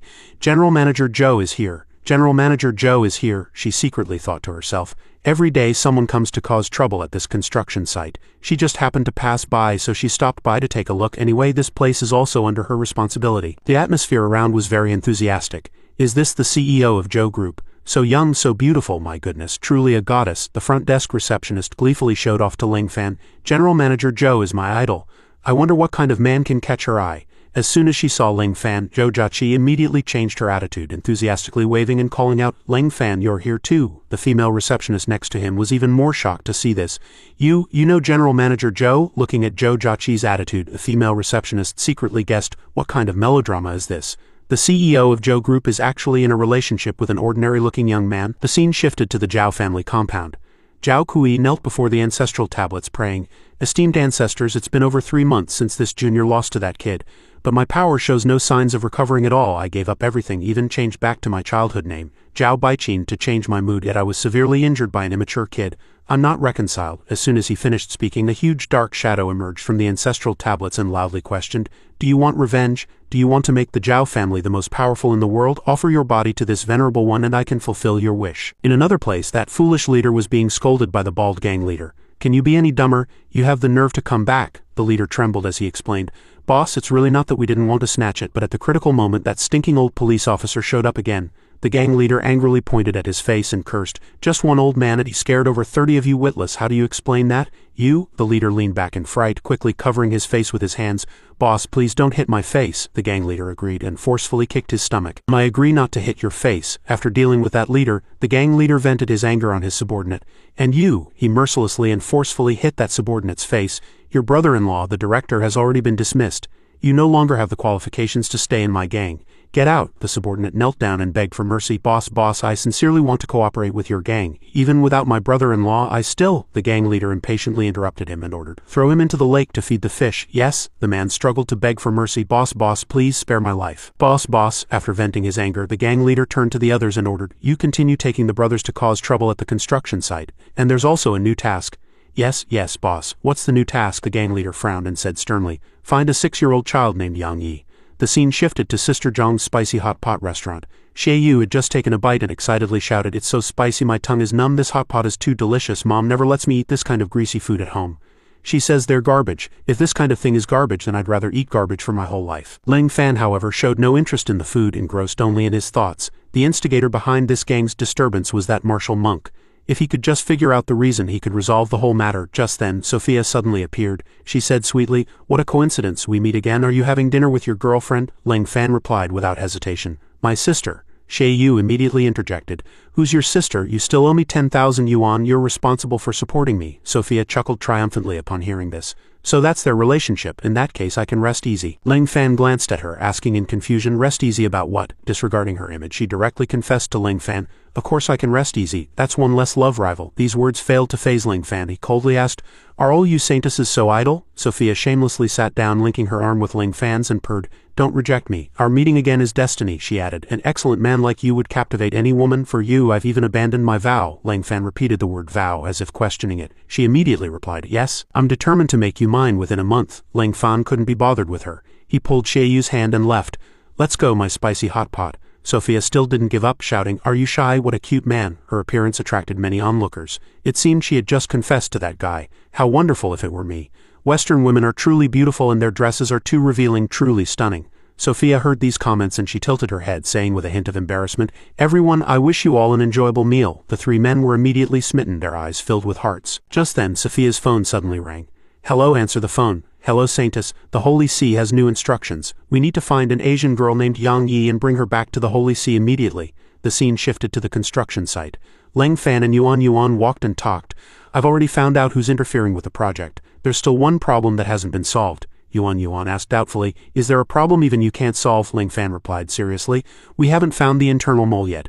Those thugs always manage to intercept our material deliveries beforehand, and they know when there are fewer people so they can come and cause trouble. Don't you find that strange? Yuan tilted her head, looking at him worriedly. He had a point, but for our company's people this project makes money, and no one would complain about having too much money. Lang Fan immediately deduced, no, indefinitely delaying the project only benefits one person. Who? He answered decisively. Manager Chen, the project's construction manager. As long as the project remains under construction, his salary and commission will keep increasing, and when I went to look for him yesterday he wasn't there right when the incident happened. Yuan frowned slightly. You mean he? How is that possible? He's general manager Xia's trusted confidant. Lang Fan stated very firmly, anything is possible. Meanwhile, not far away, Manager Chen was fuming, demanding, who is that guy? How can he be so close to Manager Yuan? Doesn't everyone in the company know that Manager Yuan is the woman I've set my sights on? The bald thug glanced at Lang Fan and replied, I don't know either. He seems to be from the project partner. Should we get the bald gang to teach him a lesson? Then when Manager Yuan sees the chaos, you can step in and resolve it. Wouldn't that be a successful hero saves the beauty plan? He pushed up his glasses, agreeing. That makes sense. Act immediately. Yes, Lang Fan and Yuan were suddenly blocked by two large vehicles. That foolish leader again blocked their path with a weapon. Kid, you've got some nerve showing up here again? Yuan panicked. Well, what's going on? Lang Fan calmly said. These thugs are the ones who caused trouble yesterday. A voice from inside the car said, Baldy, hurry up, or if that guy surnamed Chen comes, we'll be in trouble. Yuan was easily misled by them. She asked worriedly, they seem to be very afraid of Manager Chen. Why is that? Before Lang Fan could finish, the leader gave the order. Hit him. Manager Chen stood in a corner smiling smugly. Even if he had 10 wings, he wouldn't leave here alive today. Then he pretended to rush out kindly. Manager Yuan, don't be afraid, I'm here. But he was immediately doused with cold water by Yuan. I wasn't afraid, and it's already resolved. Resolved? The leader, beaten black and blue by Lang Fan, had already spilled everything. It was all him. Please let us go. Since Manager Chen was also present, Lang Fan accused him. Do you believe it now? This person is the traitor. How could this be? Manager Chen exposed. Cursed inwardly, is this kid a Superman? He's turning the tables on me. If I don't act now, my fate will be sealed. Immediately, he came up with an idea, then pointed at the leader, quickly defending himself. Nonsense, Manager Yuan, don't listen to his rubbish. He's framing me, trying to sow discord between us. Yuan hadn't quite grasped the situation yet, and the leader was not to be outdone, immediately retorting, "No, I still have the call recordings with Manager Chen on my phone. Please, you must believe me." Her gaze shifted to Manager Chen, waiting for his answer. He still tried to argue. "I just wanted to discuss with them, contacting them for the company's sake. Besides, there's someone kidnapped in their car. How could I conspire with kidnappers?" As soon as he finished speaking, a scream came from inside the car. "Help, help, help." "Shut up." Ling Fan walked closer to the car and said, "I'll go in and take a look. Be careful." He had only walked a few steps when the bald thug came down, pointing a gun at him and threatening, "You're strong, but are you stronger than a gun? Hit down on your knees." The two stood face to face, Ling Fan unafraid and the thug equally defiant. "Otherwise I'll blow your head off." Seeing this, Yuan cried out in alarm. "Ling Fan, be careful," Manager Chen, as if having narrowly escaped, smugly praised. "Well done, send him to meet the King of Hell. Shoot quickly." Before the bald thug could pull the trigger, Ling Fan had already grabbed his gun. He calmly said, "I've seen this thing a few times before." Without his gun, the thug was like a fish on a chopping board, defeated by Ling Fan with a single move. "Get lost." Young Yi saw Ling Fan as if he were a lifeline. She cried out, "Brother, brother, did you come to save me?" Seeing the little girl, Ling Fan couldn't help but recall his own desperate past. Then he hugged the little girl and comforted her. "It's all right now." Comforted by Ling Fan, the little girl burst into tears. "I was so scared." Yuan also ran over, asking worriedly, "Are you all right?" Manager Chen, his face wrinkled, managed to squeeze out a few words. "Didn't I tell you they kidnapped someone? See, I was right, wasn't I? How could I be involved with these people? I didn't expect this kid to even be able to break a gun. Is he even human?" Ling Fan heard this and coldly said, "You did one good deed, so I won't hit you. Resign voluntarily." He immediately flared up and cursed, "Who do you think you are? Don't think that just because you have some trivial skills you can decide everything in our Shay group. This position was a promotion decided by Manager Yuan and General Manager Shay. What right do you have to make me resign?" He couldn't be bothered to argue with him, so he turned to Yuan and said, "You handle it." Yuan didn't say much, directly ordering, "Come with me to process your resignation." Manager Chen was dumbfounded, unable to believe it. "Manager Yuan, what are you saying? Who is that kid? What right does he have?" Yuan looked at him and affirmed, "He is the actual person in charge of this project. I am merely assisting him. The reason we secured this project is also because he knows people from the Zhou group." "Who do you say he is?" that guy mumbled, crestfallen. "How can this be? That kid, he's actually the general manager of this project?" On the way home, Ling Fan asked Yang Yi with concern, "Feeling better?" The little girl replied, blushing, "No, I'm all right, thank you." Ling Fan continued to comfort the little girl, smiling as he recalled, "Back when I was on the mountain, whenever I felt down, I'd often go to the river to cry because the sound of the water would drown out my crying so I wouldn't feel so sad. In the end, you'd only hear the gentle sound of the water and you wouldn't cry anymore." Yang Yi looked at the river before her and asked with a heavy heart, "The river, so you were afraid too?" Ling Fan denied, "That was a long time ago. Let's go, I'll take you home." Hearing the words home, Yang Yi's eyes grew a little lost. The little girl said, "I don't know where my home is, I don't remember. I don't even remember what my dad and mom look like." Ling Fan couldn't help but be surprised. How could this be? Did those people make her lose her memory when they kidnapped her? Yang Yi asked timidly. "I don't know either, brother. Can I stay at your place? I'll be very well behaved." The little girl pleaded with tearful eyes, "Please don't leave me alone." Faced with such a situation, he was at a loss for words. A moment later, Ling Fan returned home. He loudly called out, "I'm back." Then Yang Yi's tender voice followed, "I've come to bother you." No one was home. Ling Fan turned to the little girl and said, "Shay Yu isn't home. She probably ran off to chase her star dream again." Yang Yi asked curiously, "Brother, what's a star dream?" The little girl's question made Ling Fan pause slightly. He replied, "It's when many people gather around to take your picture like a pig on a chopping board with many people watching. I often saw that on the mountain." After hearing this, Yang Yi really imagined a pig-headed star. "So that's what a star is." The scene shifted to the bald gang's territory. The gang leader was angrily cursing, "Do you even have the nerve to come back?" he cursed, while physically attacking his subordinates. "You can't even deal with an ordinary person. You've truly disgraced our bald gang." The subordinates looked embarrassed, trying hard to explain. "Boss, it's not that we didn't try, it's just that kid can even break guns." The gang leader listened and immediately demonstrated breaking a gun. "Is it like this?" His glib subordinates immediately flattered him. "As expected of our boss, so powerful. Following boss like this soon become renowned professional thugs." The gang leader frowned and declared, "Since that kid has such ability and is blocking our way to wealth, I'll have to go see him myself and bring that woman back too." The scene shifted back to Ling Fan's home where he was cooking for the two girls. "Last dish, it's ready to eat. So fragrant, you're amazing." Zhou Jiaqi picked up a piece of vegetable and said, "If I hadn't heard from Yuan, I would have thought you had a daughter." Yang Yi heard this and immediately smiled. The little girl quickly chimed in, "If he were my daddy and you were my mommy, how wonderful that would be." Both seemed to have touched a nerve of embarrassment, quickly turning their faces away. Shay Yu, who knows when, was already standing at the door, her face ashen, and she stormed into the room. Ling Fan asked blankly, "Have you eaten?" "No," but before he could finish, the door slammed shut with a bang. Zhou Jiaqi also found it strange. Did that girl eat gunpowder? Only Yang Yi noticed carefully. The little girl replied, "No, that sister is crying."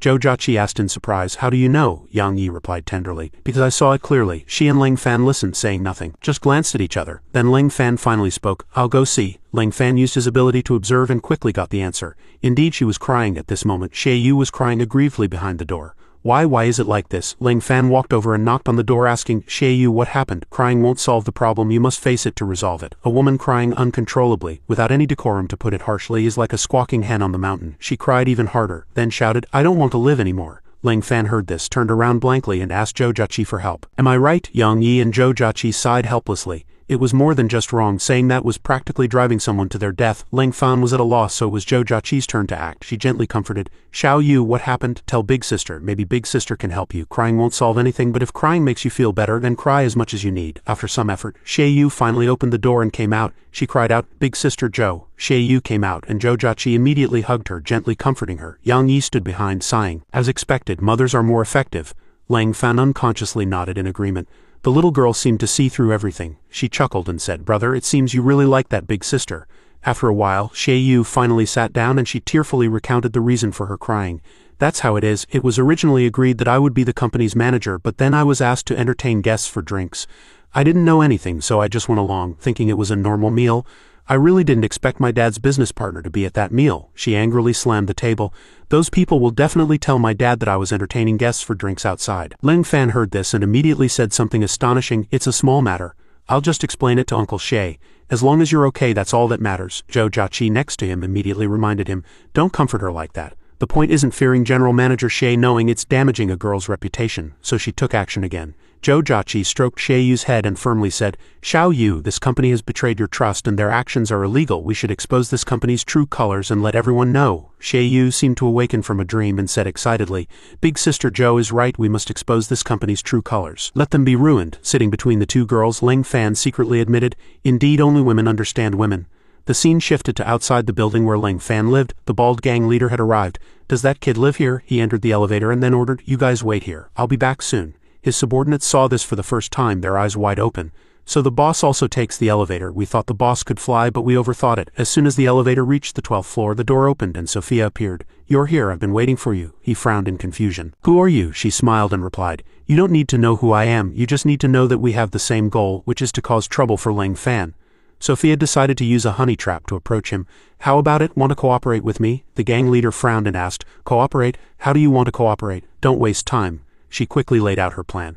Ling Fan has set up an array at home, so we must lure him out. The gang leader immediately questioned, How do we lure him? That kid isn't weak. He crippled over a dozen of my brothers, so he can probably sense my ability aura. He won't come out.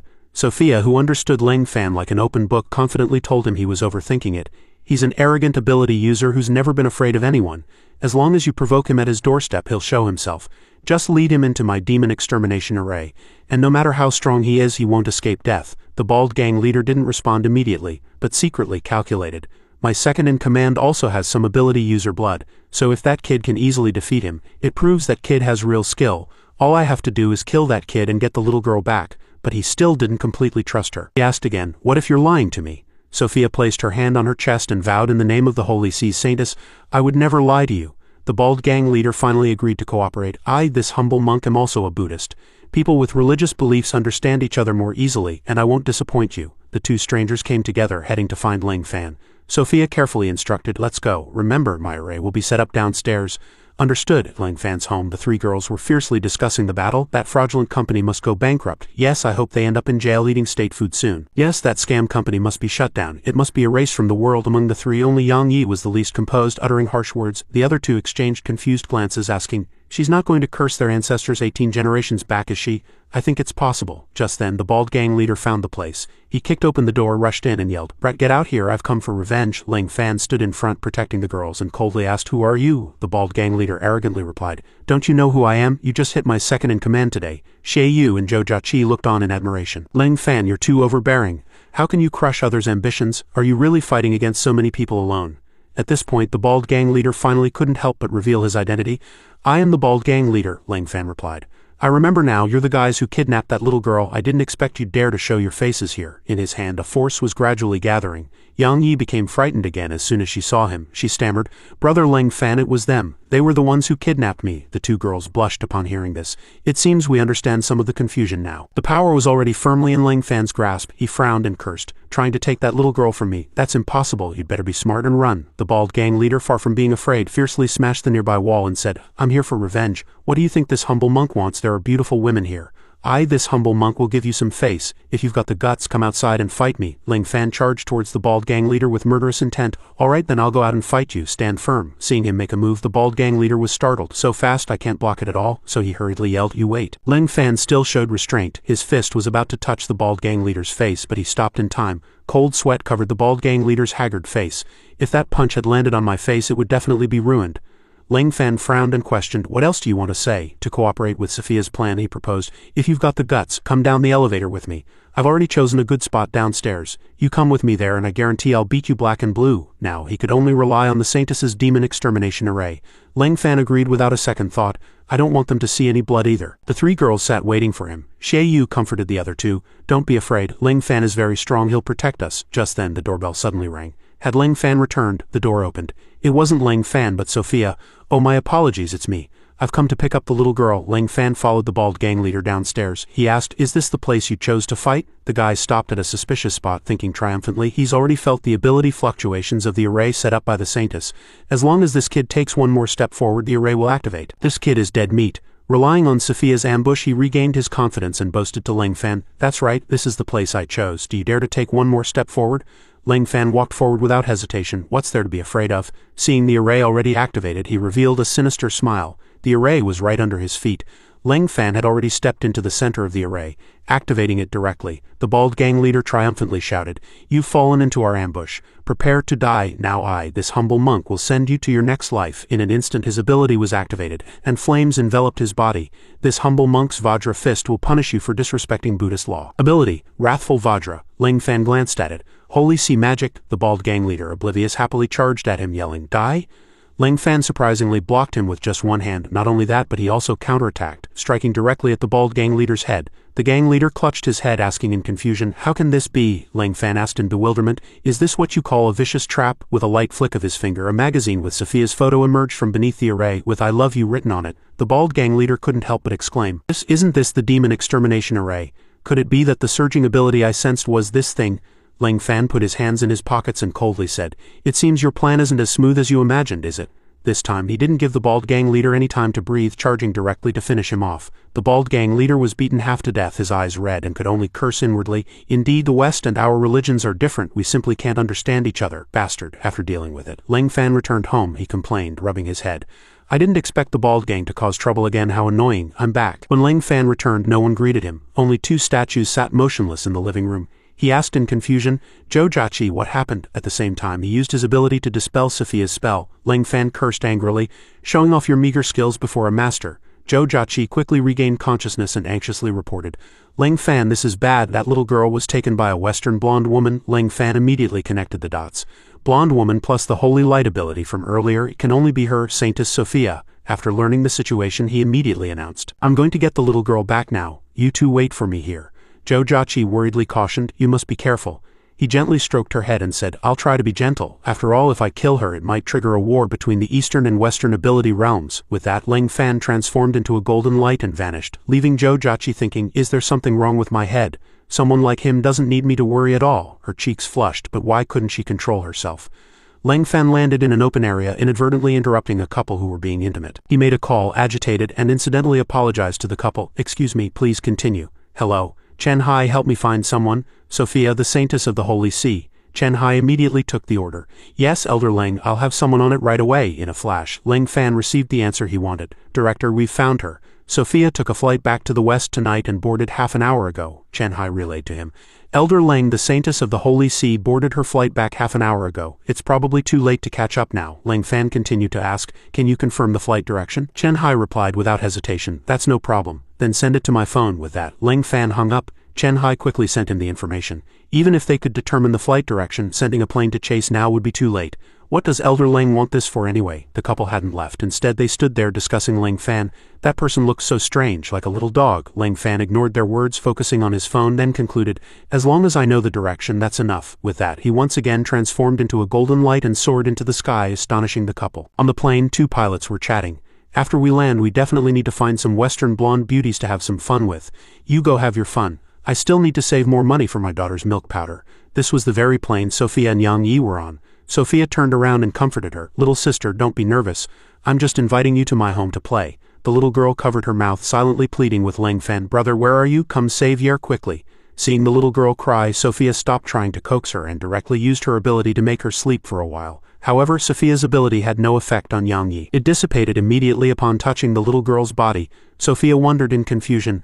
Someone with a higher ability level than me wants me to catch a low-level ability user?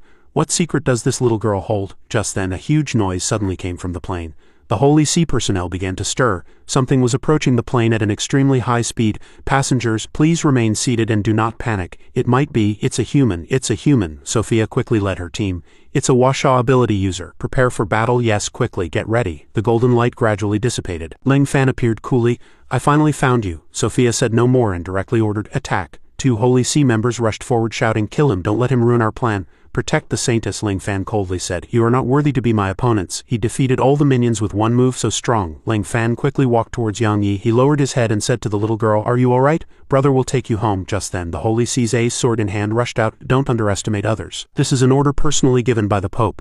Even for you, I won't hold back. If His Holiness the Pope gets angry, the consequences will be severe. Lang Fan stood up and asked seriously, are you threatening me? He broke her sword with his bare hands and at the same time threatened, if I get angry, the consequences will also be very severe. Sophia was too shocked to speak. Seeing that the Holy See members had all fainted, the captain asked worriedly, what happened? She twisted the facts, making herself the victim and falsely accusing Lang Fan. Captain, there's a Chinese man attacking us here. He wants to disrupt the friendly relations between the East and West. Captain didn't verify the issue and directly questioned Lang Fan. Sir, what happened? If you wish to continue on our flight, please return to your seat.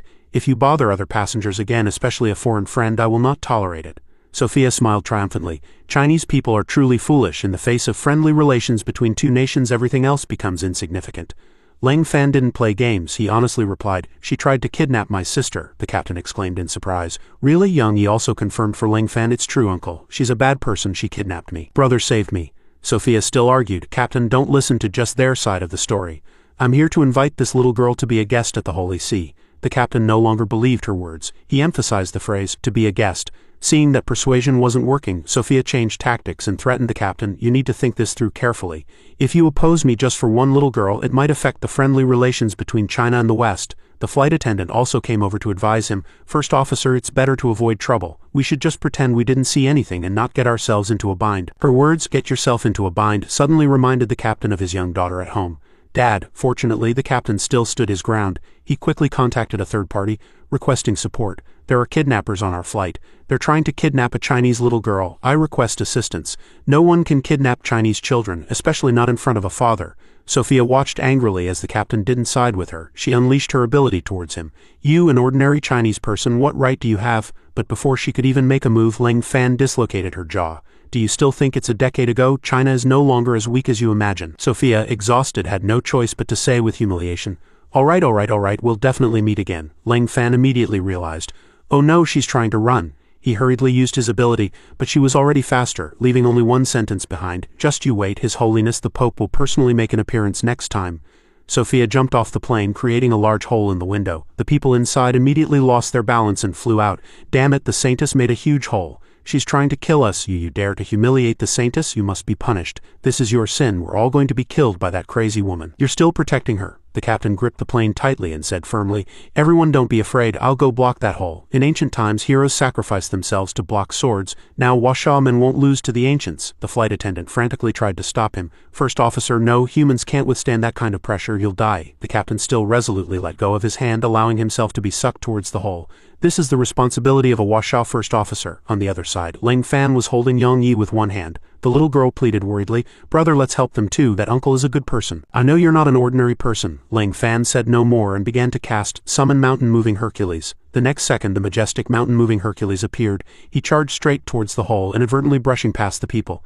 They were even still discussing the mountain-moving Hercules' physique. So ugly, is that an Eastern immortal, so fat? What's wrong with being fat? He's here to save us. He used his plump body to block the hole, rescuing everyone from danger. The Holy Sea personnel exclaimed. How can there be such a strange feeling? The captain felt the same way, though it was strange he indeed saved them. The plane was no longer buffeted by the air pressure, and everyone fell together. What is this thing? The captain quickly sat up and commanded. Never mind these for now, first check if anyone is hurt. Yes, a yellow cloth floated in the air. Yang Yi curiously asked, Brother, what is this, a flying carpet? And shouldn't we say a few heroic words before leaving? He replied, No, it's just a piece of paper. If we say anything, we won't be able to leave. It carried the two away from the plane. The little girl held tightly onto Lang Fan's pant leg, sighing, You're right, but a piece of paper is actually this powerful. No sooner had she spoken than the little girl climbed onto Lang Fan. He still said gently, Others don't have it, only I do, and so does my master. The scene returned to Lang Fan's home. As soon as she saw the two return, Xie Yu immediately hugged Yang Yi and burst into tears. Thank goodness you're finally back. I knew he'd be able to bring you back. I was scared too, but I knew he could do it. Lang Fan also quickly contacted Chen Hai. Director Chen, I found the person, but it seems I've offended someone else again, he asked, somewhat disbelievingly. You found her? You found Sophia? On the plane? Who did you offend? Was it the Saintess? It's all right, she's still making a deal with us. Xie Yu then ran over to praise Lang Fan. You're really capable. I'm so envious. If only I were as powerful as you, he said expressionlessly. Don't worry. She cheered as if she had found a treasure. Do you mean I can too? Xie Yu had cold water poured on her before she could even dream. Lang Fan said, Not in this lifetime. Xie Yu angrily pointed at Lang Fan and passionately declared, I don't want to talk to you anymore. I've found another job. Once I have money, I'm moving out immediately. Lang Fan also kindly reminded her, Don't get scammed again. After all, you're somewhat attractive, and you might very well be sold into the mountains. I've seen a lot of that back in the mountains. Xie Yu stomped her foot indignantly, asserting firmly, Impossible. This time a big shot introduced me to the job. I can't tell you. Also, why do you know so much about human trafficking? Haven't you ever rescued anyone before? Lang Fan looked back skeptically and questioned Xie Yu, What big shot? Why can't you tell me? She turned her face away defiantly. Beg me and I'll tell you. He stepped forward and extended his hand to Xie Yu. Actually, this time when I went to rescue Xiao Yi, I also brought you a souvenir. Her eyes immediately lit up upon hearing this, and she asked happily, A souvenir, show me quickly. Lang Fan seized the opportunity and proposed a condition. You tell me who that big shot is first and then I'll show you. She tightly gripped his hand and answered honestly, It's Sister Li Yan, show me quickly. Sister Li Yan introduced me personally. That name made some thoughts flash through Lang Fan's mind. Li Yan, I wonder how they're doing now. I rejected her last time. I hope she hasn't done anything foolish again. Xie Yu asked coyly, Are you going to show me or not? Lang Fan didn't make her wait any longer. He opened his palm and a golden light emanated from it. Now pay close attention. Beneath the light was Lang Fan's fair and flawless palm. He confidently introduced, This is the sad air souvenir I brought you back from the plane. Xie Yu had been tricked. She angrily chased Lang Fan with a knife. I'll kill you. You actually tricked me twice with the same trick. You fell for it yourself. What does that have to do with me? Watching the two play their chasing game, Yang Yi praised. You and Sister Xie have a really good relationship. Do we? A few days ago at the Li family mansion, Li Yan unhappily announced to her family, Lang Fan has no interest in our daughter, which has disappointed everyone. Her mother gently hugged her and comforted her. Don't be sad. Relying on outsiders to strengthen the family isn't the right thing to do anyway. It's your brother's birthday in a few days. Let's go to Wrong City to offer him some incense. Li Yan replied, tears welling in her eyes. Okay, thank you, Mom. Li Hao also spoke up, since we're not destined to be family, when we go to Wrong City to offer incense to your brother, let's also invite Lang Fan for a meal as a thank you for saving our Li family. The scene shifted to the nameless temple on Mount Song, where a Taoist priest stepped forward to report, Elder, senior brother's operation failed. That little girl fell into the hands of that young man named Lang Fan, he said calmly. Everything is predestined. It seems this old man will have to make a trip himself. The scene shifted back to Lang Fan's residential complex. Xie Yu grabbed Lang Fan, smiling mischievously. Let's see where you can run now. If I don't beat you black and blue today, I won't be done. Punch after punch landed on Lang Fan's face, but this was merely Xie Yu's illusion. She was actually just venting her anger on a pillow while the real Lang Fan stood behind her. Is Sister Xie crazy? You made her hallucinate. Now she'll think she's hitting you. Is it hypnotism? Lang Fan put his hands in his pockets and coolly uttered a philosophical remark. To achieve peerless martial arts, one must endure suffering beyond ordinary people's tolerance. Immediately after, he answered a call. Hello, is this Lang Fan? This is Yuan Qingrong. Lang Fan immediately remembered this person. He asked, Aunt Yuan, what's up? She said with a smile. We'd like to invite you for a meal. Are you in Wrong City now? If it's convenient. Before she could finish, Lang Fan immediately replied, It is. After hanging up, little Yang Yi suddenly said, Brother, I've discovered something, the little girl whispered. Were you just talking to Mom on the phone? Yang Yi emphasized again. Why are you so surprised? Did I guess correctly? Ling Fan gently patted her little head and said, "No, you guessed wrong." The little girl looked at him puzzled and asked, "Wrong, but your tone and expression just now were really similar." At the same time, Jachi couldn't help but think to herself, Ling Fan only acts so strangely when it involves the Li family. Does he really have special feelings for Li Yan? He suddenly received a text message. "This is Li Yan, no special meaning. Just wanted to tell you the location is Jinhua Restaurant in 3 days. I'll wait for you at the restaurant entrance. This time we came to wrong city to offer incense to my brother, so please don't do anything strange in front of my parents. Thank you." Ling Fan understood after reading it. So they came to offer incense to him. They hadn't forgotten him. Even though he wasn't dead, why did he feel happy knowing they were coming to offer incense to him? His thought just now was really strange. Are other ordinary people like this too? Sure enough, no one would think like him. Get lost, only you would think that way. 3 days later, Ling Fan, dressed in a well-tailored suit, slowly entered the hall. Jachi said this was a social occasion, so he should dress formally. He still felt more comfortable in a Taoist robe. He walked over and asked the restaurant server, "Excuse me, I have a reservation. Has Miss Li Yan arrived? After all, Li Yan is a popular star, everyone should know her, right?" She merely glanced at him, silently judging in her mind. Even if she did, it wouldn't be for a pauper like you. "Miss Li Yan hasn't arrived." Ling Fan didn't pay much attention and continued walking inside. "Then I'll go in and wait, maybe I'm early." Watching Ling Fan's receding figure, the female server secretly cursed again in her mind. Is he delusional to this extent? Looking at the luxurious clothes on him, Ling Fan thought of his master again. Master always wore Taoist robes, he must get him a suit like this in the future. As soon as he reached the table, the female server reappeared. "Welcome. How many in your party?" Ling Fan answered without hesitation. "I'll just sit here. If they arrive, I'll see them right away." She couldn't help but curse again after hearing him. What a hopeless fellow. After some more time, guests came and went continuously, being welcomed back next time. She was somewhat surprised Ling Fan was still sitting there and walked over to ask, "How much longer will you wait? My shift is almost over." Ling Fan picked up his phone to call Li Yan. A robotic voice sounded. "The number you dialed cannot be connected for the time being." Seeing him like this, the female server gently comforted him. "Did you perhaps get the date wrong? Seeing you like this, I can't bring myself to mock you." Ling Fan looked at his phone and dialed again. The result was still the same. "The number you dialed cannot be connected for the time being." The female server sighed and sidled up to him, asking pitifully, "Where do you live? I'll give you a ride back. I have an e-bike." Ling Fan seemed to show no emotion regarding these matters. He replied, "To achieve peerless martial arts, one must endure suffering beyond ordinary people's tolerance." At the same time, he received another call. "Hello, Elder Ling, this is bad. Something big has happened." Li Yan came to Wrong City with her parents, but they suddenly disappeared halfway, their whereabouts unknown. The Wrong City National Security Bureau and Public Security Bureau have all been dispatched, but they still haven't found them. Chen Hai anxiously suggested, "Can you help? The place they disappeared is really strange." "It's an emergency." Ling Fan turned to look at the female server. "You just said you had a vehicle, right?" "Yes." He immediately stood up. "Let's go." Where to? Although she didn't understand what had happened, the female server still drove her racing car like a whirlwind, carrying Ling Fan away. "Are you trying to get yourself killed? What's the rush?" She turned back proudly. "How's that fast enough?" Although Ling Fan wasn't wearing a helmet, he still boldly made a request. "Can I ask you for a favor?" "What is it? Can you drive a little faster, or are you?" Before he could finish, the car's speed surged again. "You forced my hand. Watch me become the king of speed." Meanwhile, Chen Hai was burning with anxiety. "Why aren't they here yet? Elder Ling, hurry!" No sooner had he spoken than a plume of smoke sprayed past him. Chen Hai exclaimed in shock, "Elder Ling, this girl is really cool." The girl tremblingly took off her helmet and a stream of liquid flowed from her mouth. She drove too fast, making herself carsick. Ling Fan looked around and asked, "Never mind all this for now. What's the situation now?" Chen Hai quickly explained, "The Li family disappeared right here, but no trace has been found so far. Moreover, Li Yan called the police for help before she disappeared, and the Li family are originally ability users. So we speculate that it was an ability user's doing. The chances are grim." Ling Fan grasped the situation and decisively walked forward. "I'll go find them first and we'll talk after I find them." But before leaving, he went back to the female server. She had driven racing cars for so many years, but this was the first time she made herself carsick. He pulled out a banknote and held it in front of her. "Take this, do something with it." The girl angrily questioned, "Do you think we motorcyclists are doing this for your pity?" Ling Fan didn't mean that. He explained, "If you encounter any trouble in the future, bring this 100 yuan note to me, and I can grant you a request that doesn't go against ethics and morals." After saying that, he turned and left. "Where are you going? What do you take me for?" The girl angrily cursed a few expletives. Chen Hai stepped forward and said, "Don't get agitated, that's an elder of our security bureau." The girl couldn't believe her ears and quickly confirmed, "Uncle, what bureau did you say?" He calmly repeated 3 words, "Security Bureau." Her expression immediately changed upon hearing this.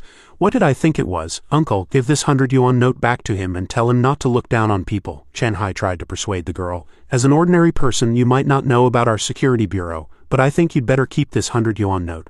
Maybe you can turn it into 100 million. Such an enormous monetary value inevitably startled the girl. The scene shifted to the depths of the forest where the golden light gradually faded.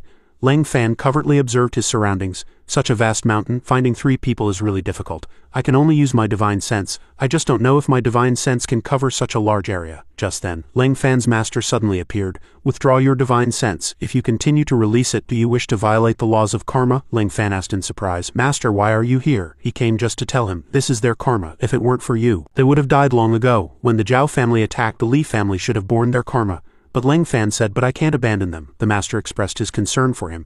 So do you intend to fight against karma? Ling Fan knelt down without hesitation and pleaded, Master, please allow me to be self-indulgent just this once. Regardless of the consequences, I am willing to bear them. The master still couldn't stop him. Perhaps this was also an intractable knot in their karma, so before leaving he could only help him one more time. Go, they're in a cave to the south. The one who kidnapped them is the old ancestor of the Zhao family.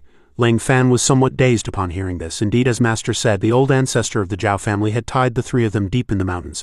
Old Ghost and Zhao Kui were discussing the 3 of them. As expected, the Li family's blood is very sweet. HMPH Old Ghost, you're craving again. What's this? Only that kid's blood is the true supreme quality. Li Hao angrily shouted. Let go of my wife and daughter or the Li family will never forgive you. Zhao Kui immediately gave him a resounding slap. Are you foolish? Or have you watched too many TV dramas? What kind of situation are you in now, yet you dare to order me? Seeing Li Hao being beaten, Li Yan and her mother cried out worriedly, Brother Hao, Dad. At this moment, Zhao Kui turned his attention to Li Yan's mother. You're not part of the Li family, so I'll kill you first. I'll drain your blood right now. He decisively unleashed his demonic ability, Bloodthirst, and the blood in Yuan Qingrong's body was gradually being drained. Zhao Kui excitedly laughed. A woman's fresh blood is the best tonic for demonic arts, but Old Ghost behind him suddenly spoke. That kid is here, be careful. A contemptuous smile played on his lips. So what if he's here? I'm not that innate realm good for nothing I used to be. Without a sound, Ling Fan was already standing before him, and he coldly asked, is that so? Before Zhao Kui could even make a move, he kicked him in the stomach, sending him flying. A loud bang and dust filled the air. Ling Fan quickly turned his attention to the mother. Worry was clearly visible on his face. This is bad, too much blood loss. She'll definitely die in a moment. Ling Fan quickly untied the 3 of them, then said, help me block that guy. I need to heal Aunt Yuan now. If we delay, not even immortals will be able to save her. Li Hao and Li Yan stepped forward to block. Ling Fan firmly asserted, if he dares to come, he'll have to step over my dead body first. Ling Fan quickly treated her injuries. Mom, wake up, you can't sleep now. After the dust settled, Zhao Kui stood up in a disheveled state. Good, I finally waited for you. Just in time for you to taste my demonic arts. A blood-red power enveloped his entire body. His body began to deform, muscles bulged, and his fingernails thickened. Zhao Kui had completely transformed into a monster, and he threatened proudly, now I really want to eat your flesh and drink your blood. Li Hao anxiously observed Ling Fan's situation, determined to buy time to help Ling Fan. Meanwhile, Li Yan couldn't help but pick up a sword and charge forward. I'll fight you to the death. However, he hastily grabbed her hand to stop her. Yanner? She turned to look at Li Hao, puzzled. He gently stroked her head, carefully instructing her. Find a chance to escape and keep living. Let Dad handle these dangerous matters. Then Li Hao accumulated power and his spiritual energy burst forth. He used this method to send Li Yan away. She cried out, Dad! Immediately after, Li Hao changed direction and slammed into Zhao Kui, intending to entangle him. But he also quickly raised his fist. On what grounds? His strength was too great, catching him off guard. Zhao Kui pressed his advantage, a cunning smile playing on his lips. You can still beg me, Zhao Kui, for mercy. I can spare your life. Despite his severe injuries, Li Hao still refused to yield. I, Li Hao, am the head of the Li family. A Li family head only fights to the death, never begs for mercy. He immediately flew into a rage. You brat, you actually want to self-destruct? And he even tilted his head, provoking. Ling Fan will definitely defeat you. I believe in him. Zhao Kui was finally driven mad with rage and prepared to unleash his next move. Then I'll send you to the Yellow Springs first. At this moment, Li Hao's heart was solely on his small family. Li, your dad is coming to be with you. Suddenly, Ling Fan walked forward and patted his shoulder, surprising him. Thank you for everything you've done. In a flash, Ling Fan charged forward and punched him in the stomach. Get lost. Watching Zhao Kui lie there, Ling Fan told him to check on Aunt Yuan. I'll deal with this guy. Li Hao looked at Ling Fan, secretly thinking, Ling Fan was actually able to transfer energy to stop me from self-destructing just now. Why does the sensation of that energy feel so familiar? Only then did Ling Fan slowly step forward, standing on him and sneering, Zhao Rishan, your karma should also come to an end. Zhao Kui grinned, looking at him provocatively. Oh really, old ghost? It's your turn. Ling Fan's mind was slow, he didn't understand his words. Suddenly a deep vortex appeared beneath his feet.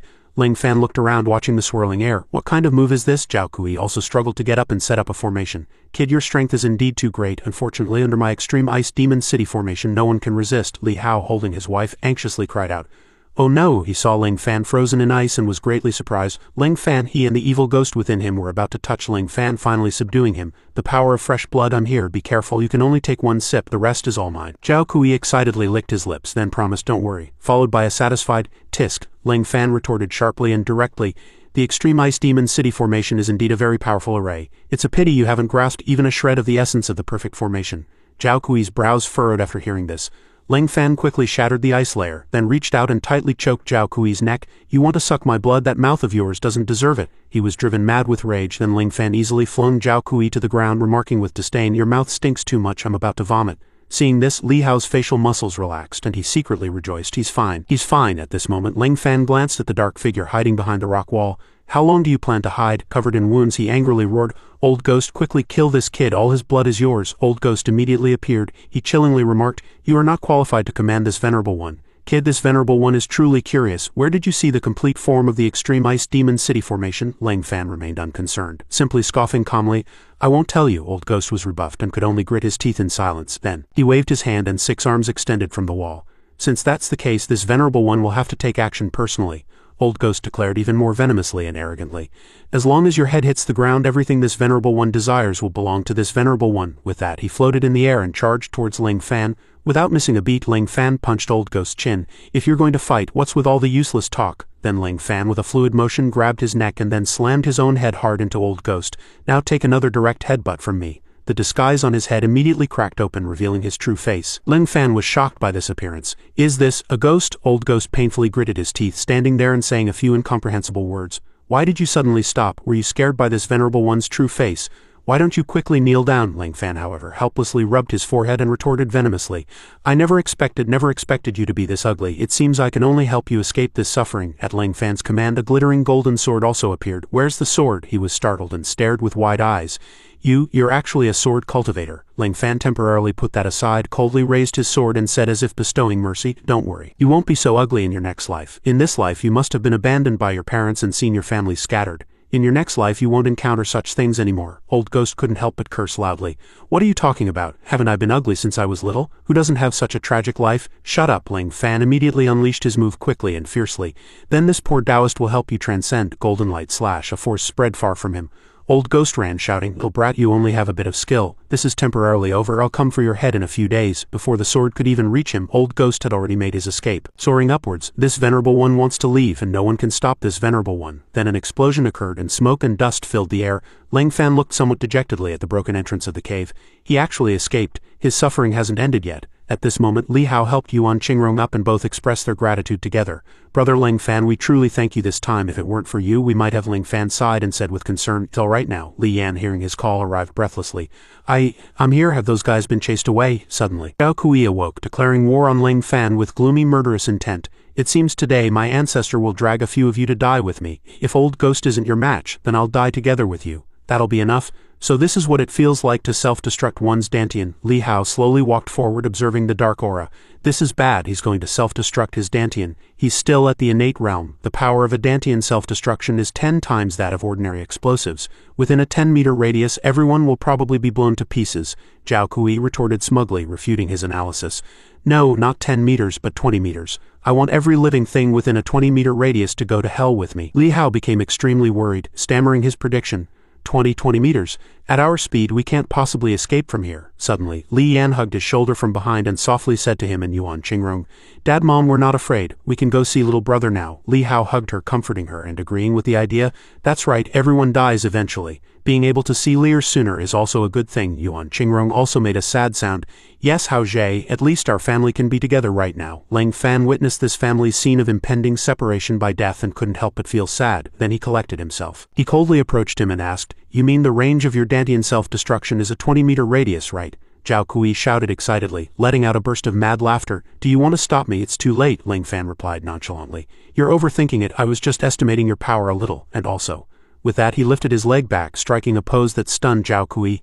What do you want to do? I'm about to explode now. In an instant, Ling Fan exerted force, kicking Zhao Kui high into the air. Go! Zhao Kui used the momentum to fly towards the sky, leaving an explosion behind. Ling Fan looked around curiously. Where did he fly to? Zhao Kui's body turned flat and red but was gradually expanding. Ling Fan nonchalantly admired it, exclaiming, quite beautiful.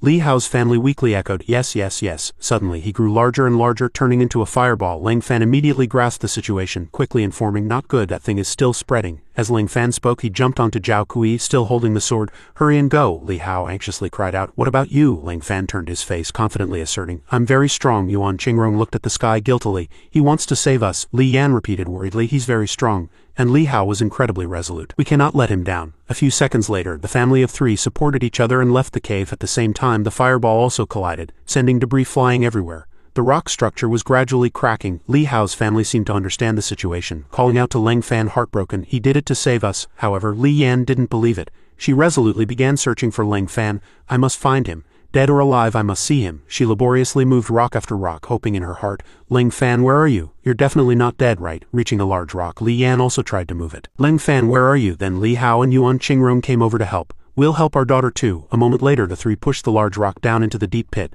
Suddenly a hand reached out from the pile of rocks. The hand was struck by a rock and the sound of bones breaking was heard. The three were dumbfounded, their mouths agape, shouting, "Ling Fan!" Li Hao hurriedly helped Ling Fan sit up, then checked his physical condition. "Good, he's still breathing." He cast a spell and placed it on Ling Fan's chest. "Let me check his condition." The injuries were very severe. Li Hao's face grew increasingly grim. "How could this happen?" Li Yan and Yuan Qingrong stepped forward worriedly and asked. "He's not in critical condition, is he, Dad? How is he?" He painfully expressed his findings. "He saved his life, but his meridians are completely severed. From now on he might only be a cripple." The mother and daughter were thunderstruck upon hearing this, staring at him blankly. How could this be? This, Li Yan heartbreakingly hugged Ling Fan, guiltily discussing with her family. "He became like this to save us. From now on our Li family will protect him at all costs." Time gradually passed and everything returned to normal. A few days later, in the Li family villa, Ling Fan's eyes slowly adjusted to the light. He sat by the bed watching Yuan Qingrong sleeping on the side of the bed. "Ling Fan, why is Mom here?" Ling Fan weakly looked at the white bandages wrapped around his wrist. "It's just some superficial wounds. Why such a fuss?" He immediately tore off layer after layer of bandages quickly and cleanly. Suddenly, Ling Fan felt something strange. Yuan Qingrong also woke up at this moment. Yuan Qingrong looked at Ling Fan in surprise. Ling Fan asked doubtfully. "What's wrong?" Yuan Qingrong was overjoyed, hurriedly hugging him and ceaselessly asking, "You're finally awake. You scared me to death. Do you feel any pain anywhere? If you do, you must tell me. If not, I don't hurt anywhere. No need to be so emotional." Then Yuan Qingrong turned and joyfully ran out of the room. "I'll go tell them the good news right now." Ling Fan lowered his eyes and glanced at his weak hand. "Good news, but I seem to." He then checked his body and the result shocked him. His meridians were severed. At mealtime, the Li family was very concerned about Ling Fan. His bowl was piled high with food. "Ling Fan, eat more. The illness has just begun. It's better to eat more." "I won't say more. I'll serve you some dishes." Yes, eat more." Li Yan then somewhat awkwardly asked at length, "Do you feel uncomfortable anywhere? Or is there anything you want to do? I'll accompany you to do it." Ling Fan, while eating heartily, leisurely explained to her, "Don't overthink it. I'm not interested in you romantically." Li Yan's face turned red as a tomato and she waved her hand, explaining, I meant things ordinary people want to do, not those improper things." Suddenly, Ling Fan turned his head and asked nonchalantly, "Ordinary people?" She was so embarrassed she wished she could find a hole to crawl into, thinking, "What on earth am I saying?" Then Ling Fan changed the subject to distract Li Yan. "Speaking of which, I do seem to need your help with something. Can you drive?" A moment later, Ling Fan and she drove out. Li Yan opened her mouth to ask, "You said you wanted to buy something?" Ling Fan shifted his gaze, looking at the panoramic view outside the window, and casually replied, "To buy Chinese medicine. After all, something like severed meridians is hard to completely resolve without drinking some Chinese medicine." She also chimed in, "Right?" But in just a few seconds, Li Yan frantically pieced together every word. "Wait, what did you just say?" Ling Fan calmly repeated, "Drink Chinese medicine." Although Li Yan was a bit embarrassed, she still tried to press for the previous sentence. He nonchalantly revealed, saying casually, "Severed meridians is a small matter, on the contrary." Her expression was slightly sad and she tremblingly replied, "You already know. This is not a small matter. From now on you can no longer be an ability user." Before she could finish, Ling Fan naturally began recounting past mischievous incidents. "When I was little, my master broke my meridians over a dozen times. Each time I just needed to drink some Chinese medicine and I'd be fine. Don't make such a fuss. One time I was seriously injured because I went down the mountain to catch a pig that day, intending to bring it up the mountain to honor my master. But then the pig farmer actually came looking for me." Hearing this long story, Li Yan was shocked. "Severed over a dozen times? Are you sure? How is that possible?" Then Ling Fan looked at her. Ling Fan dispelled her doubts. "Do you think there's anything I couldn't possibly encounter?" Li Yan gradually agreed with Ling Fan. "You're right." The two then fell silent, watching the gradually fading sunlight. After some driving, they finally reached their destination. In the Chinese medicine shop, Ling Fan was writing something on a piece of paper. The clerk cautiously suggested, "Sir, we have many kinds of herbal medicines in our shop. If you tell me the names of the medicinal ingredients you need, I can get them for you much faster." Ling Fan stood up and handed the notebook to the young girl clerk. "That's about it. I've chosen everything I need. I want older medicinal ingredients. No need for fresh ones." The clerk quickly took the notebook, her eyes gleaming. "Oh my God, this is a VIP customer. It seems this year's sales target can be met ahead of schedule." Only then did Li Yan open her mouth to ask Lang Fan, "Can these medicinal ingredients help you recover your meridians?" Lang Fan slowly explained, "The medicinal ingredients themselves don't have much effect, but the spiritual energy within them does. Using their spiritual energy to refine pills, recovering meridians is a small matter." Li Yan was dumbfounded hearing this, secretly thinking, "You can refine pills? I've never heard of such a thing in all these years of alchemy. If he truly can refine pills, then all the ability user families in Washa will probably go crazy searching for him." Suddenly, Bai Jia walked over, holding the notebook Lang Fan had handed her, and questioned, "Excuse me, do you really want to buy this much?" The clerk next to her, lost in her own thoughts, glanced nonchalantly elsewhere. "The quantity this person is buying is too large. Ordinary people probably couldn't afford it at all. He wouldn't be here to cause trouble, would he?" Lang Fan replied calmly. "Yes, is there a problem?" Seeing this, Bai Jia had some reservations, righteously reminding him, "You're using this much medicinal ingredients by yourself? Even a medicinal ingredient company wouldn't have enough to sell you. And do you know how much all these medicinal ingredients cost in total?" Li Yan unhesitatingly took out the black power card in front of Bai Jia. "There's 100 million in the card. That should be enough to buy anything, right?" Thus countless conjectures flashed through the clerk's mind. "Don't tell me these two are a fraud gang. This old worn card, and they're saying there's 100 million in it?" Bai Jia immediately ordered the clerk, "Quickly go get the medicinal ingredients for this lady and gentleman." The clerk was startled. "Huh?" She was still analyzing the value of Li Yan's card.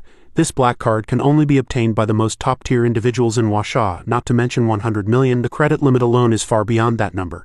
Li Yan proudly crossed her arms, stating confidently, "I told you, whatever you want I can get for you." Lang Fan replied seriously, "Then I'll do something for you too. Buy more medicinal herbs and I'll refine a spirit pill for you to break through the innate realm." She stammered in surprise. What did you say?" After buying the medicinal herbs, Li Yan pulled a heap of things home. "In this day and age a sports car actually has such a miraculous use. Did our young miss go scavenging for trash?" "Shut up. This is clearly a robbery, isn't it?" She pointed at the large boxes and loudly instructed everyone, "Quickly come and help me carry these things inside." Watching Li Yan busy herself with evident joy, Lang Fan couldn't help but advise, "Actually, you don't need to be so enthusiastic." But she interrupted him, speaking at length, and Lang Fan could only remain silent. "Who said that? This is a major matter concerning the fate of the Li family. Get all of them inside, quickly." The young man cupped his hands and reporting, "Miss. Everything that needed to be bought has been acquired and moved home." Li Yan ordered with satisfaction, "Well done, you may go." Lang Fan walked ahead and said, "Then I'll go in first. No matter what you hear, don't come in." She pulled his hand worriedly. "Can you really do it alone?" Lang Fan nodded, affirming, "I can. I've long been accustomed to it." Hearing his reply, Li Yan's face showed a bewildered expression. "Long accustomed to it?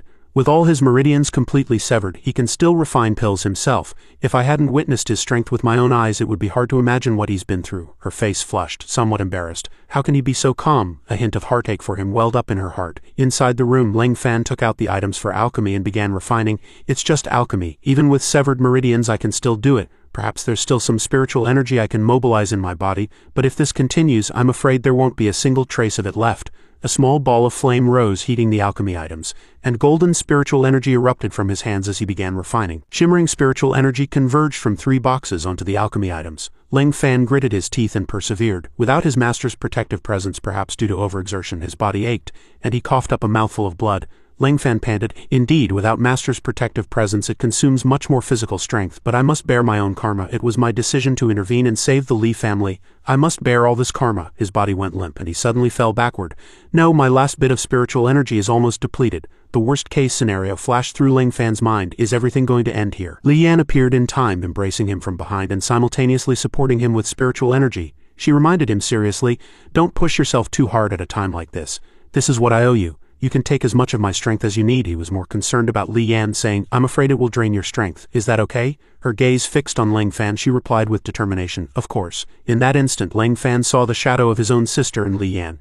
"Sister," Lang Fan pointed at the alchemy items and said, "I understand, thank you." Li Yan, the flames beneath the alchemy items burned more fiercely. She was drenched in sweat and utterly exhausted. She looked like she was about to collapse from exhaustion. He was drenched in sweat, worried about Li Yan's condition. "No, if I keep drawing her power, she'll turn into a dried corpse before my meridians even recover." Even so, she was still determined to finish. "Don't stop." Lang Fan too struggled to persevere, true to their determination. A pill was successfully refined. He shouted with joy, "It's a success." Li Yan's face, however, was pale from exhaustion. "That's great." She was too tired to stand steady, swayed and fell. Lang Fan embraced Li Yan, making a decision. "Now I must first recover my meridians to save her." Put the newly refined pill in his mouth. Lang Fan convulsed from the intense pain. His face contorted and veins bulged on his body. "Why does this feeling seem somewhat familiar?" He clutched his chest, his entire body trembling from the excruciating pain. Li Hao outside the door was anxiously thinking, That's Lang Fan's voice. A moment later the pain subsided, and Lang Fan gasped with difficulty, "It's finally over." He hastily opened the door and saw Lang Fan holding Li Yan. He seemed to have misunderstood something and slammed the door shut. Lang Fan explained in a panic, "Well, it's not what you think, Uncle Li." But it was still in vain. Only the sound of the wind responded in the room. He sighed helplessly. "Never mind, the most important thing now is to replenish the spiritual energy she's lost." Lang Fan placed his hand on her chest to treat her. "I just need to inject spiritual energy into her spiritual core." But Li Hao heard another meaning. Injecting.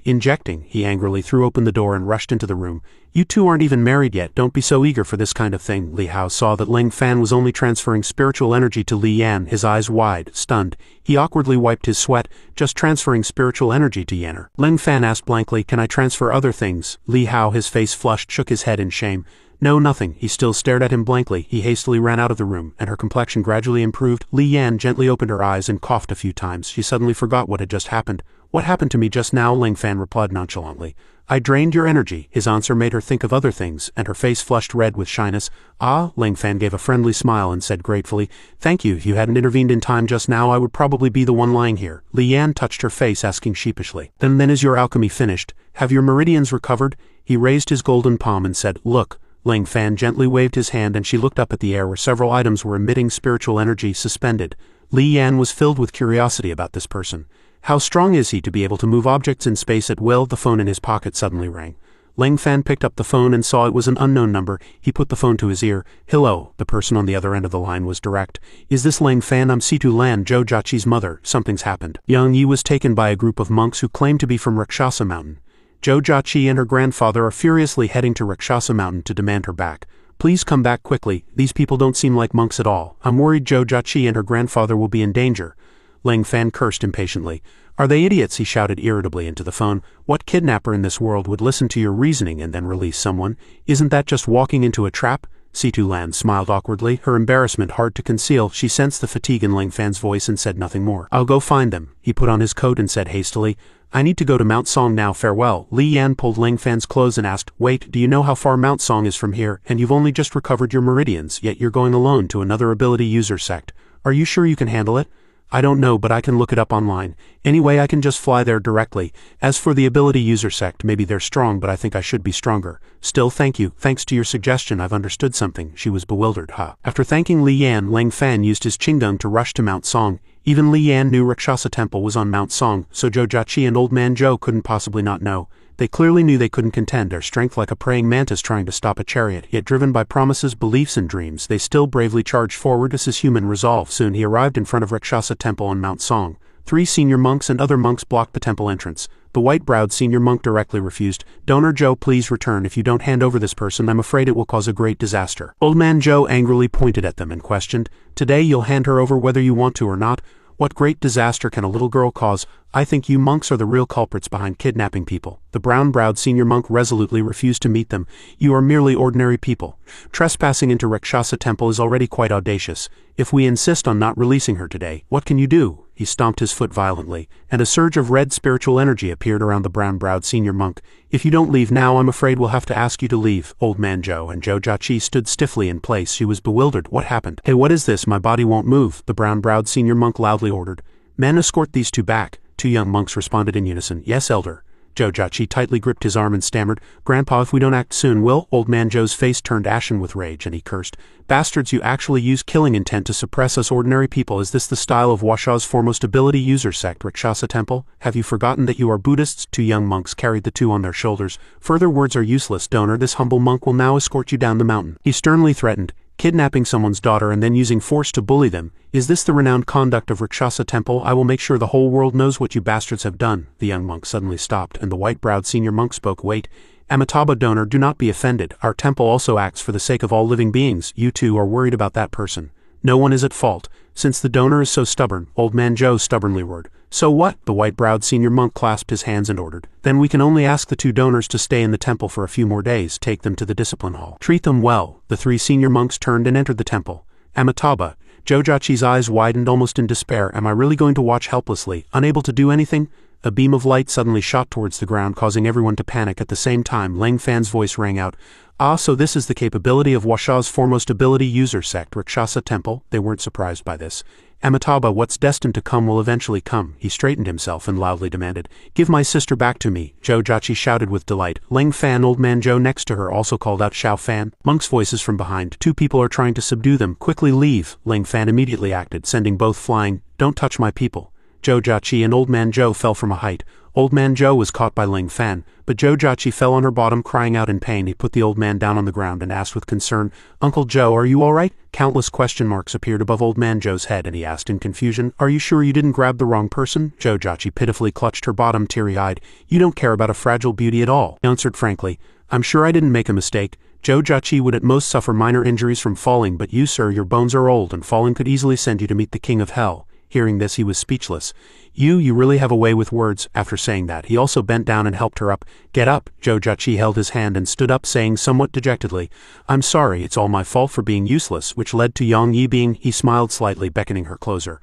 "I'm sorry, useless little sister. Come here, big brother is going to punish you a bit." Hearing she was to be punished, she pondered, "Punishment? How will he punish me?" To stop her little head from overthinking, he flicked her forehead and then reminded her, "Don't be so impulsive next time. If there's danger and I can't get there in time, it'll be trouble." Jojachi, her forehead flicked, teary-eyed, thought, "So he was worried about me?" Before she could be moved for more than 5 seconds, he poured a bucket of cold water on her. "You'll just lose your life." Lang Fan glanced at the monks behind him and asked, "Speak. What do you want in exchange for releasing her?" An old monk spoke. "Donor, we cannot release her, but if you wish to discuss Buddhist scriptures, this humble monk can accompany you." He replied frankly, "I cultivate the Tao. I don't like chanting. We are people who believe in karma. You should know you are sowing ill karma."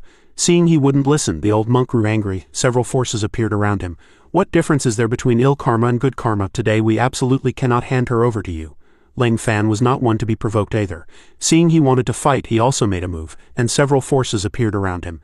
"If you insist on sowing ill karma, then I will personally tear down this temple. If you wish to sow good karma, you can still continue chanting Amitabha here." Seeing the impending battle, the monks behind also rushed forward, chanting as they went, "Amitabha, since that's the case, there's nothing more to say, surround him." Lang Fan signaled Jojachi and Old Man Joe with his eyes. "You two go first, leave this to me," she asked worriedly in return. "What about you?" he replied nonchalantly.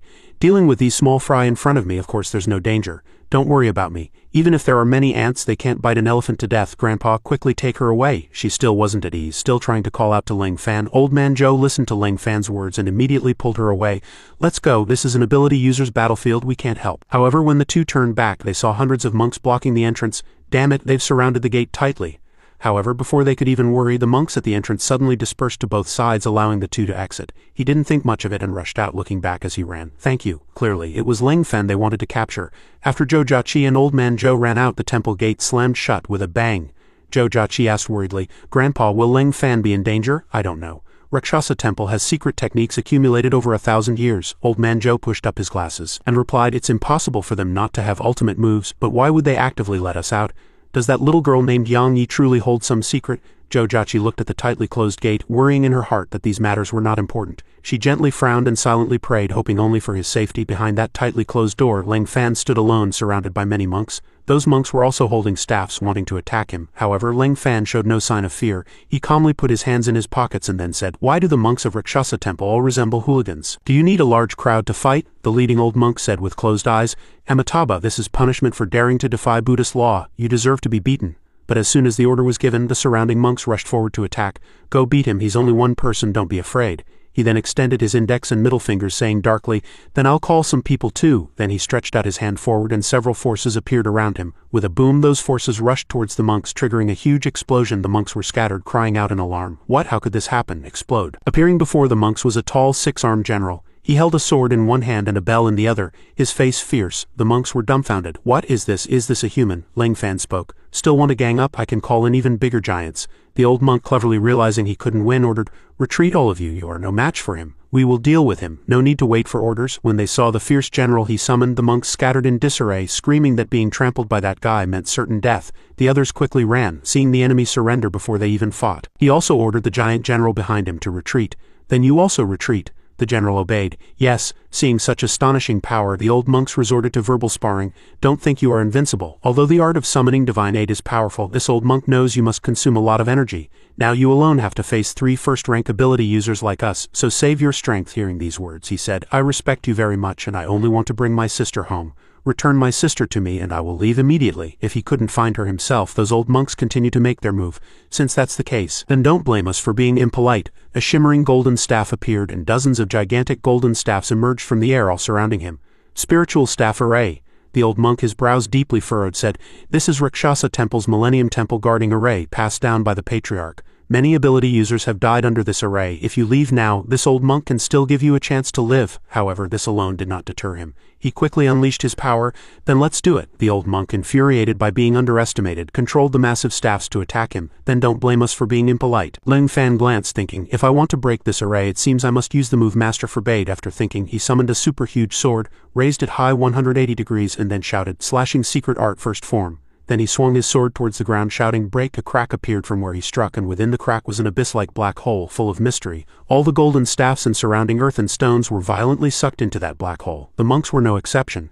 Everyone was sucked into that black hole. They exclaimed, this is the void devouring everything. Then the spiritual staff array could not escape. One by one monks were sucked in and everyone could only helplessly cry for help. Help, help, what on earth is going on? The stronger old monks spread their arms, trying desperately to hold on. Quick, hold on to each other, don't get sucked in. Ling Fan just stood there watching, and when he heard the old monk speak, he retorted, it's useless. Once the slashing secret art is used, if I don't disperse the sword intent, it will suck in everything I aim for. Just as he said, those arrogant old monks earlier had now also been sucked into the black hole, only able to shout, damn it, my body isn't obeying. If this continues, we'll just end up like this. An old monk then shouted, Old ancestor, are you still not showing yourself? Our Rakshasa Temple's 1,000-year foundation is about to be destroyed. I didn't expect there to be others besides them.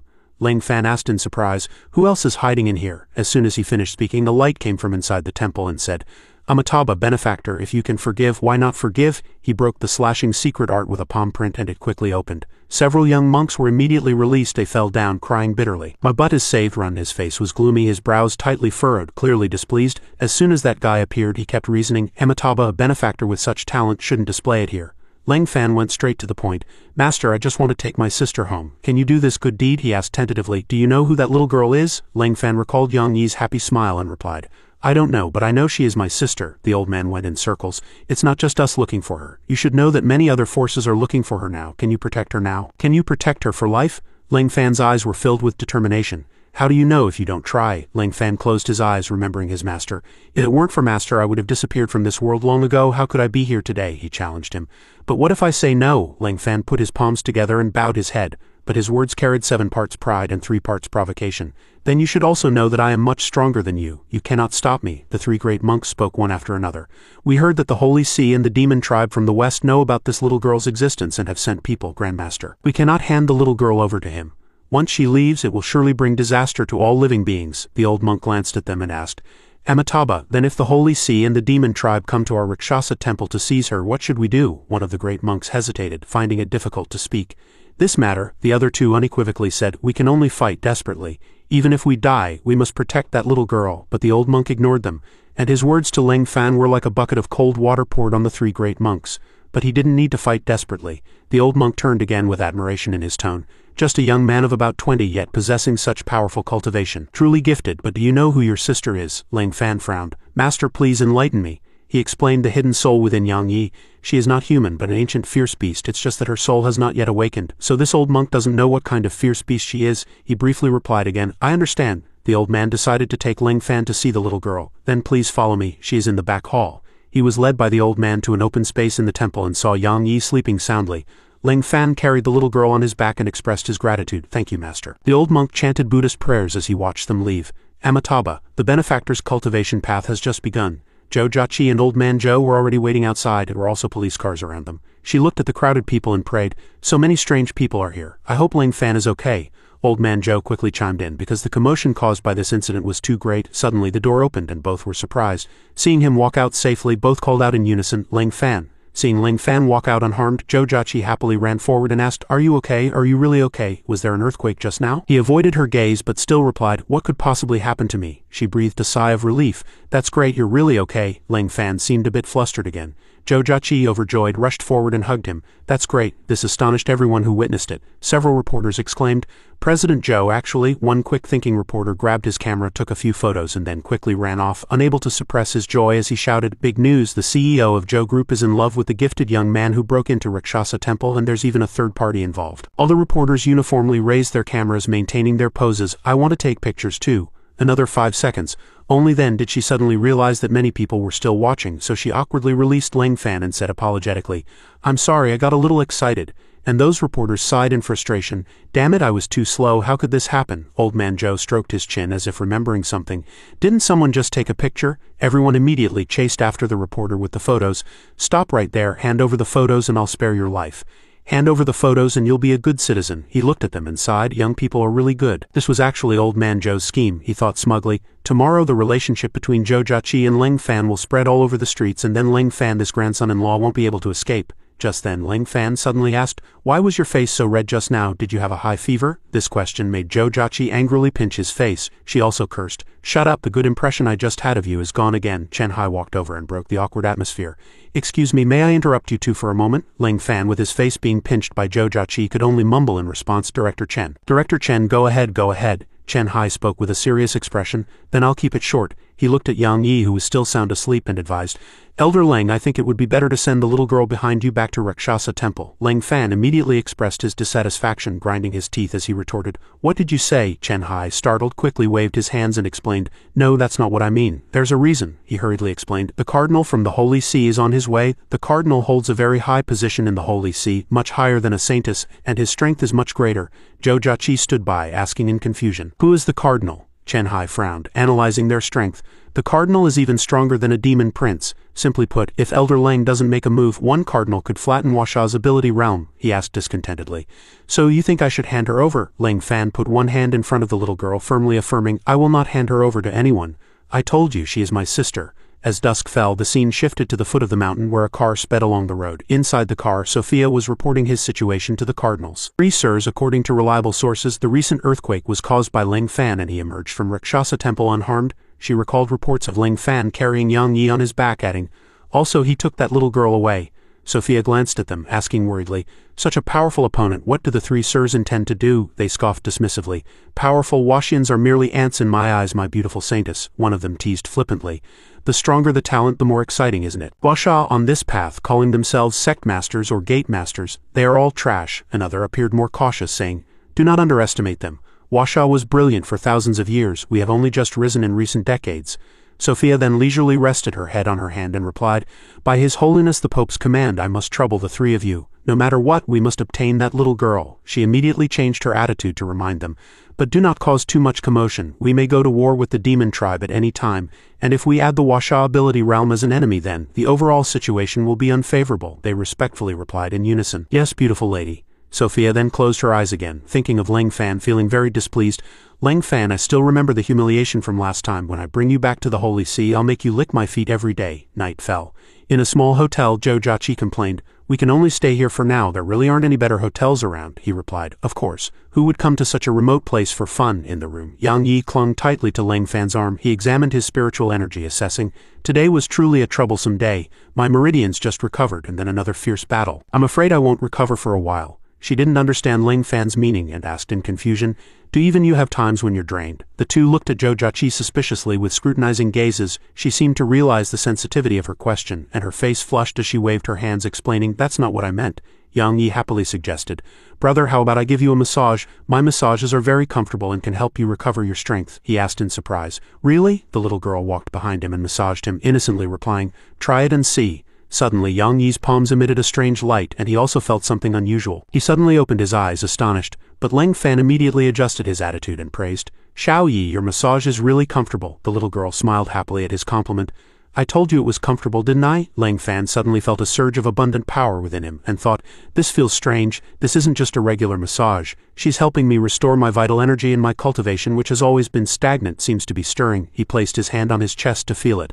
Ling Fan radiated a dazzling light. Zhou Jiaqi asked worriedly, Ling Fan, what's wrong with you? Why are you suddenly glowing? Yang Yi sighed with admiration, praising incessantly. Brother, you're so amazing, you've become a light bulb. The light gradually faded, and Ling Fan's body returned to normal. He looked at the power in his hands and then announced, I've broken through. The little girl innocently asked, Broken through? She also widened her eyes in surprise and asked, You've broken through, from massage to breakthrough. Zhou Jiaqi blushed, shyly asking him, Are you sure it's a normal breakthrough and not something else? Ling Fan innocently retorted, Is there such a thing as an abnormal breakthrough? She was so embarrassed her scalp tingled and she replied, No. He looked at Yang Yi behind him, secretly guessing it was Xiao Yi's ability, and now he finally understood why those people wanted to fight over Xiao Yi. Ling Fan walked over and stroked the little girl's head, cautioning, Xiao Yi, remember, you must never easily use your ability or give massages to others in the future. You must remember, otherwise you'll get into big trouble. Yang Yi obediently promised. Xiao Yi remembers. He suddenly saw a light flash in the building opposite. Ling Fan opened the window to check, and indeed, a figure appeared in the building opposite. Sophia stood with her arms crossed, her posture arrogant. Ling Fan, we meet again. Zhou Jiaqi walked over and asked, Did you see anything? Ling Fan channeled spiritual energy into his hand while cautioning, Do not leave this room. I'll be back soon. As long as you don't go out, the restriction I left will protect both of you. Ling Fan flew away and Zhou Jiaqi worriedly cautioned from behind, Ling Fan, be careful. He streaked across the night sky like a meteor. Ling Fan immediately landed in front of Sophia, then confidently began, I knew you'd come. Ling Fan appeared in a flash of light, his words filled with warning. I promised to protect Yang Yi. I advise you not to have any other ideas. She flirtatiously began to tease. Don't be in a hurry, don't talk about that yet. Since you're already here, I should first properly entertain you. Sophia then instantly teleported next to him. I came to seduce you. Under the starlit night, a man and a woman alone. Don't you want to do something? Sophia shamelessly lifted her skirt, inviting him extremely seductively. My legs have been said by Westerners to be too small and thin. Do you want to check for me? Are they really too small and thin? Ling Fan turned his back, ignoring her completely. Sophia brazenly displayed everything she could, her tone full of temptation. And I even specifically wore this outfit for you today. I heard Chinese men like this color, is that right? Confident that her body could tempt him, she offered extremely brazen conditions. Just hand her over to me, and I'm yours. I'll never leave you, and you can do anything you want. Ling Fan's attitude didn't waver in the slightest. He asked, Are you sure I can do anything I want? Sophia affirmed, Absolutely. His face darkened, and he demanded with disgust, Can you put the clothes you just ripped back on? Sophia questioned incredulously, Do you truly not understand, or are you pretending not to? In the West, everyone desires me. Do you really not want me? Ling Fan glanced away and admitted, Actually, I have worldly desires too. But his next words were shocking. But not with you. Now I'm sending you back to your Western home. Ling Fan bound her with spiritual energy. Sophia shrieked in terror. Stop! He ignored her and threw her out. Go! A cardinal rushed out and sternly questioned, How dare you treat the saintess of our holy see like this? Do you Washians want to turn the world upside down? The cardinal arrogantly shouted. Don't be so arrogant, you Washa brat. These are mere tricks, easily broken. Ling Fan warned them again. If you insist on taking my sister, what if I flatten your holy see? Sophia chimed in, reminding them, This young man is not like the other Washians we killed along the way. We must be careful. The man still showed a contemptuous attitude. What can he do? Such disrespect towards your eminence. He deserves to die.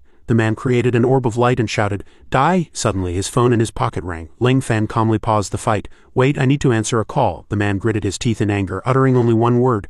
You! Sophia stopped the man. It's fine, let him answer. With 3 cardinals here, no matter how strong he is, it's useless. The man's eyes were filled with displeasure and danger. Sophia had clearly just been seducing that young man, but now she wouldn't even let him hug her.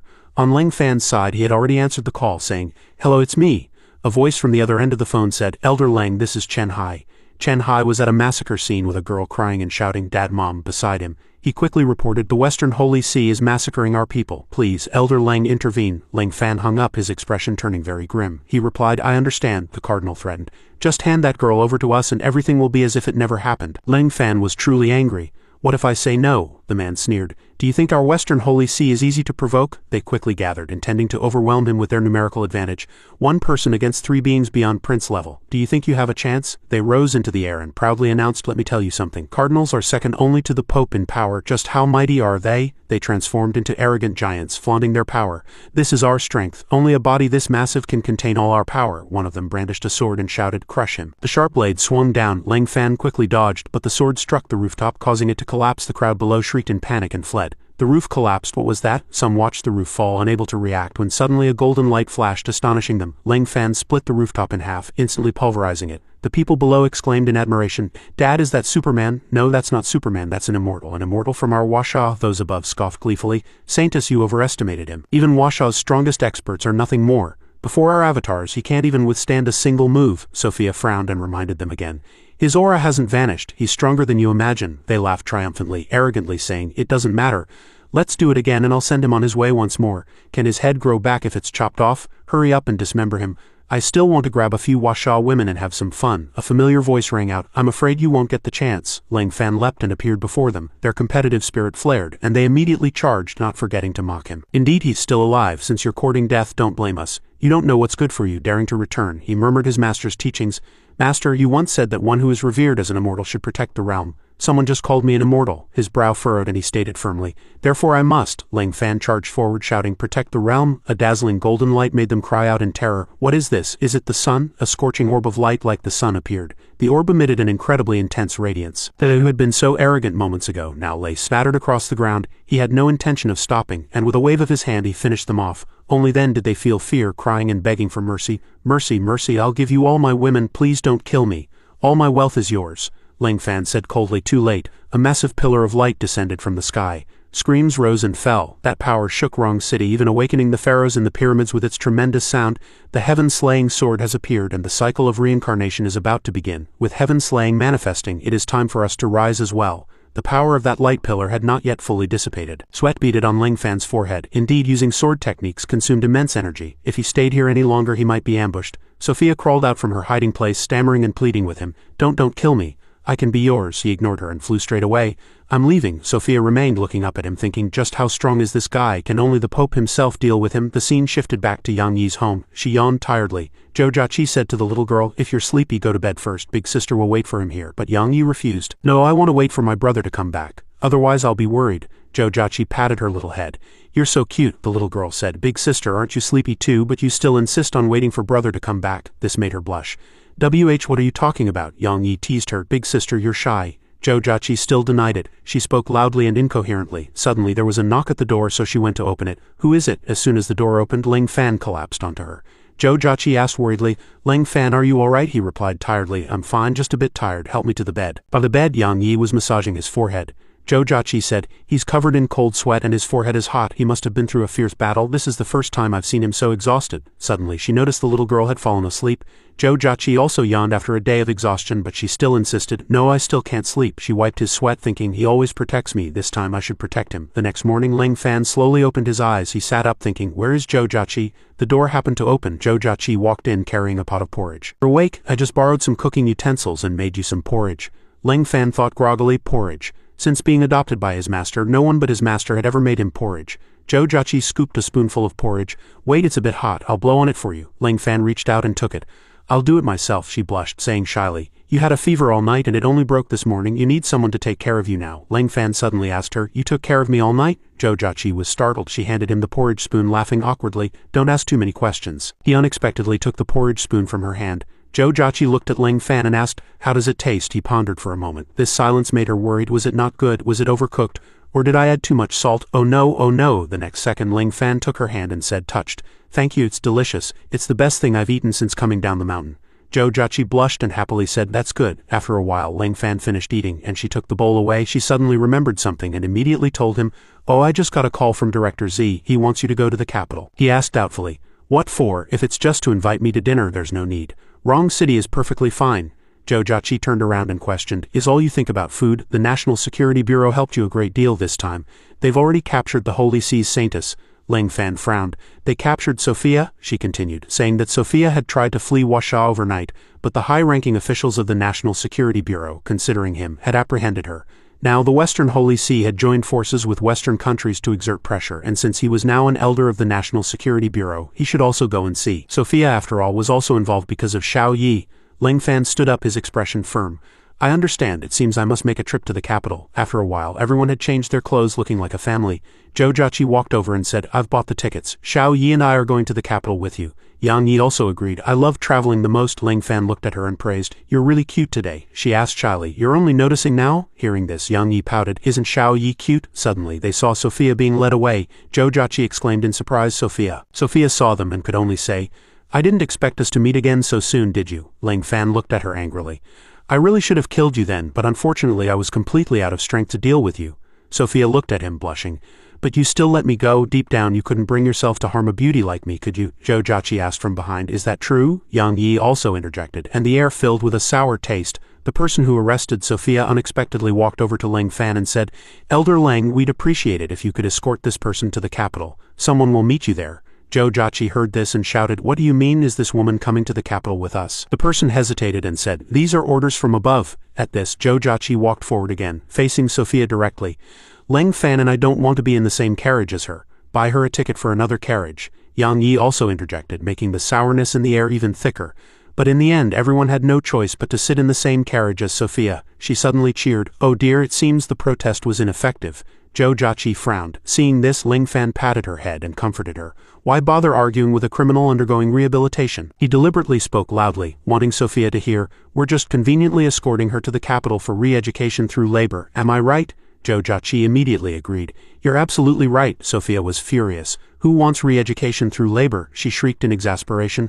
"I don't want to go to prison. Let me return to the Holy See quickly, or you will surely face the Pope's supreme wrath." Seeing this, Lang Fan merely said coldly, "Don't move." She immediately stopped. He threatened, "If you try to escape, I'll kill you." Only then did a hint of fear arise in Sophia's heart. "This guy, he really wants to kill me." Suddenly Yang Yi shouted, "Who are you? What do you want?" On the other side, a Holy See member was holding the little girl, threatening, "Release the saintess or I'll take this little girl's life immediately." Sophia cried out in delight, "Smith, well done, that girl is the one His Holiness the Pope wants. Don't worry about me, just take her away." The man looked at Sophia and said gently, "Your Holiness, I'm here to save people. Others are not important. I only wish for your safety." She called out Smith's name, touched. Zhou Jiaqi raised her hands worriedly, soothing, "Don't be reckless, she's just a child, we can negotiate." Lang Fan, however, didn't seem to think so. There were no conditions to discuss. "If you dare harm a single hair on her head, then I'll—" He turned and grabbed Sophia by the neck, snapping her neck. Zhou Jiaqi was somewhat surprised and quickly whispered to him, "We need to take her back to the capital to use as a hostage. This isn't good." Sophia also said painfully, "Don't you claim to be righteous?" Smith added,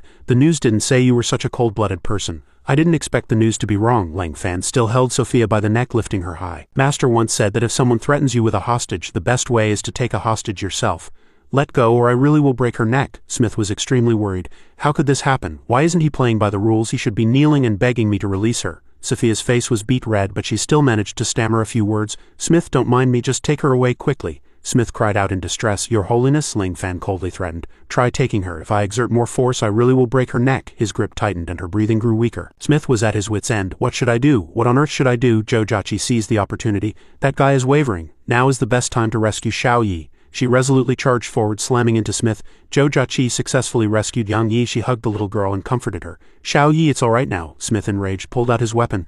"A mere Washa woman dares to touch me." He charged forward, shouting, "I'll make you pay." Smith rushed over, intending to stab Zhou Jiaqi in the back. Yang Yi shouted, "Big sister Zhou Jiaqi, watch out." She quickly turned, and blood splattered. Smith smiled wickedly. "It's over." But to his surprise, the person he had just struck was the saintess. After the incident, Lang Fan threw Sophia to the ground. "Well done, you're spitting blood." Smith's face turned ashen with rage, and he shouted, "You bastard, I'll fight you to the death." Before he could even fight, Lang Fan struck him across the face with a palm. Lang Fan pushed him away with force. "You brought this upon yourself. To still call me a bastard, isn't that too shameless?" He flew out, hitting his head on the floor. Lang Fan gently stroked Zhou Jiaqi's head, comforting her. "It's all right, with me here, nothing bad will happen." Cheeks were flushed red, and she could only utter two words, Lang Fan. Yang Yi stood nearby, innocently saying, "Big sister Zhou Jiaqi's face is so red, is it because she likes brother?" Zhou Jiaqi quickly covered the little girl's mouth and pulled her away to find the flight crew. "Such a big incident, we must report it to them." Sophia lay on the ground, still struggling to speak. "Lang Fan, if you have any conscience, please help me stop the bleeding first." Lang Fan sat in a chair and said calmly, "You won't die, your strength isn't weak. Do you think I don't know that?" "I have nothing to say." Smith stood up, his head covered in blood. "Your Holiness, I apologize. It's my fault for being useless." But then he suddenly pulled open his jacket, revealing a timed bomb.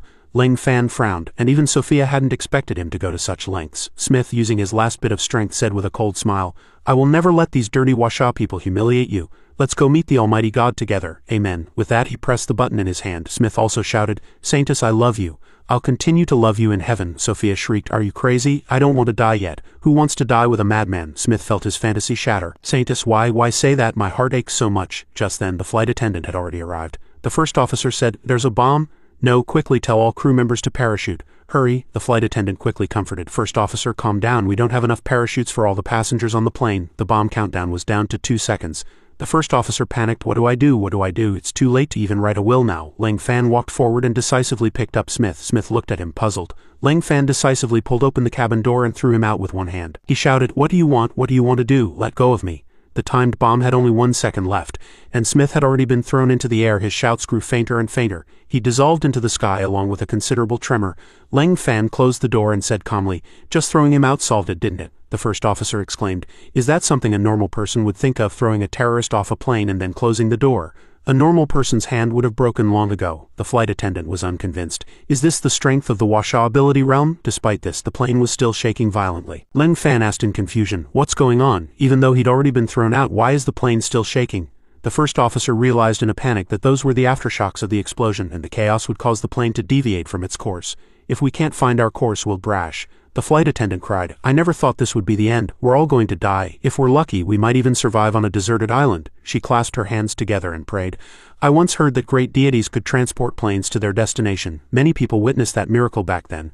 Oh deities, please save us." The first officer didn't think so, directly refuting the girl's prayer. "What era are we in? Still believing in superstitions?" Leng Fan formed a hand seal. It wasn't any deity but the Taoist celestial phenomena arts. Outside the plane, a giant hand grabbed the plane. The people inside stirred restlessly. "Are we all right? Why did we stop?" Xiao Yi was also fine. The flight attendant looked out the window puzzled. What on earth happened? How could it stop so steadily? Her eyes widened and she was speechless. This is a deity. It's a deity. There was a giant deity holding the plane outside. At the capital airport, people asked each other, "Why hasn't the plane arrived yet?" Soon, just wait a little longer." Suddenly, a tremor made the people sway. Everyone was puzzled. "What's going on?" The elderly woman pointed outside without panic. "It's an earthquake outside." The deity outside had safely returned the plane to the ground.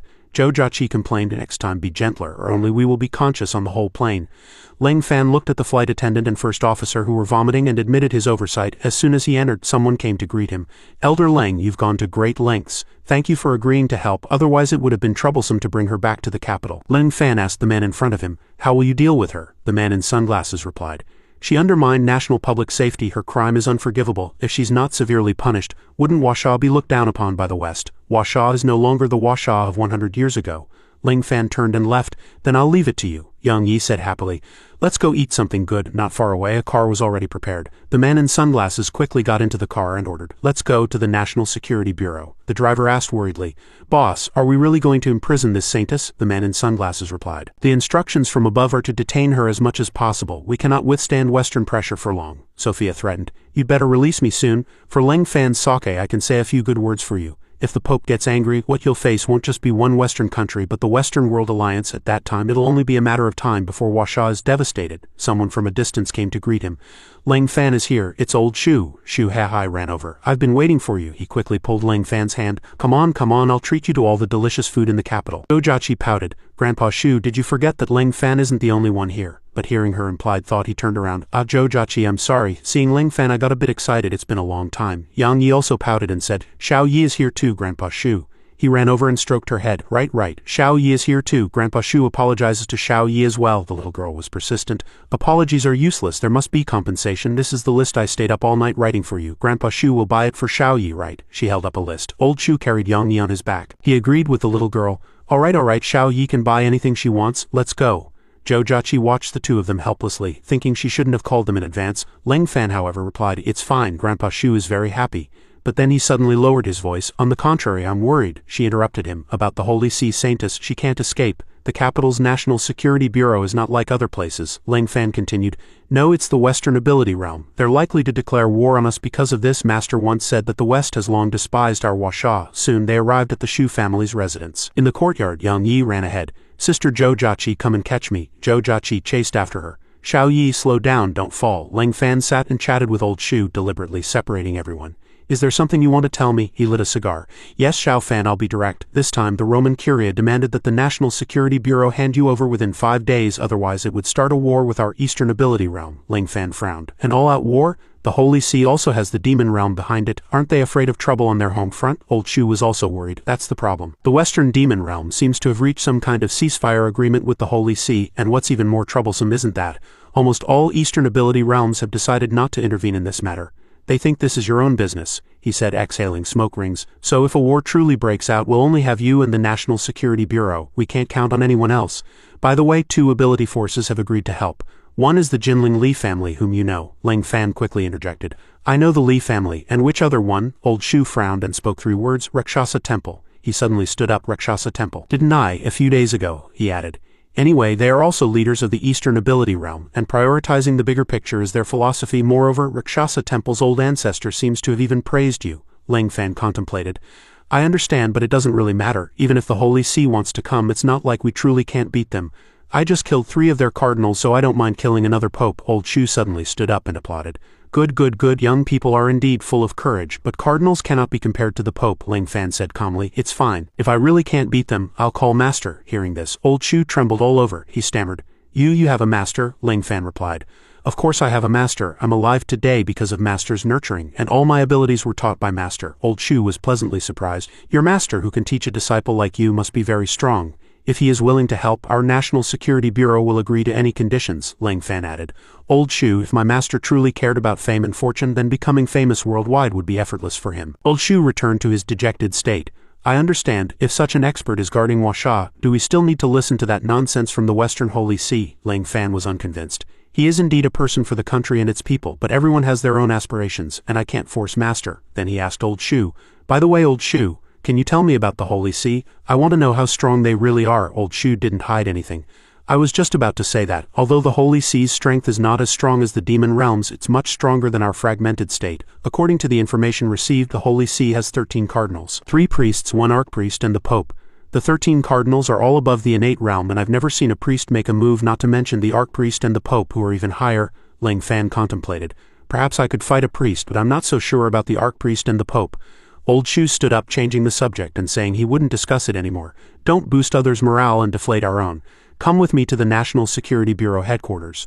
The 9 elders of the National Security Bureau are waiting for you.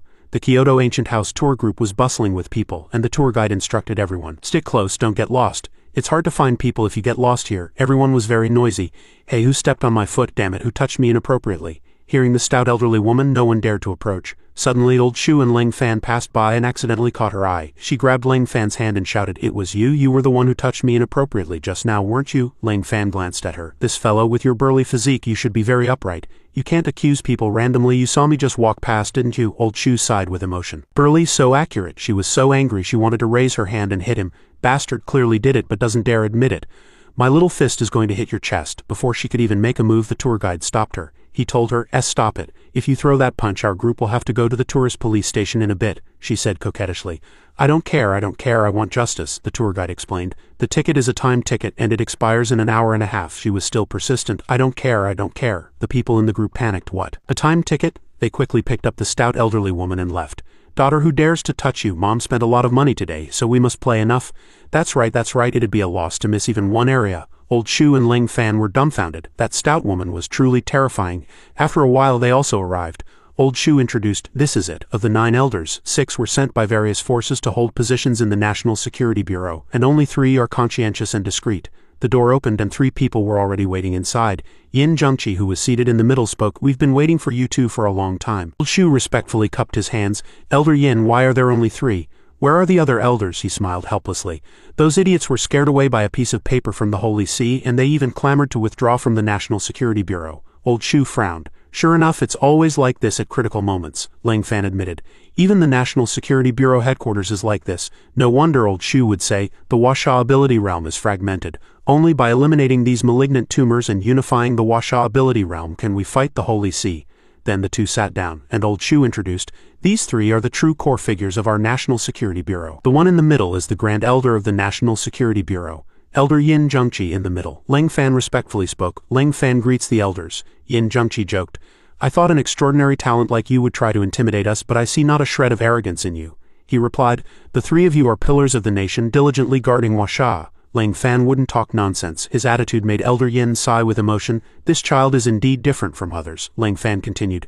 Elders, Lang Fan just presumptuously probed, and all your cultivations are only at the 1st rank if we confront the Western Holy See. I'm afraid, Elder Yin comforted. Don't worry, of course we know that just the Holy See's 13 cardinals are all above the innate realm. With only our strength we have absolutely no chance of winning. Old Shu panicked. They're still not worried. If we lose, our Huasha will perish, Elder Yin continued. If they dare to come, is our Huasha's thousands of years of heritage just for show? We have a great formation. As long as the 3 of us exert our power, we can activate the formation anywhere, Old Shu asked in surprise. What formation? Elder Yin replied. The formation has no name, but within the formation, everyone's cultivation will be suppressed, falling below the innate realm, the person on the left added. We three have lived for so many years, so at the same level we are naturally invincible. Old Shu also relaxed a bit. Then I'm relieved. Leng Fan couldn't help but sigh. Indeed, the National Security Bureau has some tricks up its sleeve. A formation that forcibly suppresses cultivation. I've also heard Master talk about it. Despite this, Yin Zhengqi was still worried. Don't be happy too soon. The Holy See is an organization that can control half the planet, and it's also a 1,000-year-old major religion. Don't they have any other methods? Old Shu was stunned, and another elder added. Moreover, the families they've embedded within Huasha will inevitably cooperate internally and externally once war breaks out. Leng Fan frowned. The Western Holy See has people embedded within Huasha, the elder in the hat replied. It's the Yang family and the Zimin family. Their business primarily involves trading with the West, and compared to Huasha's interests, the West naturally offers them more benefits. Moreover, they've long intermarried with the West, so they are indistinguishable from each other. Leng Fan listened. Then why not deal with them directly? Yin Zhengqi explained. Things aren't that easy. Which of those two families hasn't formed ties with families in the Huasha ability realm? Pull one hair and the whole body moves, you probably understand. Old Shu also lost his composure. Then are we just going to watch them act recklessly? I've wanted to get rid of them for a long time, but I couldn't find a reason. It was then that Yin Zhengqi said, we can't act directly, but can't we still hit them a few times? Old Shu was puzzled. What do you mean? Yin Zhengqi explained. Among the descendants of these two families there are many profligate sons who have committed many harmful and immoral acts recently. The Yang family's eldest young master, Yang Hua, is seizing a plot of land outside the city, injuring many landowners in the process. Leng Fan stood up. I understand, let's use him as an excuse. After they left, Old Shu asked, Xiao Fan, are you going to do it now? He replied, no time like the present. Old Shu then turned to Yin Zhengqi asking for his opinion. What do you think of this young man? Old Yin also thought highly of him. Although it was their first meeting, he felt good about him, much better than expected, but still needed to observe him for a while. Old Shu mused, I understand, but you also know that our superiors haven't given us much time. Yin Zhengqi said gravely, if there's a better solution from above, I can leave the National Security Bureau. This elder position isn't so important. Old Shu hastily comforted him. Elder Yin, you're taking this too seriously. The reason the Huasha ability realm has been so stable is entirely thanks to your presence. No one would say you've done wrong. Elder Yin stated, I'm not worried about this child named Leng Fan. His nature is simple. What I'm worried about is the master behind him. Elder Yin's words puzzled Old Shu, so Elder Yin explained, don't you find it strange? The Huasha ability realm has been peaceful for decades, and suddenly a figure like Leng Fan appears and he's so young. Can you guarantee his master has only taught one disciple? Old Shu's expression changed. Are you saying that if Leng Fan's master has ulterior motives, Huasha might face a great upheaval? Elder Yin believed. We shouldn't concern ourselves with this matter. Huasha is on the verge of turmoil, and all we can do is maintain stability. If that day truly comes, I will naturally shed my last drop of blood for Huasha. Old Shu clasped his hands and bowed respectfully. Elder Yin, you are truly unparalleled. The scene shifted to a majestic mountain range. Leng Fan looked at his phone. This was the outskirts of the capital, and he couldn't just fly directly there. It would attract too much attention. He looked at the vehicle he was tracking on his phone and couldn't help but complain. But this bus is too slow. He yawned widely. It's ridiculously slow. I'm getting sleepy. The girl next to him, clutching a bag, happily thought, I'm almost home. My brother will be so happy if he knows I brought him something back. Suddenly, a loud shout interrupted everyone's thoughts. Robbery, nobody move. Everyone was startled and panicked. The bearded man threatened, holding a knife. You'd better cooperate. I guarantee your safety. The fat man added, if you don't cooperate, I'll blow your head off. Chaos erupted among the passengers. How did the station security do their job? Where did these guys come from? The bearded man roared, all of you shut up. If anyone speaks again, I'll cut out his tongue. After he said that, no one dared to make a sound. Then he turned to the fat man and ordered, go collect all their valuables. The fat man, weapon in hand, replied, yes, big brother. He held a large bag and pointed his weapon, threatening, put your phones, necklaces, rings, all your valuables in here. If I find anything on you, you won't see tomorrow's sun. The brown-haired man obediently took off his watch. Big brother, I understand, I understand. Seeing this scene, Leng Fan could no longer stand by. There are still people like this in Huasha. What a mess. I have to deal with this. Kong Han-won next to him tugged at his clothes and whispered a warning. What are you doing? Sit down quickly. Her face showed fear. If you stand up now, you'll be targeted. I've encountered this several times. They'll leave if you just give them some money. It'll be troublesome if you're targeted. Leng Fan repeatedly asked. She continued, luckily they don't bother poor people. After all, their goal is money, so I haven't suffered any major losses. Hearing this, the bearded man immediately rushed in front of Kong Han-won and said, well said, we robbed the rich to help the poor. He leaned closer to her and said, since you say you're poor, then you wouldn't mind entertaining us with your body, would you? She screamed in fright. Be big brother, I am sick. That illness kills people. I came to the city just to see a doctor. The two robbers touched their faces, confirming with a dubious tone. Sick? Kong Han-won nodded repeatedly. Yes, yes, yes. So he grabbed her, put his arm around Kong Han-won's shoulder and prepared to act like a hooligan. I'm sick too. Come on, let's have some fun, brothers. Kong Han-won closed her eyes and screamed in fear. No, don't. Suddenly a resounding slap landed firmly on the pervert's face, leaving 5 clear finger marks. Still stubbornly yelled, who hit me? Leng Fan bravely raised his hand and admitted, HMPH pervert. he threatened with the knife. Are you looking for death? But Ling Fan showed no mercy and gave him another resounding slap. Both sides of the pervert's face swelled up. Ling Fan then ordered, in 10 seconds, if you don't get your men off this bus, I'll break your limbs. Seeing this, they joined forces, pulling out guns and threatening him. Are you looking for death? How dare you provoke my big brother? The people around them were panicked, some shouting, something's happened, are they going to kill someone? Ling Fan's gaze was chilling as he slowly spoke each word as if to exert pressure on them. Are you sure you want to point a gun at me? The pervert showed no fear, preparing to aim and shoot. Keep pretending and I'll blow your head off with one shot. Kong Han-won spread her arms, shielding Ling Fan, wanting to protect him. Big brothers, please let us go. Don't make trouble for him. Ling Fan indeed developed a good impression of Kong Han-won. This girl was kind-hearted. She was targeted just now because she warned him, and despite being scared to death, she still stood in front of him to block them. The pervert revealed his lecherous face. You still want to protect him? Fine, I'll give you a chance, want it? Her eyes shimmered with a pleading light. Be big brother, just tell me whatever I can do. He then proposed a condition that would insult Kong Han-won's reputation. Alright then, strip naked. Right here on this bus, let me have some fun and I'll let you all go, how about that? She was thunderstruck, her cheeks flushed, and she stammered hesitantly. This matter. The onlookers watched the spectacle, drooling, their minds filled with wicked thoughts. This girl has a great figure, it's worth it just to feast our eyes, smile. The pervert threatened, holding the knife to Kong Han-won's neck. Will you smile or not? She reached her hands behind her back and began to pull down the zipper of her dress. Kong Han-won had no choice but to endure the humiliation and agreed to their condition. I'll strip. At the same time, she thought that if she didn't agree, they would not only kill, but she might also die. In comparison, it was better to live humiliatingly. At least she would still be alive. Fortunately, Ling Fan stopped her from behind. No need to strip, I've changed my mind. The three perverted robbers had completely enraged him. Their retribution must fall upon themselves. How could they give up now? They attacked ferociously. Playing hero at a time like this, I'll send you 2 bullets. Before he could even pull the trigger, Ling Fan had already split the gun in 2. The knife in his hand also split in half. From guns to knives, everything in front of him was reduced to a pile of scrap metal. Seeing this scene, they simply couldn't believe their eyes.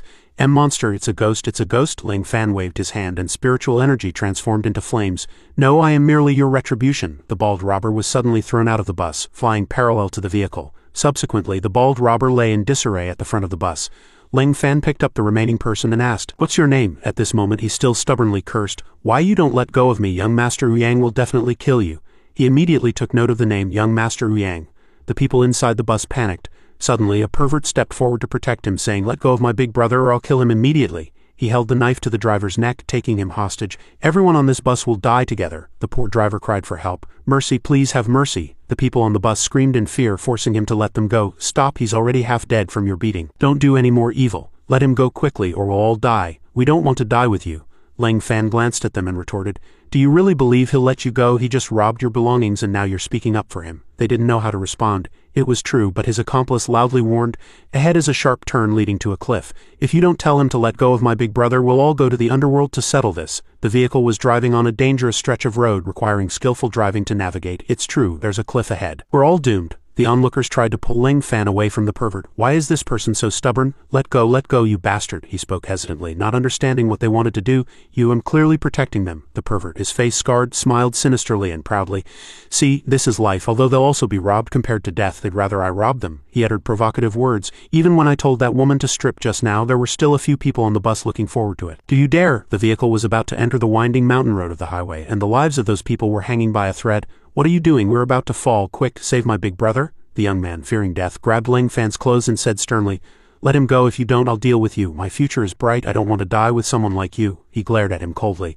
The young man gritted his teeth. "You," he angrily prepared to slap Ling Fan. Suddenly Kong Han-won stepped forward to block again, and the slap landed directly on her face. A bruise now appeared on her beautiful face. Kong Han-won stubbornly shouted, "Shouldn't you all be working together to save the driver? Is ganging up to bully the weak what you should be doing?" The young man pointed at her face and accused, "They're in this together. They want to kill us. Quick everyone, let's act together." Those people ganged up, rolling up their sleeves to get rid of Ling Fan and Kong Han-won. "Hold that kid down," everyone attacked. The girl too, grab her. Facing such a crowd, she screamed with wide eyes, "What are you doing? Are you crazy?" The people there had lost their humanity, preparing to lay hands on Kong Han-won. "She has a great figure. I wanted to see her strip just now." "Strip her naked, strip her naked." She instinctively raised her hands to defend herself. "No, don't come closer." Those dirty men approached Kong Han-won ready to act. But Ling Fan had already made his move, throwing one person back into the crowd. "Since you all want it, then I'll let you have it." Ling Fan swung his arm, his gaze sharp, saying, "Your evil deeds have come to fruition." Hearing this, both the perverted robber and the passengers on the bus widened their eyes and cursed. "What did you say? Do you want to kill all of us? If so many people get into trouble at once, no one will be able to save you," Ling Fan said calmly. "If I kill all of you and then fake a car accident with no witnesses or physical evidence, who could catch me?" Those people suddenly became stubborn, unable to utter a single word. He pulled Kong Han-won off the bus. "Let's go, the rest is none of our business." The sound of glass shattering rang out. Ling Fan picked her up and jumped off the bus. The two landed safely. He didn't forget to politely say to Kong Han-won, "Sorry I've implicated you." And that bus was about to drive to the edge of hell. She screamed in fear, they're going to fall. Suddenly the wheels screeched as the vehicle seemed to begin turning. Ling Fan almost knew what would happen next. "It won't fall, don't worry." Kong Han-won then breathed a sigh of relief. Luckily there are many people from our community on the bus. If anything happened it wouldn't feel good." Her steps were a bit unsteady. Ling Fan also asked her, "Given their attitude just now, you still spoke up for them." But Kong Han-won was kind by nature. She understood them. Anyone can do impulsive things. You can't expect everyone to remain rational. Kong Han-won forced a smile, her face flushed. "And aren't both of us fine?" Her kindness made Ling Fan easily perceive that there wasn't a trace of malice in this girl. Kong Han-won rested her chin in thought. She also guessed their fate. But those two bad guys are still on the bus, and I don't think the people on the bus will have an easy time either. Now, inside that bus, the pervert held a knife to a passenger's neck, yelling about robbing and killing. "Hand over all your valuables. I lost a brother this time, so I must make you lose everything to compensate me." The young man who had been so aggressive just now was now stammering, unable to speak. We just helped you." He couldn't hesitate any longer. The pervert swung his knife directly at his face. The people in the bus screamed in fear. He's killing people, it's over, it's over." He turned around and threatened the remaining people. "You'd better be honest and cooperate, or you'll end up like him." Meanwhile, Ling Fan and Kong Han-won were walking. He still wanted to ask her what she planned to do next and where she wanted to go. Kong Han-won pointed to the distant town. "My home is in Longzhou County ahead, it's just a few more hours' walk." As he looked into the distance, Ling Fan immediately recognized Longzhou County as the place Yang War occupied. To move faster, Ling Fan suggested, "Come get on my back. Walking for 2 hours is too troublesome." Kong Han-won blurted out, blushing, What are you going to do, carry me on your back? But if you carry me, wouldn't it be even more?" But before she could finish, his hand was already around her back. Ling Fan softly said to her, "I'll take you back, I'm not tired." He exerted force, running swiftly. Kong Han-won exclaimed in surprise, "You run so fast, of course this trip isn't free either. I'll take you home, but you'll have to help me with something," she asked. "What help?" Ling Fan stated his condition. "Tell me. In Longzhou County, what exactly is Yang Hua of the Yang family doing now?" On the other hand, residents were demonstrating in the hall, shouting slogans. "No one is entering our community today. Don't even think about forcibly requisitioning our homes without a clear explanation." The developer showed a sinister expression, lifting his chin and saying, "Young Master Yang has already compensated you." He picked his nose, trying to provoke others. "Don't be ungrateful." Old Hu was furious, feeling extreme injustice. "Is that compensation? It's not even half the market price. This is clearly forced buying and selling." So the developer called in thugs to handle it. "What's wrong? Are you dissatisfied with young Master Yang's decision?" Old Hu's face turned beet red with anger, pointing and cursing at him. "You don't think you're so great just because you're part of the underworld. Sooner or later, you'll all be arrested." The thug slowly walked forward, his voice growing increasingly menacing. "Old man, if you keep instigating trouble, then I won't mind." Without any regard for age, he directly punched him, sending him to meet the king of hell.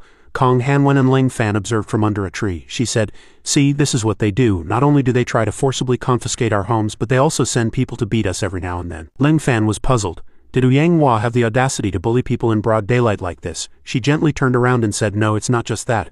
A deafening scream, like a bolt from the blue, struck Ling Fan. "What else happened?" Kong Han-won's mouth hung open, never expecting things to escalate to this point. That gangster kept stepping on the little boy with his foot. Such a small body, yet he dares to stand up for that old man. Does he want to die? She trembled and said, "That's my brother." Although the little boy was beaten so badly, he still bravely fought with those gangsters. "These bastards, how dare they hurt Grandpa Hu? You'll be subdued by the Justice League sooner or later." More and more people rushed towards them. One held a stick, and the person behind him mockingly echoed, "Kid, we're waiting for the Justice League to come bother us." Ridiculous. Justice League, there's no such thing in this world. The sticks in their hands were about to swing down. "I'll send you to meet him right now." The little boy tightly closed his eyes, thinking he was about to die. Ling Fan couldn't bear it and rushed out again to stop that gangster. Laying hands on a child, "Are you even human?" the gangster roared, ordering his subordinates, striking a heroic pose. "Kill him." So those few rushed up frantically. Ling Fan moved like a gust of wind among them. Too slow, he effortlessly used a move to send the entire gang flying dozens of meters. It wasn't over. A guy attacked from behind with a stick. "You're meddling in too much. If I don't smash your head today, it won't do." But Ling Fan could easily dodge. Dealing with this kind of guy was like swatting flies to him. "Come here, this slap is for you." But this slap left the guy's cheek red and swollen, spitting blood. Ling Fan glanced behind him, his voice full of murderous intent. "And you spineless hooligan." He immediately disclaimed responsibility. I am not with them. I was just passing by, accidentally stepped on it." Ling Fan didn't let anyone off, kicking him in the face. The gangster was sent flying into the air, blood splattering several meters. Ling Fan didn't forget to instruct, "Remember who hit you today?" His gaze was sharp. "The Justice League." Hanwon's brother saw Ling Fan standing there. He ran over, shouting with an expression of immense surprise and joy, "The Justice League came to save us. There really is a Justice League in this world." That group scattered in fright. Despicable, they still left a threat. "I'll be back, you little brats, just you wait," Ling Fan calmly said. "I'll be waiting any time." At this moment Hanwon's brother was already teary-eyed with excitement. He hugged Ling Fan's leg, endlessly grateful. "Justice League, you really came. We've been waiting for you for so long. Grandpa Hu and everyone else are hurt." Ling Fan patted the little boy's head, smiling. "I'm not the Justice League. I'm Ling Fan, and I'll keep helping everyone drive them away from now on," the little boy then asked. "Ling Fan, if you're not the Justice League, then why are you helping us?" Hanwon also appeared from who knows where, running over breathlessly. "You ran too fast." Then she turned to her brother, her face incomparably excited.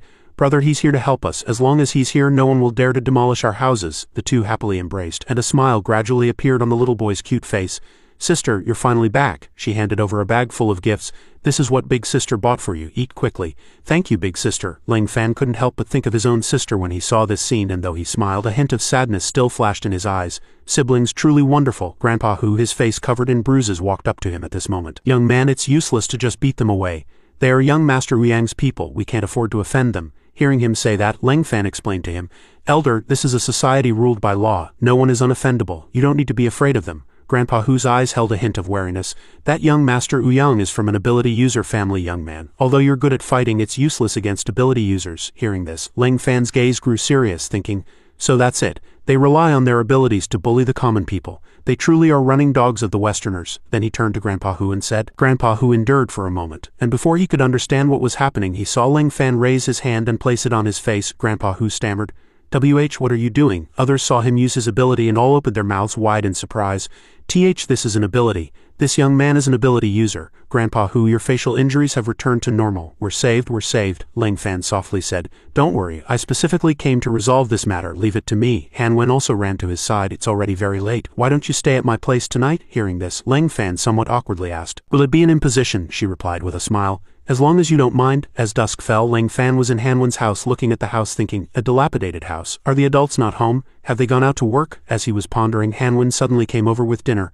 "Dinner's here, don't mind it." He thought it was boiled potatoes. Hanwen's brother wolfed down the potatoes, praising incessantly, "So delicious." Seeing Ling Fan hadn't moved yet, Hanwen somewhat shyly asked, "Do you not like it?" Ling Fan's eyes were full of pity. "Do you usually eat this?" She quickly explained, "My parents passed away early, and I support my brother and me with the meager wages I earn working in the county. Recently job opportunities have become scarcer. Many places don't hire female workers, thinking women have little strength and cause more trouble. If this house is demolished with that small compensation, we won't be able to afford a house at all and we might end up homeless then." Seeing him start to pick up the first potato, Hanwen couldn't help but be surprised. He savored each potato carefully.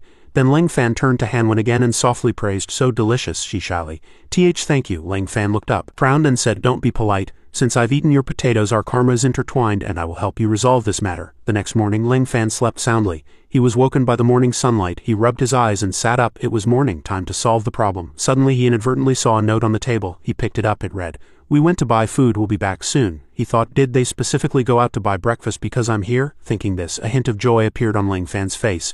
Indeed, kindness has nothing to do with wealth or poverty. Lost in thought, he suddenly heard a knock at the door. "Are they back?" Ling Fan went to open the door, saying, "Actually, there was no need to buy breakfast, last night's potatoes," but to his surprise, standing outside the door was an annoying fellow. That guy, one of Yang Hua's subordinates, asked, feigning concern, "Did you sleep well last night?" Hearing this, Ling Fan frowned. "What are you doing here? Do you want another beating?" Seeing that Ling Fan had misunderstood his meaning, the guy hurriedly explained, No, young Master Uyang sent me to invite you. The young master admires you and wants to befriend you." Ling Fan impatiently closed the door to send him away. "But I don't want to be friends with him." "Get lost." The guy wouldn't give up, immediately wedged himself in the door crack, squeezing in, and said, "Wait." He looked at Ling Fan, a forced smile on his face. "If I can't persuade you to come back this time, I'll probably end up as a corpse." Also saying this, the guy pulled out a photo. It was Hanwon and her brother. "Don't you miss them? This is a photo the young master just sent me." Seeing this, Ling Fan stepped forward to threaten the guy. "You've got some nerve." Seeing this, the guy stammered and his feet slowly retreated. Calmly, Ling Fan saw his state and showed no mercy. He grabbed the guy's clothes, preparing to teach him a lesson. The guy said in fright, Big brother, I'm just a messenger." Ling Fan ignored him, punching the guy in the face, abetting evil. He deserved the beating, making him cry out in pain. As soon as he finished hitting, Ling Fan swung his arm and threw the guy out. Ling Fan looked at the guy's disheveled state after being beaten, then ordered, "Take me to your young master." The guy stammered in reply, "Why yes, we'll go now." He turned his face away, displeasure on his face, thinking, "Just wait until you meet the young master, then you'll see. I'll make your life a living hell then." After walking for a while, the two arrived at the young master's place. It was a dance hall bar. As soon as they arrived, the guy said, "This is young Master Uyang's territory." He opened the door, his face beaming. "Young master, I've brought the person." The young master was Uyang Hua. He was sitting with a few girls, frowning. "Why are you only just arriving now? Sit down." Ling Fan saw the displeasure on his face. "You are Uyang Hua." Hearing Ling Fan call him by his full name, the guy frowned and said, "You've got some nerve, kid. How dare you call me by my name?" The guy who came with Ling Fan also reprimanded, "Kid, don't be disrespectful to the young master." Ling Fan ignored him, giving the guy a hard slap across the face. As soon as he finished slapping, Ling Fan said seriously, "Very good, it's good that you admit it. Anyway, I'm here to cause you trouble." Seeing Ling Fan's audacity, the guy frowned and scolded, "You're here to cause trouble for Uyang Hua, just you alone?" The two girls with him also joined in the commotion. "Opposing young Master Hua, one of the 4 young masters of the capital, he's incredibly bold. Doesn't he know young Master Hua is one of the 4 young masters of the capital?" Ling Fan ignored what these people were saying. He used his ability. "You're also an ability user. Stand up, don't hide behind women." Uyang Hua still didn't seem to understand what was about to happen. He leisurely snapped his fingers and said, "Bring them over." He was referring to Hanwen and her brother. They were being held at gunpoint by Uyang Hua's bodyguards, their eyes full of pleas for help, unable to utter a single word. Seeing this, Ling Fan's face darkened, his gaze sharp. "Let them go. If anything happens to them, I'll wipe out the Uyang family." The guy remained nonchalant, saying disdainfully, "Ridiculous. If you're an ability user, you should know the Uyang family's status in the National Security Bureau. My grandfather is an elder of the National Security Bureau. Wiping out a small fry like you is just a word." Ling Fan frowned. "Is that so?" Uyang Hua picked up a cigarette. "It's a pity this young master cherishes talent. You have some ability, why don't you follow me? I guarantee you'll have no worries about food and clothing for the rest of your life, endless money and countless women." He looked at Hanwen and her brother. Uyang Hua made an offer to Ling Fan. "I can even give these people back to you. As long as you help me secure the development project in Longzhou County, the entire territory of Longzhou County will be yours from now on." Ling Fan was starting to get angry now, his face growing darker and darker. "What if I say no?" He put his arm around a girl, a mocking smile on his face. "I know you're here to stand up for them, but what if you say no?" He glanced at Hanwen, his eyes cold. "Then you'll die here with them." Ling Fan frowned. "All right, let's see who dies." Uyang Hua pointed at Ling Fan and commanded, "Do it." Immediately a group of bodyguards aimed their guns at Ling Fan. Despite this, the bullets failed to hit him. He had already begun to use his ability, Afterimages. Ling Fan had moved in front of Uyang Hua at some unknown point, catching him off guard. Before he could react, he was punched in the face. Uyang Hua was now incapable of resisting because Ling Fan's speed was too fast. He thought, "His speed is too fast, I can't see his movements at all." Ling Fan grabbed Uyang Hua's neck and said in a deep voice, "Release the brother and sister or I'll twist his neck." The bodyguards were in a panic at this point. "What do we do? The young master is in his hands, but if we just let them go, what if he doesn't release the young master? This matter." Uyang Hua still refused to give up. He still stubbornly shouted, "Don't let them go, shoot at me, kill this son of a bitch." A bodyguard felt extreme disgust towards Ling Fan. He gritted his teeth and said, "No matter how fast you are, you can't be faster than bullets." "Die, kid." Hearing these insults, Ling Fan's face darkened. Faster than bullets. Bullets shot out simultaneously, flying towards him, but he caught them with 2 fingers. He frowned. "Too bad, I really am faster." The few bodyguards here could only gape, some even breaking out in cold sweat. Ability user, the strongest ability user. Is this human? This time the young master has really picked a tough opponent. Ling Fan brought the bullets he had just caught to Uyang Hua, making him sweat cold. "This is from your subordinate. I invite you to eat." He shoved the bullets into Uyang Hua's mouth. Uyang Hua gritted his teeth. "No, get away, get away. Don't." Suddenly, a group of security guards shouted, "Everyone raise your hands, don't move, line up for inspection." A few police officers stood in the distance discussing, "Who is bullying whom exactly?" Chen Tianming tried hard to explain, "We don't have guns at all, those were just toys." 2 people next to him also followed. "Officer, that guy is beating our big brother." "Yeah, officer, quickly arrest him." A police officer turned and said to Ling Fan holding a gun, "What are you doing? Stop quickly." He seemed not to hear, directly shoving the bullet into Uyang Hua's mouth. The police officer aimed his gun at him and shouted, "I'm asking you stop or I'll shoot." Ling Fan glanced at him and calmly asked, "Shoot, are you talking to me?" The police officer angrily scolded, "Who else would I be talking to? Committing violence in front of us, you truly have a lot of nerve." Ling Fan raised his hand, frowned and said, "Then why don't you consider that I don't have a gun? So where did this bullet come from?" The police officer's face showed a surprised expression, thinking, he doesn't have a gun. Indeed, there's no reason for such a large bullet. Ling Fan pointed at the group of people and explained, "Look over there, that brother and sister were tied up by them. I'm here to save people. These bullets were just shot at me by them and I caught them." Chen Tianming took a step back at this moment, thinking worriedly, "It's over." The police officer looked over there asking skeptically. Really? Then he seriously ordered, quickly go rescue the civilians. I'll handle this kid. Other police officers immediately obeyed. The police officer still had his gun aimed at him. You're asking me if you provide information about the civilians, it's still not too late to stop now. Don't say any more foolish things about catching bullets. Lang Fan seemed unconcerned, merely calmly asking, foolish talk, then I'll show you another performance. Saying this, Lang Fan nimbly snatched the pistol from the police officer's hand. The police officer exclaimed in surprise. My gun. He aimed the gun at Yang Hua. Guess if I can catch it this time. The guy recoiled in fright, stammering, don't come closer, people will die. This is a real gun. Great hero, spare my life. The police officer saw this and hurriedly stopped him. Stop quickly, don't make any more mistakes. Lang Fan coldly said, when you had people shoot me dead just now, you weren't looking this scared. He didn't hesitate, immediately pulling the trigger. The bullet flew in front of Yang Hua. The police officer exclaimed, it's over. A hand as fast as lightning caught the bullet. Lang Fan held the bullet with his index and middle fingers. Coldly said, isn't it simple? The police officer breathed a sigh of relief and asked, did you catch it? Suddenly, he shouted in panic, no. The police officer extended his hand, his tone serious, give me back the gun. I believe you're an ability user and can catch bullets, but that's not the point. You were clearly harming him just now, not the other way around. Yang Hua also quickly retorted, right, police, save me quickly. This person wants to kill me, he's committing a crime. The police officer urgently shouted, right and wrong are judged by law, give me back the gun, justice will definitely deliver a fair verdict. Lang Fan was unmoved, still holding the gun pointed at Yang Hua. I don't want justice to be delayed. He pulled the trigger, shooting Yang Hua, then said, the justice I want is now. Yang Hua clutched his bleeding crotch, screaming in pain. Lang Fan looked at him and coldly said, this is your retribution. The police officer exclaimed in surprise, everyone come over, this person is a dangerous individual, he must be arrested immediately. Several police officers pointed their guns at him and said, put down the gun or we'll shoot you on sight, quickly. Lang Fan was surrounded, yet he calmly said, remember, the one who hit Yang Hua is called Lang Fan. If you want revenge, come find me. If anyone dares to implicate others, I can cripple their abilities. Suddenly 3 gunshots rang out consecutively. Chen Tianming and the others looked at their pants, which had large holes, and screamed in panic. Too dangerous. Lang Fan calmly threw away the pistol and said, all right, I'm done. The police officers behind warned, behave, don't move. He folded his arms arrogantly and said, wait until you're in the station, I'll show you what I can do. Lang Fan walked with handcuffs on his wrists. Kong Hanwen and the little boy stood there silently watching him. Lang Fan looked at them and comforted them. It's all right, go home. From now on no one will dare to bother your family again. The two were deeply moved, looking at him, seemingly wanting to say something. Seeing him gradually walk away, Kong Hanwen said, we must find a way to save him. The little boy also softly called out, brother Lang Fan. Lang Fan was walking and he turned back to comfort them. Don't think of doing anything foolish to save me. Go home and live well. Maybe we'll meet again tomorrow. The police officer, hearing this, slapped him on the back and angrily said, if we don't punish you for 10 years, you won't even think about getting out. Kong Hanwen and her brother softly called out, brother Lang Fan. Lang Fan, why did you do so much for me? Yang Hua lay on the hospital bed, crying and calling the doctor.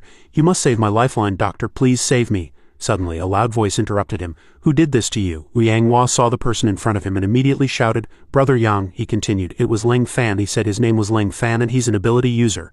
Yang Hua, as he was being carried into the ward, shouted, brother Yang, take revenge for me. Yang punched the wall furious, and he gritted his teeth as he spoke Lang Fan's name. In the police station, a loud voice came. Are you going to tell us or not? If you don't, I'm going to. Lang Fan sat opposite the police officer and calmly said, I want to see your director. You're not qualified to speak to me. The police officer angrily shouted, you snatched my gun and committed assault and I'm still not qualified to interrogate you? Lang Fan calmly replied, first, why only arrest me and not Yang Hua? Second, I was just at Yang Hua's territory, yet you immediately identified me as the assailant. Third, it's hard for me to judge whether you're colluding with Yang Hua or not. Otherwise, how could you have arrived so coincidentally? The police officer gritted his teeth and roared. A voice came from behind, step down. A man walked out and said, I'll talk to him. He stood tall and gave a loud military salute. Yes, sir, but sir, you must be careful. He injured many people. His crimes are heinous. What if he hurts you? Elder Shu's sharp gaze swept over, a vague warning flashing in his eyes. I know what I'm doing. It's not your place to teach me. He frowned slightly, sat upright in his chair, a helpless expression on his face. Only 2 days and you've caused such big trouble. I truly underestimated you. Lang Fan remained unmoved, his voice as calm as still water. If you want to provoke the Yang family into action, it won't work without being ruthless. It's just smashing his balls. Current medical technology probably can't fix that, can it? As soon as he finished speaking, Elder Shu immediately frowned, a trace of helplessness flashing across his face. You really remember that, huh? Do you really want to end the Yang family's lineage? The Yang family isn't as weak as you imagine. Yang Hua has many relatives in his generation. Lang Fan's eyes slightly darkened, his tone cold as he denied. I only want Yang Hua to have no descendants. He coldly said, you two have a score to settle. But even if Yang Hua was taught a lesson, the Yang family might not necessarily be provoked by this. Lang Fan's eyes were sharp, a probing light flickering in their depths as he directly asked for the reason. Elder Shu's deep cold voice resounded, because Hua would never tell the Yang family about this. If it involved the family, his status within the family would plummet. Lang Fan's gaze became even more resolute, his tone devoid of any fear, only determination. If that's the case, then if I want to deal with the Yang family, I'll have to go to their home and beat up their head. He immediately frowned, his tone stern and oppressive. Don't get agitated. Hua will definitely seek revenge on you. He's very close to the 4 young masters of the capital, and they're probably already on their way. Hearing this, Lang Fan raised an eyebrow slightly, his voice low with a hint of doubt. The 4 young masters of the capital? Elder Shu nodded gently, his tone becoming serious. Exactly. These 4 are all scions of ability user families. Their strength is among the best of the younger generation. Hua also possesses rank 4 ability.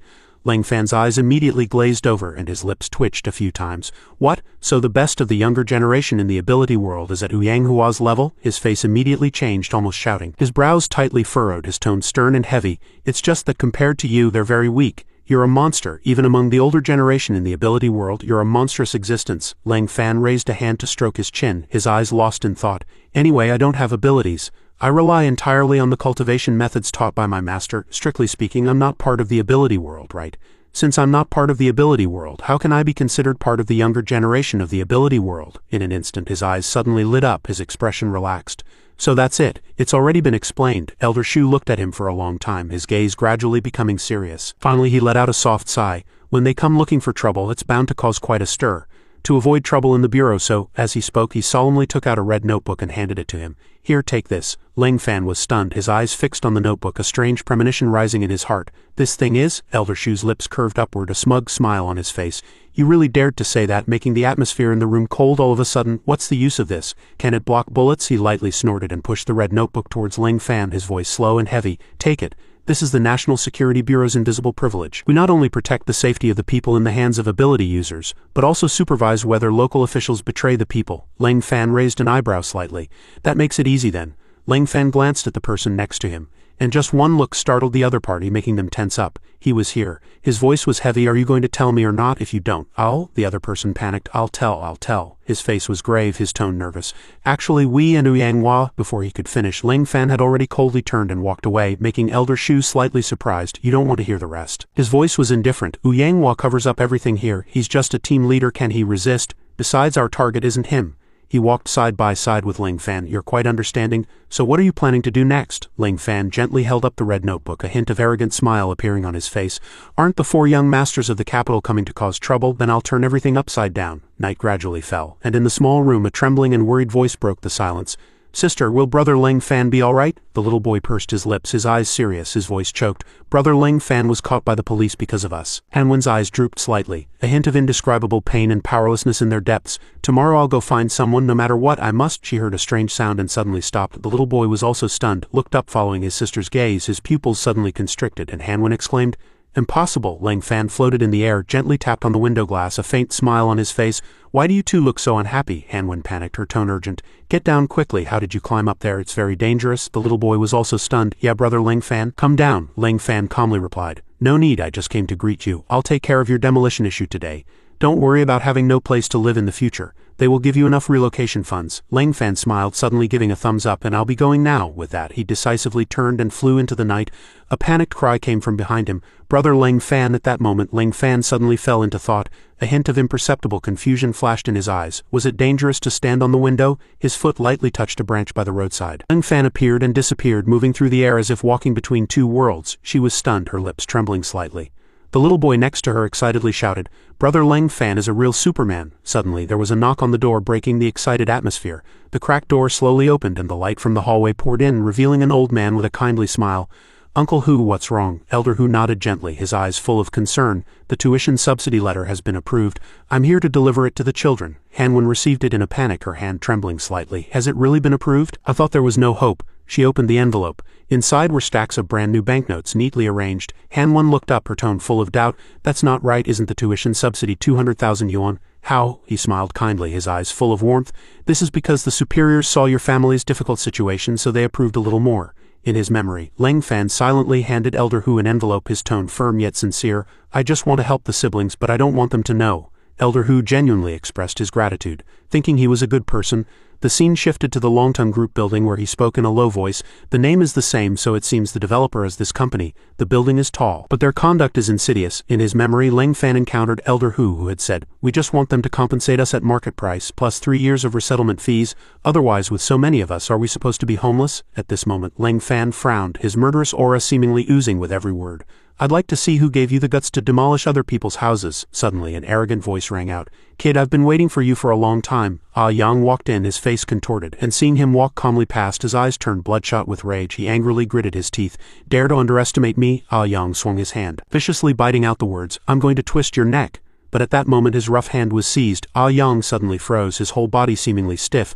Ling Fan's eyes flashed with a cold glint, tightly gripping his hand, warning, "Besides my master, no one has ever dared to touch my neck. But my master said that if anyone dares to do so, I should twist their neck." Ling Fan said coldly, "What are you waiting for me to do? Go home and sleep." This attitude made Ah Yang confused. He excitedly grabbed Ling Fan's shoulder. "Dare to underestimate me? Do you know who I am, young master?" Ling Fan merely glanced at him, then responded, "Scram." Ah Yang looked at the scene before him and couldn't help but exclaim, "What strong pressure! This guy is at least a rank 2 ability user or higher." He quickly regained his confidence. "Don't go too far." When Ah Yang raised his fist, blue lightning appeared. This young master is one of the 4 young masters of the capital, and among the younger generation of ability users he is one of the best. My awakened ability is also lightning, which is an extremely rare ability. Even though I am only at rank 3 now, it's not impossible to challenge a rank 2. Ling Fan was not to be outdone, mocking, "I'm here to talk business, not to fight. Your ability is too dazzling. Can you lend me some sunglasses? I can't even see the road." These words infuriated Ah Yang, who cursed, "Bastard." He channeled his inner energy, and a deafening roar erupted. "Then I'll blind your dog eyes." Ling Fan was unmoved. He notified the security guards that they were here, discharging electricity randomly, and were about to be arrested. Unexpectedly, the 2 security guards retorted, "Young Master Yang is our boss. What nonsense are you talking about? We're here to stop you." Ling Fan frowned unhappily.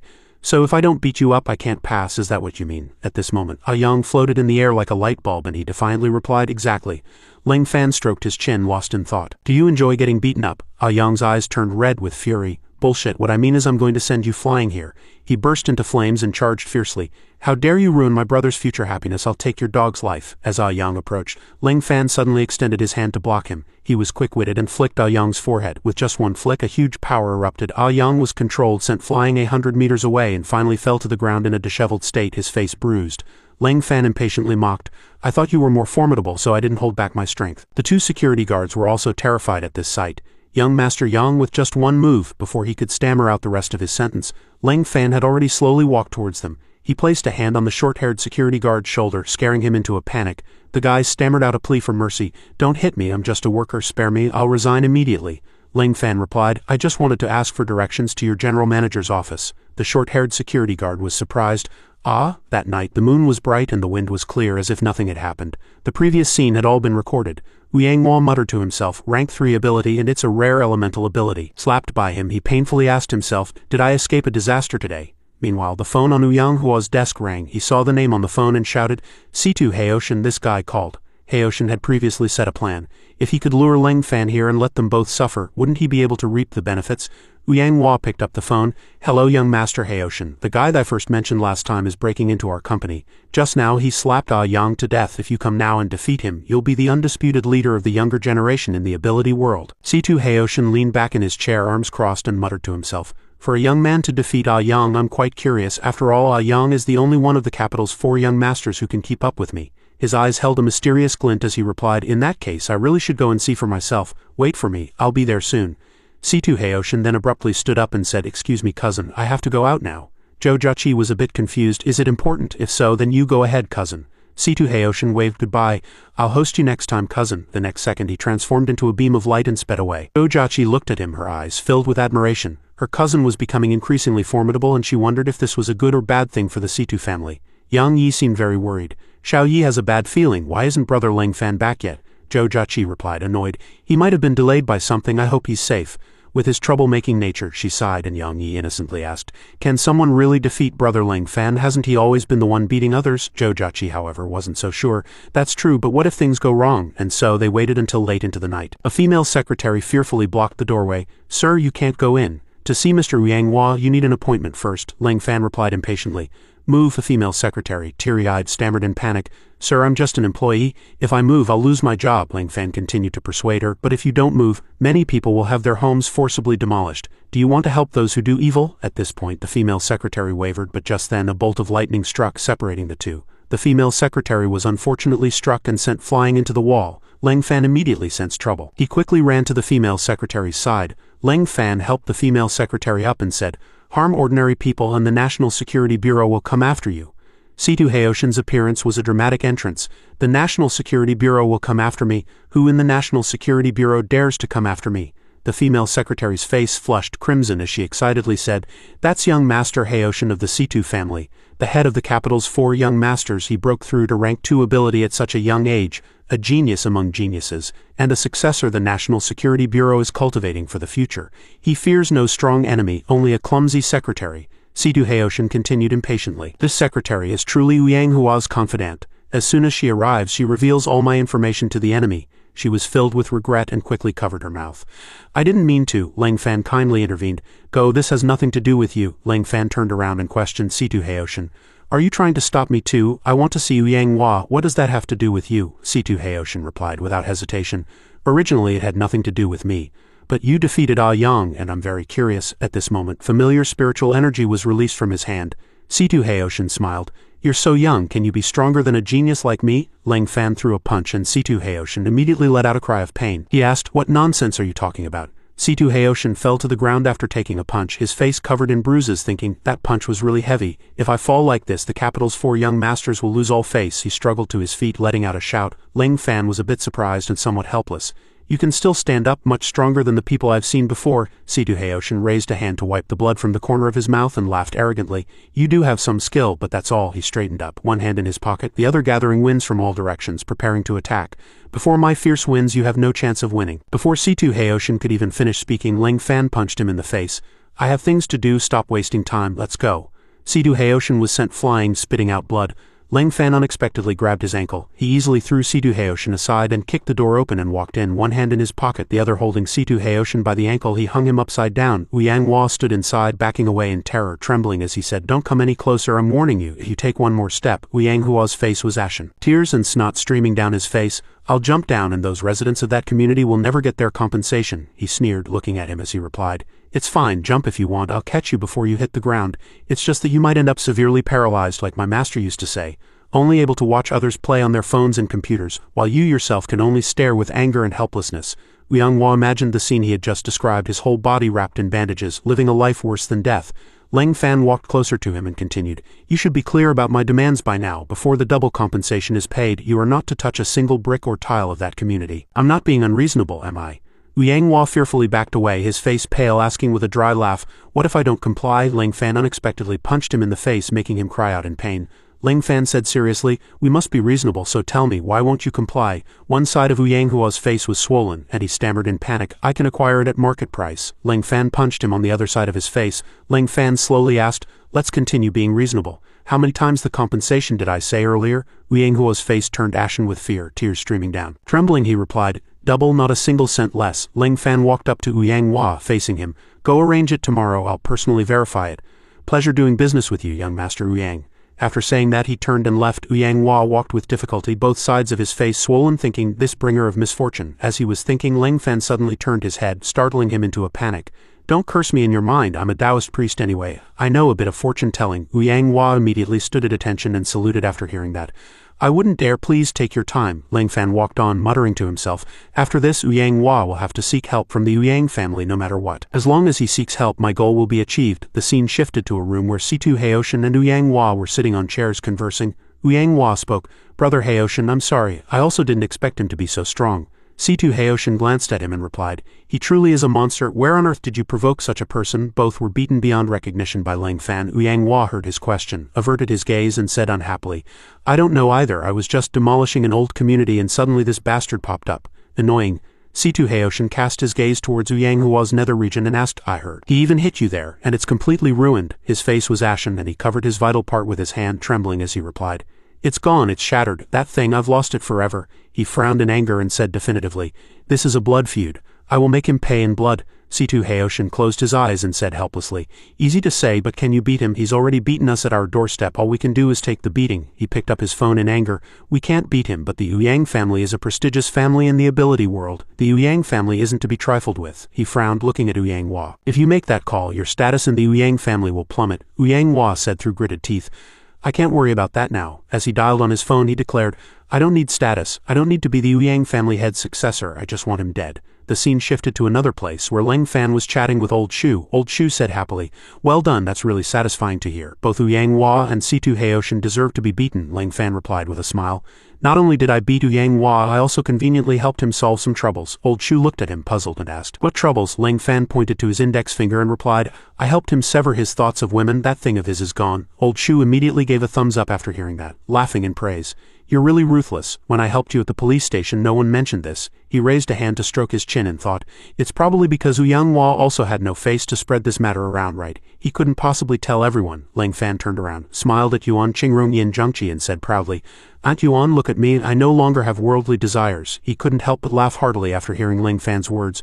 Zhou Jiaqi suddenly entered from outside, her face ashen, speaking unhappily with Yang Yi. I'm back. Ling Fan looked at her and asked, what's wrong? Your face is as black as Bao Gong's. Did you go digging for coal? Zhou Jiaqi pouted and replied angrily, you're the one who went digging for coal. I'm in a bad mood, so shut up. Old Shu stood by, patted her back and coaxed. All right, Zhou Jiaqi, don't you know him by now? That's just how he shows he cares. Tell Grandpa Shu who upset you, she sighed, recalling. It's all because of your cousin who's fierce as a wolf all day long but ended up hitting a hard rock and getting beaten black and blue. Old Shu closed his eyes in thought after hearing that. Zhou Jiaqi's cousin. Zhou Jiaqi's mother seemed to be Situ Lan, which meant her cousin was. As soon as he realized, he glanced at Ling Fan, judging. Could it be that Situ Haoshin just got beaten up by this kid? Ling Fan looked at her seriously and said, it's fine, I'll go avenge your cousin. Old Shu looked at Ling Fan, cold sweat beading on his forehead, secretly thinking, are you sure? The next day at the entrance of Shengyuan community, a crowd queued to collect something. The vendor shouted through a megaphone, one by one, no cutting in line, everyone gets some. Ling Fan jumped off an old man's electric tricycle and thanked him. Sir, thank you for your trouble, I've arrived. The old man looked at him happily, praising, young people really have spirit. Old Hu suddenly handed Ling Fan a bag, smiling happily as he said, Ling Fan, thanks to you this time, that company has come to distribute our compensation. Look, it's all money. He frowned and retorted, paying in cash, paying compensation in cash. I have a bad feeling about this. Two men tightly gripped the bags on their shoulders. Although the cash was a bit heavy, it still felt good in their hands, much better than a bank transfer.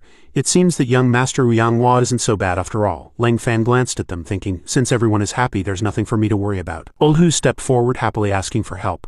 Young man, I won't talk your ear off. I'm going to deposit this money, otherwise it'll crush my old bones. You help me watch over things here.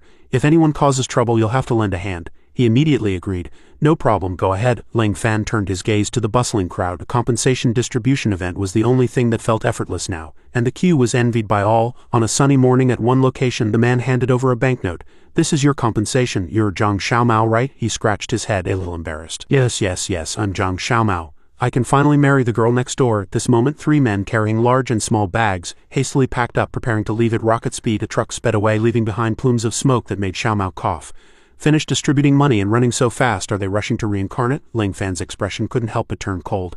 Since the money is distributed, there's nothing left for me to do. I'm going back.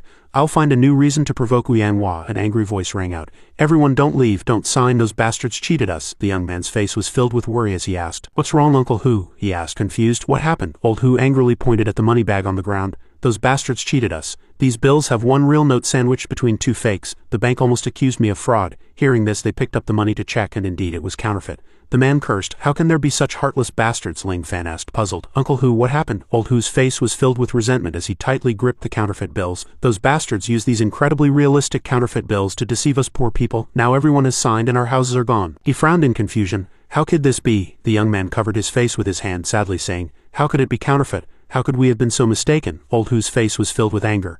This time our houses are gone and our money is gone. How are we going to live? The sister knelt on the ground, sobbing, while Ling Fan's face was filled with calmness. It's all my fault. Kong Han-won's eyes were filled with worry. It's not your fault. We didn't check carefully enough. The little boy innocently comforted him. Brother Ling Fan, don't blame yourself. He gently patted the little boy's head. Don't worry, I will definitely get justice for you. In one place, a beam of light was shining in the sky. Subsequently, it landed on the ground, causing a slight tremor. Ling Fan appeared in the swirling smoke. Ouyang Hua, get out here. He walked out clapping in praise. Very quick reaction. I must say your running speed is commendable, especially compared to your simple-mindedness. Lang Fan no longer beat around the bush, saying coldly, "Stop talking nonsense, I'm just here for the money. Triple, if you don't hand over the money I'll take your head to wipe monkeys' butts on the mountain." Yang Hua arrogantly snapped his fingers. "I'd really like to see what you're capable of. 3 seniors dared to look down on our Yang family, why aren't you quickly teaching him a lesson?" Yang Yangzong, the second elder of the Yang family and a rank 2 ability user, walked out and roared, "You little brat, you're incredibly arrogant, aren't you? Harm the Yang family's descendants and still want to order them around." He then performed a move and a fierce tiger appeared. "Now this old man will let you taste the consequences of underestimating the Yang family." Yang Hua's face was filled with excitement. "Here it comes, it's the second elder's ability, drawing a circle as a prison." Lang Fan rushed forward and punched Yang Yangzong hard in the stomach, making him freeze. After knocking Yang Yangzong down, Lang Fan walked leisurely, hands in his pockets. He stood among the crowd and loudly challenged, "Anyone else who wants a beating, step forward." Yang Hua was startled, thinking, how is this possible? The second elder is a rank 2 ability user. Even looking across all of Huasha, he's a top-tier figure. He stood up and questioned, "Who exactly are you?" Lang Fan slowly introduced himself. "My name is Lang Fan." Yang Yangzong heard his name, his face turning ashen with terror. Lang Fan, the one who angered the Western ability world, the youngest elder in the National Security Bureau's history. "Is that Lang Fan?" Lang Fan slowly turned his head and replied, "That's right." So he spat out a mouthful of blood, completely convinced. "In that case, this old man's loss is not unjust." Lang Fan turned his head and provoked him. "It's your turn. Do you still want to fight?" Yang Hua's face was ashen, cold sweat streaming down. He hurriedly knelt on the ground, kowtowing. "Brother Lang Fan, I was wrong. I was truly wrong. I shouldn't have come here from the start." Lang Fan's tone carried murderous intent. "You said the same thing last time. Do you think I'll believe you?" Yang Hua stammered in panic. "Then what do you want to do?" He stated his demand, pointing upwards. "Now immediately hand over the compensation for that community to my subordinates and have them compensate the residents of the community at once." His face grew even paler. "No problem, I'll go do it right now." Yang Hua verbally agreed, but deep down he was unwilling. "Do it now, dream on. Once you're gone I'll slip away too. Then I'll find a scapegoat to take over this matter and you'll never find me again." Lang Fan saw through his thoughts and kicked Yang Hua to the ground. He sat on Yang Hua, embracing his arms. "Until this matter is settled I'll sit right here. I'll get up after it's done." Yang Hua tried his best to endure. "I see, this damn guy, how did he get smart again this time?" The 2 men accompanying Yang Yangzong trembled with fear upon hearing Lang Fan's judgment. "Also, you've troubled me time and again. All right, I'll have your family elders take the beating, so I've decided to humiliate the Yang family." This statement struck the green-haired youth like a thunderbolt, leaving him stunned. "What do you want to do?" Lang Fan's face darkened, and a wicked smile appeared on his lips. "I'll use the most disgusting method to sicken you to death," they exclaimed in unison. "The most disgusting method?" Lang Fan showed his perverse side. "I want your Yang family to send your most beautiful girl to be my servant here." The 2 men accompanying Yang Yangzong breathed a sigh of relief and agreed. "Is this the most disgusting method? Isn't this a heaven-sent good fortune? I'll contact the family immediately and have the female family members sent over at once." Their reaction exceeded Lang Fan's expectations. What, they agreed so easily? The green-haired youth accompanying Yang Yangzong picked up his phone to convey the request. "Our family's most beautiful girl is Yang Weiwei. We just found her a suitable husband." "What? Demanding a house and a car? How short-sighted." "This young master is a talented youth, rich and powerful, with ability strength second to none in Huasha. At such a young age he's already an elder in the National Security Bureau with boundless prospects. Good, good, good. Tell her to come quickly. This opportunity must not be missed. Tell her to dress beautifully and sexily and get pregnant with this young man's child as soon as possible." Lang Fan froze, his eyes wide, and he asked in surprise, "But pregnant with my child as soon as possible? This world is indeed as crazy as Master said." The 2 bald men began to whisper. "This kid has an extraordinary future. We must keep him. As long as he becomes one of the Yang family. How could the Yang family fail to achieve great things? Well done, truly, my excellent brothers with years of deep thought." Lang Fan and the others couldn't help but comment upon seeing this scene. "How disgusting, they're already this old and still like this. Why does this person always keep winking?" At this moment in the Yang family residence, Weiwei stood with her hands on her hips, sternly and haughtily declaring, "I don't want to have a child with a stranger." Weiwei's father spoke up. "Weiwei, this is for the future of the family." "Go quickly," she shrieked again. "If you want to have a child you go yourself, I'm not going. Damn it. Why am I precisely the most beautiful, sexiest and most elegant person in the Yang family?" The woman with acne on her face next to her angrily said, "That ugly person speaks so annoyingly." The fat one also chimed in, "I really want to hit her." The thin one seemed somewhat sympathetic. "Although she's telling the truth, it's still quite heartless." The other 2 looked at her angrily. She asked, feeling wronged, "Am I wrong?" Weiwei's father directly pushed his daughter into the car. "Weiwei, make this sacrifice for the family," Weiwei firmly said. "Why are you threatening me with these treasures? Damn it, I won't give in." Her father gave a thumbs up and persuaded, "Come on, if you succeed in seducing him your pocket money will increase by 100,000. Weiwei pouted, seemingly deep in thought. 100,000? She crossed her arms proudly. "It's just seducing a man. I'm very good at it." Suddenly the phone rang. "My love, you carry the sin of conscience." Weiwei asked doubtfully, "Who is it?" Who would call me at this time? But she still answered. The voice on the other end said, Wei Wei, what are you doing? Shopping? Wei Wei regrettably declined. Little Zhao, I'm busy today. I'm going on a blind date. I heard he's the number one of the younger generation in the Washa ability world, the youngest elder in the National Security Bureau, the youngest supervisor in the Disciplinary Inspection Commission. The voice on the other end asked doubtfully, Is he that good? She chuckled dryly. Good, he's barely good enough for me. I was forced to go. Gotta go. But the person on the other end of the phone was faster. Such an excellent talent. I should go and see him off too. After hanging up, Wei Wei burned with anger.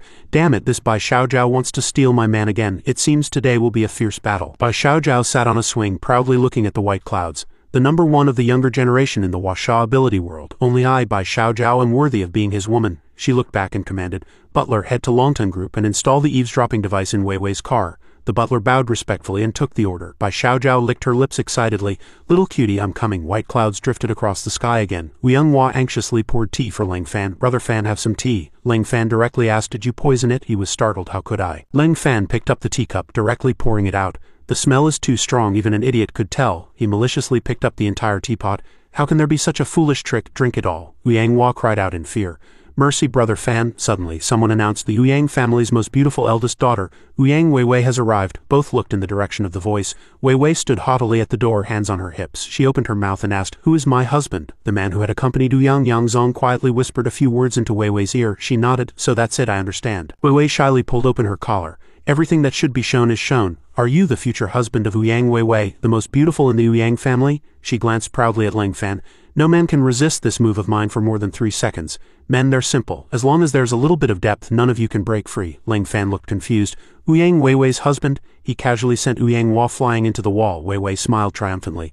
As expected, he's already deeply entangled and unable to break free, the two bald men also thought. Although this kid is powerful, he's still just a mortal. Since ancient times, heroes have fallen for beauties, Ling Fan stated bluntly. I don't need a wife but a servant. Will you be my slave? They were shocked as if struck by lightning. Slave? Wei Wei was also stunned. Brother Ling, I'm such a beautiful girl, aren't you tempted at all? The word slave is too harsh. Ling Fan sat down, crossed his legs and pinched his feet. Since you're my slave, hurry up. She was a bit troubled, so she had to use a stronger move. Wei Wei softly chanted, Wind rise. And her fingers also hooked, and indeed a gust of wind blew from under their feet. Wei Wei covered her face, her skirt blown up, her hand hiding her flushed face. This wind is so strange. My inside is already. The person next to her saw this scene and said proudly, As expected of our Yang family daughter, what man can withstand this move? Ling Fan lowered his head, simply stood up, walked over and waved his hand. The wind immediately disappeared. It's fine now, Wei Wei awkwardly thought. Is he gay? Suddenly, someone asked, Who is the number one of the younger generation in the Washa ability world? Wei Wei looked back.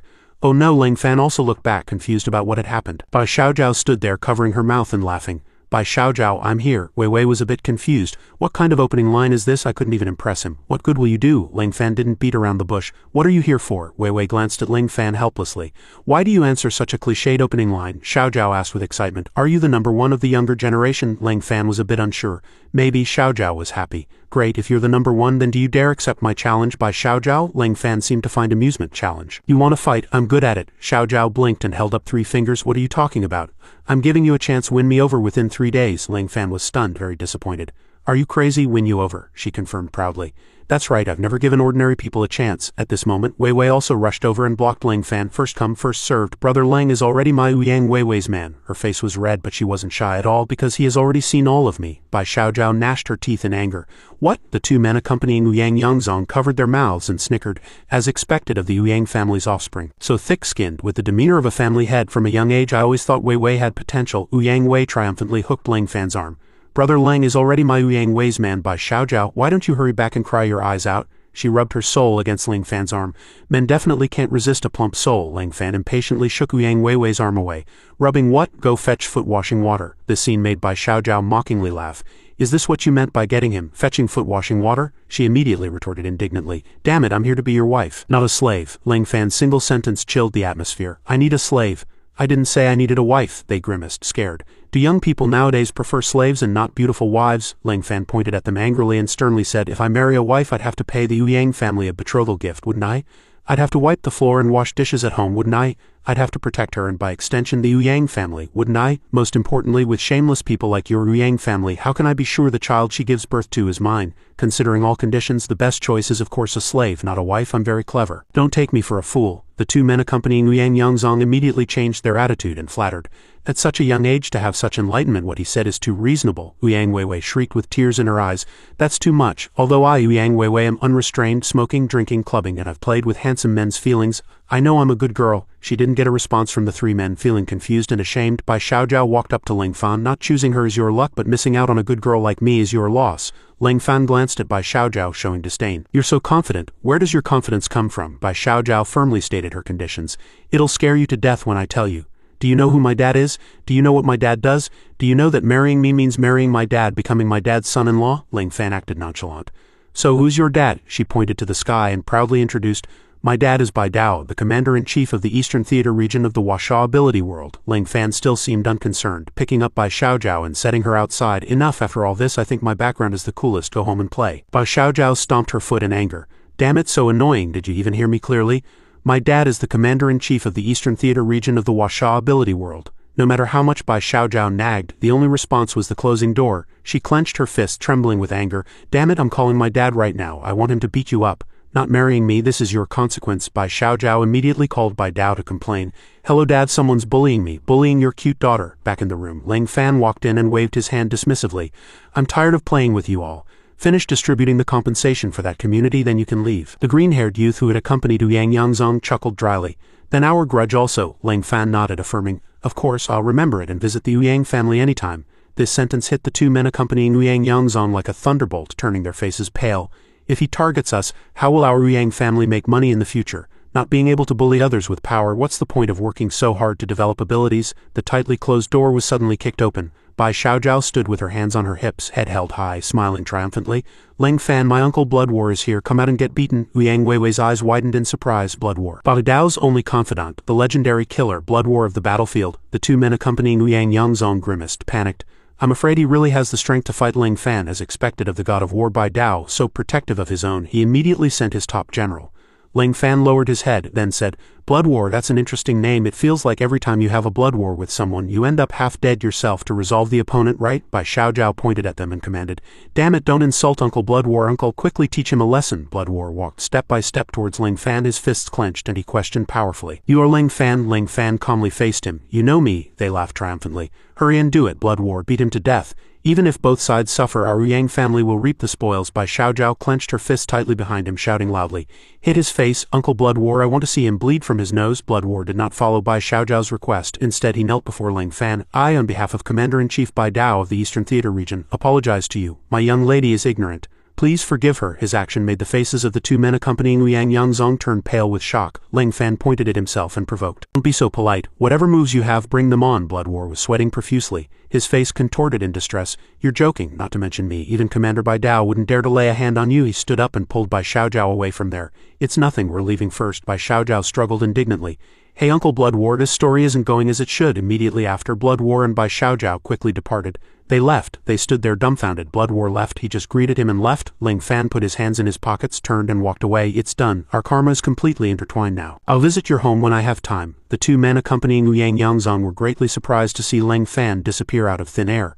That's an escape technique usable only by ability users above the innate realm. Yang Weiwei plopped onto the ground, wailing loudly. Why is there still a man Yang Weiwei can't handle? The man covered his face and said helplessly. This grudge has been forged. Our Yang family won't have an easy time next month. Another man accompanying Yang Yangzong complained.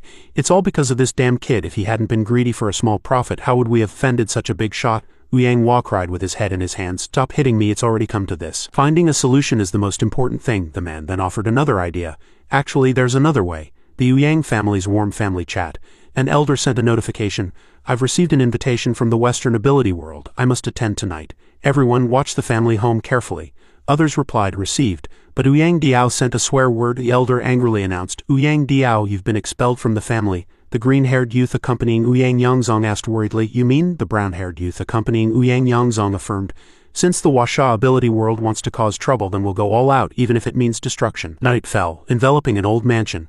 Yang Feng, the head of the Yang family, asked impatiently, How long has it been? Haven't they arrived yet? As soon as he finished speaking, footsteps were heard. Sophia calmly sat in a chair and said directly, You all must have put in a lot of effort to rescue me from the National Security Bureau, right? Then I won't beat around the bush. This time I'm here to win you over. She added, Abandon your titles in the Wuxia ability realm and become full members of our holy see.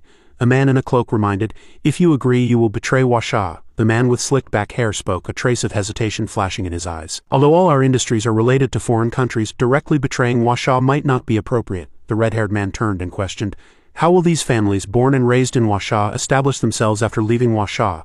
Ouyang Feng looked at the arguing crowd, thinking to himself, "The family has now been targeted by that genius named Ling Fan, and even I am not his match. Moreover, the Ouyang family has done many bad things in Washa, and now it's even worse." Suddenly, Sophia spoke, breaking the atmosphere. "Everyone, perhaps you've all done quite a few bad things in Washa, haven't you?" The man with slicked back hair glanced elsewhere. "Everyone is an ability user. Is oppressing ordinary people considered bad?" The man in the cloak reached out and offered an opinion. "It's merely about slightly imposing on others, creating a little social conflict, which is beneficial for human progress." The red-haired man laughed. "We have different talents than them, it's just God-given talent." He looked at the three and asked, "Then have you ever thought that those ability users who call themselves warriors of justice might come to seek revenge in the name of upholding justice?" The red-haired man was startled upon hearing that. "How can there be such fools in this world? Don't those who uphold justice need to eat?" The man with slicked back hair was dumbfounded, thinking that he could just give them a little bit of benefit then. Sophia crossed her legs and looked at Ouyang Feng. "Patriarch Ouyang, you must have met that person by now, right?" He respectfully cupped his hands. "The saintess is right, the Ouyang family has indeed encountered trouble. That kid is called Ling Fan. I believe everyone must have heard of him." The man in the cloak was a bit surprised. "Ling Fan, the one newly joined the National Security Bureau? I heard it's because he offended the Holy See." The red-haired man turned to the man with slicked back hair. "The archpriest and cardinals came for him." He whispered, "I heard a few days ago he beat the Zhao family's innate ancestor until he lost control of his bladder and bowels." The bald man clenched his fist tightly, furious. "Is that true? Our ancestor would never be beaten like that by him." The man sitting next to him then mocked, "The more you deny it, the more it's 100 true." The two glared at each other. "You want to kill me?" he provoked. "Come on, who's afraid of whom?" Ouyang Feng coughed a few times to dissuade them. "That's right, it's him. He is extraordinarily talented. His strength has probably far surpassed the innate realm." "Everyone, stop arguing." His gaze became solemn. "Now the Ouyang family is targeted just because of a demolition of an old community. Everyone, think about it compared to what you all have done. Isn't that just a drop in the bucket?" The two who were fighting suddenly stopped. The bald man was stunned. Just for one demolition matter, the entire family became a target. The other person also stopped. "This matter?" Ouyang Feng's gaze became sharp. "I don't think this matter is that simple." Immediately after, his face became solemn. "I'm afraid after this incident it will be the National Security Bureau's order. The higher-ups want to take action against us who have connections with outsiders." The man with slick back hair was terrified. "Then what do we do? Won't we be unable to make money in the future?" The bald man coughed lightly. "It seems there's nothing wrong with punishing people like us." The bearded man looked at him in surprise. "Whose side are you on?" Ouyang Feng looked at Sophia with his hands behind his back. "Then it depends on the saintess's guidance. Now only the Holy See can protect us." Sophia, sitting in her chair, suggested. "Then back to the original question. Are you willing to abandon your identity in the Washa ability realm and join the Holy See?" The bearded man was stunned upon hearing that, thinking, "It seems this is the only way." He smiled, thinking to himself, "Indeed, when their own interests are threatened, everyone wavers." "Ouyang family, you've rendered meritorious service this time." Ouyang Feng respectfully cupped his hands. "I respectfully ask the saintess for guidance. What exactly should we do?" He looked at Ouyang Feng and offered a countermeasure for them. "You establish a branch of the Holy See in Washa. Unite and become a new force of the Holy See in Washa. This way no one will dare touch you." Sophia stood up, her face filled with confidence. "When His Holiness the Pope personally arrives, won't Washa become your territory?" Those people couldn't help but be overjoyed upon hearing that. "Long live the Pope, long live prosperity, long live the Holy See." Only Ouyang Feng fell into contemplation. Long live? Can it truly be long live? In another place a nervous voice rang out, get up, something big has happened." Ling Fan woke up upon hearing the noise. "Who is it?" What met his eyes was Zhou Jiaqi pouting and sitting on him. "Lazybones, old Shu has been waiting for you for a long time." He looks very flustered, as if something has happened. He couldn't help but be surprised by this scene. "Zhou Jiaqi," old Shu walked over in a fluster to report, "Come with me quickly, something big has happened to the National Security Bureau." Today's weather was unusually clear and a red car sped through the streets. After calming down in the car, old Shu slowly explained the reason.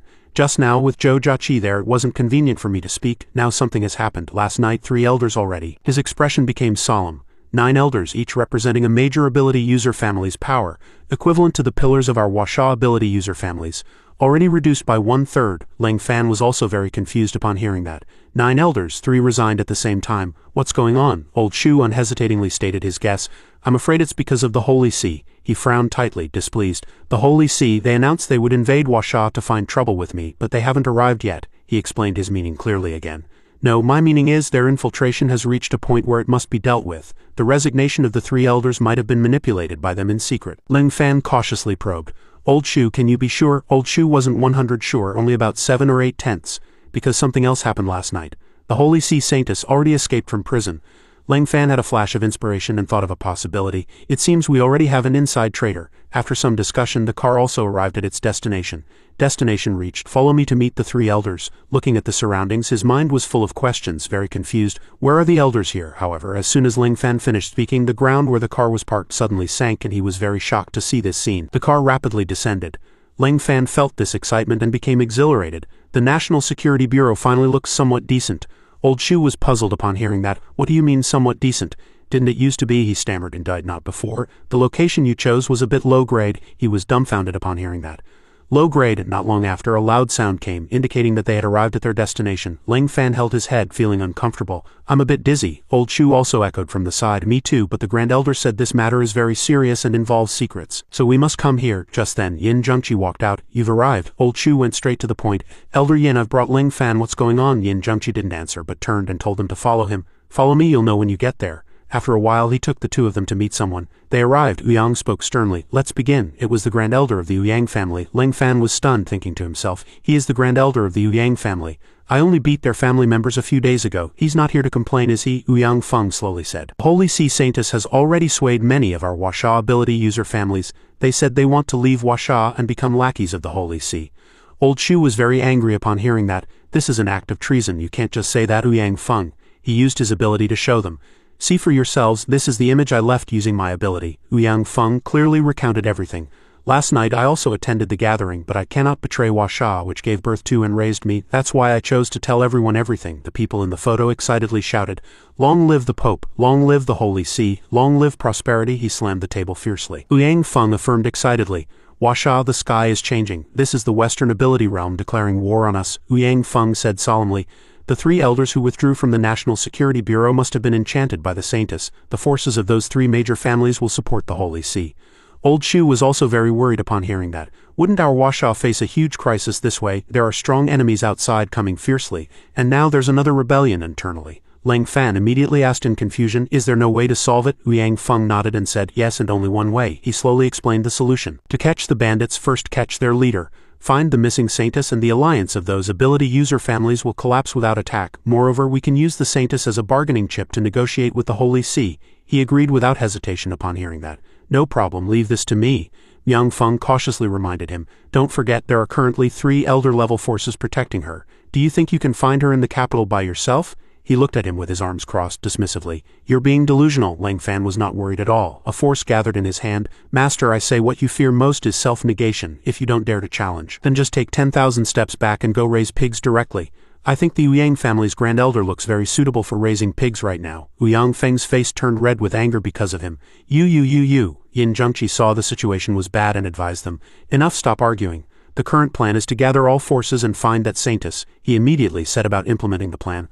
I will now use my telepathic ability to transmit orders to all members of the National Security Bureau. Find the Holy Sea Saintess at all costs. Lang Fan and the others did not object. Yes, Old Shu could only grit his teeth and comply. Things have reached this point. They can only do their best. He took out his phone. This is the message I just received. It seems the Holy Sea's reinforcements have arrived. Suspicious Westerners have entered Huasha. Their numbers and strength are unknown. But Lang Fan was sure that their current goal was not only him but also to disrupt Huasha, so they should not act recklessly for now. Old Shu also spoke of the difficulties they faced. I hope they won't act recklessly. Unfortunately, the Bureau currently has severe power gaps. There are almost no usable people below the middle level. They can't even track their movements. Suddenly a voice came from behind. I know the whereabouts of that group of people who invaded Huasha. It turned out to be Ouyang Feng who walked over. Yesterday over there I heard the Holy Sea Saintess talking about the next arrangements. They want to target people close to Lang Fan. He was also very surprised upon hearing that. People around me, he kindly reminded him. That's right, you'd best pay more attention, the people around you. Lang Fan racked his brains, thinking that the only people he had in the capital were Zhou Jiaqi and Xiao Yi. He expressed his gratitude. Thank you for this kindness. Lang Fan will repay it in the future. Ouyang Feng then offered a suggestion. No need for the future. The grudges between you and the Ouyang family are not over yet. I have a method. I wonder if you agree it can both resolve the grudges between us and bring us closer. Lang Fan was curious. Closer. He stated his intention. I have a granddaughter named Ouyang Weiwei, very beautiful, not yet married. But before Ouyang Feng could finish, he immediately refused. Farewell. After speaking, Lang Fan quickly left. Old Shu walked over and said, this kid is already my old Zhou family's grandson-in-law. Don't dream about it. Only Lang Fan thought irritably to himself, can these people not be like this? Are they really elders of major families? They're practically pimps. Sunlight shone on the streets. He looked around, thinking to himself, running to here, they probably can't catch up right. Then he first tried to cast a spell. Master, I'm sorry, I'm going to use my divine sense again. A green light suddenly flashed in his eyes, then he fully activated his divine sense. Light beams entered the city one after another. The scene of a thief picking a pocket clearly entered his view. A plump guy was watching some inexplicable TV program. A beautiful woman was bathing in steaming mist, and a Sailor Moon, no, it was a man posing. That horrifying sight made him spit blood because it was too disgusting. Afterwards he fell into contemplation. This city truly has all sorts of monsters. Why didn't I see the Saintess? The range of my divine sense has already expanded to its limit.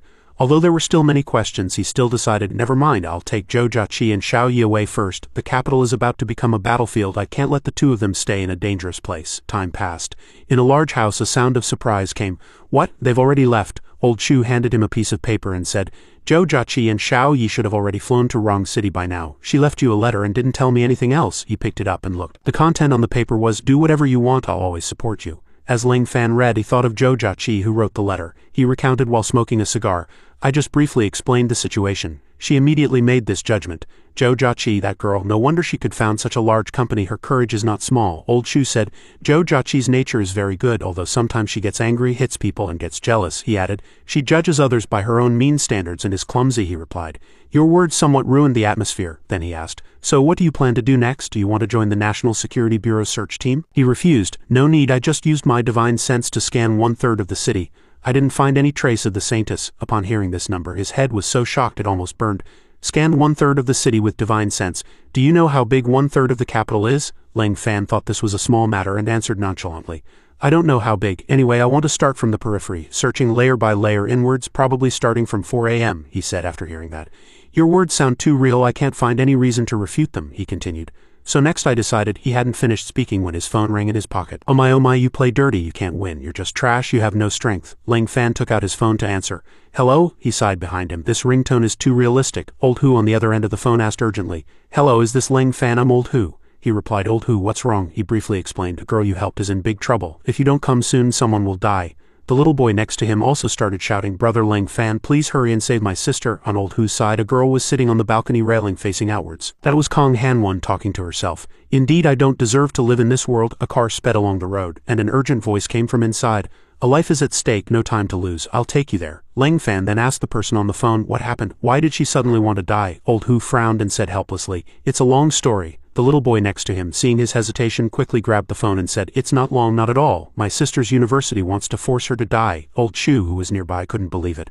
What? Universities in the capital are generally very strict. Such a thing as forcing a student shouldn't happen. The little boy continued to explain, my sister accidentally broke a tea set in the school's exhibition room. The school demanded 1 million yuan in compensation, and my sister has already given them all her demolition compensation. Seeing them being difficult, Lang Fan also stood up for them, assuring the little boy, what kind of tea set costs 1 million yuan? Wait for me a moment. Once I settle your sister, I'll handle this matter. After hearing this, he thought, a 1 million yuan tea set must be quite valuable. I'll have to take it one step at a time. At worst, I'll pay for it myself. Time passed, and the crowd of onlookers had already grown dense. Everyone urged, think of your family, your friends, those who love you. It would be such a pity for such a beautiful girl like you to die. Don't jump, but she didn't listen. Before she jumped, she was still thinking of the people she loved. I only care about you and my brother. If only I could see you one last time before I die, how wonderful that would be. Then she closed her eyes and jumped. If there's a next life, I'll definitely tell you. The people below, seeing the dire situation, quickly shouted, it's over, it's over. She jumped. The rescue team isn't here yet. Just then, a golden light flashed. It was Lang Fan rushing over at high speed. Every eyewitness gasped in astonishment. That's Superman. No, that must be an immortal. In a miraculous way, like something out of a novel, he caught the girl who wanted to die but was still thinking of her loved ones before she hit the ground. Old Shu in the car breathed a sigh of relief.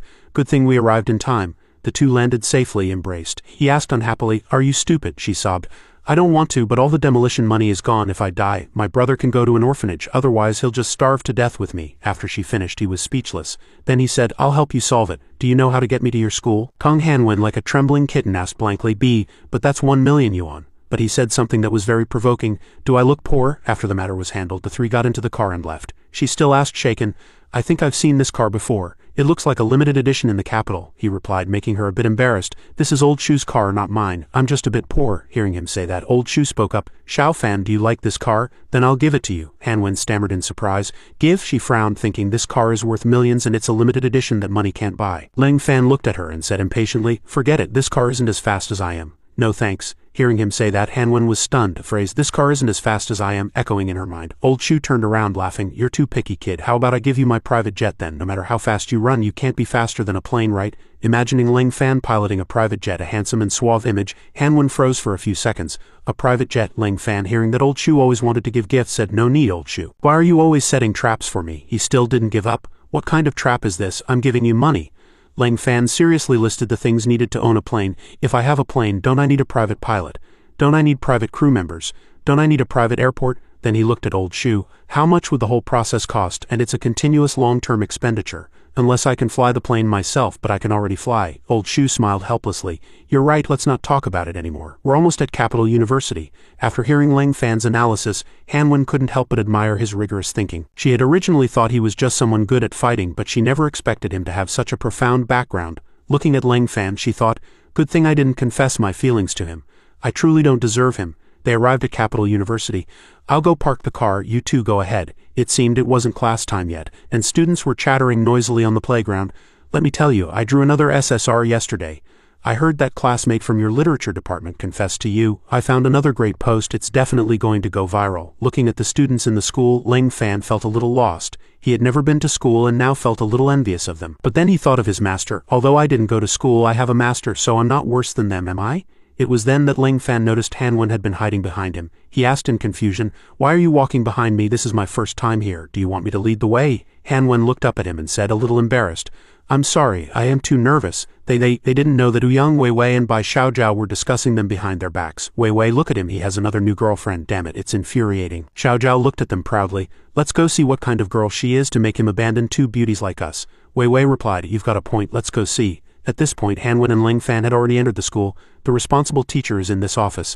Lang Fan knocked on the door while saying, we're already here, why bother knocking, just break the door down. Hearing him say that, Han Wen broke out in a cold sweat. No, don't be impulsive, the teacher will get angry. Suddenly the door opened and a teacher walked out, frowning unhappily. Who are you looking for? Han Wen saw her, bowed her head and greeted politely. Hello teacher, I'm Kong Han Wen yesterday. The teacher recognized her immediately upon seeing her. I remember you.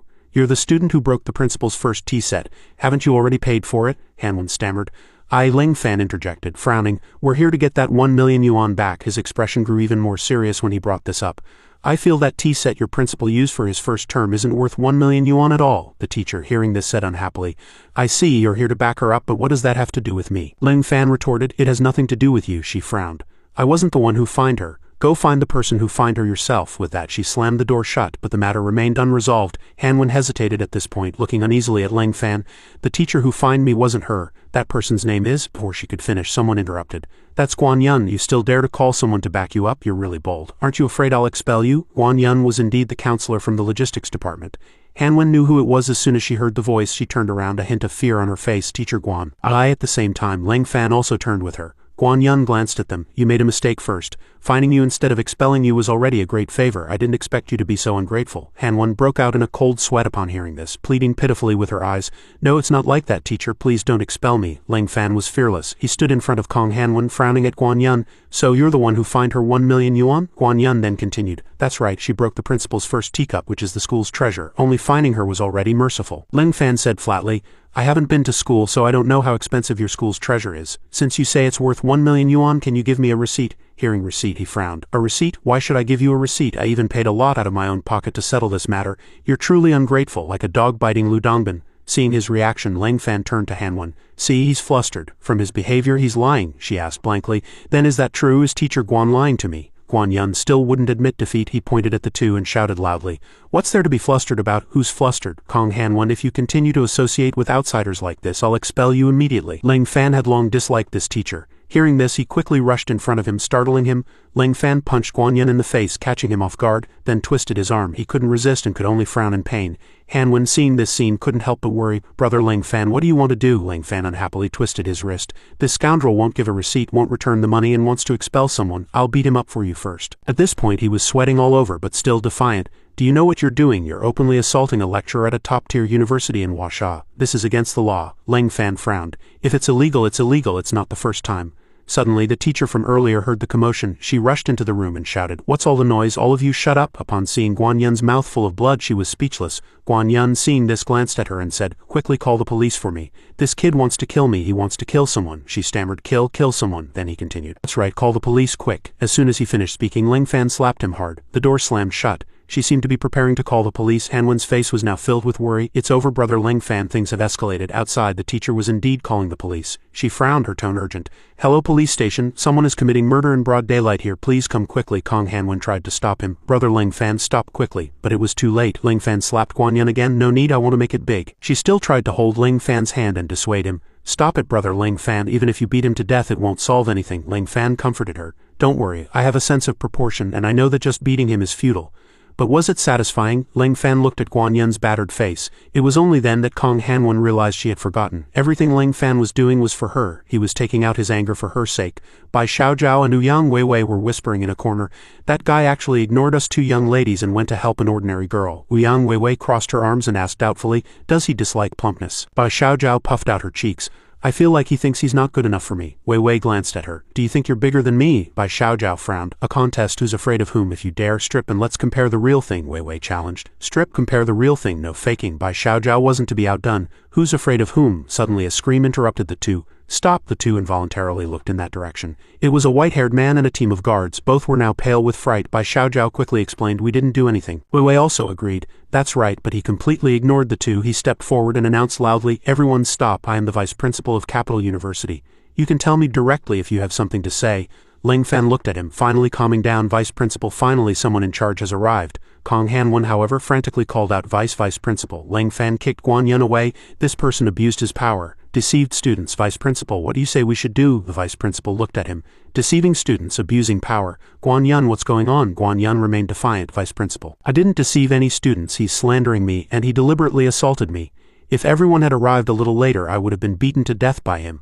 Ling Fan pointed at him, accusing him. "He demanded 1 million yuan from this female student just because she broke a tea set. Do you think that's reasonable?" the vice principal asked again. "Is that true?" Guan Yun tried to explain. "That was the principal's first tea set, so that's why." Ling Fan glanced at him. "Since you collected the fine, why can't you even produce a receipt?" He still tried to explain. "I just hadn't had time to report it to the finance department. I was just about to go, but then he stopped me and beat me." "Vice principal, I can explain all these issues clearly, but the fact is that he wanted to kill a lecturer from Capital University. This is clearly a public slap in the face to Capital University." The vice principal was silent for a moment. Then he concluded, "If he really has issues, we will investigate ourselves, but you're openly committing assault in the school. I advise you to surrender immediately." The guards raised their guns, preparing to aim. Many red laser dots shone on Ling Fan. "It seems today's matter can't be resolved amicably," the vice principal threatened. "I'll count to 3. If you don't surrender, I'll have to apologize." Han Wen heard this and quickly pulled Ling Fan. "Let's go, I don't want that money anymore." "I can't let anything happen to you because of me," Guan Yun commented. At a time like this, a hot-blooded young man wouldn't back down, especially with a girl behind him. Once his blood boils, he'll fight the police and die right here, he maliciously thought. "Then that 1 million yuan will completely fall into my pocket and no one can change that." Ling Fan remained expressionless. "Don't worry, it's just a few police officers. I can handle it." Han Wen was stunned.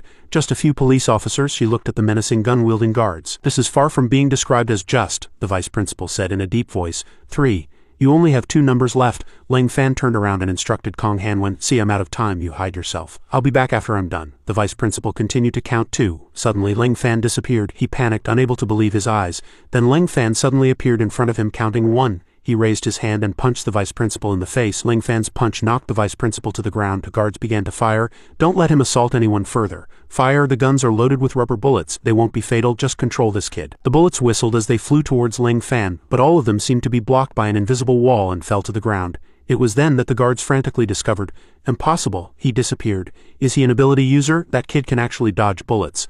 Ling Fan instantly moved to where Guan Yun was standing. "I'm here." The guards, seeing this, all fired at him. just waiting for this opportunity. Ling Fan instantly moved and disappeared again. Good, I'm leaving. Only Guan Yun was left standing there dumbfounded. He naturally bore the brunt of all the bullets, and although they weren't fatal, they made him groan in pain. Ling Fan scoffed. You deserved that. Someone patted his shoulder from behind. Hey, turn around, the person introduced himself. My name is Qin, and I'm Yang Wei and Bai Xiaojiao's teacher. You can call me Teacher Qin or Old Qin. Wei Wei peeked out from behind him. We asked Teacher Qin to help you, Bai Xiaojiao echoed. Teacher Qin is an upright person. He won't side with the school. You can trust him. Frankly, Ling Fan replied, I don't trust anyone right now, especially people from Capital University. He respectfully replied. Then you're mistaken. There are good and bad people. It's the same everywhere. If things escalate, even if you're an ability user, you won't be able to leave this school. This school has been established for a century. It's not as simple as you imagine. Ling Fan wondered, aren't you aware? As far as I know, only remnants of the Huaxia ability realm remain. Let alone this university. Teacher Qin retorted. Do you really think only remnants of the Huaxia ability realm remain? Ling Fan still didn't understand. What do you mean by that? He began to throw out a series of questions. Who do you think you are? Where did your abilities come from? Are you really an ability user or something else? He was shocked. Do you know cultivators? Old Qin replied. No, I don't, but I know that under Huaxia's sky a group of terrifying individuals is hidden. I don't know if they can still be called humans. Perhaps in their eyes we are already like ants. Wei Wei frowned. Teacher, what are you saying? Bai Xiaojiao agreed. Exactly, we humans are the masters of all things. How could we be ants? Ling Fan turned to the two of them. He's right. Both were stunned, not understanding his meaning. He explained, I once met a few of Master's friends. They looked very young, but Master said they'd lived for thousands of years. The two girls became excited. They can still maintain their youth after thousands of years. What beauty products did they use? Did they apply super anti-aging repair cream? Teacher Qin reminded them, you two be serious. Ling Fan continued, time has no meaning for them. Therefore worldly emotions are also meaningless. To this day I still remember the way they looked at me. He recalled that gaze. It was truly like looking at an ant among weeds. Teacher Qin patted Ling Fan's shoulder. Can you stop thinking about those things? We have big trouble to solve right now. He thought, if he hadn't patted me, I might have fallen into inner demons. This teacher is not simple. Teacher Qin then said, let's go. Ling Fan was still pondering, but I didn't feel a trace of spiritual energy from him. Could he just be an ordinary person with an upright character? Several guards saw the two of them nearby. One said, don't be quick to shoot this time. Guan Yun was already knocked out. Teacher Qin reassured them. Don't worry everyone, we're here to solve the problem. The vice principal had already stood up. Teacher Qin, you're from Capital University. How can you speak for outsiders? Teacher Qin gently explained. Vice principal, you can't just listen to one side when resolving matters. I believe from the student's perspective this student didn't do anything wrong. Kang Hanwen recognized him as Teacher Qin. He's the most impartial teacher in the school and Ling Fan is fine. Teacher Qin said, she broke a teacup and you demanded 1 million yuan in compensation. If the principal knew, he definitely wouldn't agree, right? The vice principal glared at him through gritted teeth. Qin, are you sure you want to help outsiders? Teacher Qin still insisted on his point of view. I help what is right, not individuals. Whoever is in the right, I help them. The vice principal angrily pointed at him. Aim at Qin. Those guards hesitated. But this is a teacher from Capital University. Should we shoot our own people? He loudly reprimanded. What are you thinking? From now on, this Qin is no longer a teacher at Capital University. Effective immediately, Teacher Qin reminded him. Vice principal, you don't have that authority.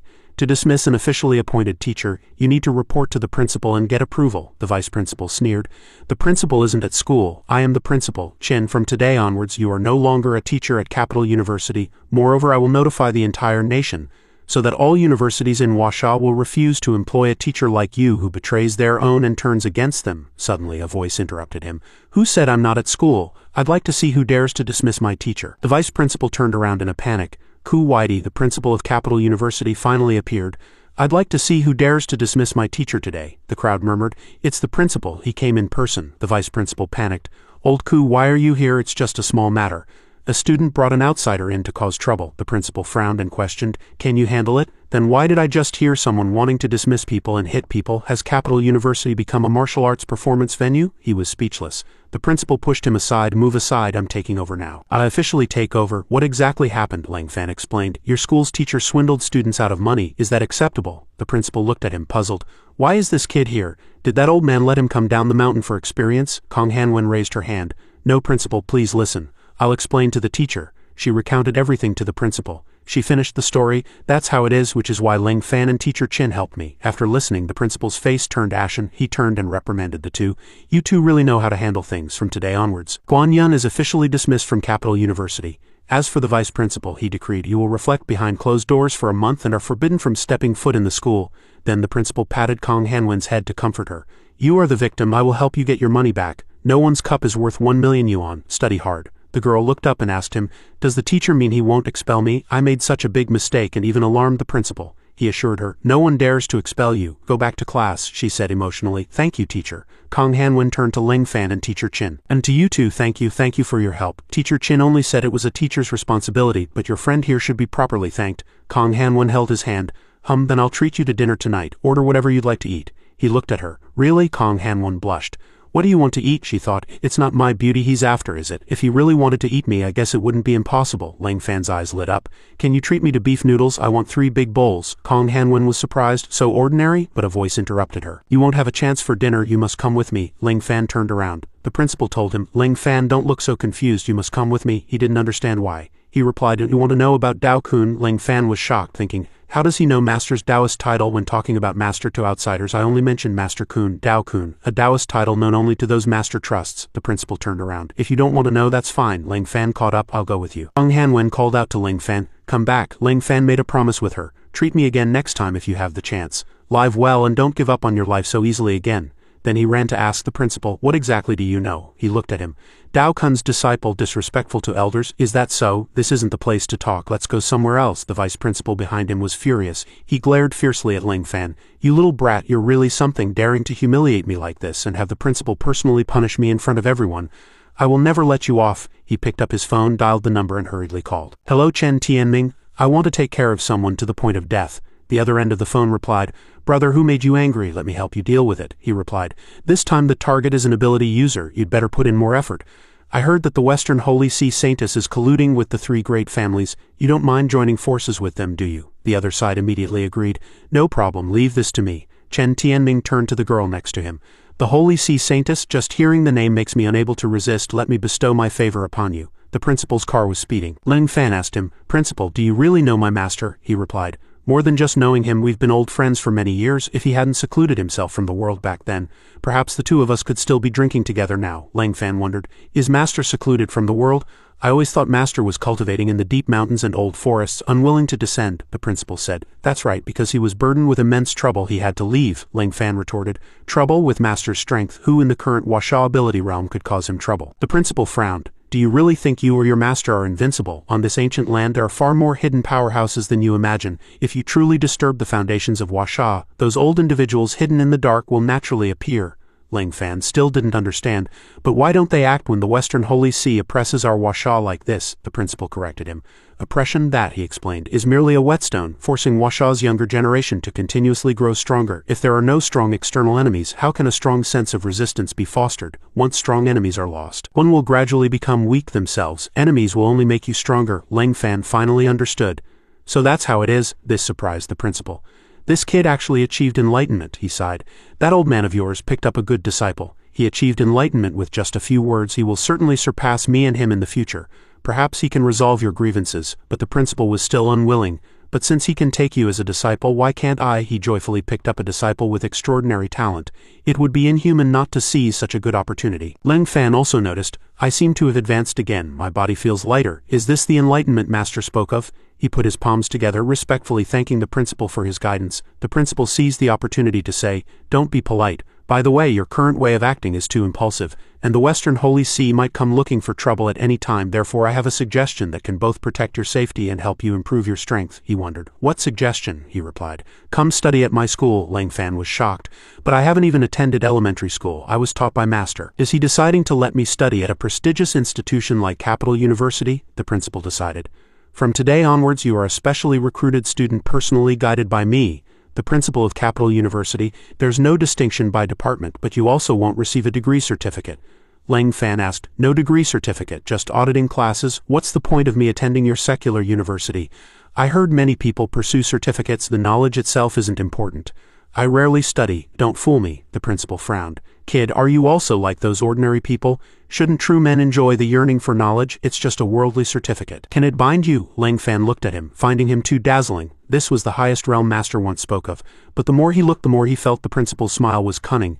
No, this smile always felt a bit deceptive, he shouted. I want to get off. Is there deceit? He definitely wants to sell me. The principal laughed loudly. It's too late to run now. The scene shifted to a skyscraper hotel at dusk. Ling Fan stood on the balcony holding a can of soda. He mused, things in the human world are quite good to drink. No wonder everyone calls it happy water. After drinking it, I indeed felt a little happier. I must bring a few cans to Master later. He gazed at the night sky, thinking of Master, wondering how Master was doing. I've been down the mountain for so long he must miss me, right? Master, I've encountered many things and also heard some things about you. When I return to the mountain, I will definitely tell you everything. As he spoke, he suddenly realized something. He recalled everyone he had met.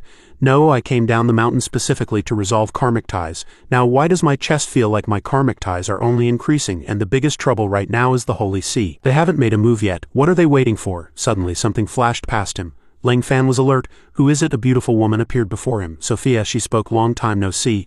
Lang Fan, he immediately recognized this as an illusion. How do you know I'm here? She lowered her head. Don't forget, the 3 great families of Washa are all my people. Finding your whereabouts is simple. Lang Fan handed her a can of soda. Aren't you afraid of catching a cold dress like that? She took the soda, blushing. What are you doing? You really don't understand romance. He turned. I understand romance, but I don't want to understand you. We're enemies now, Sophia said to Lang Fan. Today I came to give you an opportunity to turn an enemy into a friend. He sat on the sofa opening the soda can. Is that so? The opportunity to betray one's country, you call that an opportunity? She moved closer to him, tempting him. Don't put it so harshly. If you're willing, I can give you half of Washa's land to rule. How about it? Lang Fan feigned. That does make my heart stir a bit. Sophia's eyes lit up.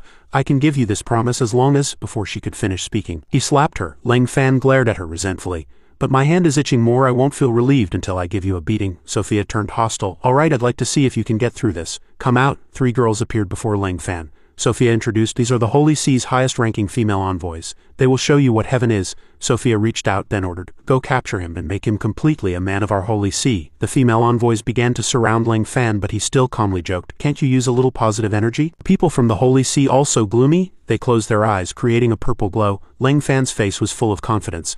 So it's not dark magic. Then let's have a good fight. Beat their faces until they're bigger than their chests. The light created by the female envoys grew stronger and stronger. Sophia said proudly, their magic isn't as simple as you imagine. No man can evade their attack. The purple light suddenly transformed into bubbles surrounding Lang Fan. He began to wonder what these were. Why couldn't he feel any hostility from them? Lang Fan looked at a bubble flying in front of him. He even felt like an old trickster had been defeated at his own game. The bubble suddenly burst. Only then did Lang Fan react.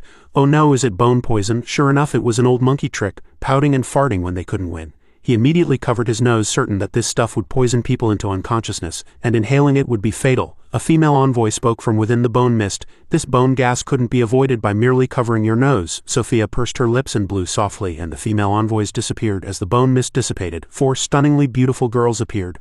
Lang Fan was confused. It was clearly a poisonous gas, blocking vision, yet no attack was launched. What was going on? He saw a figure gradually emerge from the bone mist. Here they come. Lang Fan was surprised to see who it was. Zhou Jiaqi, what are you doing here and dressed like that? Sophia stood by, observing the situation. Their technique was designed to target men, and no man was free from desire. In the illusion created by the poisonous gas, the 4 girls who were deeply desired would rush into one's arms for an embrace. No one could resist. Lang Fan noticed more figures appearing, more people. Sophia was excited. Who will the second deeply desired girl be? I'm actually a little curious. I wonder if it's me. Lang Fan was surprised once again. Zhou Jiaqi, another one. Sophia was also startled when she saw the second person appear. I'm not happy. It's impossible. How can there be such a devoted person? I absolutely refuse to believe it. Sophia began to feel confused when she saw 3 identical people appear. When she saw that all 4 were the same person, cold sweat broke out on her, while Lang Fan began to suspect. Why are there so many Zhou Jiaqis today? He immediately realized they were merely illusions. Lang Fan unhesitatingly waved his hand, sending them flying. The female envoys lay scattered across the ground. Lang Fan triumphantly asked, any other tricks? If not, I'm going to shatter your illusion. And by the way, I'll hand these 4 over to the National Security Bureau. Lang Fan tugged at Sophia's clothes. Such realistic illusions, perhaps you created them using some special spell, right? If I shatter it, you'll feel pain too, won't you? Sophia was worried. I can't believe he knows even that. If the illusion is destroyed, I'll be bedridden for at least 3 days. Lang Fan seemed to see through Sophia's worry. He could choose not to shatter the illusion and even let her take the 4 people away. Sophia looked up at Lang Fan. What do you want to know? Lang Fan asked, puzzled. What exactly is your Holy See plotting? Why haven't you made a move against me yet? Sophia feigned ignorance. You don't truly believe we're making such a fuss just to get revenge on you, do you? Lang Fan genuinely didn't understand. What do you mean? The image of the Pope appeared as Sophia spoke. It won't hurt to tell you. We came here to target Washa. This fertile land harbors countless treasures. These are what the Holy See truly desires. She widened her eyes. And you're merely an excuse to invade Washa, Lang Fan immediately threatened. Washa is not simple, not as you imagine invading Washa. You will pay the price. Sophia seemed to have anticipated the situation. Of course I know. That's why we haven't made a move, because our archpriest is still breaking through. Lang Fan countered. Breaking through? Sophia immediately said, I've answered your question. As for the second question, I apologize, but I cannot answer. she and the female envoys began to fly. We'll meet again. Lang Fan not joining the Holy See will be the loss of your lifetime. Suddenly something startled her. What's going on? Lang Fan was holding Sophia's calf. What are you doing? Let go of me. You clearly agreed. Then he abruptly pulled her leg down. Come down. Sophia turned her face, looking at Lang Fan in a panic. You're not keeping your promise. Shameless. Lang Fan's expression was utterly firm. There's a Washan saying with that. He put his foot down on Sophia's face. Then Lang Fan stomped hard on the ground. Thick-skinned people are invincible. As the female envoys lay scattered across the ground, Lang Fan took out his phone to make a call. Hello, National Security Bureau. I've caught a Holy See spy. You can come deal with it, he muttered. That archpriest is breaking through. Although I've gained enlightenment, I haven't felt a qualitative improvement in my strength. I need to think. Suddenly, someone outside the door asked, Mr. Lang, are you home? It was Kong Hanwen. Why is she here? She was a bit shy. I think I should still treat you to a meal, otherwise I'll always feel uncomfortable. Lang Fan immediately grew interested. Anyway, I'm free now, might as well go eat. At the restaurant, Lang Fan ate quickly, and bowls were already piled up beside him. Hanwen said with a wry smile, Eat slowly, no one's going to snatch it from you. Suddenly, two girls at the table behind them were conversing. Isn't that Lang Fan? He's actually eating with that ugly girl. Seeing this, Bai Xiaojiao immediately raised her phone to take a picture, then deviously sent the photo to Jia Qi. Having done all this, she smiled triumphantly, even remembering to show off her scheme to Wei Wei. After doing all this, Bai Xiaojiao was in high spirits. Boss, 2 more bowls of noodles. Having handled this, I'm so happy I have a huge appetite. Yang Wei Wei worried. What if Lang Fan finds out later that I tipped them off? Xiaojiao closed her eyes. It's a tip-off. If you don't want people to know, you shouldn't have done it. In an apartment, Zhou Jiaqi received a message from an unknown person. Zhou Jiaqi had just showered, still wrapped in a towel. She asked, let me see. She was a bit surprised. It wasn't Lang Fan, it was a stranger. Suddenly, Jiaqi's eyes widened. This is Yang Yi immediately said, let me see. At the restaurant, Lang Fan was still eating with Hanwen. Oh, my brother Lang Fan has a new girlfriend. In the apartment, another loud roar mixed with anger erupted. Lang Fan and Hanwen went back together after dinner. I'm home. Hanwen looked at Lang Fan, her face flushed. He didn't seem to understand what she meant. She was a bit flustered. Will he invite me upstairs to sit for a while, confessing here? Just don't feel good about it. If we go inside the room, Lang Fan interrupted her thoughts. Aren't you going back? Hanwen asked, puzzled. Aren't you going to invite me upstairs to sit for a while? Lang Fan was very direct. Forget it, it's too late and I'm going to sleep. What else is there to do now? Hanwen was a bit disappointed. Okay, Lang Fan immediately turned around and waved goodbye to Hanwen behind him. Well then, goodbye. Hanwen stood behind him, clenching her fist tightly. Finally, she mustered her courage. Lang Fan, I like you. Lang Fan's next words truly petrified Hanwen. Hey, I don't like you, thanks. Hanwen froze in place. I don't like you, thanks. Lang Fan was on the phone with someone. Did you hear that? I didn't accept her confession. I only like you. On the other end of the phone was Zhou Jiaqi. Yang Yi stood by, thinking worriedly. Sister Zhou, Jiaqi's head looks like it's smoking, Lang Fan asked, puzzled, but I'm a bit curious. How did you know I ate with someone else? Lang Fan continued his call, completely oblivious to Hanwen, who was still stunned behind him. So that's how it is? Next time I'll ask Bai Xiaojiao why she did that. Does she just dislike other people's affection? Lang Fan asked himself. Did I act a bit heartlessly? Zhou Jiaqi was still angry on her end. Who doesn't know they should eat well and drink well? Who doesn't know they should get a good night's sleep? You idiot, you're the one who needs to pay attention to these things. Saying this, Zhou Jiaqi immediately hung up the phone. She closed her eyes, her face a little flushed. Honestly, Yang Yi started to say, you're the one who needs to pay attention to these things, Zhou Jiaqi immediately said angrily. Xiao Yi, Lang Fan is standing right outside my apartment door. I'll handle it, thank you. Zhou Jiaqi. He gripped the doorknob. As soon as he stepped inside, Lang Fan sensed something was amiss. Killing intent. Suddenly, something rushed straight at him, grazing his face. The object slammed directly into the wall, leaving a large hole. Lang Fan frowned. Who is it? A man in a white suit appeared before him, a gun in his hand. How lucky, he actually dodged it. Lang Fan immediately asked, Who are you? Are you from the Holy See? Did the Saintess send you? The guy aimed his gun at Lang Fan and repeated, the Saintess. Then he arrogantly stated, She's not worthy. Lang Fan secretly assessed, this guy is different from everyone else before. Immediately after, he soared up, preparing to kick Lang Fan. Then I'll play with you a little longer. A loud bang echoed in the apartment. Both Lang Fan and the man disappeared into the dust. Lang Fan immediately reached one hand behind the man. Here's my chance. A gun pointed directly at Lang Fan's head, freezing him. The guy's gaze was sharp and his speed was fast. Too bad I'm faster. The gun fired and the man sneered. It's over. The bullet passed through Lang Fan's head, but the Lang Fan in front of him remained motionless. Afterimage, Lang Fan's voice came from behind him. I'm here. Lightning flashed in Lang Fan's hand as he charged directly at the man. The lightning struck the gun, followed by a loud bang. But Lang Fan sensed something. The feeling of contact with the weapon was off. What kind of trick is this guy hiding? The man leaned against the wall. I never thought you'd be this strong, kid. I underestimated you. Lang Fan glanced at him, making a statement about his true nature. You're also a bad guy and you want to seize our Washan land too? The guy frowned. Bad guy? It's been a long time since I heard such a childish word. You're strong, he said, raising his hand, but I'm not weak either. Lang Fan felt something happening. What's going on? All my spiritual energy is draining from my body. He knelt on one knee, all his strength seemingly drained. The man watched Lang Fan kneel before him. I merely hid the holy light corrupted by the demon realm on your person. Taste the sensation of having your power completely eroded. Ling Fan was surprised. The power of the demon realm, aren't you from the Holy See? The guy aimed his gun at Ling Fan again. I am a demon hunter, neither from the Holy See nor the demon realm. As long as there are people in this world who disrupt the balance, I will eliminate them, he declared as he fired his gun. A bullet flew past Ling Fan's head and he immediately reached out and caught it. The man couldn't believe what he had just seen. Ling Fan held the bullet in his hand, his face filled with confidence. Even without spiritual energy, these things are slow in my eyes. Your misunderstanding of Washan ability users is too deep, the man panicked. What are you exactly? No wonder the Holy See says people like you, Ling Fan countered. Are you saying I'm a threat to world safety? Furious, the man's eyes blazed with anger. No matter what, I must kill you here. I absolutely cannot let you go out and endanger the world. Then he let out a loud shout, and his arms burst into flames, his clothes vanishing as his entire upper body ignited, his body burning. Ling Fan clapped in praise, full of sarcasm. Impressive, he can even transform, the man said. I've used the power of a fallen angel. This is an ability gained at the cost of my soul. I will die to kill you. Then he charged at Ling Fan, but I won't regret it. An extremely powerful light emanated from his hand. The light burst out of the apartment, shooting straight into the sky. Ling Fan was utterly surprised. What powerful strength! This attack is 10 times stronger than the Zhao family's ancestors' innate power. The man charged at Ling Fan from behind again. You can't dodge this move. Ling Fan stood with his hands in his pockets. If you say I am evil, then I ask you. Ling Fan glanced at him. On what basis do you judge me as evil? The man unleashed his flaming arms at Ling Fan again, his entire body engulfed in raging fire. You have already endangered this world. You possess immense power, even capable of subverting the rules of this world. That is your evil. You want to take advantage of it for personal gain.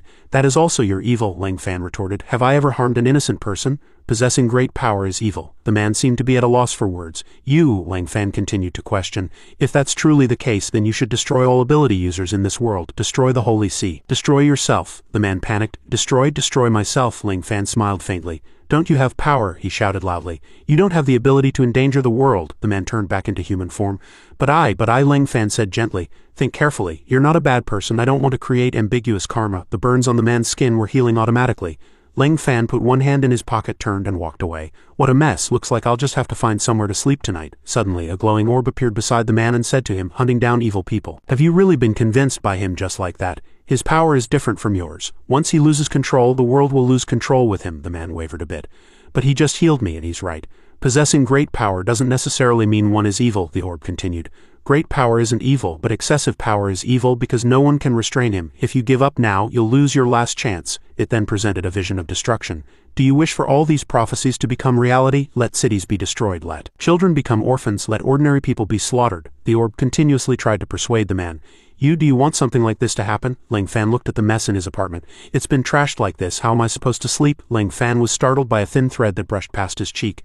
Then Ling Fan was startled by the dense intertwined karma threads on his body. One of them caught Ling Fan's attention. A thread was turning blood red. Ling Fan glanced behind him. Is that you? The man who had been burning with flames appeared again. This time I must kill you, Ling Fan pondered. It seems every word Master said is true. When I have time, I still need to review Master's teachings. The man pounced fiercely. Unfortunately, you no longer have a chance. I don't care what your master said because this world is about to disappear. Ling Fan spread his hands and a powerful energy emerged. Master said people in this world cannot be defeated by glib talk alone. Otherwise, what's the use of fists? Ling Fan held the lightning in his hand. Back then, I didn't understand what glib talk meant, but now I do. It really is useless. The man charged, shouting, Die! Ling Fan wielded the lightning. Master, I finally understand you a little. A blinding light emanated from the apartment building, shooting straight into the sky. No wonder you said such words. A scene with Ling Fan and his master emerged. You are too stubborn, it's meaningless. If one day you truly venture among people and meet your parents and family, Ling Fan stood with one hand in his pocket, the other clutching the lightning. It's over. The man was split in half from the head down. The first time I didn't strike was because you were a good person. The man's two halves gradually dissipated. But with me there is no second chance. Ling Fan stood watching for a moment, his gaze noticing something. Ling Fan looked at the man's dissipating body. Broken, looks like this uncle wasn't a good person after all. No one would even remember him, and there wouldn't be anyone to avenge him. Suddenly, a red flying head emerged from his dissipating body. Useless, I gave you the power of an archpriest and you still got killed. This is a complete disgrace to our Western ability realm. The head was slightly startled to hear Ling Fan's question. Have you been manipulating everything from behind the scenes? The head immediately retorted sharply. How could that be? You couldn't possibly see me. Ling Fan's eyes seemed to burn with fire. No demonic magic could escape Washa's immortal art divine sense. The head immediately flew away rapidly. So what? One day I will kill you, and I will be back. But a beam of light split the head in two. Trying to leave? Ling Fan's two outstretched fingers remained suspended in midair. He said, Destroying this clone will injure your main body. Just settle down for a while. I still have to go to university. Ling Fan leaned back on the sofa. So many troublesome things every day, truly. Is this what it feels like to be entangled by karma? Suddenly his phone rang. It was a text message from Bai Xiaojiao. Big radish heartthrob, how does it feel to be lectured by Sister Zhou Jiaqi? Ling Fan looked at the text message. Bai Xiaojiao, you tattletale, I haven't even settled scores with you yet and you dare to come looking for me? I need to find a way to teach her a lesson. A smile appeared on Ling Fan's face. Got it. He picked up his phone and dialed. Since that's the case, I'll just go with the flow. Bai Xiaojiao was lying on her bed looking at her phone, replied. Let me see how you'll respond to me. You must have been lectured by Sister Zhou Jiaqi again, right? Who told you to offend me, young lady? Suddenly, Bai Xiaojiao's eyes widened when she saw the message on her phone. Because you messed things up, Zhou Jiaqi broke up with me. I'm very sad. Can you come out for a drink with me tomorrow? I don't even have a single friend in this city. Bai Xiaojiao's face flushed. This guy. He's actually quite nice. He's decent looking. His abilities are strong, and even though he's a bit silly, it's virtually impossible for him to be a womanizer or cheat. Bai Xiaojiao replied. All right, but I'm not pitying you. I'm just coming to see how miserable you are. Ling Fan smiled smugly. Excellent, she took the bait. Just wait until I see you tomorrow, I'll show you. When Bai Xiaojiao appeared, other boys turned their heads to look at her.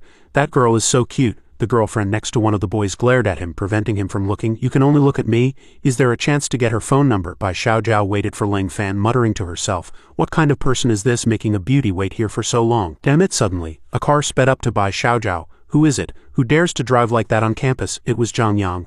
Bai Xiaojiao, who are you waiting for here? Come for a drive with me. I've been chasing you for so long, you should show some appreciation, right? Bai Xiaojiao stood with her hands on her hips. Zhang Yang, if you don't want a beating, get lost. He stuck his head out of the car window. Don't be so heartless. You should know the history between our two families. If I talk to Uncle Bai, he'll definitely agree to marry you to me, right? Bai Xiaojiao couldn't help but curse at Zhang Yang. Are you taking yourself too seriously? You're just a good-for-nothing who relies on his parents. Zhang Yang gnashed his teeth. Good-for-nothing, a past scene flashed in his mind, a harsh slap across Zhang Yang's face. You good-for-nothing, how could you possibly inherit the Zhang family? Get out of here. Get out. Zhang Yang opened the car door and got out, walking up to Bai Xiaojiao. It's one thing for the old man to scold me, but you, a stinky girl, what right do you have to talk to me like that? Bai Xiaojiao immediately grew tense. What do you want? Don't forget, I'm an ability user. Zhang Yang's face transformed into a bird's head. Then don't you forget, I'm an ability user too. He made himself enormous. Zhang Yang's shadow fell, completely engulfing Bai Xiaojiao. He raised a claw. Bai Xiaojiao, humiliating me comes at a price. The surrounding crowd began to panic. Ability users. Are these two ability users going to fight? Quick, call campus security. It looks so scary, I want to watch a bit longer. That group of young people was still chattering. He seems to have a point. You might not even see such a real scene at a zoo. What's more, this is an ability user about to bully a beauty. What if her skirt gets torn? That group of young people hadn't stopped. How can I miss out on the fun? All of you move aside. I'm about to pass gas. Hey, don't push. I was here first. Nonsense. I was clearly here first. Bai Xiaojiao was a bit flustered.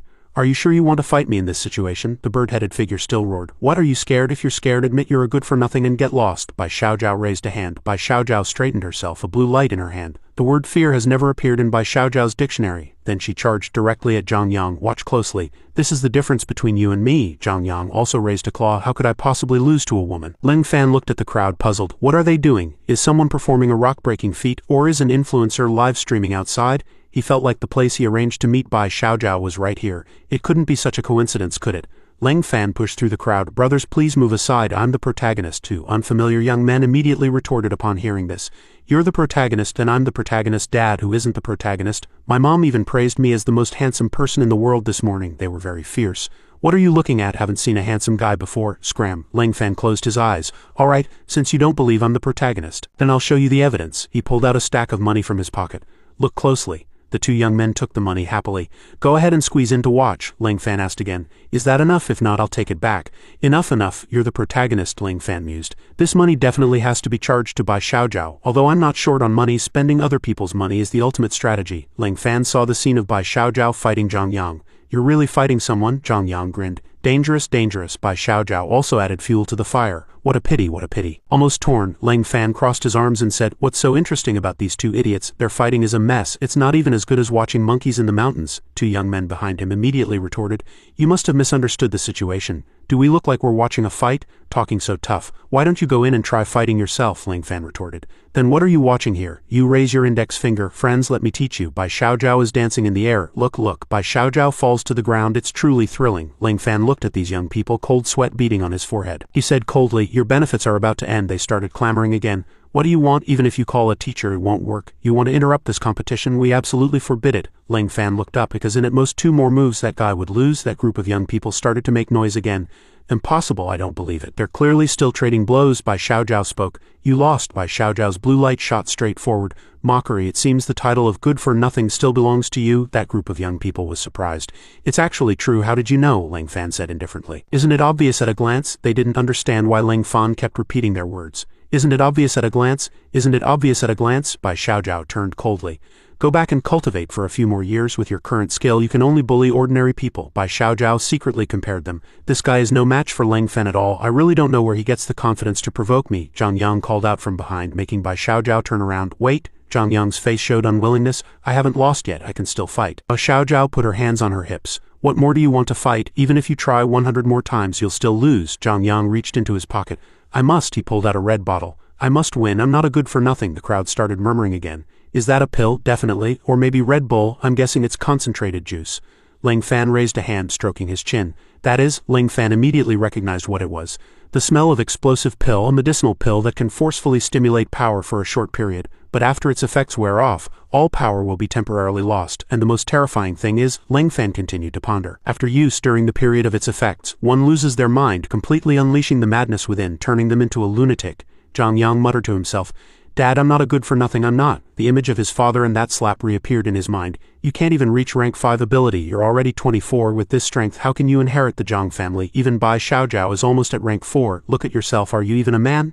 Zhang Yang raised the bottle to his mouth and drank it. Then he smashed the empty bottle. Bai Xiaojiao panicked. What did you drink? Did you take drugs? Quick, spit it out. My dad said eating random things will make you stupid. Zhang Yang's whole body suddenly burst into flames and claws grew from his eyes and mouth. Zhang Yang roared, I'm not a good for nothing. Bai Xiaojiao was startled by Zhang Yang's new appearance. What is this? This guy's aura is several times stronger than before. The crowd started murmuring again.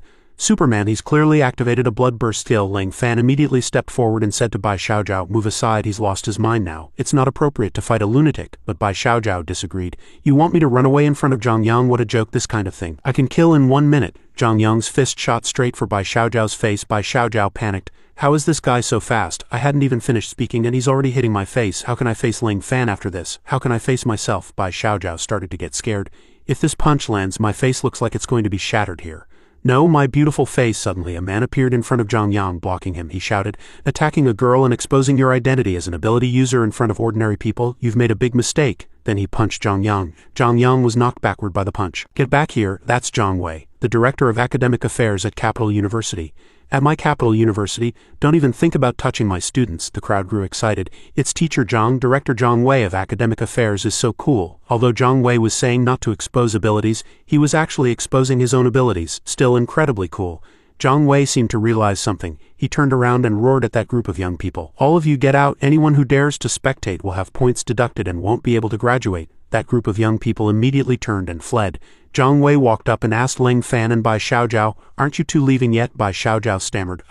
Ling Fan immediately interrupted her. Teacher Zhang, right, I don't think you can beat that guy. As Zhang Wei spoke, a fist shot straight for his face at light speed. What nonsense are you talking about? He immediately retreated, dodging Zhang Yang's punch. Zhang Yang then threw a backhand punch at Zhang Wei's face with his other hand. He fell heavily to the ground, enveloped in dust. Zhang Yang turned around, his face full of anger, and lunged at Bai Xiaojiao and Ling Fan. At this moment, Bai Xiaojiao was stunned. How could this happen? Damn it, he's too fast. Ling Fan still calmly mocked Zhang Yang. So weak, and he still likes to show off. Zhang Yang roared and threw another punch at Ling Fan's face. Ling Fan immediately counterattacked. Next time you take medicine, remember to improve your strength. If you forcefully take medicine now, your entire body's meridians will break when you wake up. Ling Fan rushed forward and knocked Zhang Yang down. Zhang Yang fell on his back. Ling Fan said with extreme confidence, big brothers like this, Ling Fan needed everyone's support.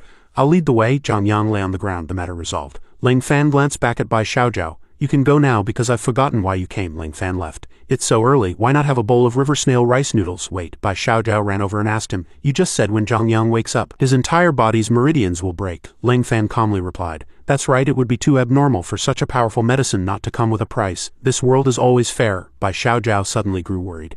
Then do you have a way to save him? He's actually my cousin. I just like to tease him and play pranks on him usually. Ling Fan pointed to his head. Do you see any divine light behind my head like those halos? Bai Xiaojiao was stunned. There's nothing behind your head, Ling Fan continued. Exactly. I'm just a mortal, not an immortal. Now quickly take him to the hospital. He might still survive any later, and you'll only be able to attend his funeral. But Ling Fan was thinking to himself, actually there is a way to save him. But you slandered me in front of Zhou Jiaqi, creating a grudge between us, and I'm not a charitable person. Ling Fan walked thinking, there should be some food stalls if I go out from here. Something was moving in the branches. Ling Fan began to pay attention. Ling Fan turned his head. "Stop jumping, I know it's you, Teacher Zhang Wei," he joked. "I was trying to create some atmosphere." Zhang Wei jumped down from the branches. "Indeed, you're Ling Fan, the guy who's been causing chaos in the capital recently." Ling Fan immediately interrupted him. "Stop talking nonsense." "Is something wrong?" Zhang Wei spoke, surprisingly direct. "Indeed, I have a favor to ask of you." Ling Fan frowned. "Don't call me brother. I was born much later than you, teacher. My master says I'm still a child." Zhang Wei coughed a few times. "Then brother Ling Fan, our Zhang family has actually encountered a big problem. I want to." He looked directly at Ling Fan, pleading. "Please help me pull out a sword," Ling Fan asked in surprise. "Pull out a sword? Can't you just pull it out yourself?" Zhang Wei immediately explained to him. "It's a cursed sword. As long as it's stuck in our Zhang family's ancestral land, our Zhang family will never be able to break through the innate realm. Our Zhang family has been suffering its curse for generations." Then he grabbed Ling Fan's hand. "To pull out that sword, only someone above the innate realm can do it. But we can't even invite an innate realm expert now, so we can only ask for your help." "Brother Ling," Ling Fan frowned, somewhat confused. "This person seems to be a stranger, although I might study at this school later. There's no need to flatter others and offer help for free now, right?" Zhang Wei continued to persuade Ling Fan. "Brother, as long as you go and pull out the sword, you can walk wherever you want and lie down wherever you want at Capital University. I guarantee you'll graduate smoothly." Ling Fan seemed uninterested in Zhang Wei's proposal. "I don't even have a graduation certificate yet. Graduating smoothly doesn't concern me much. Besides, what meaning does this school's diploma hold for me?" Zhang Wei, as the director of academic affairs at a top university in Huaxia, at this moment completely doubted his life. It turned out that everything he had done for half his life was in vain. Zhang Wei closed his eyes and lowered his head slightly. "I understand. I will offer something better in exchange for Mr. Ling's help." Ling Fan was slightly surprised. "Something better?" Zhang Wei offered Ling Fan another suggestion. "To be honest, I also have an older sister, a girl born in '79, still unmarried." Ling Fan immediately turned and ran. "Farewell!" Zhang Wei chased after him, calling out, "Wait, it's not that old for someone born in '79, brother Ling Fan. No, brother-in-law, don't run." Ling Fan hid behind a wall while Zhang Wei searched for him. Ling Fan broke out in a cold sweat. He was almost scared to death. He felt as if Zhang Wei wasn't asking for help but was trying to set him up with his sister, no, his aunt. Ling Fan's phone suddenly rang. A voice came from the phone. "Hello, is this Ling Fan? It's old Shu. Come to my house for dinner. My son is back too. You two should meet and get to know each other." When Ling Fan heard old Shu, he thought, "I've heard him mention his son before. He's a provincial leader in Jiangnan. But it's strange, he shouldn't be back in the capital at this time." An enthusiastic voice came from inside the house. "Ling Fan, you're finally here. Come, let's eat." Shu Jiaguo extended his hand and greeted Ling Fan. "Hello, I'm Shu Jiaguo. Thank you for healing my father's leg. I've always wanted to thank you in person, and today I finally get to." Ling Fan shook Shu Jiaguo's hand. "Don't mention it. I've heard about you too. Uncle Shu is accomplished at a young age, quite unlike his hospitable appearance." Shu Jiaguo, however, thought to himself, "Didn't my dad say this kid was simple? Why do I feel he's not simple at all?" Ling Fan glanced at old Shu. "Old Shu, you must have something important for me, not just a simple meal, right?" Old Shu raised the wine glass in his hand. "You brat, you're getting smarter lately. We found the Holy See Saintess's location." The three of them sat down to eat, but her hiding place was a bit troublesome, Ling Fan said between bites. "No problem. As long as she's still in Huaxia, I'll catch her and bring her to you," Old Shu continued. "Now she's hiding at the Situ family's residence." Ling Fan was blunt, so Old Shu propped his hand against his mouth. "Didn't you say you'd capture her and bring her to me? Why are you silent now?" Ling Fan swallowed. Ling Fan was curious. "The Situ family harboring the Holy See Saintess. Does this mean they've also betrayed us?" He worried that the Situ family was Zhou Jiaqi's maternal family. Old Shu swirled the wine glass in his hand, uncertain, at least not yet. "To be honest, we're not sure of their stance either. Logically, there's no way they would help an outsider." Ling Fan stood up. "I'll make a trip. What exactly are they thinking? I'll know once I ask." Old Shu then asked, "What if they intend to betray Huaxia? What will you do?" Ling Fan replied without hesitation. "I'll do what needs to be done." Hearing this, Old Shu immediately clapped his hands excitedly. "Well said, I'll do what needs to be done. You brat, you understand the greater good, so I'll give you another piece of information." Suddenly, Shu Jiaguo interjected. "I heard the Situ family has a celestial treasure. If that thing truly exists, you might encounter some difficulties." Old Shu glanced at Shu Jiaguo. "You brat, how dare you interrupt me?" Ling Fan was curious. "Whose treasure is this celestial treasure?" Shu Jiaguo explained. "The 33 Heaven Golden Relic 7 Treasured Pagoda of Pagoda-bearing Heavenly King Li Jing." Old Shu suddenly burst into laughter, and Shu Jiaguo was stunned, asking, "Dad, what are you laughing at?" Old Shu waved his hand in the air. "If the Situ family had such a celestial treasure, would they still need to cooperate with the Holy See? And if they really did, they would have already been a leading family. What are you always bragging about?" But Ling Fan seemed to lean more toward Shu Jiaguo's words. "No, perhaps Uncle Shu Jiaguo is telling the truth." He recalled his master's warning. "If you decide to descend the mountain in the future, you must be careful. The celestial realm has left many secret treasures in this world." Master looked very serious. "Anything that can unleash power is not something you can resist." Ling Fan remembered his time with his master. "Celestial realm treasures, master. What are those?" his master asked Ling Fan. "Have you read fairy tales?" Ling Fan scratched his head. Are you talking about the Jin Ping Mei I found in your room last night? His master immediately turned his head, lightning flashing in his eyes. Leng Fan immediately knelt down, head bowed. Master, this disciple was wrong. His master taught that it was a world where mortals worshipped those almighty deities, and the secret treasures were merely inferior imitations of their true divine treasures. His master's eyes grew serious, but even imitations possessed powerful strength that mortals could not resist. Leng Fan pondered at the dining table with old Shu and his son. His master had taught him these things when he was young. Then Leng Fan suddenly pushed himself up from the table, turning to walk toward the door.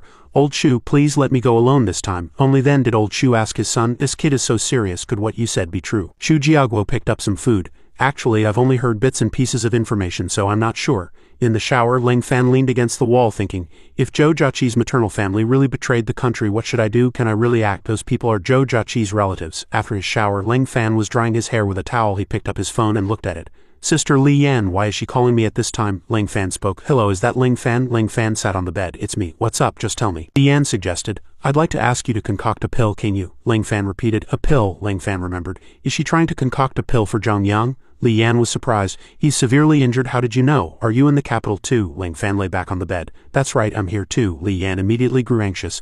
Then Leng Fan, propped on his arm, said over the phone, it's useless. You must first nourish his meridians with spiritual energy. Then, once his damaged meridians become robust, the pill can help him recover. Until then, just nourish his meridians. Li Yan rejoiced. You agreed? Leng Fan pondered. My sister-in-law, this unfamiliar feeling always feels strange. Then he propped himself up and sat.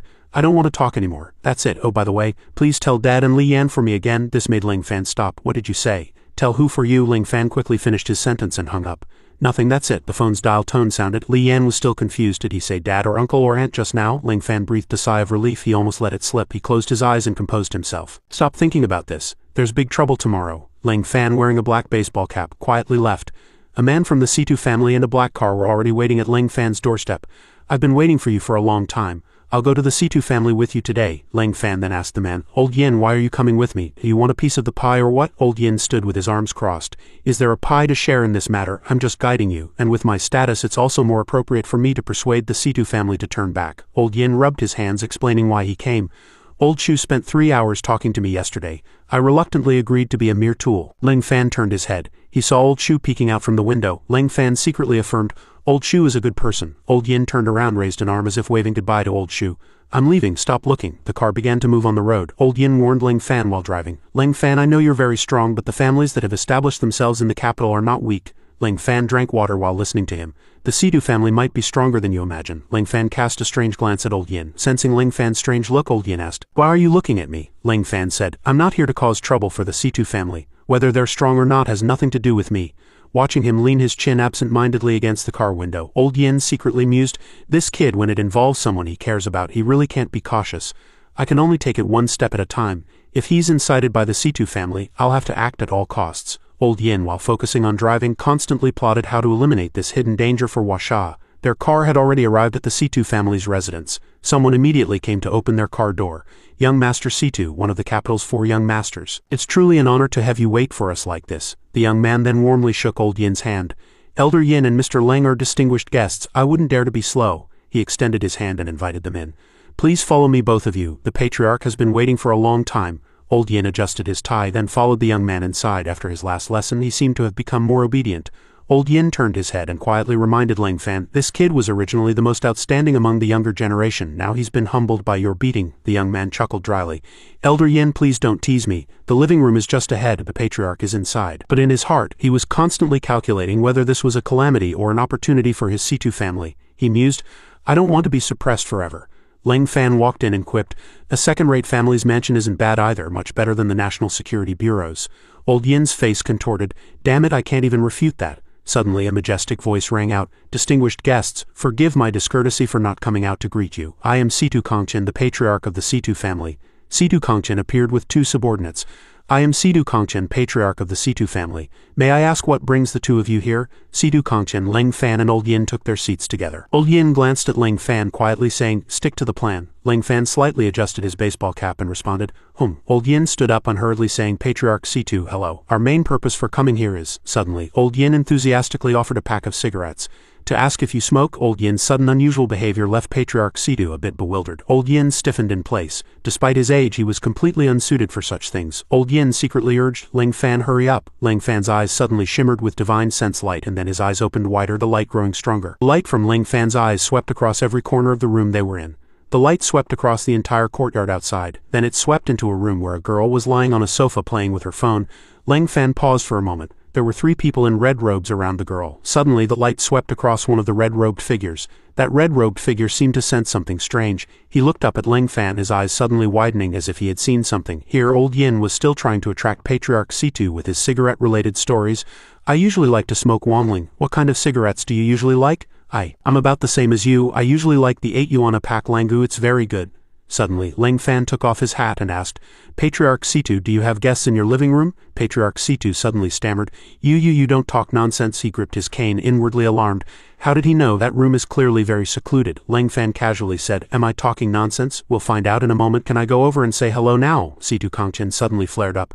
I don't know what nonsense you're talking about. Stop him. His 2 subordinates immediately ran in front of Ling Fan. Ling Fan seemed to disregard both of them. You are people of the Situ family. I don't want to use force. Move aside. Ling Fan clenched his fist. Zhou Jiaqi had called, confirming she must know about this too. He began to feel conflicted. She surely wouldn't want him to make things difficult for her maternal family. Old Yin remained seated, his expression calm. Patriarch Situ, perhaps you know that the Eastern ability realm is very weak now, completely defenseless against the Western ability realm, don't you? Patriarch Situ felt annoyed. Elder Yin, what exactly do you want to say? Old Yin reminded him. Perhaps you've seen him too. He waved the cigarette in his hand. We all know Ling Fan's strength. Have you ever wondered? Old Yin showed a mysterious expression. Who taught him such a disciple? Patriarch Situ began to sweat. You mean? Old Yin continued. Our Huasha ability realm possesses more energy than what you and I see. There are countless talented and extraordinary individuals hidden across this vast land of Huasha. Old Yin suddenly stepped forward and grabbed Patriarch Situ's collar. Old Yin, while holding his collar, threatened Patriarch Situ. Now that you've betrayed Huasha, how will you establish yourself in the future? Patriarch Situ glanced at him, then said to his subordinates, Get out of here. At this moment, Ling Fan was still thinking about Zhou Jiaqi, but he also had to tell Zhou Jiaqi about this. He couldn't avoid it. Ling Fan opened his phone. He scrolled past Zhou Jiaqi's missed calls and message notifications. Whatever you want to do, be careful. Ling Fan breathed a sigh of relief.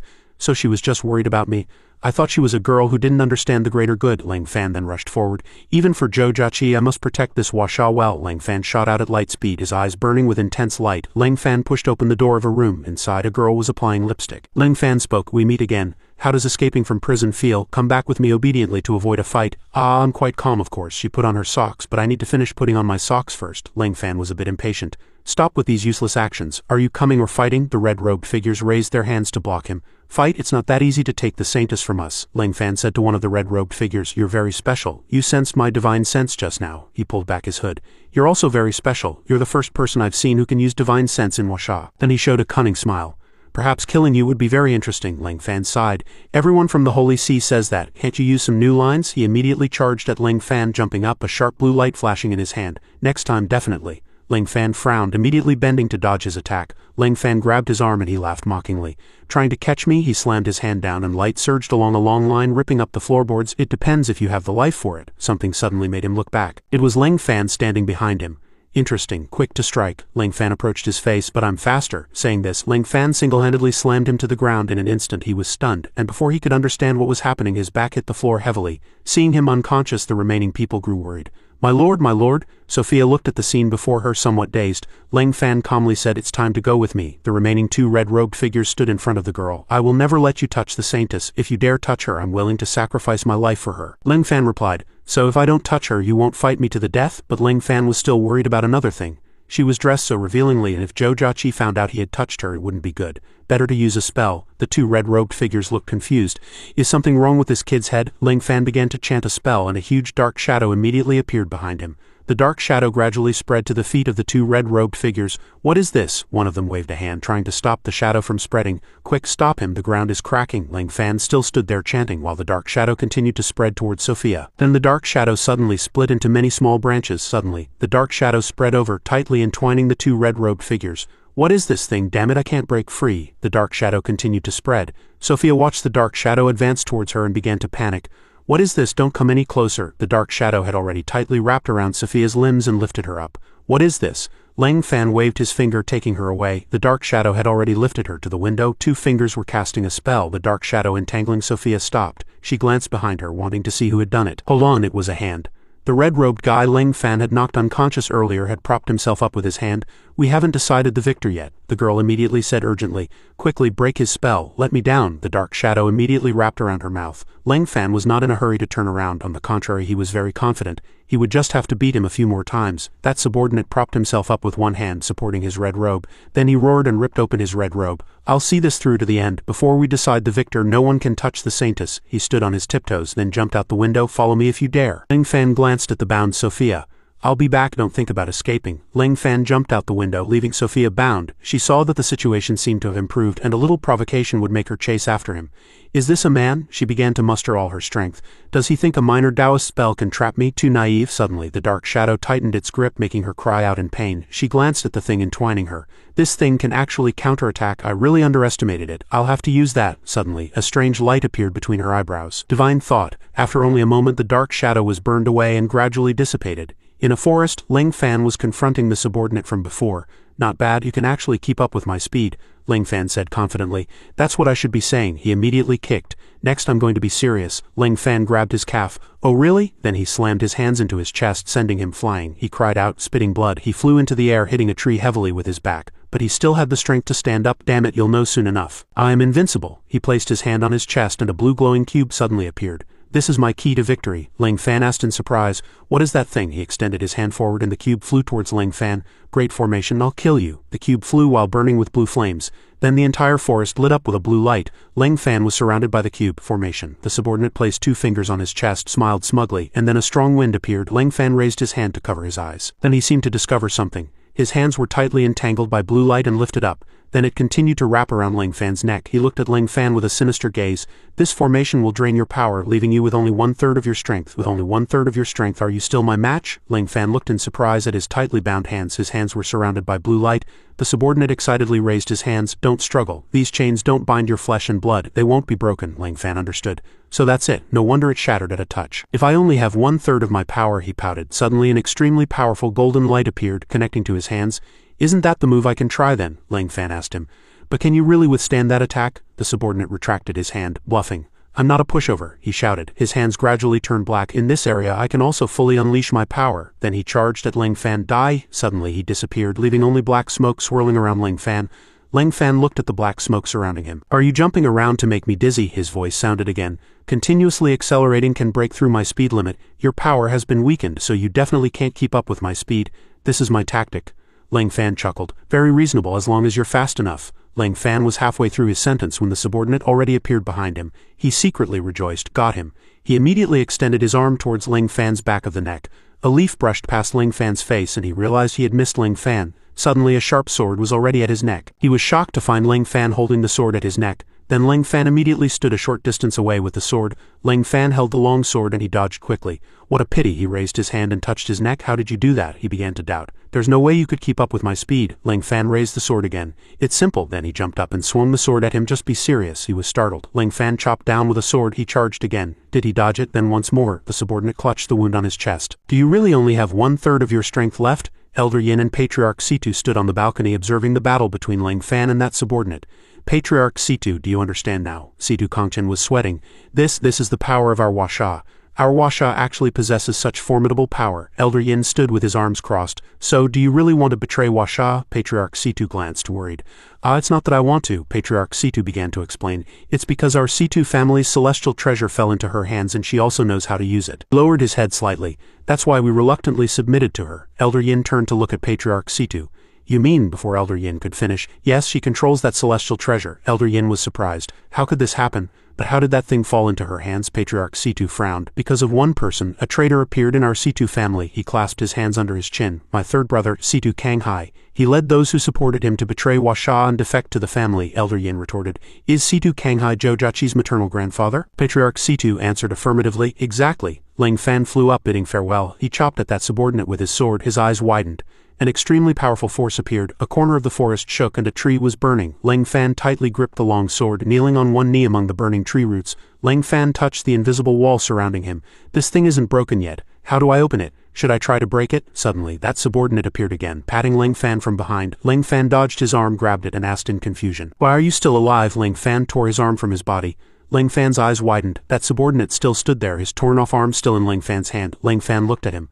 Ling Fan knelt on one knee. Did he feel something? The veins on Ling Fan's leg bulged, and then Ling Fan suddenly coughed up a mouthful of blood. He began to panic. "What's going on?" the subordinate said smugly. "In this space I am invincible." His arm that had just been torn off gradually dissipated. His arm gradually regenerated. "Because here I won't die." He punched Ling Fan again. "You have no chance of winning." Ling Fan's eyes widened. "No, it shouldn't be like this." He was sent flying by his punch. Ling Fan asked, "Have you assimilated with this formation?" He curled his lip. "You're smart." He spread his arms.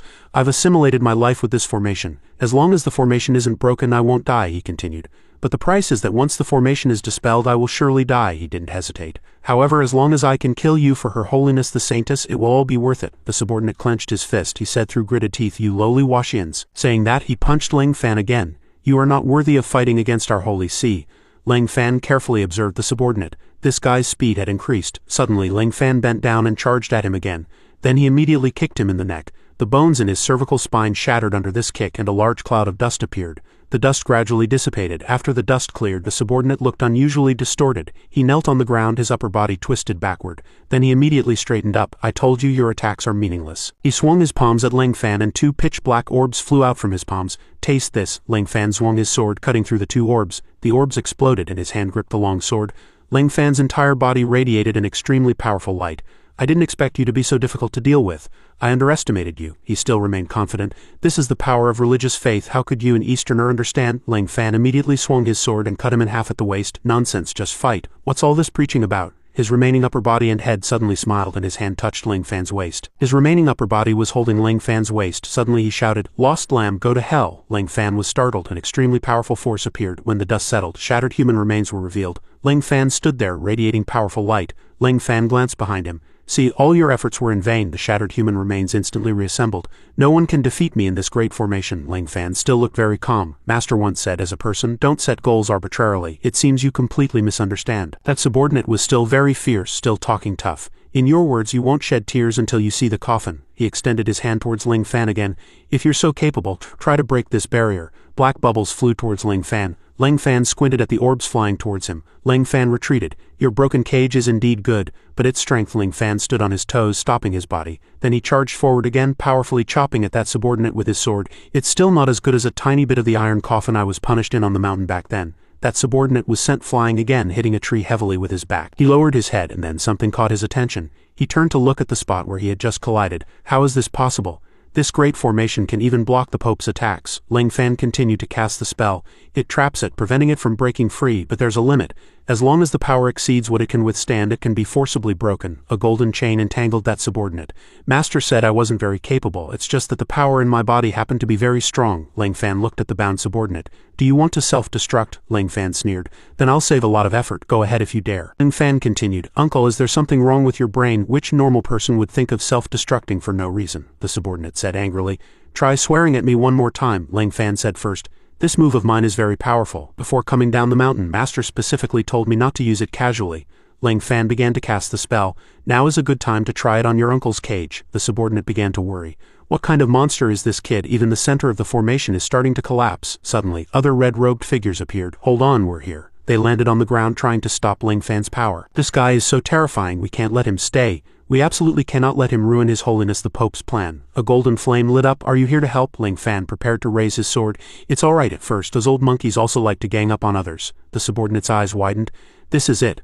Ling Fan raised his sword to the level of his face, then he chopped down fiercely with a sword, and a terrifying power erupted from it, rushing towards that subordinate and the other two red-robed figures. That subordinate shouted, "Run, take Her Holiness the Saintess away from here." The power released by Ling Fan continued to sweep, turning everything into ruins, and dust filled the air. Ling Fan was also surprised, not expecting such destructive power. A deep trench caused by the recent power appeared where Ling Fan had been. Patriarch Situ was astonished. "They're dead, all of them." He couldn't believe it.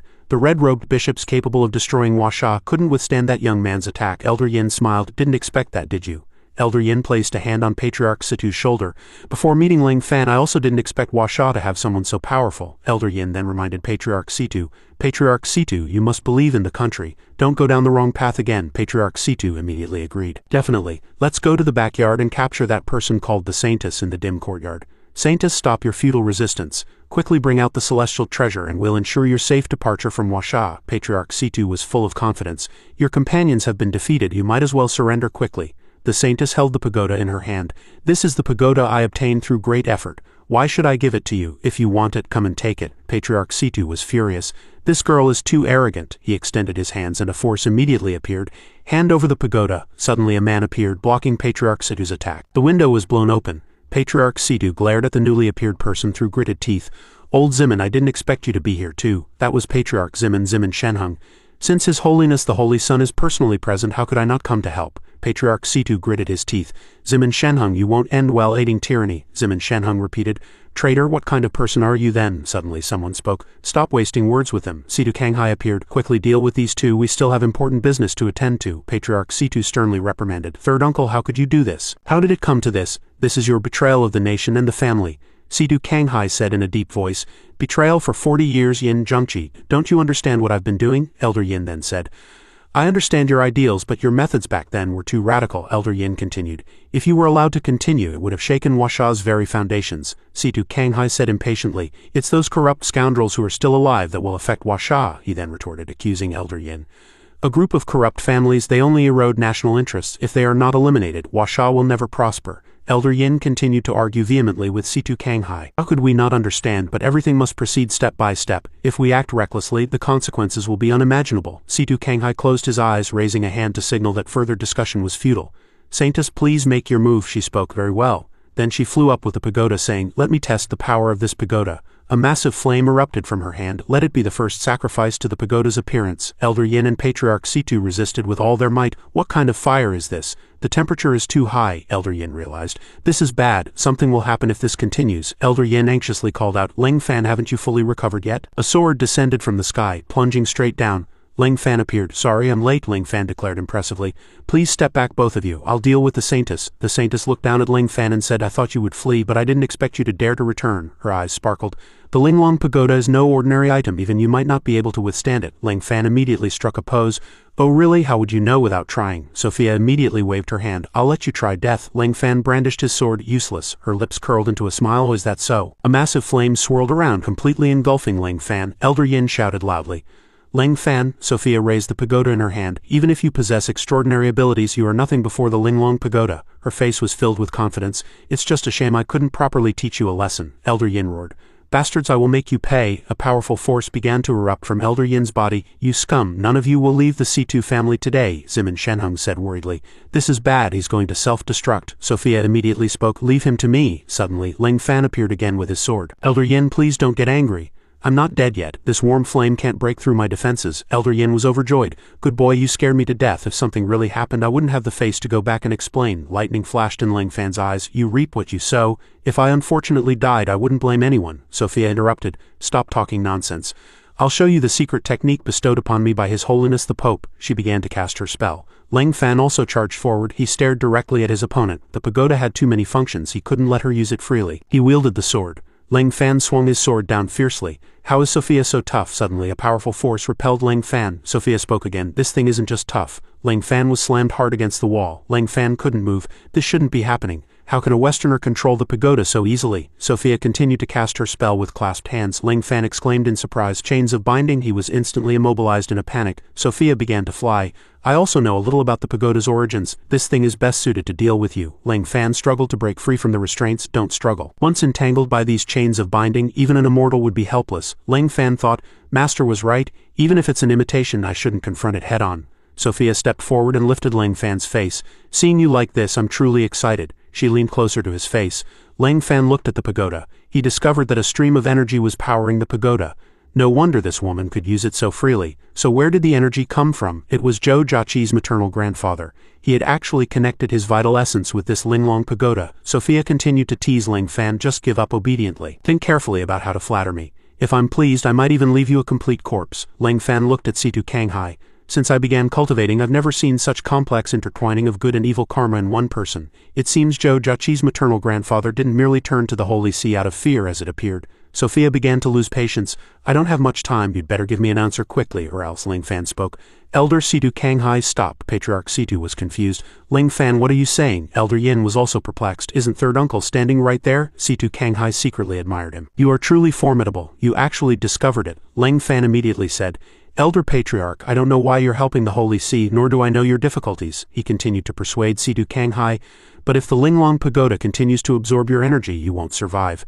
Elder Yin and Patriarch Situ were startled. What? Ling Fan, his entire body tightly bound and pressed against the wall, said. Elder Patriarch, stop. The Western ability world will not keep its promises, Situ Kanghai replied with a cold expression. Things have come to this. I have no way back. I apologize, young man. Sophia raised her hand, preparing to attack. Ling Fan was tightly bound, constantly thinking of a way to escape. The chains of binding tightened further. He couldn't let him continue transmitting energy. He had to find a way to break the golden aura protecting him. As he pondered, Sophia leaned closer, her face full of provocation. Still not giving up, then I'll increase the intensity. Suddenly, a force erupted from his eyes, pushing the saintess back, making her retreat. Ling Fan secretly communicated, Patriarch Situ, go engage Sophia and buy me some time. He closed his eyes, continuing to transmit his message. Elder Yin, I'll try to sway Situ Kanghai's will. You find a chance to subdue him. Elder Yin agreed. All right, I understand. I'll fight to the death to keep her occupied. Sophia meanwhile was enraged at being obstructed. Please move aside, old man. Situ Kangchen immediately replied, I'm afraid I cannot comply. Ling Fan observed while secretly pondering, everyone has a weakness in their heart. He looked at Situ Kanghai, wondering what the elder patriarch Situ would do. Speaking of weaknesses, family members are of course the primary one, he thought. Jojachi, indeed even a decisive person like him would care about his blood relatives, seeing him still silent. Elder Yin couldn't help but worry. Ling Fan, haven't you thought of a way yet? Patriarch Situ won't be able to hold on much longer either. After some deliberation, Ling Fan suddenly asked, have you considered Jojachi's safety? Hearing the familiar name, Situ Kanghai immediately turned to look in the direction of the question. Sophia saw her ally distracted. Sophia, fighting hard, shouted, Old man Situ, why is your energy weakening? Sophia turned to look at Situ Kanghai, asking loudly, what are you doing? He frowned, his hand still on his cane, and replied, the Pope has promised me that as long as I help him get the pagoda, he will ensure the safety of my family. Ling Fan seized the key point and retorted, do you believe that yourself? At your age, are you still unclear about the ways of these Western ability users? Hearing his words, Situ Kanghai immediately became agitated. No, Lady Sophia is not like those insincere people domestically. His provocative words distracted Situ Kanghai, and his power consequently weakened. Ling Fan struggled to break free from the restraints. It's almost broken. Push harder. Realizing his words were having an effect, he continued. If you don't even believe yourself, how can you expect outsiders not to deceive you? Finally, he widened his eyes and concluded bluntly, I'm afraid that so-called Pope will cleanse you once he gets the pagoda. That was precisely what he feared. Therefore, when he heard the word cleanse, he could no longer maintain his previous carefree demeanor. They want to cross the river and dismantle the bridge. No, Jojachi must not be harmed. Just as he was distracted, Elder Yin had unknowingly rushed behind him. Seeing the plan about to succeed, he shouted, Elder Yin, now. Noticing something amiss behind him, Situ Kanghai quickly turned, but it was too late. Elder Yin launched a move. My apologies, old friend. Seeing her ally's oversight, Sophia immediately cursed, damn it, what a useless old man. Sophia glanced at him while fighting. At this moment, he too had broken free from the restraints and finally escaped. This pagoda is indeed powerful and versatile, not to be underestimated. As soon as he broke free, Ling Fan immediately took out his weapon to fight. Lady Sophia, you're next. Seeing him free from the restraints, Sophia didn't hesitate to praise him.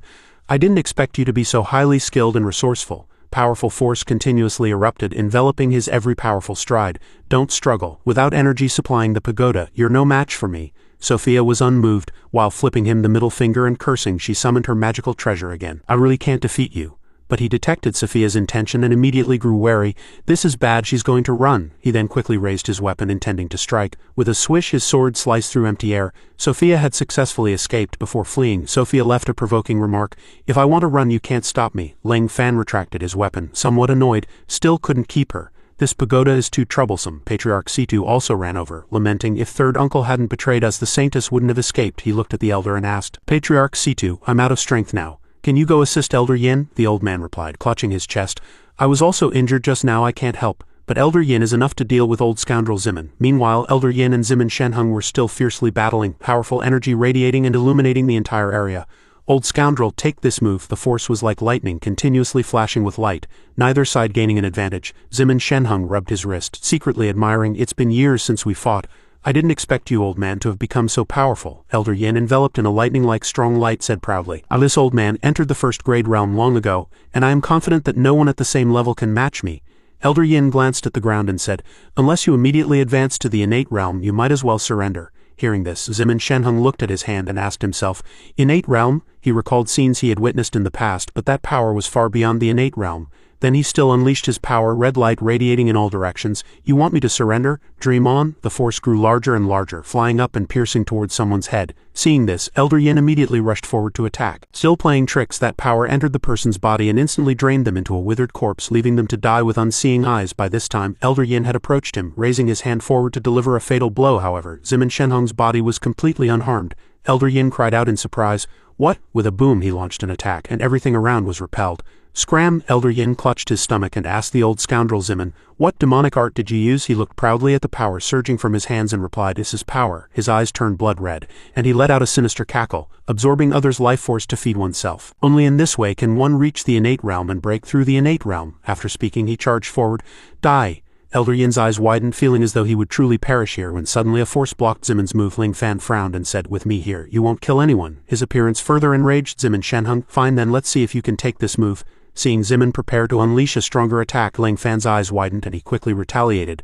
Two powerful golden and black forces erupted and the surrounding space seemed to be torn apart. A loud bang echoed. Smoke and dust filled the air. After the white smoke cleared, Ling Fan still stood upright on the ground. Elder Yin saw the situation before him and said anxiously, he's gone, he ran away again. Elder Yin stood up vexed. I thought he was going to fight to the death, but it was just a feint. We failed to recover the pagoda this time. What a shame, Ling Fan quickly comforted him. Although that's true, our efforts weren't in vain. He turned to look at Situ Kanghai, who was lying on the grass, and said, at least we've captured Situ Kanghai and prevented the Situ family's betrayal. Elder Yin looked at Situ Kongchen and asked, Patriarch Situ, we intend to take Situ Kanghai back for interrogation. Do you agree? The old man immediately replied. My third uncle conspired with the enemy and almost caused a great disaster. Of course, he should be handled by the state. Suddenly, his phone rang in his pocket. Seeing the caller, he felt a bit flustered. Jojachi, why is she calling at this time? If she knew he had captured her maternal grandfather, what would she think? He imagined her angrily blaming him, asking why he wouldn't let her maternal grandfather go. His heart filled with hesitation. He didn't know how to face her. Would Jojachi still care about him? Ling Fan picked up the phone and answered, hello. Jachi, a worried voice came from the other end of the phone. Ling Fan, are you hurt? Jojachi scolded. I couldn't get through to you earlier, I was so worried. He quickly reassured her. I'm fine. I just finished dealing with the Situ family's matter. After a moment of hesitation, he decided to tell the truth. Your maternal grandfather has been arrested by the National Security Bureau.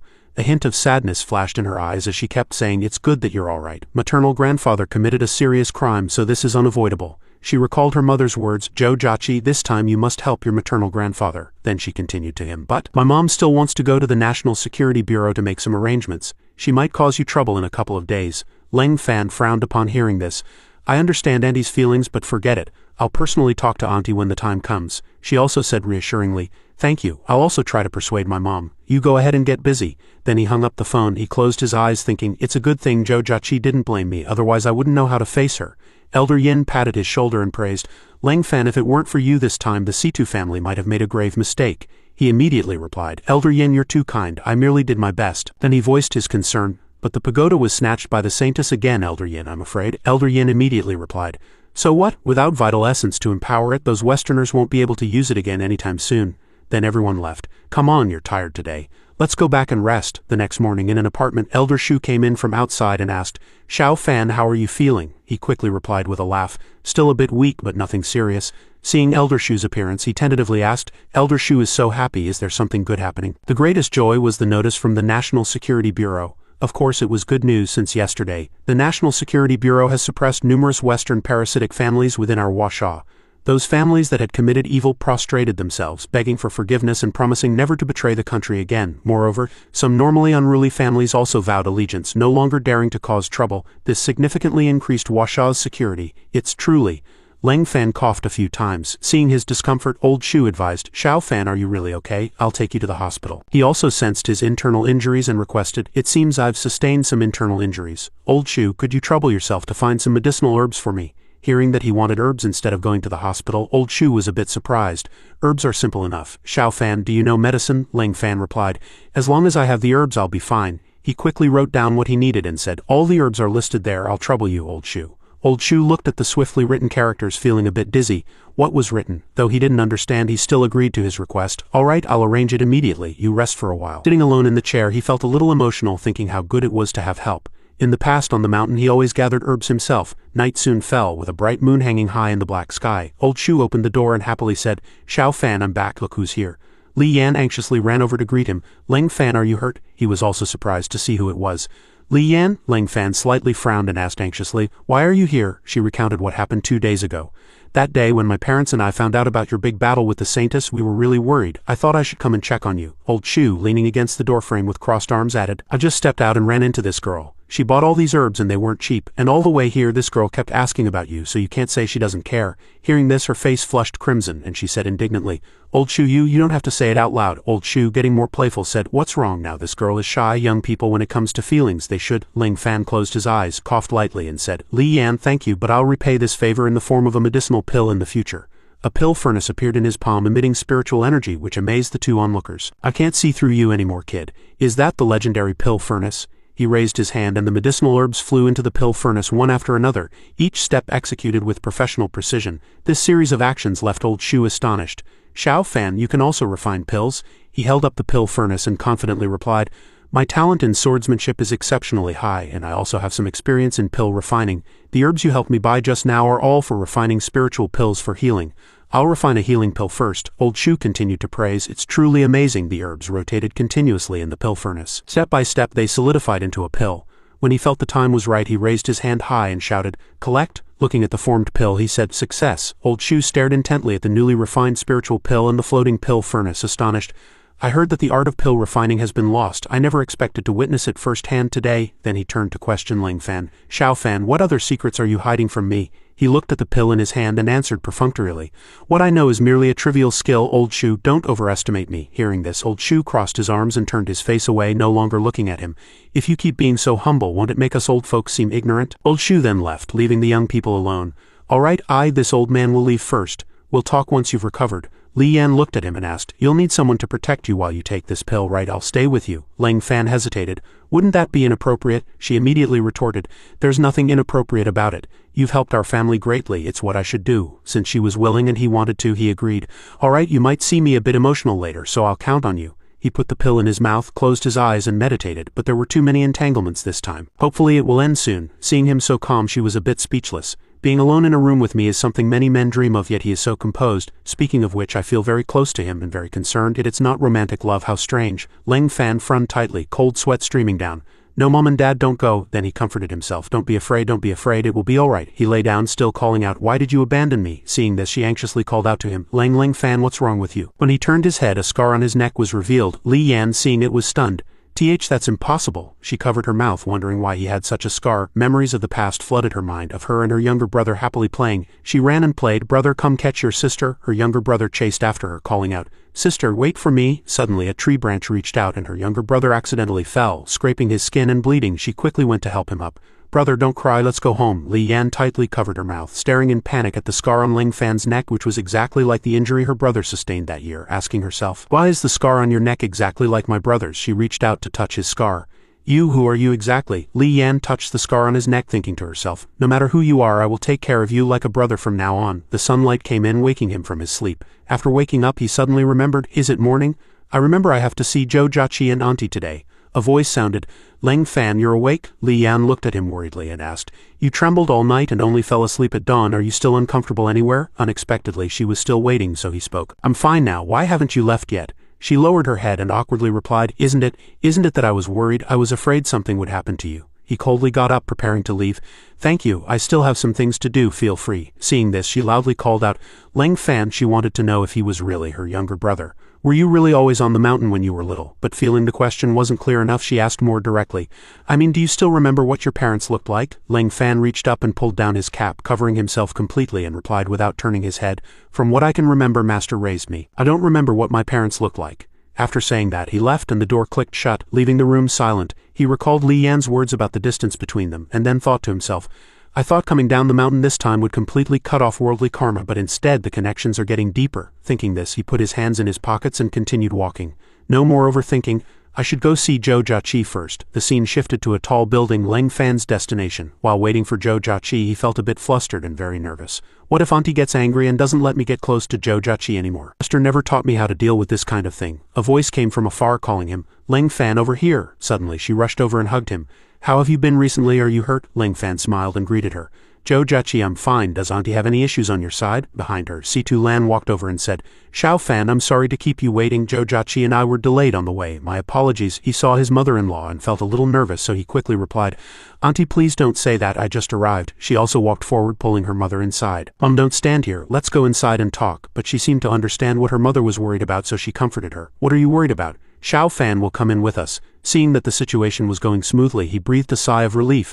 Auntie also seemed easy to talk to. I just hope I don't say anything wrong later. At the dinner table, Situ Lan put some food on Ling Fan's plate. Come Xiao Fan, eat more. The food at this restaurant tastes good. He smiled and replied, Auntie, you're too kind, but I'm already full. Seeing her mother's actions, Jojachi also spoke up to stop her. Mom, don't scare Xiao Fan anymore. Let him breathe. Hearing this, she smiled awkwardly and said, Isn't Mom afraid of not treating you well enough? After all, now that you're in the National Security Bureau, Xiao Fan's identity is quite extraordinary. Hearing this was enough to understand what she was going to talk about. The trouble was still coming. She reminded her mother, The meal isn't over yet, let's talk about it later. Her mother still insisted, But your maternal grandfather doesn't have much time left. He knew the purpose of this meeting, so he took the initiative.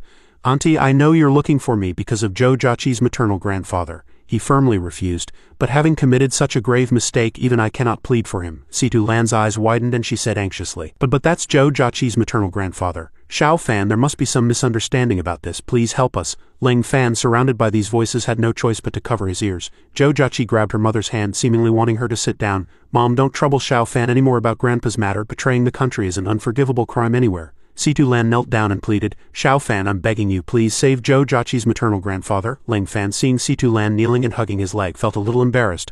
Auntie, please don't do this. Jojachi also felt a little awkward. She patted her mother's shoulder. Mom, get up quickly. Situ Lan stood up, wiping away her tears. Ling Fan then explained, Jojachi's maternal grandfather has always been a good person, very friendly to everyone. She covered her face, but this time he had gone astray. How could he commit such a grave mistake? Jojachi also had tears in her eyes, choking back sobs. Mom, let's go back. Everything has a reason, and no one can bear the burden for grandfather.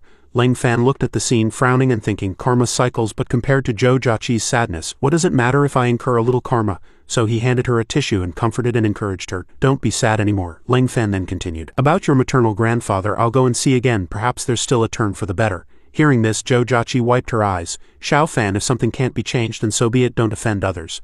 Ling Fan immediately retorted, What's there to offend or not associate with? Old Shu and Old Yin are both very happy to talk to me.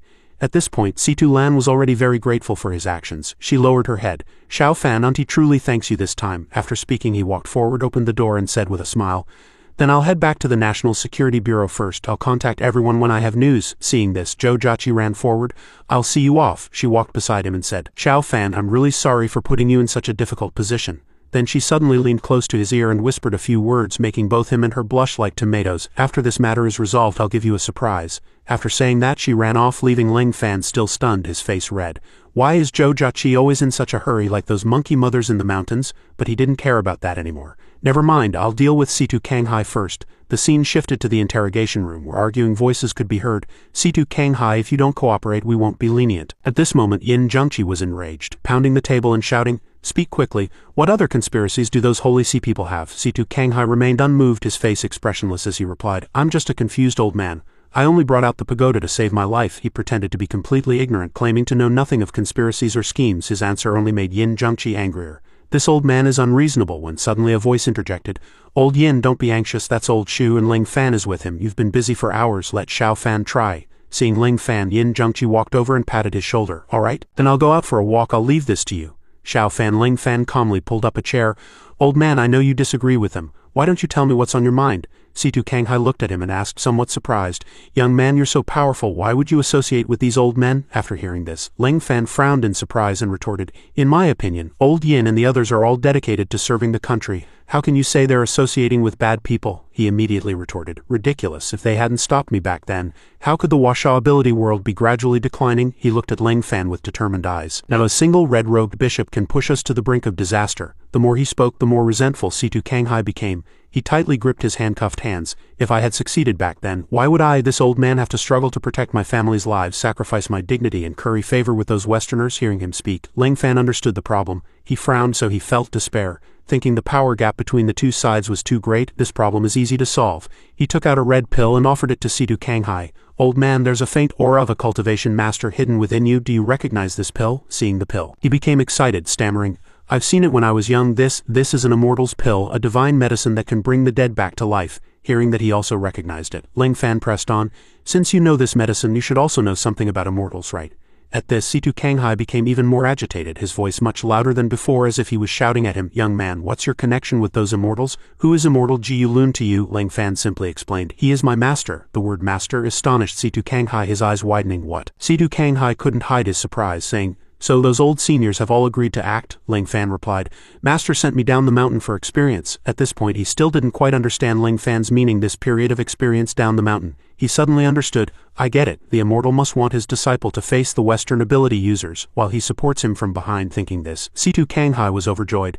There's hope. Washa has hope. Seizing the opportunity, Ling Fan asked directly, if you've come to terms with it, can you tell me the Holy Sea's conspiracy? Situ Kanghai immediately agreed with a smile. Of course. Then he yelled very seriously, Old Yin, Old Shu, get in here. Hearing the call, although the two were angry, they still stormed in. Yin Zhengqi sternly reprimanded, you old geezer, why are you yelling? Seeing the two like this, Situ Kanghai explained, everyone don't get agitated. Let's talk about important matters first. He recounted the entire story from beginning to end, then concluded, that's how it is. The Holy Sea's Pope will personally come to Washa to destroy our entire ability world. Yin Zhengqi, after listening, spoke passionately. If that old man dares to come, this old man will fight him to the death. Seeing his imposing manner, Situ Kanghai retorted, I'm afraid your old bones can't endure the torment. Yin Zhengqi roared, try insulting me again. Seeing things escalate, Ling Fan intervened, gentlemen, no need to argue. As for the Pope, I'll handle him. Old Shu sounded worried. Xiao Fan, the Pope is no ordinary person. He's even more formidable than the cardinals you faced before. Ling Fan said firmly. He's just a very old and powerful figure. I have my ways. Seeing his determined gaze, Old Shu felt relieved.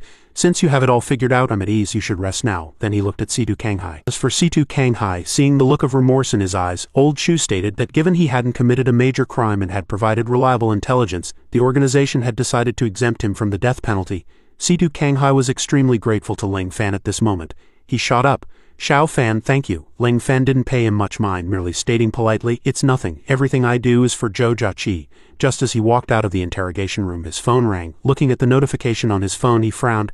Has Zhou Jiaqi arrived at the National Security Bureau already? Zhou Jiaqi was alone at the moment, also worrying about Ling Fan. How is Xiao Fan doing? Her face was etched with worry, her brows furrowed. Would he be arrested as her maternal grandfather's accomplice? As soon as Ling Fan opened the door, he saw Zhou Jiaqi sitting there. He asked in surprise, Zhou Jiaqi, what are you doing here? Didn't I tell you to live worry-free? A clear look of concern showed in Zhou Jiaqi's eyes.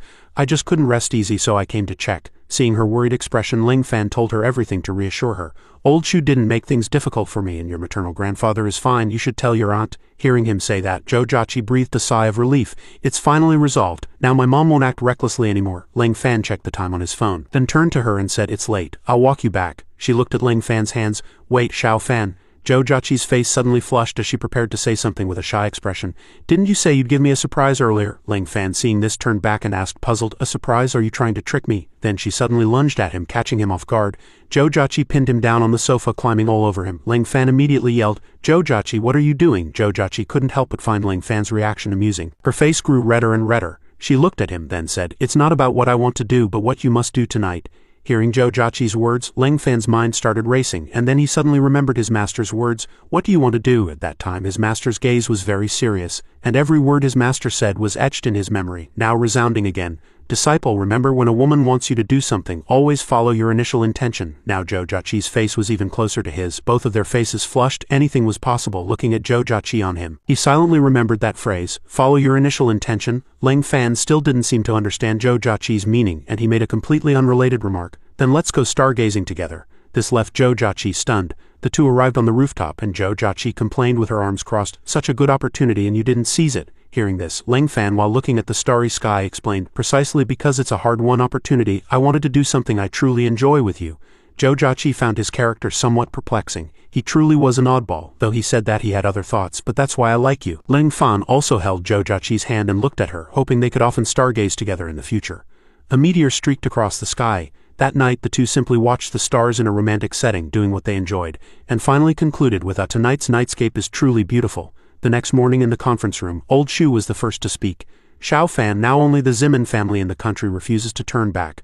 After escaping that day, old scoundrel Zimin used a barrier to protect his entire family, and later Yin Zhengqi also got involved. That barrier is extremely powerful and we can't use nuclear weapons, making it difficult to break. Then he patted Ling Fan's shoulder. Xiao Fan, do you have any ideas on how to deal with them? Ling Fan pondered a bit, then replied, "Perhaps by enforcing criminal law or something similar. I'll go myself to check." Old Shu immediately went over to thank him. "Xiao Fan, it's good that you're willing to help." Yin Zhengqi also added, "When you return, Old Shu will surely reward you handsomely."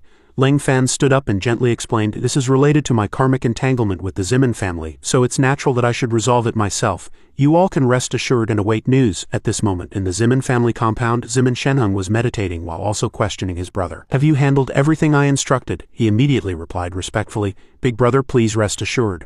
I have already arranged for a large number of nearby civilians to be captured as reserve materials." He raised his hands, confidently displaying his power.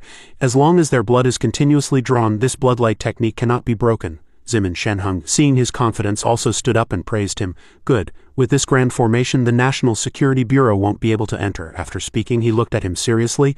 "So what about the remaining matters? How are the preparations coming along?" Hearing this question, he broke out in a cold sweat, his eyes cautious. "This matter. Big brother, third uncle's granddaughter refuses. What do you think?" Hearing this, he angrily punched the man. "Refuses?" Zimin Shenhung's eyes were bloodshot and he asked sternly.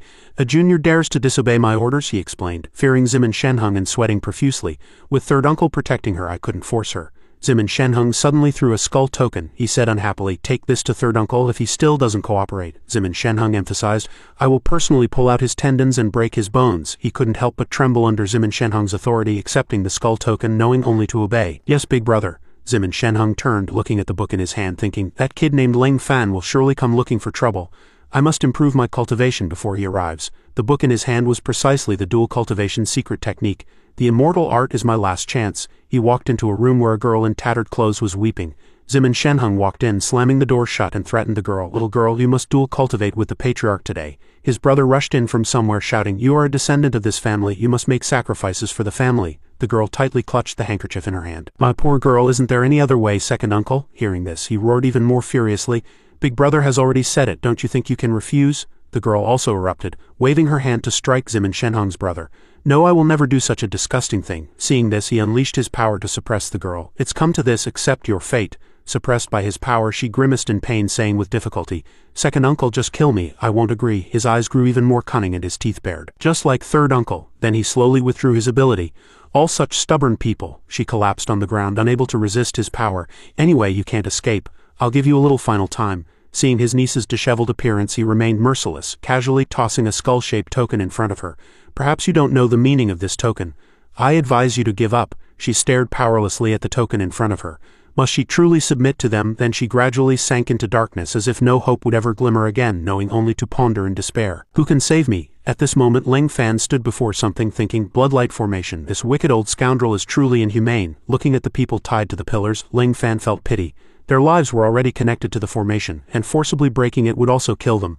Then he flew down and unleashed his power, knowing he had to find another way. At this moment, Long Feishui stood before Zimin Shenhung. He stood naked to greet her. "Feishui, you've finally come to your senses." Her eyes were empty, not looking anywhere, as if she only wanted to die, but she still managed to utter a few words. "Brother, Feishui will obediently cooperate with your cultivation." Zimin Shenhung smiled triumphantly.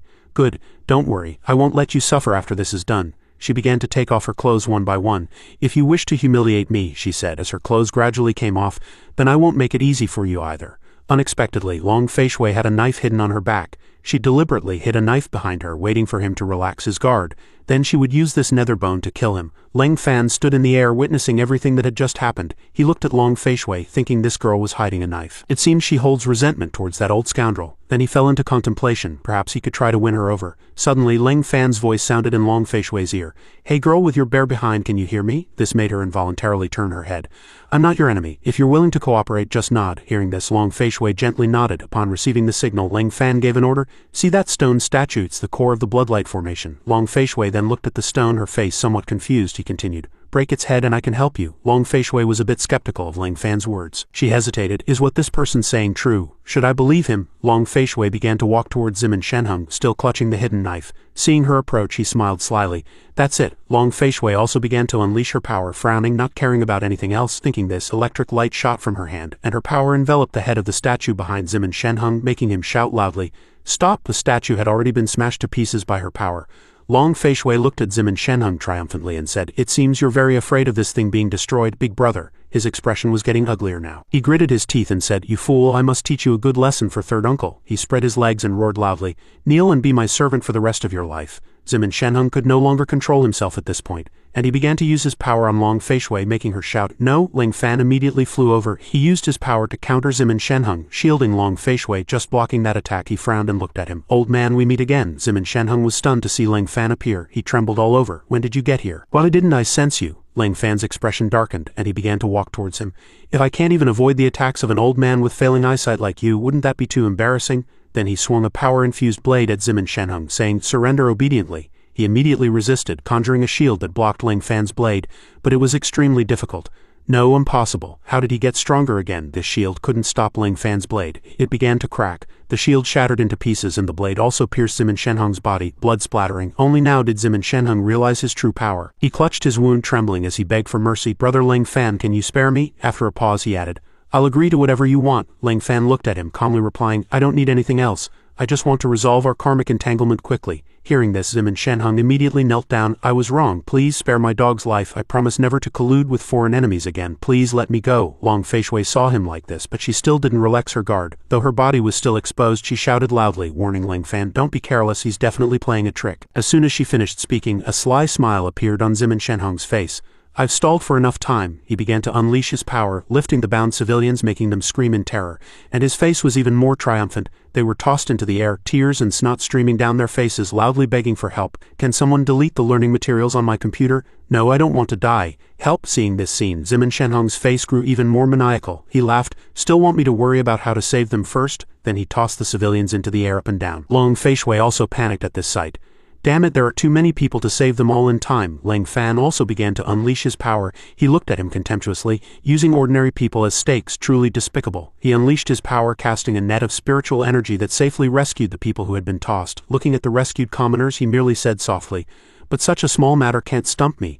Seeing Ling Fan's ability, Long Fei Shui couldn't help but exclaim, "His techniques are too powerful. Who exactly is he?" Suddenly, Ling Fan turned and asked her, "I see you have some skill. These people are yours to handle." Long Fei Shui was a bit surprised, but then replied, "Okay, no problem." Ling Fan looked at the open door. "Old fox, let's see where else you can run." At this moment, Zimin Shenhung, injured, was trying to call for help from his brother. "Second uncle, quickly bring the materials I need." He seemed to have anticipated this, so he quickly made arrangements. He glanced at the boxes containing hearts. "Big brother, I've already brought all the clansmen here. As long as you absorb their essence, you'll surely break through to the next realm." Zimin Shenhung was overjoyed and immediately opened the boxes. "That guy Ling Fan actually forced me to drive the entire Zimin family to their deaths. I must make him pay," his brother added. "As long as Big Brother overcomes this tribulation, rebuilding the Zimin family will be effortless." Zimin Shenhung's face now became even more maniacal. He unleashed his power, absorbing those hearts. "Indeed, the Zimin family itself has only been able to survive until today because of us." Suddenly, Zimin Shenhung used his power on his brother, catching him off guard, making him vomit blood on the spot. He was covered in sweat, facing Zimin Shenhung's hideous face. He merely stammered a few words, Big brother. Why?" Zimin Shenhung was merciless. Even if it was his own brother, he would do anything for himself. "This medicine also needs the essence blood of a powerful individual as a medicinal primer." He dug out his brother's heart. Afterward, looking at the heart, he said greedily, "The Zimin family needs only me."